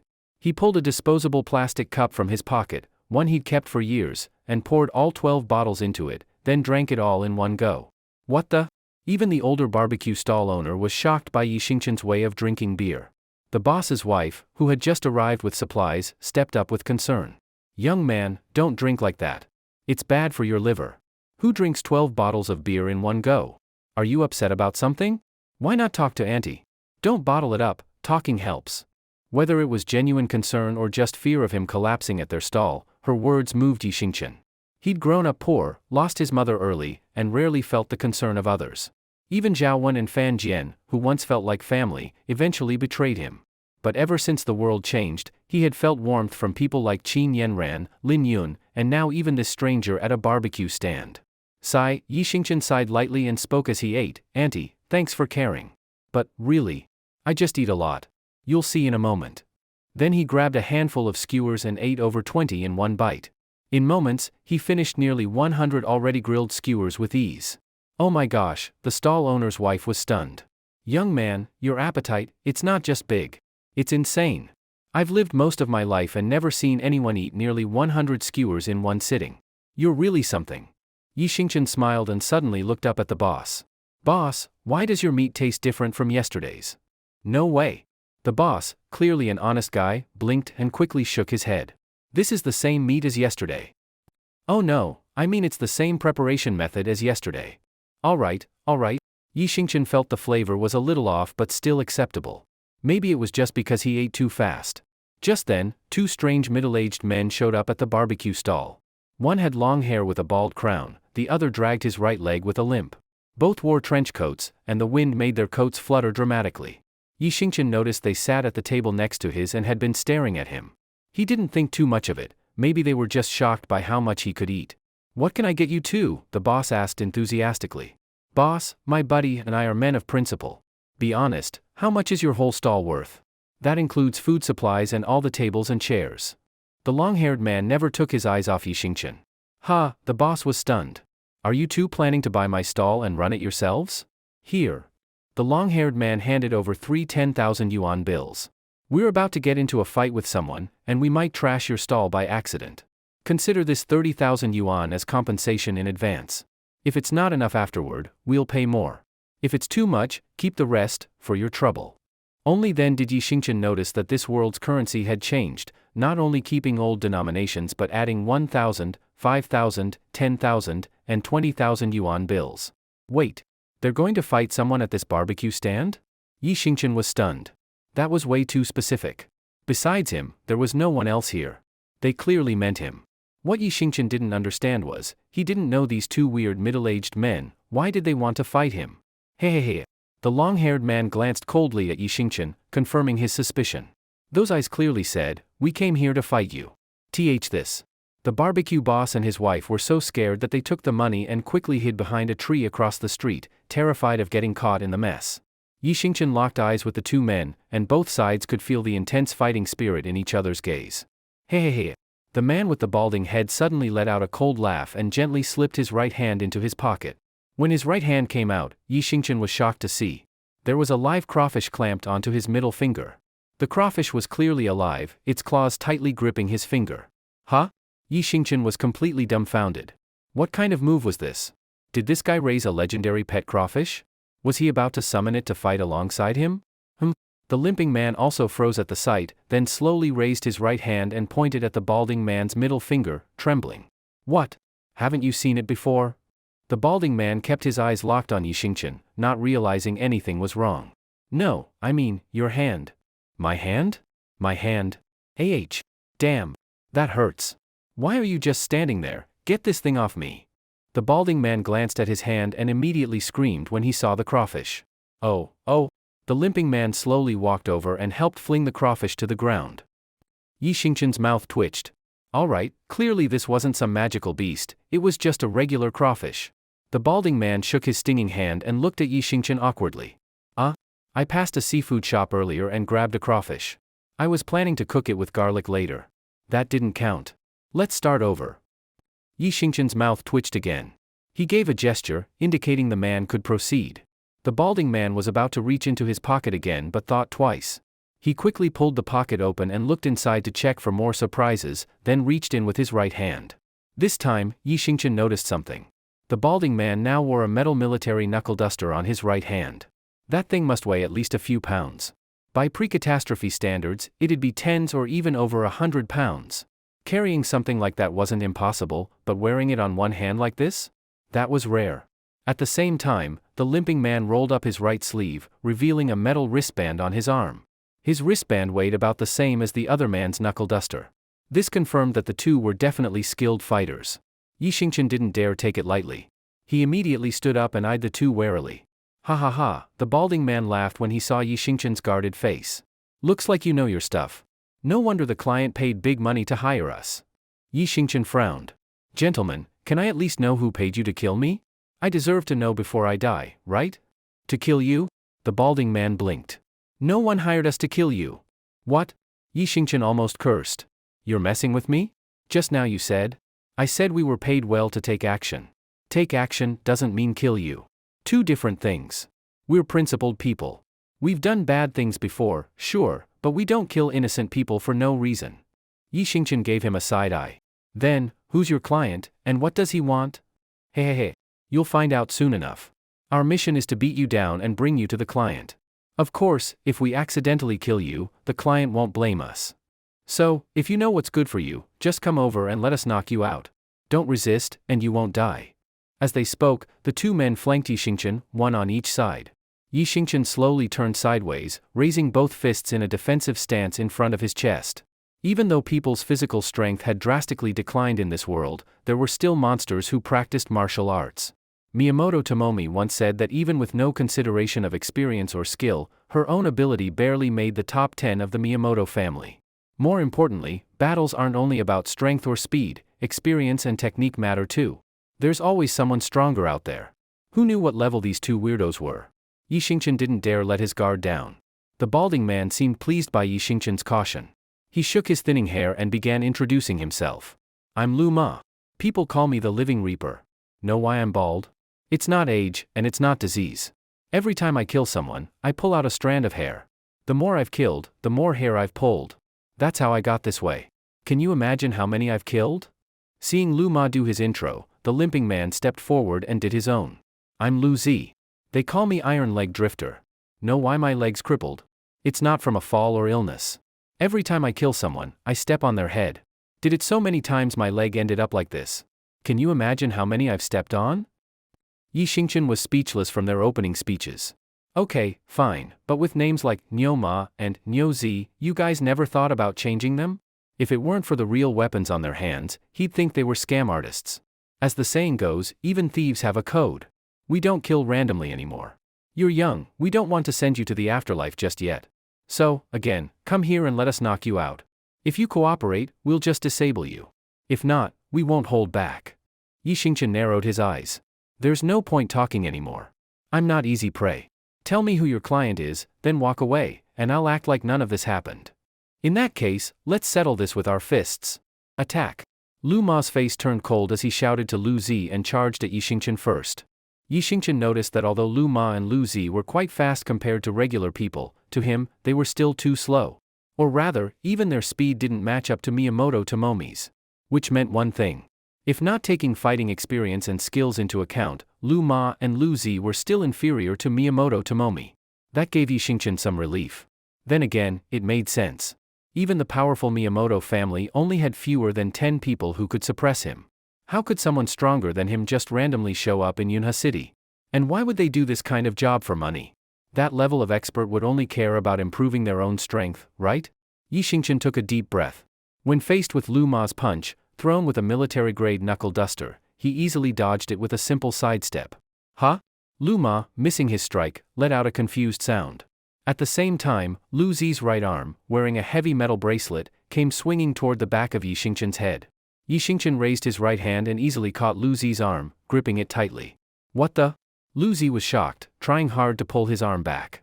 But no matter how hard he pulled, his face turning red from the strain, he couldn't break free from Yi Xingqian's grasp. Lu Ma took the opportunity to throw another punch at Yi Xingqian's abdomen. As expected, it was useless. Yi Xingqian calmly grabbed Lu Ma's wrist with his left hand. Lu Ma couldn't move it forward even a bit. Lu Ma and Lu Zi were a long-time duo, with great coordination. They exchanged glances and came to a mutual understanding. Each of them swept a leg toward Yi Xingqian's lower body. Even a lion uses full strength to hunt a rabbit. Yi Xingqian didn't dare be careless and jumped to dodge the combined strike. But to his annoyance, their speed was so slow that he had already jumped and landed, and their sweeping kicks still hadn't reached. Not that it mattered. Even if the kicks landed, their strength was weak. When they finally connected with his legs, Yi Xingqian didn't move an inch. What the hell? Why the hell are we even fighting? The two brothers were dumbfounded and instantly lost all will to fight. At the same moment, they both knelt down in perfect unison. Big bro, it's a misunderstanding. All just a misunderstanding. Master, please forgive us. We're sorry. Really sorry. Seeing them chicken out so fast, Yi Xingqian let go without hesitation. After all, he still wanted to know who hired them. If he accidentally killed them, the clue would be lost. Now that he fully understood their strength, Yi Xingqian relaxed. He sat back down and resumed eating. You two say you'll fight me, then suddenly it's all a misunderstanding? If word gets out, won't I lose face? Heh, well, Lu Ma quickly forced a smile, a master like you shouldn't argue with small fries like us. That'd be even more embarrassing. You want to know who hired us, right? Look, the debt should go to the real culprit. You go after the boss and let us go, how about it? Heh, Yi Xingqian looked at Lu Ma meaningfully. Small fry? Weren't you the one called Living King of Hell? That was a nickname I gave myself. I'm a person too, right? Giving myself a nickname and claiming it's from others, no big deal, right? And what about pulling out one hair every time you kill someone? Well, this is a bit embarrassing, actually, you might not believe it, but my hair, it was pulled out by my wife during an argument. Yi Xingqian was speechless. He turned to Lu Zi. And you? Iron Leg Glider? That nickname? I gave it to myself too. And the bit about stepping on someone's head every time you kill? Actually, only my big bro knows this. I had polio as a kid. That's why my leg is lame. Yi Xingqian couldn't help but laugh. These two really didn't seem like hardened criminals. Seriously, what kind of ruthless criminals calculate compensation before a fight? Yi Xingqian glanced at the two brothers and smiled. You both have some decent skills. How about this? I admire people who are both brainy and brawny. I've seen your brawn. Now let me see your brains. If you can prove you're both, I'll let you go. Deal? Lu Ma swallowed hard. Big bro, what do you want us to do? Simple. I'll give the first line of a couplet. You each come up with the second line. If you match it well, I'll accept that you've got brains. Sound good? Lu Ma and Lu Zi looked at each other, then gritted their teeth. All right, go ahead. Okay, Yi Xingqian thought for a second, drawing on recent experiences. Here's the first line, a thief steals and keeps stealing. The two looked at each other awkwardly. After several minutes of intense thinking, during which Lu Ma pulled out many more hairs, he finally lit up. Got it. Second line. Okay, that'll do. Yi Xingqian nodded. Your turn, no sound-alike tricks. Lu Zi looked at him pitifully, then also lit up after a moment. Got it. Second line. All right, Yi Xingqian waved a hand. Tell me who your employer is, and I'll let you go. But if I ever hear you're doing anything criminal again, I'll settle old scores and new. Yes. Thank you, big bro. Master, actually, we don't know who hired us. What? Yi Xingqian shot up from his chair. You messing with me? You think I won't do anything to you? Give you sunshine and you flood the place? Misunderstanding. Please calm down and let us explain. Yeah, really. We don't know who the boss is. It was one of his subordinates who found us. But we do know where he is. We can secretly take you to him. Yi Xingqian finally nodded. All right, take me to him. Buzz. Yi Xingqian drove his own car, and under the directions of Lu Ma and Lu Zi, he quickly arrived at Yunhe Grand Hotel. The Yunhe Grand Hotel was not only famous in Yunhe City but also well known throughout the southern region of Xia country. Anyone who could stay at the Yunhe Grand Hotel was either rich or powerful. It was clear that the person who hired Lu Ma and Lu Zi was no ordinary figure. Big bro, the client is in room 608. Later, just pretend like we beat you up and you lost the ability to fight. That way, we can get you in smoothly without any surprises. If the client gets word and runs off, the plan fails. Alright. Yi Xingchen nodded, then extended his right hand toward Lu Ma. Big bro, what's this for? Lu Ma looked at him, puzzled. Lend me your knuckle duster, just in case. I'll return it afterward. Sure. To Lu Ma and Lu Zi, Yi Xingchen now seemed like a god they dared not disobey. Lu Ma quickly pulled the military-grade knuckle duster from his pocket and handed it over. Yi Xingchen took it and slipped it into his pocket. With Lu Ma and Lu Zi supporting him from both sides, they walked straight into the hotel. Gentlemen. The front desk girl looked suspiciously at the odd trio but said nothing. Miss, can you please call the guest in room 608? Just say we brought the person over, he just had a bit too much to drink and can't walk properly. Oh? Knowing that anyone staying in this hotel must be important, the receptionist, being just a regular employee, didn't ask more. She nodded and called the guest in 608 as requested. Soon, she came back. Gentlemen, I've spoken to the guest in 608. He said to go up directly. The door's unlocked, and he's waiting for you inside. Thank you, beautiful. Lu Ma grinned at her, then gave Lu Zi a glance. The two helped Yi Xingchen into the elevator. Ding! With the elevator chime, they arrived on the 6th floor. Room 608 was easy to spot, just on the right. Yi Xingchen glanced at the tightly shut door, frowning. He remembered he had offended Koizumi Ichiro in Yunha City. But aside from Koizumi Ichiro, he couldn't think of anyone who'd hire assassins to come after him. Still, Yi Xingchen doubted Koizumi was the employer. Koizumi was from the east, connected to the Miyamoto family. It didn't make sense for him to hire two Xia nationals to handle this.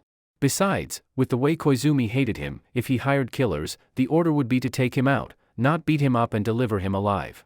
So if it wasn't Koizumi, then who? Staring at the door, Yi Xingchen knew he'd soon find out.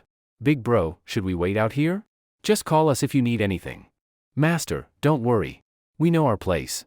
We wouldn't dare run off without your permission. All right. Yi Xingchen nodded, then stopped paying attention to the brothers and pushed the door open, stepping inside. Inside the room.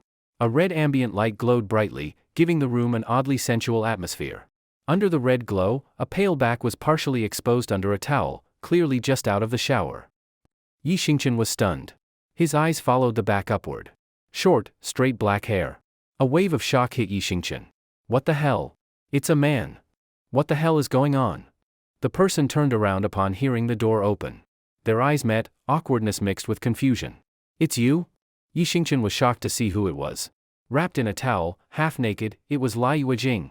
He never imagined in his wildest dreams that Lai Yuejing would be the one who hired Lu Ma and Lu Zi. Worse, Lai Yuejing had waited for him post-shower, wrapped in a towel. What the hell did this guy want? Suddenly, Yi Xingchen recalled the absurd couplet line Lu Zi had blurted earlier. Oh no, could Lai Yuejing actually want to? Lai Yuejing's face quickly darkened. You little punk, you won't escape my grasp. Clearly, Lai Yuejing hadn't realized Yi Xingchen had turned the tables with Lu Ma and Lu Zi and still thought he was defenseless. What are you trying to do? Yi Xingchen backed up until he was pressed against the door, fear all over his face. You bastard. Because of you, I lost my chance with Qin Yanran. You think I'd let that slide? Since you ruined it for me, you'll take her place. Tonight, I'm going to have you. Holy shit. Yi Xingchen nearly jumped. No, Mr. Lai, listen, calm down. We're both men, right? With your background and status, are you really lacking women? Is this necessary? Anger clouds reason, calm down. Calm down? Lai Yuejing slowly stood, face twisted, stepping toward Yi Xingchen. You cost me my shot at Qin Yanran. I'll never be able to face her again. How can I calm down? If I don't take you tonight, my name isn't Lai. What the hell? You sick freak. Don't come any closer or I'll beat your ass. Yi Xingchen braced against the door and raised his fist in warning. Beat me? Ha ha ha. Lai Yuejing laughed maniacally, closing in step by step. You think you've got strength left? You know why I hired those two? I know you're strong. That's what makes this exciting. You'd better submit tonight, or I'll make you regret it forever. Yi Xingchen sneered, slid on the military knuckle duster, and punched straight through the wooden door behind him. Then he glared coldly at Lai Yuejing. You still think this is going to be satisfying? You still think you're in control of tonight? Lai Yuejing froze when he saw Yi Xingchen's fierce display. How is that possible? Didn't they beat you until you couldn't fight back? How can you still? Heh, Yi Xingqian gave a cold chuckle. Young Master Lai, next time you want to send someone to deal with me, could you at least send some decent guys? One's a cripple, the other's bald, what kind of joke is that? You think so little of me? Lai Yuejing clenched his teeth. Screw you, what did you say? Yi Xingqian raised his fist threateningly. The military-grade knuckle duster on his hand gleamed ominously under the ambient red light. Lai Yuejing wasn't stupid. He knew when to back off. Realizing Yi Xingqian was beyond his control, he quickly tried to de-escalate. I said? Macapaka's little trumpet. What? Well, I figured I've offended a god like you, thought I'd sing a Macapaka song to apologize? Lai Yuejing looked at Yi Xingqian with a weak, submissive face. Yi Xingqian's lips twitched. Who has time to listen to your stupid song? I held back twice before because there were outsiders around. But now we're alone. I'm done hiding my strength. Yes, yes. Lai Yuejing nodded obediently, not daring to resist at all. From now on, if I ever see you around President Qin again, you better watch your head, it might end up like that door. Got it. Yi Xingqian pointed to the door he had smashed with one punch. Absolutely. I promise I won't go near her again. And if you ever feel pissed off and want to send someone after me again, feel free. But if they fail, I'll come after you personally. You know what that means, right? Yes, yes. Lai Yuejing didn't even dare breathe loudly. You're a well-known figure in Yunhe City, right? There are plenty of women in the world. Why obsess over just one? It's not worth throwing your life away over one flower when there's an entire garden out there. Right? Yes, big bro. You're absolutely right. Good. Yi Xingqian lightly patted Lai Yuejing's shoulder. Now, those two you sent earlier answered a literary challenge. Since you've promised to back off, if you can answer one too, I'll let you go. Deal? A literary challenge? Lai Yuejing was stunned. Wait. I spent all my time in school chasing girls or skipping class. I never really studied. Can't we change the topic? Maybe ask about something physical? Enough nonsense. Listen, a couple getting remarried. I want a poetic couplet for that. If you can come up with a matching line, I'll let you go. If not, I'll break one of your fingers as a lesson. Got it. Remarried. Sweat began to bead on Lai Yuejing's forehead. At that moment, he deeply regretted not studying when he had the chance. You can't answer? Yi Xingqian grinned. Did those two guys outside answer correctly? Lai Yuejing suddenly lit up. Can I get help? Don't quizzes usually allow lifelines? I choose to ask the audience. Yi Xingqian didn't say yes or no. He simply opened the door and glanced at Lu Ma and Lu Zi outside. The door had already been smashed by Yi Xingqian's punch, so the brothers had heard the whole conversation. Lu Ma, a sharp one, saw Yi Xingqian wasn't rejecting the idea, and immediately held up a finger. Consulting fee, 1 million. Damn, daylight robbery. Lai Yuejing wanted to curse. 1 million to save a finger, that's a bargain. Lu Ma just smiled. Fine. If you guys can give the answer, 1 million it is. Satisfied, Lu Ma nodded and shook his half-bald head. Big bro, listen up. Upper line, night raid on Pearl Harbor, the beauty was startled. Lower line, 2 atomic bombs, surrender of Japan and Germany. Horizontal scroll, World War II. Yi Xingqian was shocked. You better have said startled, not fertilized. And Japan and Germany, not got Japan. Ha ha ha. Lu Ma chuckled deeply, hiding his skills and achievements. Once the transfer was complete, Yi Xingqian let Lai Yuejing off the hook. As he left the room, Yi Xingqian reminded him, young Master Lai, don't forget to pay for the broken door. A few steps out, Yi Xingqian noticed Lu Ma and Lu Zi still following behind him. He smiled. You guys can go now. Don't get involved in this kind of business again. Biggie bro. Lu Ma and Lu Zi exchanged looks, hesitating. What? I'm not giving you trouble, and you still want trouble with me. No, not at all. Lu Ma quickly waved his hands. Actually, big bro, my brother and I talked about it while we were outside. If we can't do that kind of dirty work anymore, we basically lost our jobs. So we figured, why not just follow you from now on? Follow me? Yi Xingqian was taken aback. Yeah. Big bro, you've got real skills, you keep your word, and you're not a ruthless person. Wouldn't following you be better than hauling bricks on some construction site? Well, Yi Xingqian hesitated. To be honest, while Lu Ma and Lu Zi weren't much compared to him, they were still pretty capable for regular folks. Besides, he couldn't handle everything by himself all the time. Having 2 skilled followers would make handling some things a lot easier. Plus, the Qinglong gang had just been reorganized and needed reliable people. These two might be a good addition. Thinking it over, Yi Xingqian nodded. All right, I'll observe you two for a month. Do you know the Qinglong gang? Yes. Go find the boss, Shi Wenbin, or the second in command, Deng Hao. Just tell them my name. I'll let them know you're coming. My name is Yi Xingqian. Got it, brother Yi. Lu Ma respectfully bowed deeply alongside Lu Zi. The first rays of morning sunlight shone into the room. Yi Xingqian slowly opened his eyes. Hearing a soft sound beside the bed, Yi Xingqian glanced over. A smooth white back, silky black hair, and slender forearms. Yi Xingqian took a deep breath and gently rubbed his lower back with his right hand. After coming back last night, Miyamoto Yume had a little something to eat and then clung to him for another round. It was worth noting that perhaps because Miyamoto Yume was a cultivator, her appetite was much larger than an ordinary person's. More importantly, she seemed to have a special interest in Xia country's cuisine. Most girls think about pink makeup and pretty things. But not Yume. Her head was full of snails in spicy broth, hot and sour noodles, clams in rice noodles. Yi Xingqian gently slapped her firm butt, then got dressed, washed up, and left the house. After dropping off Qin Yanran at the office, Yi Xingqian headed into his own office with big strides. Knock knock knock. Following a few light knocks, Lin Yun entered Yi Xingqian's office. Yi Xingqian glanced at the closed door and smiled. Good morning, little Yun. Lin Yun rolled her eyes at him. Can't you act proper? What, isn't deep emotional communication between us serious business? Lin Yun's face turned red as if she remembered something. This is the office. Be serious. I'm always serious. Yi Xingqian grinned. Lin Yun rolled her eyes again, then suddenly remembered something. Since noon the day before yesterday, I've been feeling weird. Noon the day before yesterday? Wasn't that after our gentlemanly interaction? Gentlemanly interaction? What does that mean? Lin Yun blinked at him. There's a saying, a gentleman uses his mouth, not his hands. Lin Yun instantly got the hint, and her cheeks turned even redder. I'm seriously discussing something important. If you keep this up, I'm leaving. Yi Xingqian blinked and realized it might not be what he thought. He immediately dropped his teasing tone and looked serious. Weird? What do you mean? Although, it sounds strange, but it seems like since noon that day, I've become stronger. My appetite has increased too. Lin Yun frowned and, after hesitating a bit, finally spoke the truth. That's a good thing. Yi Xingqian looked confused. Getting stronger makes life easier. As for eating more, you're so skinny, you should gain a bit of weight. Have you been working out or exercising lately? But, Lin Yun frowned even more. The change is huge, not something training can explain. For example, I used to only be able to lift maybe 6 or 7 ounces at most, but yesterday, I actually lifted a pair that weighed over 1 pound.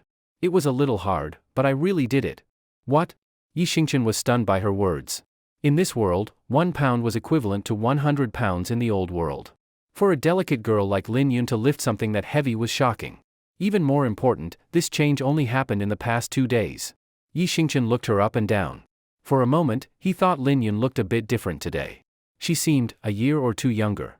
There was a new liveliness about her, especially in her eyes. And she seemed fuller than before. If they weren't in the office, he might have been tempted to measure with his hands, for scientific reasons only, of course. Yi Xingqian stroked his chin thoughtfully. He didn't think these changes were random, they seemed to be caused by some external influence. Maybe, he could ask Miyamoto Yume about it tonight. Thinking this, Yi Xingqian gently patted Lin Yun's shoulder. Don't worry. For now, this seems like a good thing, right? You're stronger, so you're safer too. After all, you're so beautiful, it's dangerous walking alone at night, right? Lin Yun finally felt a little relieved. Her feelings were understandable, suddenly discovering super strength can be scary. As for the reason, trust me, I'll figure it out. Don't worry too much. Wait for good news, okay? Okay. Lin Yun fully relaxed. For a moment, she felt lucky to have a dependable man by her side. She gently rested her head on Yi Xingqian's chest, letting her tense body unwind. Yi Xingqian softly patted her back, comforting her with care. Right. Lin Yun suddenly remembered something and pulled away. I almost forgot. Get ready, you're heading out with President Qin. Oh, Yi Xingqian nodded. She's going out? Yes. President Qin is going to inspect the new construction site. The ocean park in Yunhe City is a big project. She's worried that sneaky people like that little brat Xiao Jun might cause trouble, so she wants to oversee things herself. Got it. I'll get ready and bring the car around. Good. Let's do our best, for our future. Lin Yun smiled and made a tiny fist in encouragement. Yi Xingqian was momentarily stunned. Because at that moment, the faces of Miyamoto Yume and Long Qingxian flashed through his mind. Damn it. He had really lost himself in beauty. Lust truly is a double-edged sword. How was he going to explain Miyamoto Yume and Long Qingxian to Lin Yun? Maybe, he needed to have a good talk with Miyamoto Yume tonight. Otherwise, he'd keep going further down the wrong path. V-room. As the sound of a car engine echoed, Yi Xingqian drove Qin Yanran's car onto a vast open lot on the outskirts of Yunhe City. Good morning, President Qin. A man and a woman, along with 5 or 6 employees from Yida Company, had already been waiting for quite some time. Yi Xingqian quickly got out of the car with good sense and helped open the door for Qin Yanran. Qin Yanran nodded at the employees in front of her. Old Zhang, how's the preparation going? We need to speed things up. The construction deadline given by the relevant departments is tight. We must ensure enough time for the next phase. Better to finish early than to be late. A trace of hesitation flashed across old Zhang's face. Then he glanced at the woman beside him and weakly nodded to Qin Yanran. Please rest assured, President Qin. Everything is going smoothly. We will definitely finish the surveying ahead of schedule. Qin Yanran, being highly perceptive, instantly sensed something was wrong just by looking at old Zhang's expression. Even Yi Xingqian, who had never been in a leadership position, could feel that something was off. Qin Yanran's brow furrowed as she looked at old Zhang with clear displeasure. Old Zhang, tell me the truth. I'm asking you again, is everything really going smoothly? Can the surveying be completed before the deadline? This. Old Zhang, realizing he couldn't hide it any longer, looked troubled and glanced at the woman beside him. Damn it. I want to see who dares to do measurements here today. If you've got the guts, come beat me to death. At that moment, a loud male voice came from the nearby construction site. You! Qin Yanran's face darkened in anger. She pointed at old Zhang with her right hand and immediately led her group toward the source of the sound. Soon, the entire scene at the construction site came into view for Qin Yanran and her team. A flashy-looking young man was lying on the ground, thrashing and making a scene. At the same time, several middle-aged men were standing around holding small wooden sticks. It was obvious they were trying to stop Yida Company's engineers from conducting the on-site survey. What's going on here? Can someone explain this to me? Qin Yanran did her best to suppress the anger in her chest, pointing at the man on the ground and looking toward old Zhang. Well, old Zhang looked helpless, wanting to speak but hesitating. Sigh. The woman beside him let out a sigh. Boss, since we can't fix it, let's stop wasting time. Just tell President Qin the truth. President Qin, you might not know, this land originally belonged to a nearby village called Gojia Village. Later, the government decided to build a marine park here and requisition the land. But, the woman turned her head and glared fiercely at the young man. But the people from Gojia Village are insatiably greedy and completely unreasonable. The government already paid them the compensation for the land, but when we came here to do the surveying, they refused. They said that after dividing the money, it was too little, and now they're demanding an extra 1 billion yuan from Yida Company. Why are you only telling me this now? Didn't anyone try to negotiate with them? We did. We sent people to talk with the village chief 3 times. But each time, they were chased away. Gojia Village wants 1 billion yuan, not 1 fen less. Did you try asking the relevant authorities for help? Yes. We contacted the Public Security Bureau, but even the police couldn't do anything. Every time the police come, they run away. As soon as the police leave, they come back. Sometimes even at night, some of our equipment gets mysteriously damaged. It must be them. The police have already arrested several people from Gojia Village, but that only made them more aggressive. Unbelievable.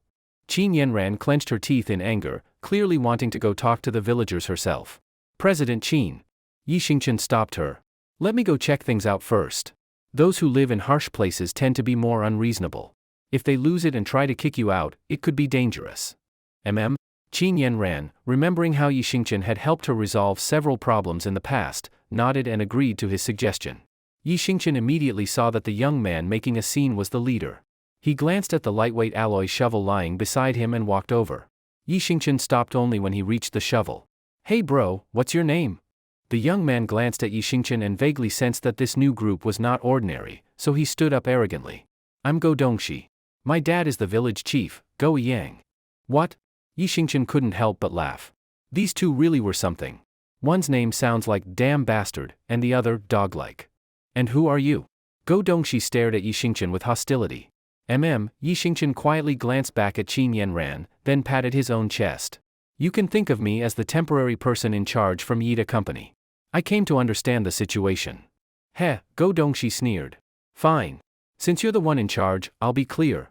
1 billion yuan, not 1 fen less. Otherwise, forget about starting any construction here.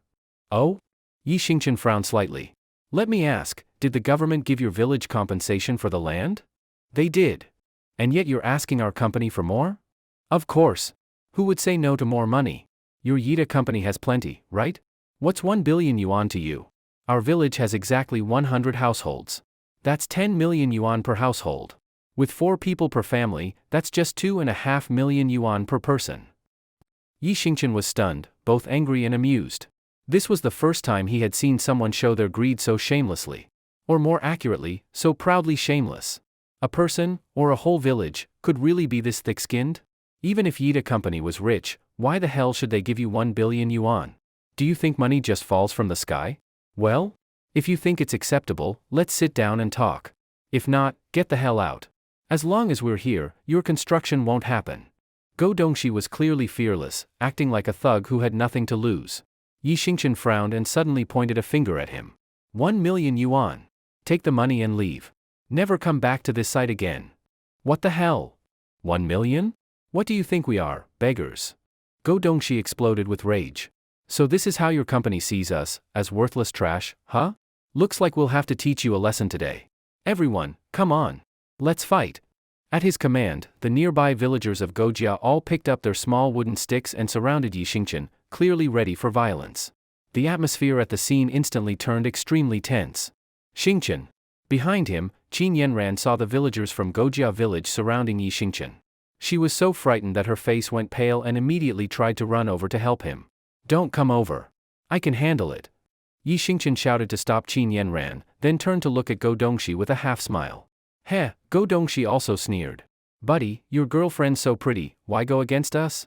If we start fighting and you end up losing an arm, a leg, or even your life, wouldn't this beautiful woman belong to someone else? What a pity. I advise you to think twice before speaking or acting. You're teaching me how to behave? Yi Xingchen raised an eyebrow slightly. Like I said before, 1 million yuan. Take it and leave now. I can speak for our boss. We'll pretend this never happened. Otherwise, in the end, you might not even get that 1 million yuan. Go Dongxi snorted coldly. Trying to block our money? Haven't you heard the saying, cutting off someone's income is like killing their father or humiliating their wife? You'd better get one thing straight, you're alone, and we have over 20 people. Do you seriously think you can take on more than 20 of us by yourself? Or are you counting on them? He pointed to a few engineers at the site, who were already shivering in fear. These engineers were all intellectual types, not used to scenes like this. Yi Xingchen didn't blame them. He just looked at Go Dongxi and nodded. Just one of me, isn't that enough? Ha ha ha. That's hilarious. Did you eat garlic for breakfast? Such big talk. Did Yida company send some ignorant punk to get himself killed? Several villagers from Gojia village burst into loud laughter, pointing at Yi Xingchen. Clearly, no one believed Yi Xingchen could deal with more than 20 villagers alone. Even Go Dongxi held his stomach as he laughed. If your real skills were even 1% as good as your bragging, we'd already be gone. You think we don't dare touch you? If all of us gang up on you and cripple you, so what?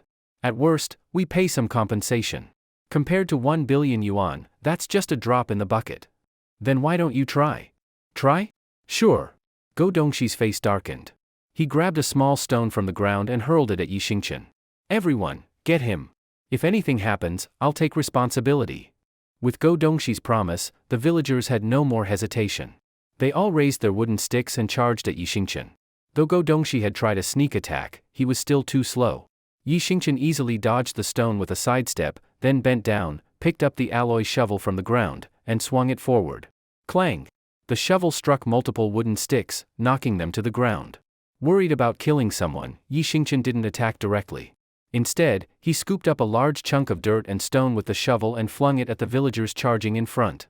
At the same time, he spun around and used the shovel again to knock down more sticks, forcing several villagers back and successfully breaking out of the encirclement. Damn, so he's got some skills. Go Dongxi grew furious seeing a few villagers knocked down by a single toss of dirt. Don't be afraid. He's not daring to hit us directly, otherwise, he would have smashed us with the shovel already. Hearing this, several villagers once again screamed and charged at Yi Xingchen. Yi Xingchen frowned, starting to feel truly angry. This couldn't go on.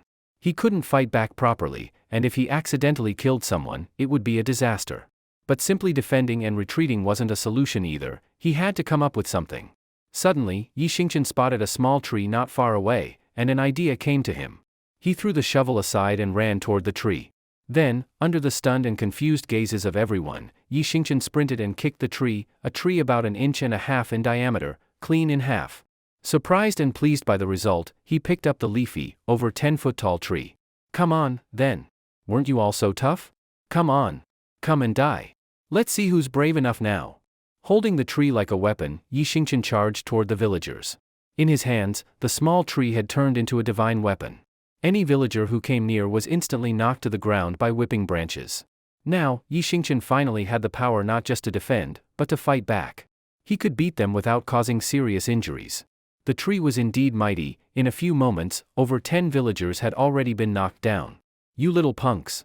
Come on. Keep coming. Yi Xingchen stood like a battle god, holding the tree. No one dared to approach within 15 feet. Holy shit. Boss, this guy's weird as hell. Damn, he's insanely fast and strong. That big tree was snapped in half with one kick, and he's using it like a weapon. Yeah. He's already taken out over a dozen people. Maybe we should just give up for today. Damn it, Go Dongxi gritted his teeth, glaring at Yi Xingchen. You bastard. Just you wait. I've got things to do today, so I'll let this go for now, but this isn't over. If you've got the guts, live here 24 hours a day. The moment you leave, we'll be back. Let's see who can hold out longer. The look in Go Dongxi's eyes was filled with hatred. If looks could kill, Yi Xingchen would have been chopped into pieces 1,000 times over.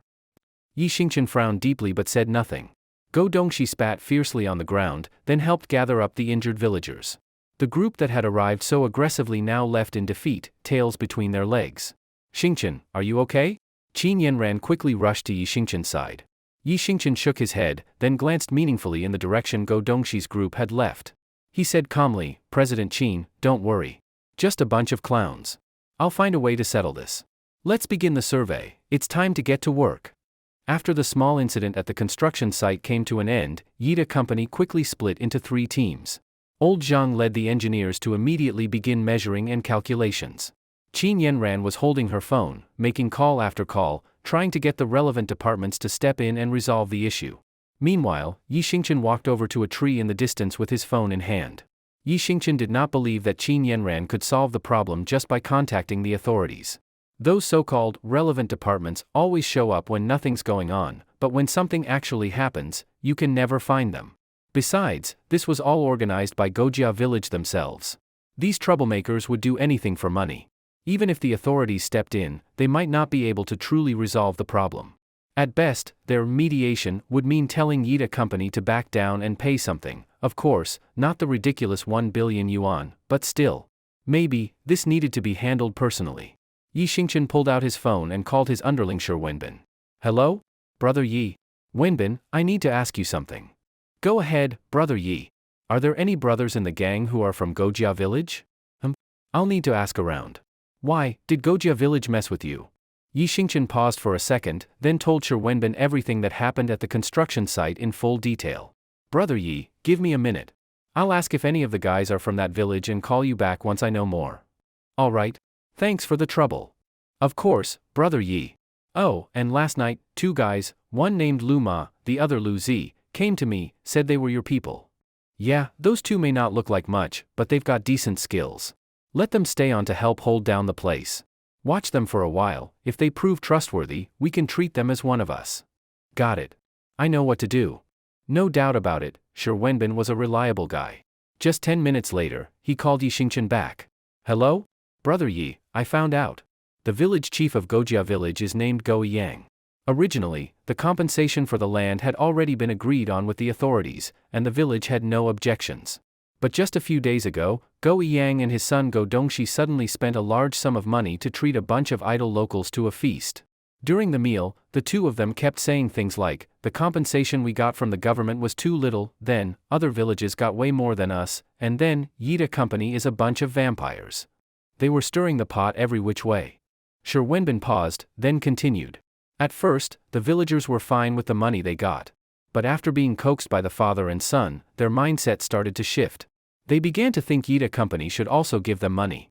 That's how this whole organized harassment started. Go Dongxi planned and led it all. But actually, very few villagers were really swayed by them. One of our gang brothers was present that day too. But he's pretty timid, he didn't dare go up against a big company like Yida, so he quietly backed away later.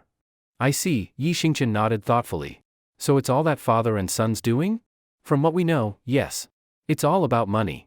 They make it sound so righteous, but let's be honest, if they actually get the money, how much do you think they'll share with the rest of the village? Got it. I know what to do. Brother Yi, do you want me to send some guys over to help you? No need. The root of the problem is just those two. Take care of them, and it's over. Alright. Be careful. If anything comes up, just call me. Okay. After hanging up, a slight smile appeared on Yi Xingchen's lips. Those bastards, looks like I'll be paying you a visit tonight. Night fell. After guarding the construction site all day, Yi Xingchen and Qin Yanran returned. After dropping Qin Yanran off at her home, Yi Xingchen didn't go home himself. Instead, he drove straight to Gojia village. After about 40 minutes of driving, he finally arrived at his destination, Gojia village. Ma'am, hello.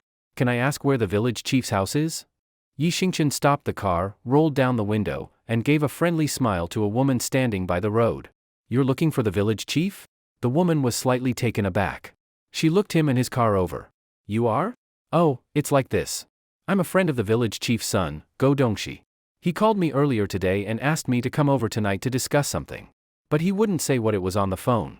Well, you know how these rich young guys are, you have to show respect. So I had no choice but to hurry over. Oh, I see, the woman nodded, then pointed ahead. Young man, just keep going straight on this road. You'll pass 2 intersections. At the 3rd intersection, turn right. Keep going and you'll see a big banyan tree. Turn left at the tree, and you'll see a 3-story reinforced concrete building, that's the village chief's house. Great. Thank you, ma'am. Yi Xingchen smiled and continued on as instructed. Along the way, he noticed that although Gojia village was on the outskirts of Yunhe City, the economic level wasn't bad. Almost every household had a 2-story standalone house. Some were built with wood, while wealthier families had concrete and steel houses. After passing the large banyan tree, Yi Xingchen quickly spotted a 3-story building standing out among the others. He parked the car a distance away by the roadside, then stepped out and looked at the village chief's home in the distance, rubbing his chin. This Go Yang really loved showing off. Out of the whole village, his was the only 3-story building, and it was made of reinforced concrete. He even built a wooden fence over 6 feet high around the house. Clearly, he wanted to make sure everyone knew how rich he was, and how much he had skimmed off while serving as village chief. Yi Xingchen glanced around. Once he confirmed no one was nearby, he approached the wooden fence. He perked up his ears to listen closely. Thanks to his increasingly sharp hearing after eating dogtail grass every day, he easily caught the sounds coming from inside the house. To Yi Xingchen's surprise, it was a woman's voice. Repeat after me, a drop of kindness should be repaid with a spring of gratitude. You didadada me, I walla walla you. What the fuck? When Yi Xingchen heard the woman's voice, he almost couldn't help but cry out. I haven't read many books, but don't try to fool me. You seriously call this, a drop of kindness should be repaid with a spring of gratitude?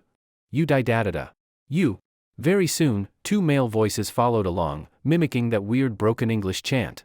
One of them, Yi Xingchen instantly recognized, it was Go Dongxi's voice. This made Yi Xingchen even more confused. Forget the strange gibberish for a second, was Go Dongxi studying? Yi Xingchen never believed Go Dongxi was the studious type, especially not late at night, seriously studying a foreign language. To figure out what the hell these people were doing, he had no choice but to climb in and spy on them. Yi Xingchen looked around and quickly came up with an idea. After a bit of searching, he stacked a pile of rocks beneath the wooden fence. Stepping onto the rocks, he jumped with all his strength, grabbed the top rail of the fence with both hands, and, with a coordinated motion, easily climbed to the top. He glanced at a concrete flower bed next to the fence inside the yard. Confirming he could use it to climb back out later, he jumped down into the yard. Turning to look at the wooden fence, then at his own arms, Yi Xingchen noticed something strange. His strength seemed to have grown significantly. But now wasn't the time to dwell on that. First, he needed to figure out what Go Yang and his family were up to. The 3 voices came from a room on the 1st floor. Using the cover of darkness, Yi Xingchen crept quietly toward the window of that room. Through a narrow angle, he peered inside. And what he saw nearly shattered his entire worldview. Inside the room, Go Dongxi and a middle-aged man, probably about 50 years old, were sitting on either side of a completely naked young woman. Judging by his age, the man was likely the village chief, Go Yang. As for the woman, whether she was Go Dongxi's girlfriend or Go Yang's new fling, Yi Xingchen had no idea. The young woman was holding a book that looked like it was made of silk and kept reading aloud from it in gibberish English. Meanwhile, Go Yang and Go Dongshi, on either side of her, kept groping her, even playing with her prominent breasts from time to time. Yi Xingqian was stunned. Holy shit. So this is what these two bastards were into? A father and son, sharing the same woman? If this got out, Go Yang's reputation would be completely destroyed. Thinking quickly, Yi Xingqian took out his phone and began recording this absolutely messed up scene. With this video in hand, and a little pressure, he wouldn't have to worry about Go Yang and his son refusing to back down. After finishing the recording, it looked like the two weren't satisfied with just groping, they were starting to get down to real business. Yi Xingqian held back his disgust and kept recording. But since people in this world were physically weak, and there wasn't much foreplay, the actual act lasted less than a minute. It's getting late, I should get going. The young woman began getting dressed and stood up. Just in case, Yi Xingqian quickly stopped the recording, quietly stepped onto the flower bed, leapt up, grabbed the top beam of the fence, and flipped back outside the yard the same way he came in. Creak. As the wooden gate to the courtyard opened, the young woman stepped onto the main road. Yi Xingqian pretended to be a passerby and accidentally bumped into her. Even though he controlled his strength, the woman still nearly fell over. Oh. I'm so sorry, so sorry. Yi Xingqian smiled apologetically. It's fine. The young woman rubbed her slightly sore shoulder and shook her head with a smile. Strange. Pretty lady, I don't think I've seen you around before? You're. Yi Xingqian noticed that the woman didn't immediately recognize him as an outsider, so he guessed she wasn't from Gojia village either. Sure enough, the woman paused for a moment, then extended her hand toward him. Hello, I'm Rashime Daiko. I was hired by the village chief as an English tutor. What? Rashime, no toilet paper? Yi Xingqian was dumbfounded. Faced with her outstretched hand, he wasn't sure whether to shake it or not. Not shaking it would seem rude. But shaking hands with someone whose name sounded like diarrhea with no toilet paper? Who would dare? Plus, he had the sneaking suspicion she might literally not have washed her hands after what just happened. Wait a minute. Rashime Daiko? Japanese? Suddenly, Yi Xingqian understood everything. No wonder Go Yang and his son had suddenly started causing trouble for Yida Company over the past few days. He had assumed it was just about money. But clearly, this wasn't so simple, money was only part of it. Behind them, was the manipulation of that bastard Kobayashi Ichiro. Rashime Daiko sensed a trace of hostility in Yi Xingqian's expression and awkwardly pulled back her hand before quickly walking away. Yi Xingqian glanced at her retreating figure, then looked back at Go Yang's house. Anger boiled in his heart. Traitors. Collaborating with foreigners to harm their own people. If it had just been about personal greed or money, Yi Xingqian wouldn't be this furious. But letting that bastard Kobayashi Ichiro use them as pawns? That's something no one could tolerate. Yi Xingqian took a deep breath, then strode confidently to Go Yang's front door. Knock knock knock. He knocked forcefully. Who is it? Go Dongshi's voice came from inside the courtyard. Knock knock knock. Yi Xingqian didn't answer. He just kept knocking. Who is it? God damn it, are you mute or something? Furious, Go Dongshi opened the door. When he saw Yi Xingqian standing there, his face froze in shock. And soon, his shock turned into terror. Shit, it's you. Of course Go Dongshi knew Yi Xingqian was here for payback. He wasn't about to show up in the middle of the night just to chat over tea. Realizing this, he tried to slam the door shut. But Yi Xingqian was faster. He shoved the door open with force, stepped inside, and grabbed Go Dongshi by the neck with one hand, his voice low and full of pressure. You bastard, you're fucking dead. Cough, cough, you bastard, let go. Even though Yi Xingqian hadn't really used much force, just lightly gripping Go Dongshi's neck with his right hand, it was already unbearable for the weak-bodied Go Dongshi. His face turned purplish-red like pig liver, and he weakly slapped at Yi Xingqian's right arm, trying to make him let go. Yi Xingqian kept his grip on Go Dongshi's neck as he pushed him into the courtyard, then raised his foot and kicked the door shut. Bang! With a deafening sound, the gate slammed shut. Who are you? Let go of my son. You bastard. Do you know what you're doing? Broad daylight, in a lawful society, and you dare break in and assault someone. Hearing the noise, Go Yang rushed out. When he saw Yi Xingqian's hand around his son's neck, he panicked and started yelling, trying to make Yi Xingqian let go. Humph! Yi Xingqian glanced at the dark sky, then looked coldly at Go Yang and tightened his grip just a little more. Shout! Keep shouting.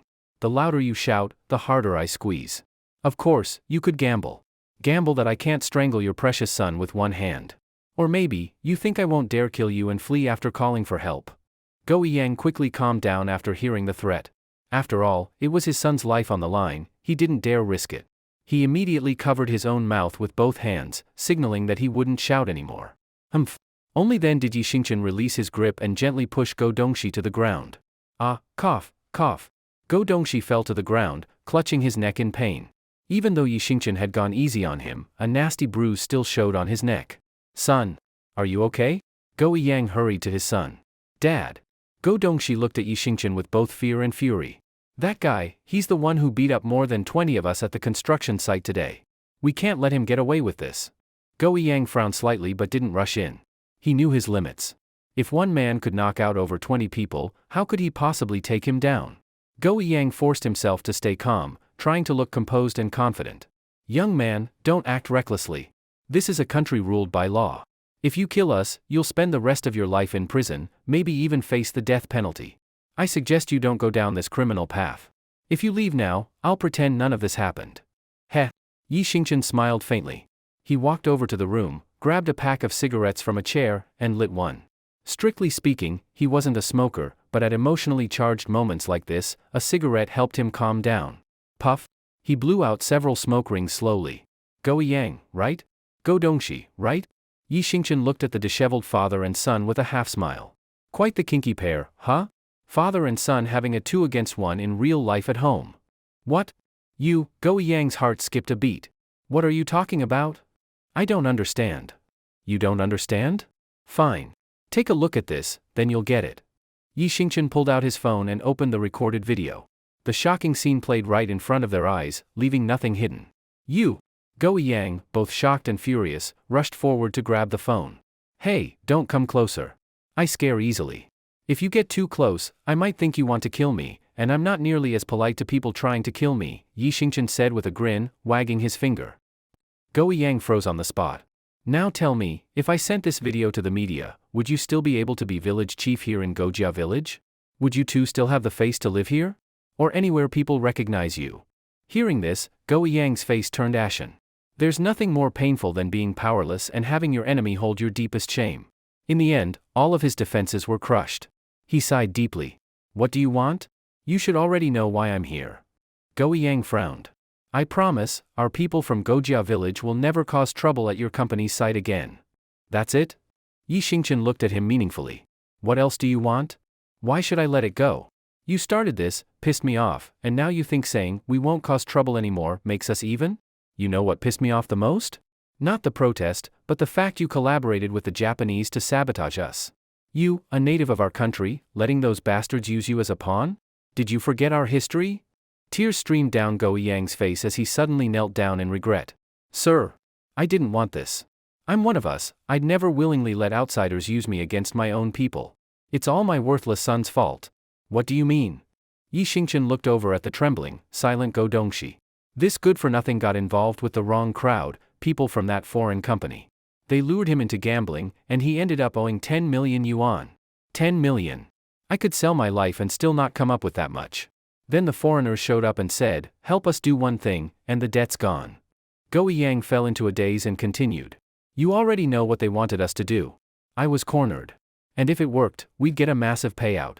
They even gave us a woman to play with. All that, the debt, the money, the temptation, it blinded me. I lost my judgment and did things I now deeply regret. Kobayashi Ichiro, that son of a bitch, trying to play dirty, huh? Yi Xingchen's expression darkened, killing intent subtly rising off his body. Fine. I'll take responsibility. Do what you want to me. But please, I beg you, let my son go. Go Yang bowed his head and slammed it against the ground. Yi Xingchen sighed, flicked the cigarette butt onto the ground. All right. In that case, I'll go handle that bastard myself and wipe the debt clean. As for you two, adults should pay for their mistakes. I won't ask for much, just break one of your own fingers. Anyone you choose. And when we resume construction, you'll help unconditionally. Go Yang froze for a moment, then madness flashed through his eyes. With two low cries of pain echoing in the courtyard, Yi Xingchen turned, shut the door, and walked away in silence. Inside a villa somewhere in Yunha City, Kobayashi Ichiro held a tiny cup, about the size of a bottle cap, slowly savoring the red wine inside. Lying across from him on the couch, his whole body encased in alloy braces, Daxiangmaru looked at Kobayashi Ichiro with envy and said in Japanese, Kobayashi-kun, when will I be free like you, able to enjoy women, taste fine wine. Hearing the envy in Daxiangmaru's tone, Kobayashi Ichiro comforted him. Dashyang-kun, don't worry. The doctor said you just need to rest for 8 months and you'll recover. When that time comes, I'll personally take you to sleep with the most beautiful women in this country, drink the strongest liquor, smoke the thickest cigarettes, and beat the most arrogant brats here. Let's hope that day comes soon. Daxiangmaru's face was full of longing. By the way, Dashyang-kun, why hasn't there been any news from Miss Miyamoto these past few days? I heard that Yishinchin is still alive. Has Miss Miyamoto taken any action? Suddenly remembering something, Kobayashi Ichiro looked at Daxiangmaru with confusion. Well, Daxiangmaru hesitated, I don't know either. I don't dare to ask about what the Miyamoto family does. Maybe, tomorrow, I'll ask the military to try contacting Miss Miyamoto? That's all we can do then. Kobayashi-kun, don't worry. That Yishinchin won't live much longer. I have a feeling Miss Miyamoto will strike tonight. Once she makes her move, Yishinchin is as good as dead. Daxiangmaru smiled confidently. But his smile soon froze on his face. Because Daxiangmaru suddenly felt like he had just seen Yishinchin's face outside the window. Kobayashi-kun. Daxiangmaru suddenly made a connection and started trembling with fear. What's wrong? Dashyang-kun, are you cold? Why are you shaking while speaking? Kobayashi-kun, Daxiangmaru looked at the now empty window, then looked at Kobayashi Ichiro, his face full of dread. Tell me the truth. What did the doctor really say? Am I beyond saving? Did the doctor tell you I'm going to die soon? Kobayashi-kun, please don't give up on me, I think I can still be saved.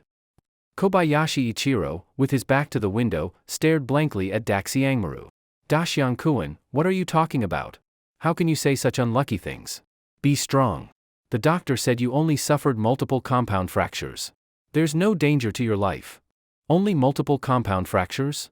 Daxiangmaru felt like crying, but why do I feel like I'm dying? Why? I remember when I was a kid, my grandma used to say, if someone sees a ghost, it usually means they're about to die. That's impossible. Your grandma must have watched too many horror movies. Watch fewer of those and more uplifting stuff like Tarzan and the Chicken Man or Wu Song Beats the Cat. Kobayashi Ichiro tried to comfort him, but then suddenly realized something. He was so frightened the wine glass slipped from his hand. What? Ghost? Are you saying you just saw a ghost? Daxiangmaru gulped hard, then nodded slowly. I think I saw a ghost. I think I saw Yishinchin's ghost. Did he come to take my soul back home so I can watch cherry blossoms with my grandma? Kobayashi Ichiro froze, but quickly thought of something. Could it be that Yishinchin isn't actually dead? Then what Daxiangmaru saw wasn't a ghost, it was Yishinchin himself. Crash! Just as Kobayashi feared, Yishinchin punched through the weak door and stepped into the villa through the shattered frame. He had already gotten Kobayashi Ichiro's address from Wenbin after leaving Gojia village.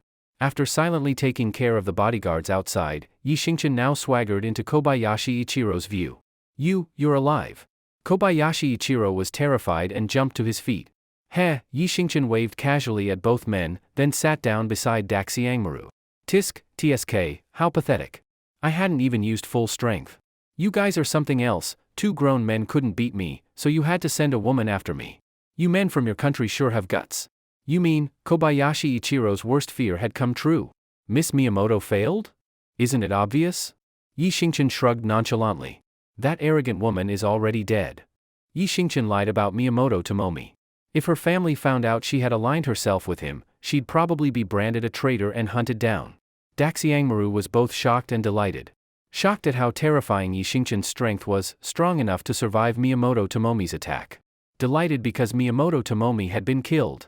She was a prodigy of the Miyamoto family, and now she was dead by Yishinchin's hand. This meant the feud between Yishinchin and the Miyamoto clan was now irreversible. It was only a matter of time before stronger warriors came after him for revenge. Yishinchin had no idea what Daxiangmaru was thinking. He simply gave a gentle pat on Daxiangmaru's shattered kneecap. You guys really are something. I thought you were serious businessmen. I was ready to deal fairly. But you chose the dirty route. Not only did you plant a spy in our company, but you even set up a trap and used Goi Yang and his son. You tried to sabotage us from the shadows. Well done. He patted the kneecap a few more times. Daxiangmaru let out screams like a dying pig. Kobayashi Ichiro cursed under his breath at how useless his subordinates were, letting Yishinchin trace everything back to him so easily. Mr. Kobayashi, tell me, how should we handle this? Yishinchin looked at him coldly. You played dirty. Shouldn't I return the favor? Maybe I should break you like I did to this big dumb turd here? That way you can retire with honor, go home, and rest. Daxiangmaru glared in anguish. My name is Daxiangmaru, not big pile of shit. Kobayashi Ichiro understood the principle of preserve the green hills, and you'll never run out of firewood. Given the situation, even if he was reluctant, he could only surrender. He sighed helplessly. You win, Mr. Yi. Yi Xingqian stood over Kobayashi Ichiro with the posture of a victor, looking down at him with pride. Since you lost, show some sincerity about it. No more talking, get on your knees before you speak to me. Kobayashi Ichiro's face was full of humiliation and unwillingness, and his legs began to tremble slightly. What? Not willing? Then do you want me to break your kneecaps and force you to kneel? Yi Xingqian stared at his knees with interest, or do you think I do not dare touch you? There's no one else here. I am just a low-ranking employee from Yida Company, and I came right to your door and took care of all your bodyguards. Who would believe it even if I told someone? Yi Xingqian's words completely shattered Kobayashi Ichiro's last sliver of hope and the little pride he had left. Thump! Kobayashi Ichiro fell to his knees, full of humiliation. Heh, Yi Xingqian chuckled again. Aren't you people always talking about Bushido? About how a samurai would rather die than be humiliated? Then why do you have no spirit at all? Pathetic. Under the roof, one must bow his head. Facing Yi Xingqian's endless humiliation, Kobayashi Ichiro dared not resist at all. I have a few demands. Please go ahead. First, the money Goi Yang and his son owe you, consider it gone. If you ever ask them for money again, I will come after your life. Yes. Kobayashi Ichiro nodded without hesitation and agreed to the first demand. Second, from this moment on, you must not have any conflicts with our Yida Company. No matter who is right or wrong, it is always your fault. If you come to our country to beg for food, then behave like a beggar. Don't act like you own the place. Yes.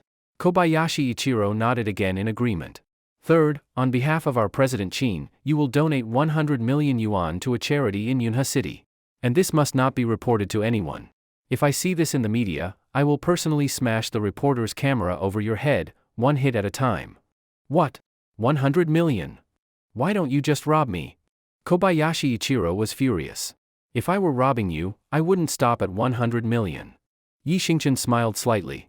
Damn it, Kobayashi Ichiro clenched his teeth and, after hesitating for over 10 seconds, finally nodded unwillingly. Fine. 100 million. Fourth, this is a personal matter between us. If you escalate this to a company-level issue, or call the police. Yi Xingqian coldly sneered and threatened, you understand, right? I am just a small employee. You're the president of Sakura Corporation. Even if the police arrested me, at most I'd do a few years.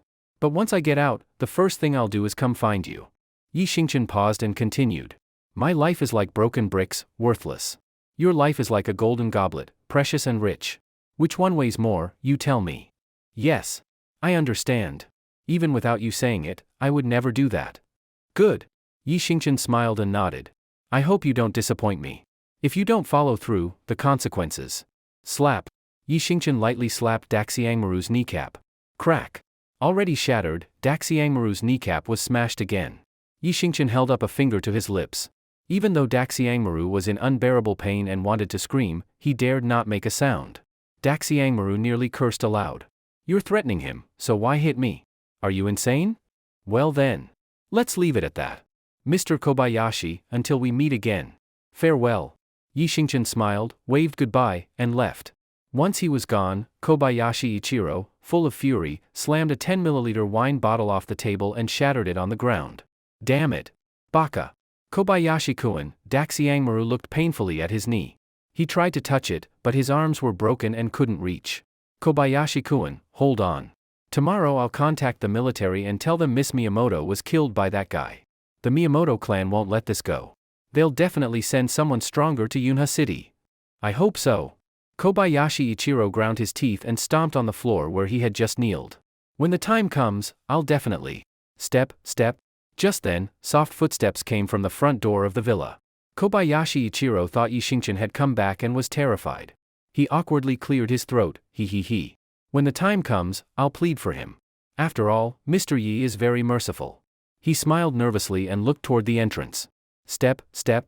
But to his surprise, it wasn't Yi Xingqian at all. It was a man dressed in a black hooded coat, like someone out of Assassin's Creed. You are? Kobayashi Ichiro looked at him, confused. The man said nothing. Slowly, he drew a pure steel dagger from his waist. You, what are you doing? Who are you?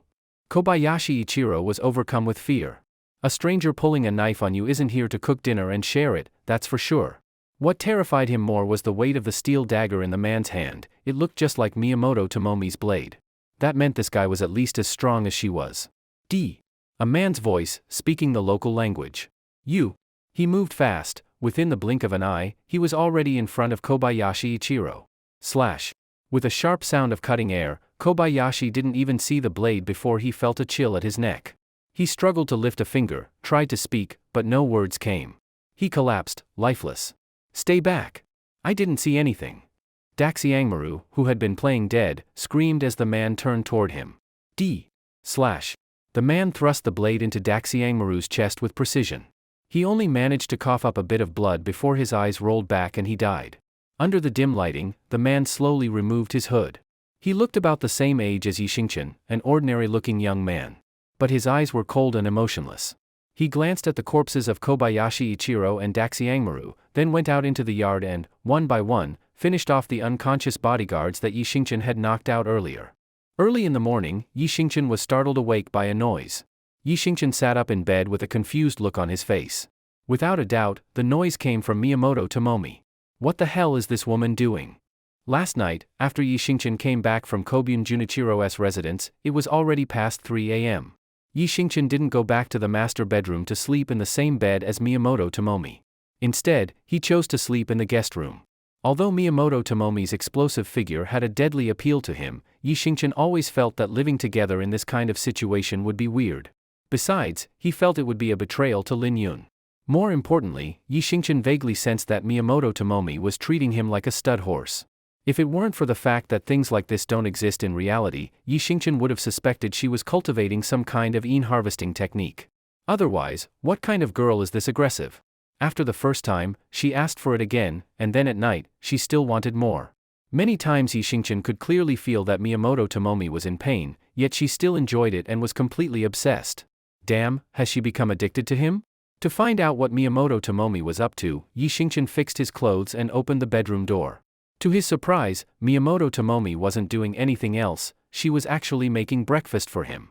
What moved Yishinchin even more was that she seemed to know he had an unusually large appetite, so she prepared a big portion for breakfast. When Miyamoto Tomomi saw Yishinchin walking out of the room, she politely bowed to him. Good morning, Yi-kun. Breakfast is ready. After eating, you can go to work. At that moment, Miyamoto Tomomi gave Yishinchin the illusion of being a good wife and loving mother. If he didn't know she was an assassin, Yishinchin might have believed it. Even so, he was still very surprised. He had always heard that women from the East were gentle and considerate, turns out it was true. Looks like he's in for a lucky future. But as soon as Yishinchin sat at the table and saw the menu, he immediately changed his mind. The dishes on the table were very rich, 4 dishes and 1 soup. Stir-fried foxtail grass. Lotus seed and foxtail grass soup. Cold foxtail grass salad. Foxtail grass with sliced meat. Foxtail grass sushi. Yishinchin was dumbfounded. If he kept eating so much foxtail grass, was he really going to grow a tail someday? Although eating foxtail grass could absorb spiritual energy, this was way too much, wasn't it? Every meal with foxtail grass, and this much in one sitting, even for cultivation, this would drive someone insane. Please enjoy. Miyamoto Tomomi, like a devoted wife, stood there with a sweet smile watching Yishinchin. Yishinchin twitched the corner of his mouth. In order not to waste her kindness, he had no choice but to force himself to eat. Miyamoto Tomomi sat across from him, looking at him with deep meaning. I knew you came back last night. Oh? Yishinchin kept drinking his soup. It hurt so much last night, I couldn't take it. Otherwise, I would have gone to sleep in your room. Pfft. Yishinchin couldn't hold back and spit out the soup. Hee, Miyamoto Tomomi seemed very satisfied with his reaction and chuckled lightly. What, why? Yishinchin looked at her, confused.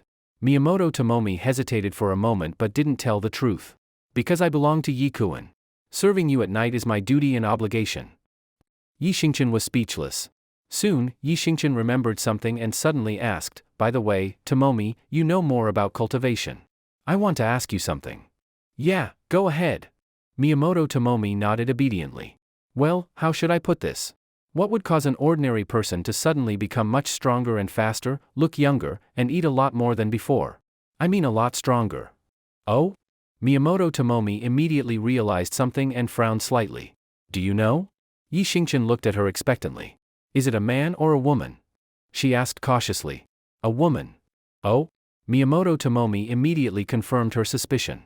It was probably some woman close to Yi Xingchen who had some kind of indescribable relationship with him and absorbed spiritual energy from his body, which caused such a change. The reason Yi Xingchen said the changes were dramatic was because the woman was originally an ordinary person, so the power-up looked obvious. But Miyamoto Tomomi couldn't tell him the truth. That would expose her real reason for staying with him. If Yi Xingchen kicked her out, how would she quickly grow stronger and go back to take revenge on Miyamoto Junyi, or even on Yi Xingchen? After thinking carefully, Miyamoto Tomomi deliberately faked a tone of uncertainty. Maybe she accidentally ate a spiritual herb? But she's just a normal person. She can't eat that much foxtail grass. Everyone absorbs spiritual energy from foxtail grass differently. Some people get a lot from one bite. Others barely absorb anything even after eating several stalks. I see. Yi Xingchen nodded thoughtfully. Seeing Yi Xingchen lost in thought, Miyamoto Tomomi suddenly felt a sense of danger. She quickly took out her phone and smiled. There's big news this morning. What news? Kobun Junichiro, Daikamaru, and all the bodyguards at the villa were killed last night, each with a single stab. The killer is confirmed to be a cultivator. What? Yi Xingchen was stunned. He had just beaten up Kobun Junichiro last night, and then the guy was killed? Yi Xingchen frowned. Could it be such a coincidence? Why did it feel like a setup? Could the killer be framing him? But the only cultivator he knew was Miyamoto Tomomi. Why would anyone want to frame him? If it wasn't a setup, was it really just a coincidence? Yi Xingchen quickly took out his phone and started checking the news. At the same time, feeling the threat grow stronger, Miyamoto Tomomi slowly crouched down. Hiss. Yi Xingchen's brows relaxed instantly. But since all his attention was on the news about Kobun Junichiro's death, he didn't stop Miyamoto Tomomi. Did you hear? Xiao Chuanjuanichiro was killed last night. They say he was killed with a metal weapon in a single blow. That means the killer must be really strong. Yeah, exactly. How could an ordinary person even lift a metal weapon? I heard the Sakura Corporation's headquarters in the Eastern Nation has offered a 1 million reward for reporting the killer. Holy shit, that means if we find this strong guy, we can get $1 million. Xiao Chuanjuanichiro, Qin Yenran's longtime business rival, died a brutal death in his home, and even within Yida Corporation, it caused a huge stir. On his way to his own office, Yi Xingchen kept hearing colleagues discussing it. Hey, look over there, it's Yi Xingchen. Oh, I remember now, Yi Xingchen is super strong too. I heard that last time at the construction site, he lifted a brick that weighed several pounds.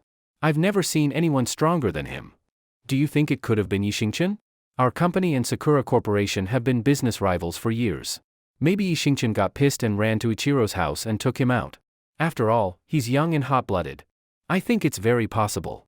If he really did it, wouldn't reporting him get us that 1 million reward? Yi Xingchen heard his coworkers getting more and more ridiculous, and turned back toward them. Hey, what the hell are you saying? Yi Xingchen's face was full of displeasure, looking ready to go off on everyone. Perhaps even Yi Xingchen didn't realize it himself, but as he gradually got used to his terrifying physical strength and the changes in this world, his mindset also began to shift dramatically. He was no longer the timid office drone who was afraid of trouble, but was becoming someone who didn't seek trouble but was not afraid of it either.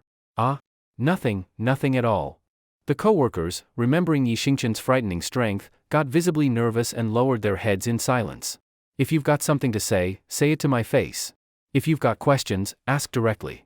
Don't talk behind a colleague's back. Got it.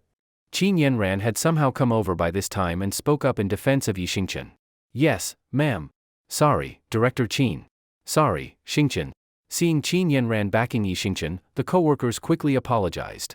Qin Yenran still seemed unsatisfied and continued lecturing them. Today you're talking about whether the killer is Xingchen. Tomorrow, are you going to say I ordered him to do it? We wouldn't dare. You wouldn't dare, but that doesn't mean you aren't thinking it, right? Qin Yenran gave them a sharp look. No, not at all. Qin Yenran was about to say something more when Lin Yun came running over in a panic. Director Qin. Something serious happened. A bunch of police officers are here, and they specifically asked for Xingchen. What? The police? Looking for Yi Xingchen? Don't tell me he really did it? Oh God. I should have called and reported him earlier. The coworkers who had just fallen silent erupted again. Shut up. Whoever keeps talking nonsense, pack your things and get out. Qin Yenran exploded in anger. At that moment, a large group of police officers walked over. "Hello, Director Chin. I'm Luo Yun, captain of the Special Police Unit of Yunha City. This is my ID. And this is the summons for Mr. Yi Xingchen." Qin Yanran took Luo Yun's ID and looked at it carefully, then glanced at the summons. "Captain Luo, I want to ask, did my employee really commit murder? Is there solid evidence? I don't want my people taken away without a clear reason." Ha ha ha. Luo Yun was clearly experienced and tried to save face for Qin Yanran. "Director Qin, it's a misunderstanding. This is a summons, not an arrest warrant. We're just following procedure. We just want Mr. Yi Xingchen to come back with us and help us understand the situation a little better. It's just a casual conversation, nothing more." A casual conversation? Qin Yanran glanced at the dozens of special police behind him. That's quite the formation just to ask a few questions. Can't help it, orders from above. We're just following instructions.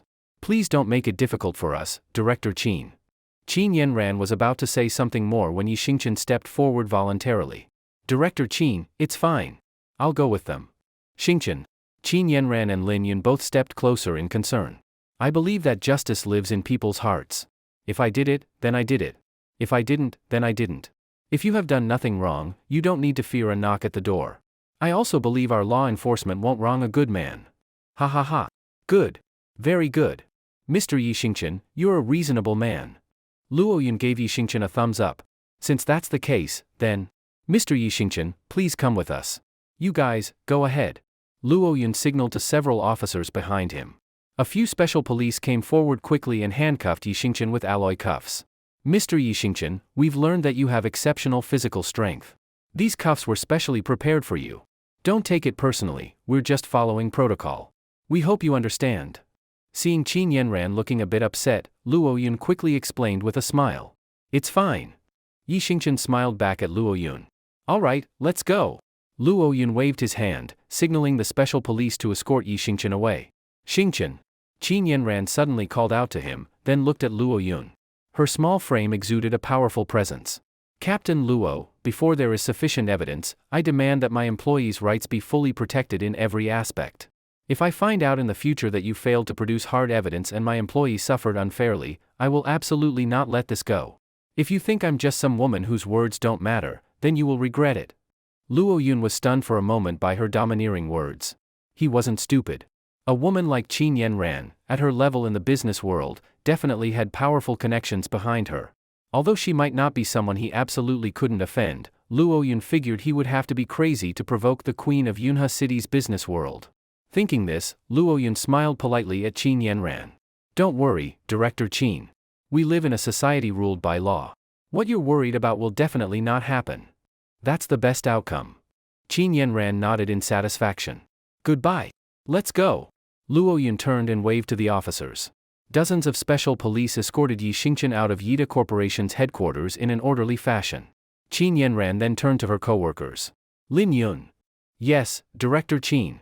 From now on, if I hear anyone gossiping about Yi Xingchen behind his back, for any reason, they are to pack up and leave immediately."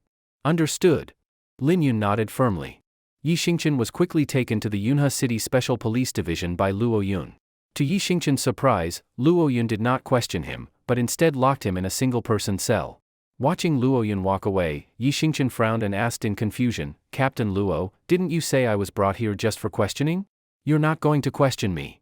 Luo Yun turned back to look at Yi Xingchen, paused for a moment, then smiled and said, "Mr. Yi Xingchen, don't worry, of course you'll be questioned.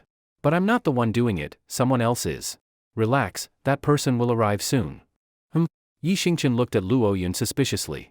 If he had not confirmed Luo Yun's identity, and if he were not sure that this was indeed the Yunha City Special Police Division, he might have doubted whether he had really been brought in by the police at all.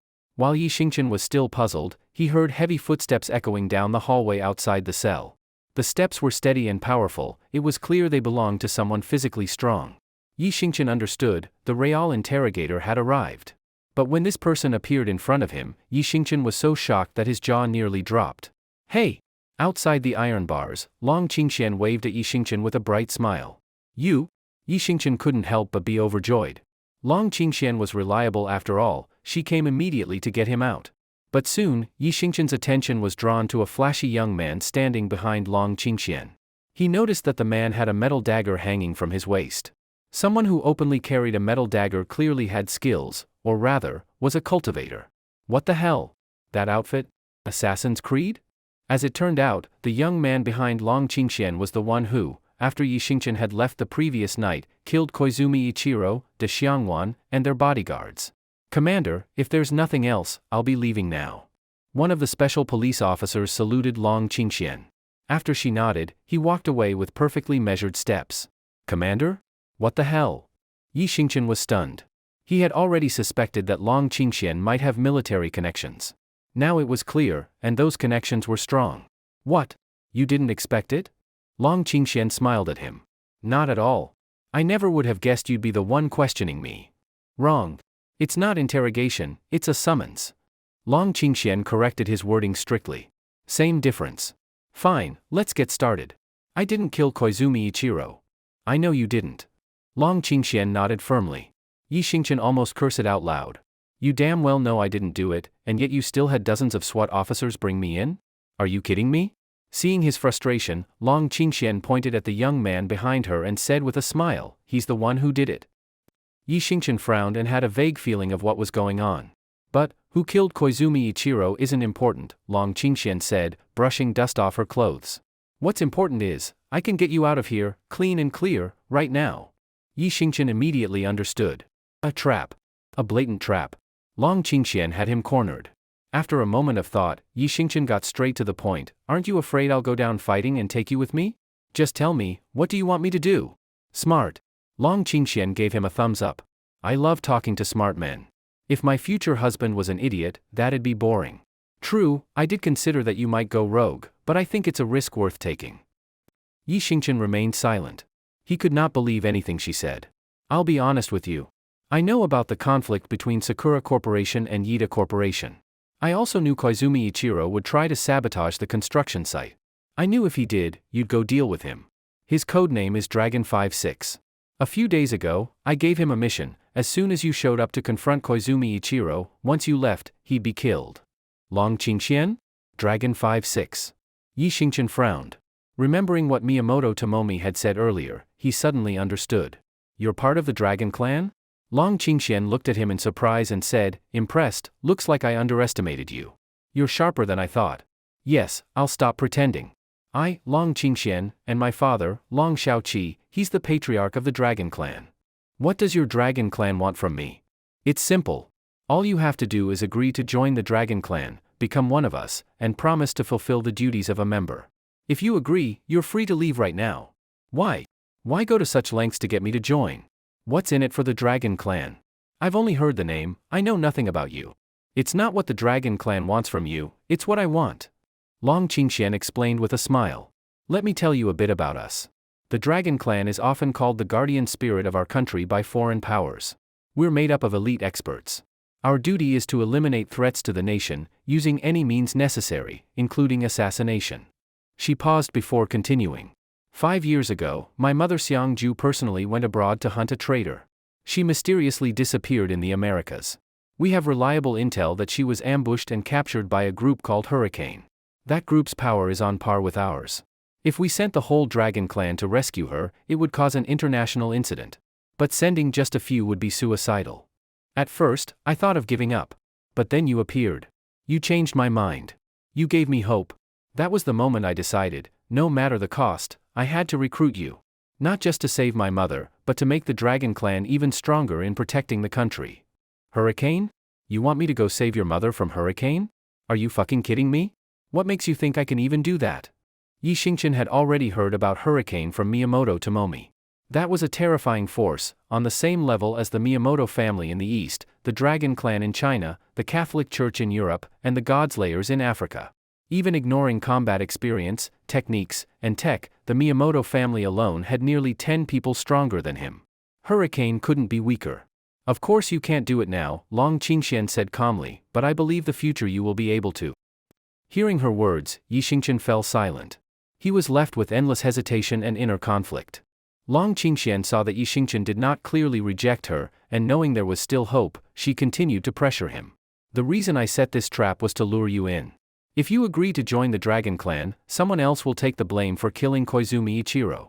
If you refuse, then that person will be you. Think carefully about your father, your beloved women, your brothers. Wouldn't it be a shame to lose everything? Sure, your strength is impressive. Not just me or the special police outside, even the guy behind me, Dragon 5-6, combined with all of us, we are no match for you. If you wanted, you could break out of here at any time. But think about the consequences. Do you really want to become the top enemy of the Dragon Clan?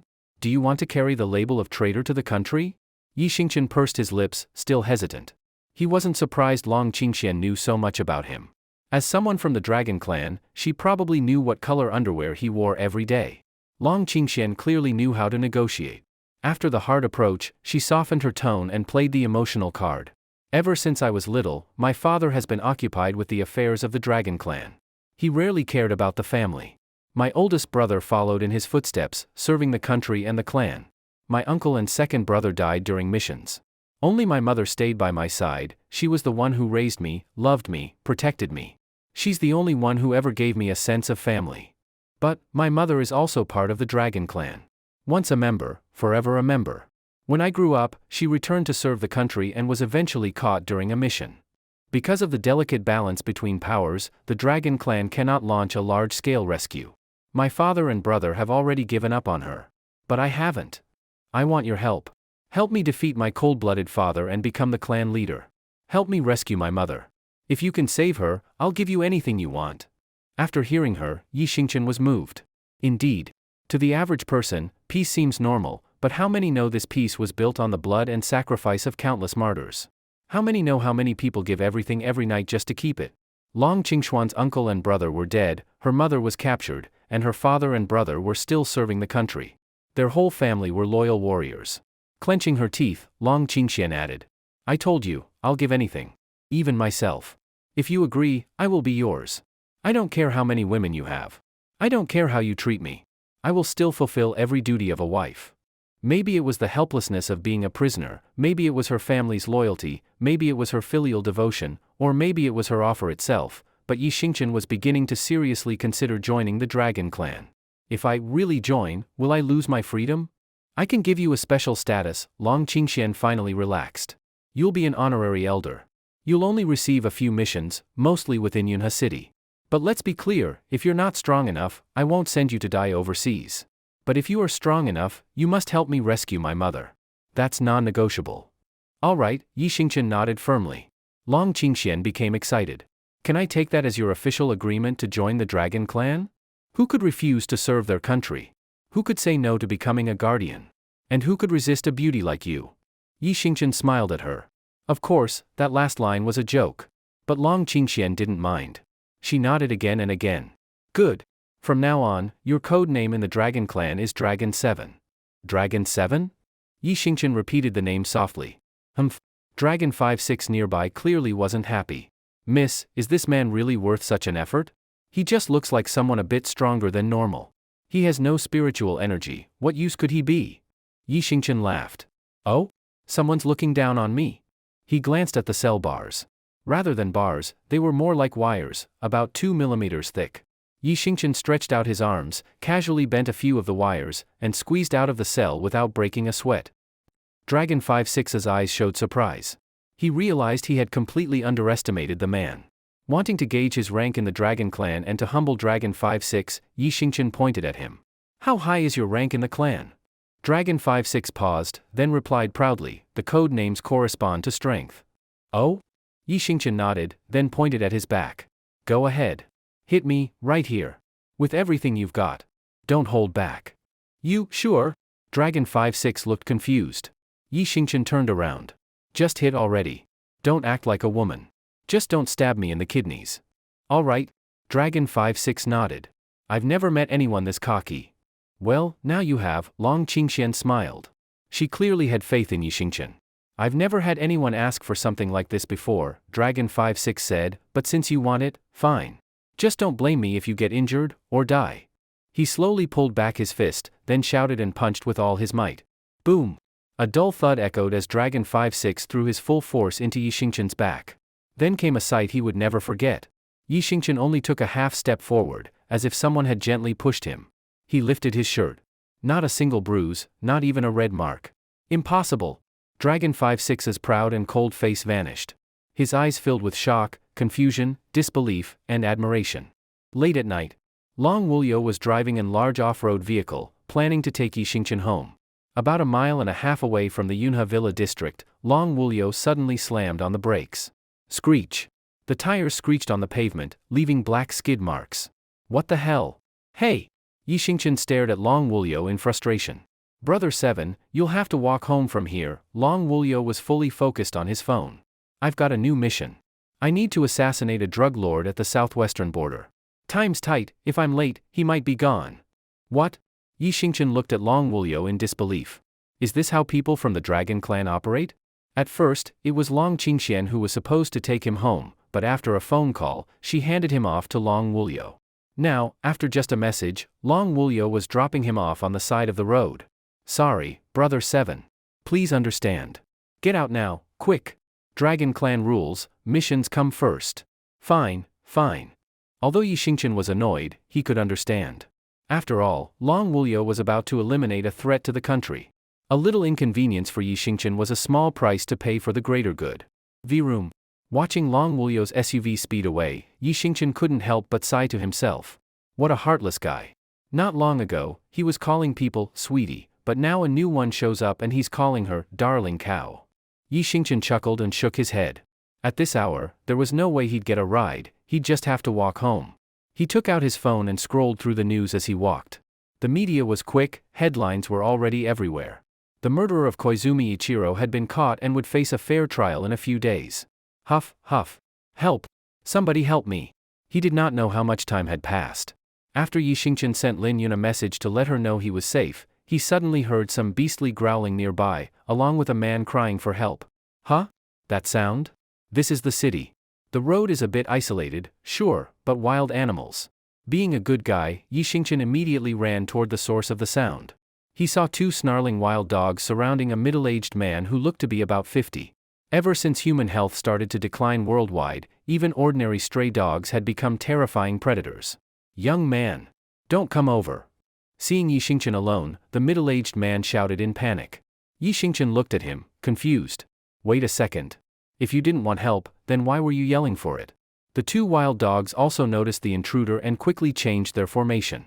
One dog kept the man cornered while the other crouched low and bared its teeth at Yixingchen, growling as if to scare him off. The man quickly explained, "You're alone. Coming here will only make you their next target? I was hoping for a group of passers-by, not just one person." Yixingchen understood. So the man was worried Yixingchen would get himself killed by trying to help. "Uncle, don't worry. Two wild dogs can't hurt me." The man was stunned. "Young man, this isn't a joke. These are dogs. Ferocious beasts. In all of human history, few have ever defeated such monsters. Even in stories, the hero Wusong only ever killed a cat." Yixingchen was speechless. Wusong killed a cat? That just sounds so wrong. "Young man, hurry and leave. Right now, they're only trying to scare you off. If they really go after you, it's over." The man's concern warmed Yixingchen's heart. Now that's the kind of person worth saving. Yixingchen didn't respond. He just pointed at the growling dog in front of him and said, "Hey, tell me, will I be lucky this year?" Growl, bark bark bark, bark bark bark bark. "Got it, thanks." Yixingchen cupped his hands in a polite gesture toward the dog. This strange move actually made the middle-aged man laugh, despite the danger. He gave Yixingchen a thumbs up. "Kid, you've got guts. But seriously, don't push your luck." Heh. Yixingchen smiled, then glanced at a slightly rotted tree branch lying by the roadside. The man noticed his gaze and said doubtfully, "Kid, that branch looks half rotted, but it's got to weigh at least 20 pounds. You can't use that as a weapon. You'd barely be able to lift it." Yixingchen smiled, then walked toward the branch step by step under the watchful eyes of both the man and the two dogs. Bark bark bark. The dogs seemed to be mocking him. In their minds, how could a human lift a 20-pound object? But tonight, they had met the wrong guy. To the man's utter disbelief, Yixingchen grabbed the large, long, dark branch with one hand and held it up. "What? No way. Am I hallucinating? Did I run into a ghost tonight? That thing is huge, long, thick, solid, even if it's hollow, it still weighs a good bit. And he lifted it with one hand? Could it be that my good deeds earned me divine protection?" Growl. Seeing Yixingchen armed, the two wild dogs immediately abandoned the man and flanked Yixingchen, trying to trap him. Good dogs don't block the road. Get lost. Yi Xingchen swung the branch hard and lunged at one of the dogs. Yelp, yelp. Though the dog tried to dodge, the branch still struck it. With a painful yelp, the dog ran off, licking its wound from a safe distance while glaring at Yi Xingchen. Then he turned and charged the second dog. Having seen what happened to its partner, the second dog didn't dare fight. It bounced away as fast as it could. Hiss, hiss. Yi Xingchen saw the two dogs still lurking in the distance, watching for another chance. He stomped the ground and shouted. Startled, the dogs bolted and disappeared into the nearby grass. Done. Yi Xingchen threw the branch to the ground, then clapped both hands, brushing off the dirt and rotten wood chips from his palms. The middle-aged man pointed at Yi Xingchen, his face full of fear. What is it, sir? Young man, you're amazing. I've lived most of my life, and this is the first time I've seen someone lift something that heavy. And those were dogs. The infamous fierce beasts. You actually. I feel like if it had come down to a real fight, those two beasts would have died at your hands. That's terrifying. Only a title like Dragon-Slaying Warrior from novels and movies could match you. Dragon-Slaying Warrior? Yi Xingchen froze. Who would have thought that just beating up two stray dogs by the roadside could earn him the title of Dragon-Slaying Warrior? Since the world changed, there had been way too many absurd things happening. Yi Xingchen smiled. Sir, why were you walking alone on such a remote road this late? That's dangerous. If you hadn't met me, you might have ended up as dog. I mean, beast food. Sigh, the middle-aged man sighed softly. My name is Qin Yuanhang. I came to the city to visit my daughter. Originally, I was driving myself, so I didn't pay much attention to time or the route. But unexpectedly, my car broke down. I didn't want to trouble my daughter, so I had no choice but to abandon the car and walk to her place. I'll figure something out tomorrow. Oh, I see. Yi Xingchen nodded thoughtfully. In this world, people are so physically weak that if a car breaks down midway, it's practically scrapped. Nobody can even lift the parts. How can anyone repair it? In the old world, even something basic like changing a tire is now just a dream. Young man, where do you live?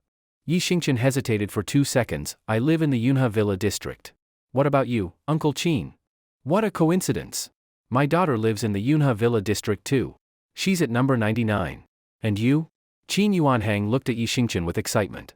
At first, Yi Xingchen was startled by the information, almost thinking Qin Yuanhang might be Qin Yanran's father. Only when Qin Yuanhang said his daughter lived at number 99 did Yi Xingchen breathe a sigh of relief. The villa he currently lived in was number 65, and Qin Yanran's villa was next door at number 66? Yi Xingchen smiled at Qin Yuanhang. Uncle Qin, let me walk you home. Since I live in the same villa district, it's safer to go together. Who knows, what if something else happens to you alone? Thank you so much. Qin Yuanhang was overjoyed and followed closely behind Yi Xingchen. The two of them walked down the dark road toward the Yunhe Villa district. Soon, they left the dark road and entered a more lively area. It was only here that Qin Yuanhang began to talk more. Young man, do you have a girlfriend? What? No? Perfect. My daughter's still single too. Would you be interested in meeting her? My daughter's got great qualities, high education, good looks, high income, high blood pressure, oops. I mean, a whole list of highs. No pressure though. Even if it doesn't turn into a romantic relationship, you two could just be friends. What? You think you're not good enough for her? Come on, young man, don't joke. With your strength and speed, you're basically a dragon-slaying warrior from Legends. My daughter's just an ordinary woman, being with you would be her good luck. You really don't want to meet her? How about exchanging contact info? You can always reach out later. What? What if she's married by then? No problem, if you dig right, there's no wall that can't be torn down. Hey? Young man, don't leave, what a pity. Yi Xingchen, after listening to Qin Yuanhang's non-stop chatter along the way, felt his blood pressure rising. Eventually, unable to take it anymore, and seeing the Yunhe Villa district up ahead, he ran off, leaving Qin Yuanhang behind. Qin Yuanhang had wanted to catch up and ask for contact information, but Yi Xingchen was just too fast. Qin Yuanhang could only sigh. What a shame. Sighing, he found the entrance to Villa 99 in the Yunhe Villa district. He reached out and pressed the doorbell. But the one who came out was a middle-aged man. Through the iron fence, the man looked confused. Buddy, who are you looking for? Huh? Qin Yuanhang looked puzzled. You are? What do you mean, I am? I'm the owner of this villa. Who the hell are you? Wasn't the owner a woman with the last name Qin? What woman named Qin? I've lived in this villa for over 10 years. I've never known anyone named Qin. Now get lost. The man finished and slammed the wooden door shut. Huh, strange. Suddenly remembering something, Qin Yuanhang quickly took out his phone and made a call. Hello? Daughter? I thought you lived at number 99 in Yunhe Villa District? What? You live at number 66? Did I remember wrong? I'm at Villa 99 now. You're coming to get me? No need. I'll walk over myself, it's not far. Just wait for me at the door. Back to Yi Xingqian. He quickly passed by the gate of Qin Yanran's villa. Just as he was wondering whether he should say hello or just send a message, he noticed Qin Yanran standing at the villa's entrance. President Qin, you're still awake this late? Standing outside? Yi Xingqian looked at her in surprise. You're finally back? Earlier the special ops team called me and said they'd release you tonight, so I stopped worrying about your case. As for why I'm still out here so late, I'm waiting for someone very important to me. Waiting for someone? Yi Xingqian was stunned. No way. Could the person Qin Yanran was waiting for really be him? She's still up this late, was she really waiting for him? But why? Why wait for him? Why would he be important to her? Could it be she found out about what he did in Gojia village? Or is this just concern between friends or something more complicated? Whether it was from a business standpoint or a personal one, this late-night wait truly moved him. Yi Xingqian raised his fist and clenched his teeth. President Qin, don't worry. I'll work hard. Let's go. He finished, full of motivation, and ran back toward his own villa. Qin Yanran stood there, dumbfounded, her thoughts blown away in the night breeze. Ding ding. Inside the villa, Qin Yanran was holding a small teapot, about the size of half a disposable plastic cup, pouring hot tea for Qin Yuanhang. A while after Yi Xingqian got home, Qin Yuanhang finally arrived slowly at the gate of Qin Yanran's villa. Qin Yuanhang held a cup the size of a bottle cap and took a small sip of hot tea. Dad, why did you suddenly come over without letting me know in advance? I could have arranged for someone to pick you up. Sigh. Next time I come, just have someone pick me up, Qin Yuanhang sighed heavily. Something unexpected happened on the way, I almost didn't get to see you again. An accident? What happened? Qin Yanran was slightly startled. The car broke down on the way. It didn't seem too far, so I figured I'd walk. But halfway there, I ran into 2 wild dogs and nearly got killed. What? Qin Yanran's eyes were full of lingering fear. Why would such fearsome beasts even appear in our city? That's terrifying. Dad, how did you escape? Well, it's kind of a coincidence. Just when the 2 beasts were about to attack me, a young guy suddenly showed up and saved me. Speaking of that young man, wow, he's really something. Unbelievably strong, looks decent, and most importantly, he's still single. Alright, stop. That's enough. Qin Yanran knew where Qin Yuanhang was going with this and quickly cut him off. Last time too, you insisted on introducing someone to me because he was single, but he turned out to be divorced. I was speechless. Qin Yuanhang looked awkward. That was just a fluke. And the time before that? You said he was successful, but he turned out to be unemployed. Dad, I'm just single, not unwanted. Stop introducing me to these weirdo leftovers. You know Shaoli? My best friend from college? She's been divorced 3 times. What's the point of marriage anyway? Qin Yuanhang pouted in displeasure. If marriage were pointless, would she have gotten married 3 times? Faced with that logic, Qin Yanran was left speechless. My daughter, Qin Yuanhang patted her shoulder earnestly, you're not getting any younger. Isn't there anyone you like? In another 2 or 3 years, you'll be a leftover woman no one wants. Qin Yanran, feeling troubled, propped her chin on both hands, elbows resting on the table. Dad, actually, I have been looking for someone over the years, but it's really hard to find the right one. What does it even mean to like someone? What's the difference between liking and just having a good impression? Qin Yuanhang was slightly stunned, then replied, it's simple. A good impression means you don't get annoyed looking at them. Liking means even if they annoy you, you still want to look at them. Qin Yanran froze. She seemed to be reflecting, asking herself which people didn't annoy her, or who she still wanted to see even when they did. After thinking for a long time, she still couldn't find anyone that fit. Sigh. What a pity. Such a perfect cabbage, and not a single chicken wants to peck it. What a shame. Meanwhile, with Yi Xingqian. After Yi Xingqian got home, Miyamoto Tomomi quickly came to the door to greet him. She skillfully helped Yi Xingqian change into clean slippers, took his coat and hung it up on the rack, completely acting like a model wife.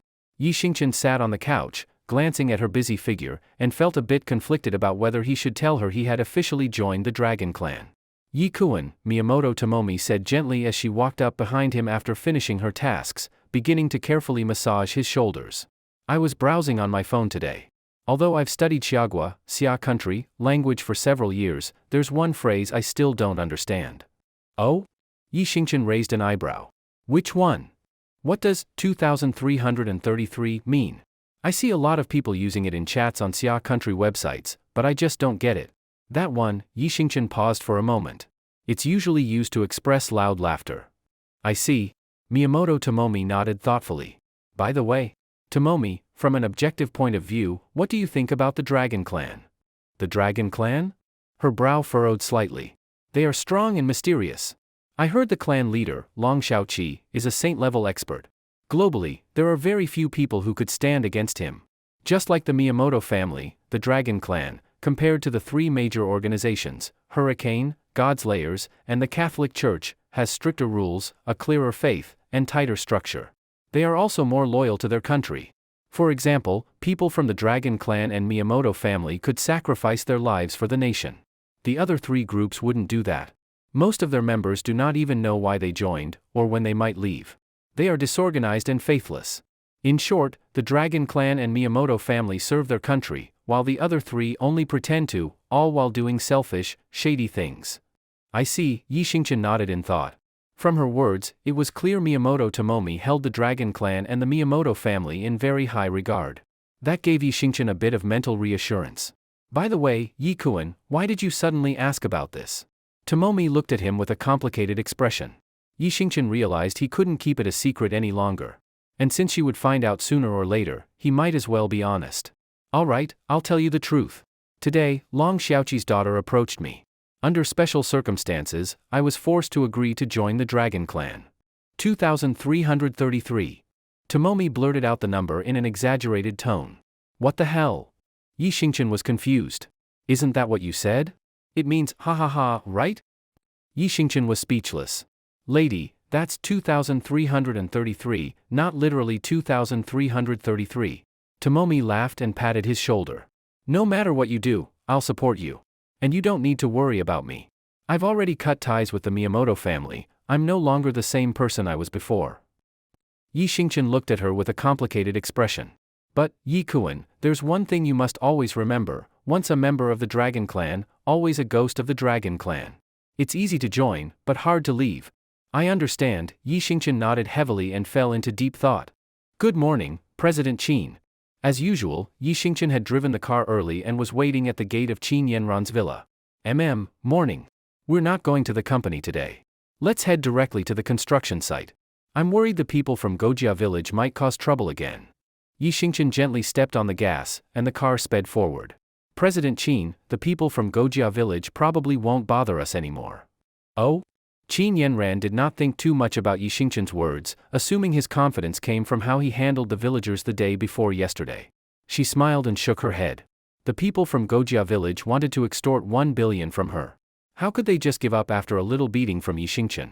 Although everything was quiet yesterday and no one from the village showed up, she still had a feeling they would come today. After all, violence was not the most effective solution. That was why she had decided not to return to the company and head straight to the construction site. The two quickly arrived at the site. Perhaps because of Qin Yanran's fierce reaction 2 days ago, there were clearly more adult male workers present today. President Qin. Old Zhang greeted Qin Yanran eagerly with several workers following him. How's it going today? No trouble from Gojia village? Old Zhang chuckled. Not so far. But, who knows? Those troublesome folks might show up again any time. So we've added more men here today. This is my son, little Zhang. He personally brought people here to guard the site yesterday. Nice to meet you, President Qin. Little Zhang smiled and nodded politely to her. Qin Yanran nodded with satisfaction and began inspecting the site. President Qin, if everything goes well, the measurements should be finished soon. Then our team can work overtime to get the blueprints done, and construction can officially begin. The key is, no more disruptions. Qin Yanran corrected old Zhang and added the condition. It's strange. In the past, those villagers from Gojia would show up the next day even after police drove them away. But, yesterday there was no movement at all, and today so far nothing either. I don't know if they're planning something, or maybe they were scared off by the team my son brought. Old Zhang looked worriedly toward the road from Gojia village. Do not worry, President Qin. The people from Gojia village won't be causing trouble anymore. Qin Yanran looked at Yi Xingchen, confused. This was the second time today he said that. She found it strange how confident he was. Just as she was about to ask, little Zhang spoke up with disdain. Haha, you're just a bodyguard. Sure, you beat them up the other day, but these people will do anything for money. You think that was the end of it? You're too naive. Well, not your fault, small world experience. You just do not understand how things work. Yi Xingqian immediately understood what he meant. He clearly looked down on Yi Xingqian, thinking he was just a driver and bodyguard and had no right to speak. But Yi Xingqian didn't mean to command anyone. Ah, look, they're coming again. Just as Yi Xingqian was about to explain the truth, that he had already settled things with Gojia village, a worker from Yida company shouted in alarm. Led by Go Dongxi, a group of villagers were carrying small wooden boxes and marching toward the construction site. You really are a jinx, young man. Spoke of the devil, they're here again. Old Zhang opened his mouth wide and tried to blame Yi Xingqian. Damn it. They think we're easy targets again? Looks like we'll have to be more aggressive this time. Little Zhang frowned, a trace of violence in his eyes. Hurry. Distribute these to the guys. But what happened next shocked everyone, except Yi Xingqian. The villagers did not barge in and throw a fit like before. This time, they stood obediently at the edge of the site.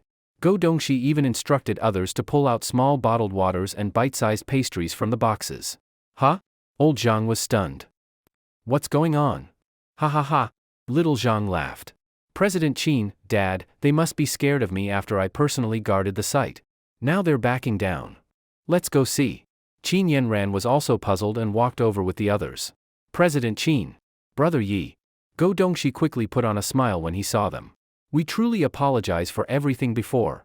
To make up for it, we brought some bottled water and specialty pastries from our village. From now on, we'll protect this construction site ourselves. Anyone who dares to cause trouble here will have to answer to us first. Qin Yanran was totally confused. Why such a sudden change in attitude? Heh. But little Zhang smiled proudly. Looks like you've seen what I can do. It's okay, understandable. As they say, admitting your mistakes is a virtue. Sorry, and you are? Go Dongxi looked puzzled. Huh? Little Zhang froze. Wait, you don't know who I am? Strange, why should I know you? Even though Go Dongxi tried to be polite, he did not give little Zhang any face at all. What? Little Zhang was shocked. You mean you're not here because you were scared of me guarding the site? No. Go Dongxi frowned. I know this may sound rude, but my friend, when the police were guarding this place, we still came. Do you really think bringing a few guys here would scare us off and make us change our ways? Little Zhang shook his head, trying to deny it. No way. You must have been intimidated by us. Come on, nothing to be ashamed of, just admit it. We're all friends here, it's not embarrassing. Go Dongxi stared at Xiao Zhang with a look as if he had seen a ghost, then glanced weakly at Yi Xingqian. Brother Yi, I speak bluntly, so don't get mad, okay? I swear I'm not trying to cause trouble. But who the hell is this guy? His skin is as thick as tree bark, claiming we were scared of him. What a delusional bastard. I mean seriously, who even knows him? Why the hell would I be afraid of him? Yi Xingqian was secretly pleased by Go Dongxi's remarks toward Xiao Zhang, but he held back his laughter, only curling his lips a little without saying a word. Qin Yanran immediately noticed the ambiguous attitude Go Dongxi showed toward Yi Xingqian. Recalling how Yi Xingqian had confidently said twice that the people from Gojia village would not come to cause trouble again, she began to suspect something. Qin Yanran was about to say something, but Xiao Zhang, unwilling to admit defeat, asked again. Then you tell me, what other reason could there be? TCH. Go Dongxi shot him a look full of contempt. I'm the young master of the village chief's family, why would I be afraid of you? If my attitude changed so drastically, of course it's because of our handsome, elegant, and dashing brother Yi. What? That guy? No way. Xiao Zhang stared at Yi Xingqian in disbelief. You really need to stop thinking you're important. The night before last, Brother Yi personally came to our village to find me and helped me solve a huge problem. Sure, I might be a bit wild and free-spirited normally, but, no matter what, I don't have the face to keep making trouble for Brother Ye's company. So to make up for it, we came here to help. This time even Xiao Zhang was speechless. What people fear most is comparison. Once you compare, all the pretenders are exposed. For a brief moment, even old Zhang felt incredibly ashamed. He had only thought about stopping the people from Gojia village, but never considered solving the problem at its root.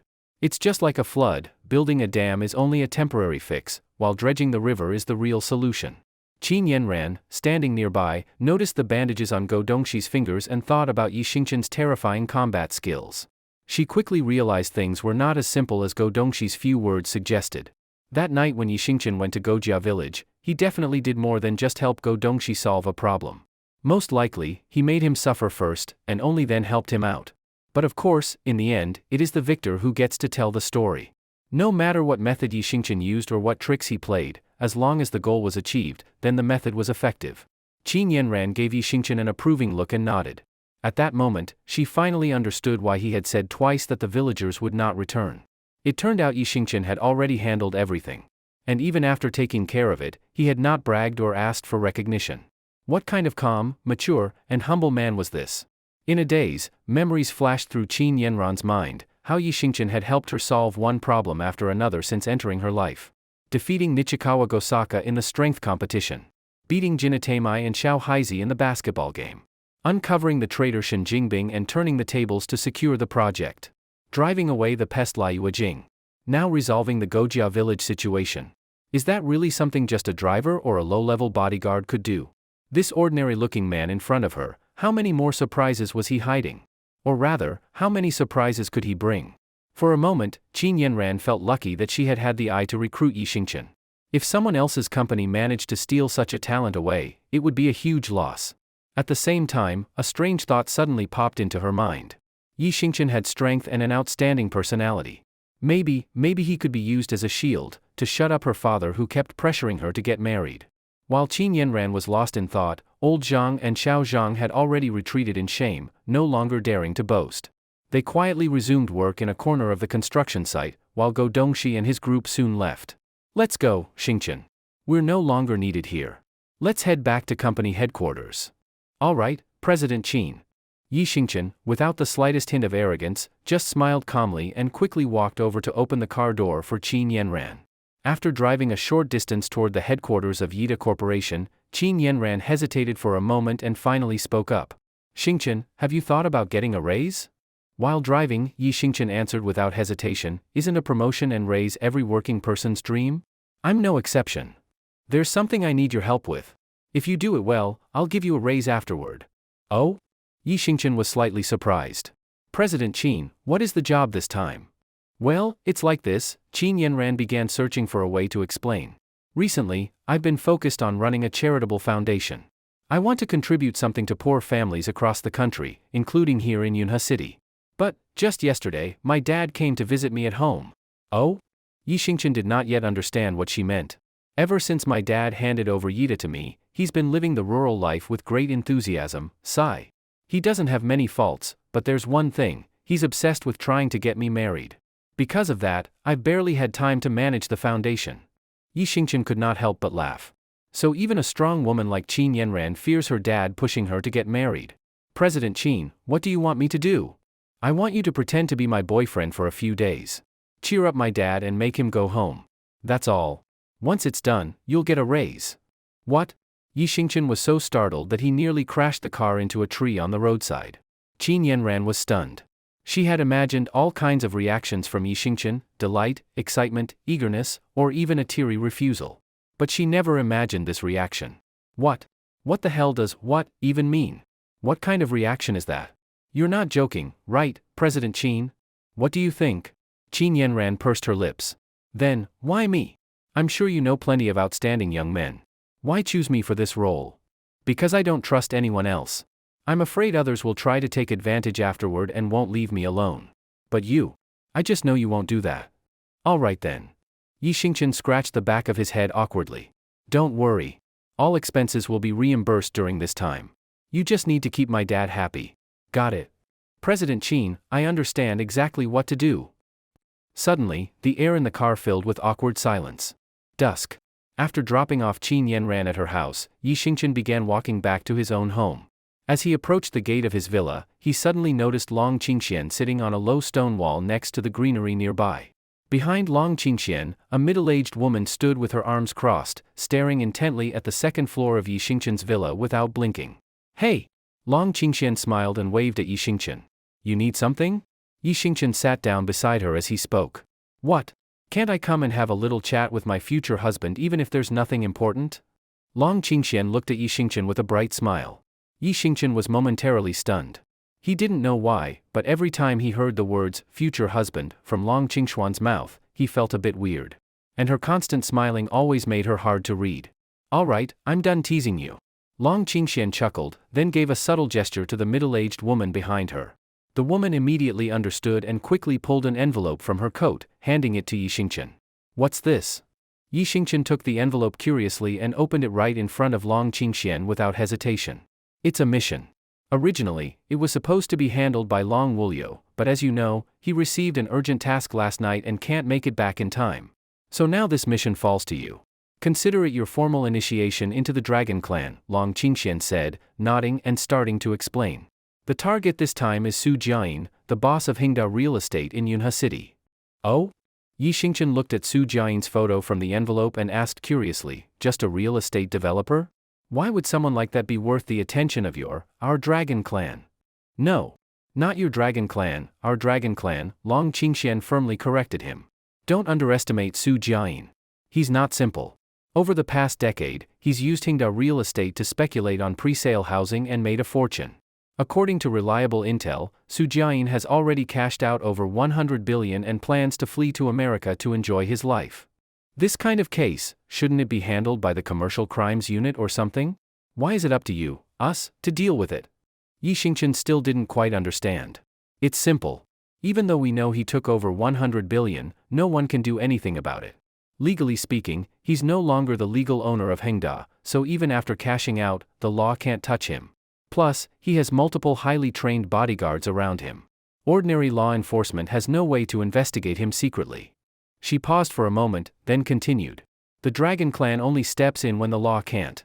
For us, we don't need evidence, and we don't need a reason. Once someone's on the list, they can be taken out. So? Yi Xingqian paused. What exactly do you want me to do? Find him. Use any means necessary, fair or not, humane or not, force him to spit out every last cent of that 100 billion. Doesn't your boss Qin have that Yida Charity Foundation? Have him donate the entire sum to the foundation. Let that be the last good deed of his life. Got it. Yi Xingqian nodded. From the top, if possible, after some pressure, if he cooperates, then don't kill him. But if he refuses or tries anything shady afterward, you don't have to report back, just take care of it. I understand. Yi Xingqian glanced again at Su Jiayin's photo and memorized his face. Tonight, Su Jiayin will be staying in room 608 at Yunhe Grand Hotel. The day after tomorrow, he's flying to America. So you only have tonight and tomorrow? Alright, I'll go find him tonight. One more thing, he has strong bodyguards. Be careful. Don't worry. Yi Xingqian patted his chest confidently. As long as I'm there, anyone who dares block me, I'll crush them. Good. Long Qingxian nodded, then glanced at the second floor of Yi Xingqian's villa, hesitating. Is there something else you want to say? Yi Xingqian felt a bit guilty looking at her. He had no doubt that the Dragon Clan had already investigated and knew that Miyamoto Tomomi was staying at his house. Given the tense relationship between Xia Nation and the Eastern Island Nation, it was easy to imagine the Dragon Clan and the Miyamoto family were likely at odds. In that situation, he had let a Miyamoto live in his house? He couldn't guess what the Dragon Clan would think of that. She's not simple. After hesitating a moment, Long Qingxian finally spoke vaguely. What do you mean? Miyamoto Tomomi, she's considered a prodigy within the Miyamoto family. We have enough information about her in the Dragon Clan archive to fill a whole book. Her staying by your side, she must have some motive. I just don't know what exactly it is yet. Just be careful. Yi Xingqian nodded heavily, secretly relieved. I thought you guys were going to. Heh, Long Qingxian chuckled. My future husband has an unusual constitution and, naturally, a lot of energy. Having a few women around besides me is nothing out of the ordinary. Heh. Yi Xingqian laughed awkwardly. After all, you want my strength, not me, right? Ha ha ha ha. Long Qingxian burst into laughter but gave no reply. If there's nothing else, I'll head back. I need to prepare. I'll go see the target tonight. All right. Long Qingxian nodded. Once you complete this mission, you'll be officially part of the Dragon Clan. At that point, you'll need to tattoo the Dragon Clan symbol on your right arm. A tattoo? Yi Xingqian frowned slightly. I thought, you don't have one. You're also a Dragon Clan member. Because I'm afraid of pain. Yi Xingqian stared at her, momentarily speechless. That reason was truly unbeatable. Well, what could you say? Her father was the clan leader, she got special privileges. Heh. One last word of advice, don't forget what I said. Be careful around that woman. We're leaving. After finishing her instructions, Long Qingxian left with the middle-aged woman.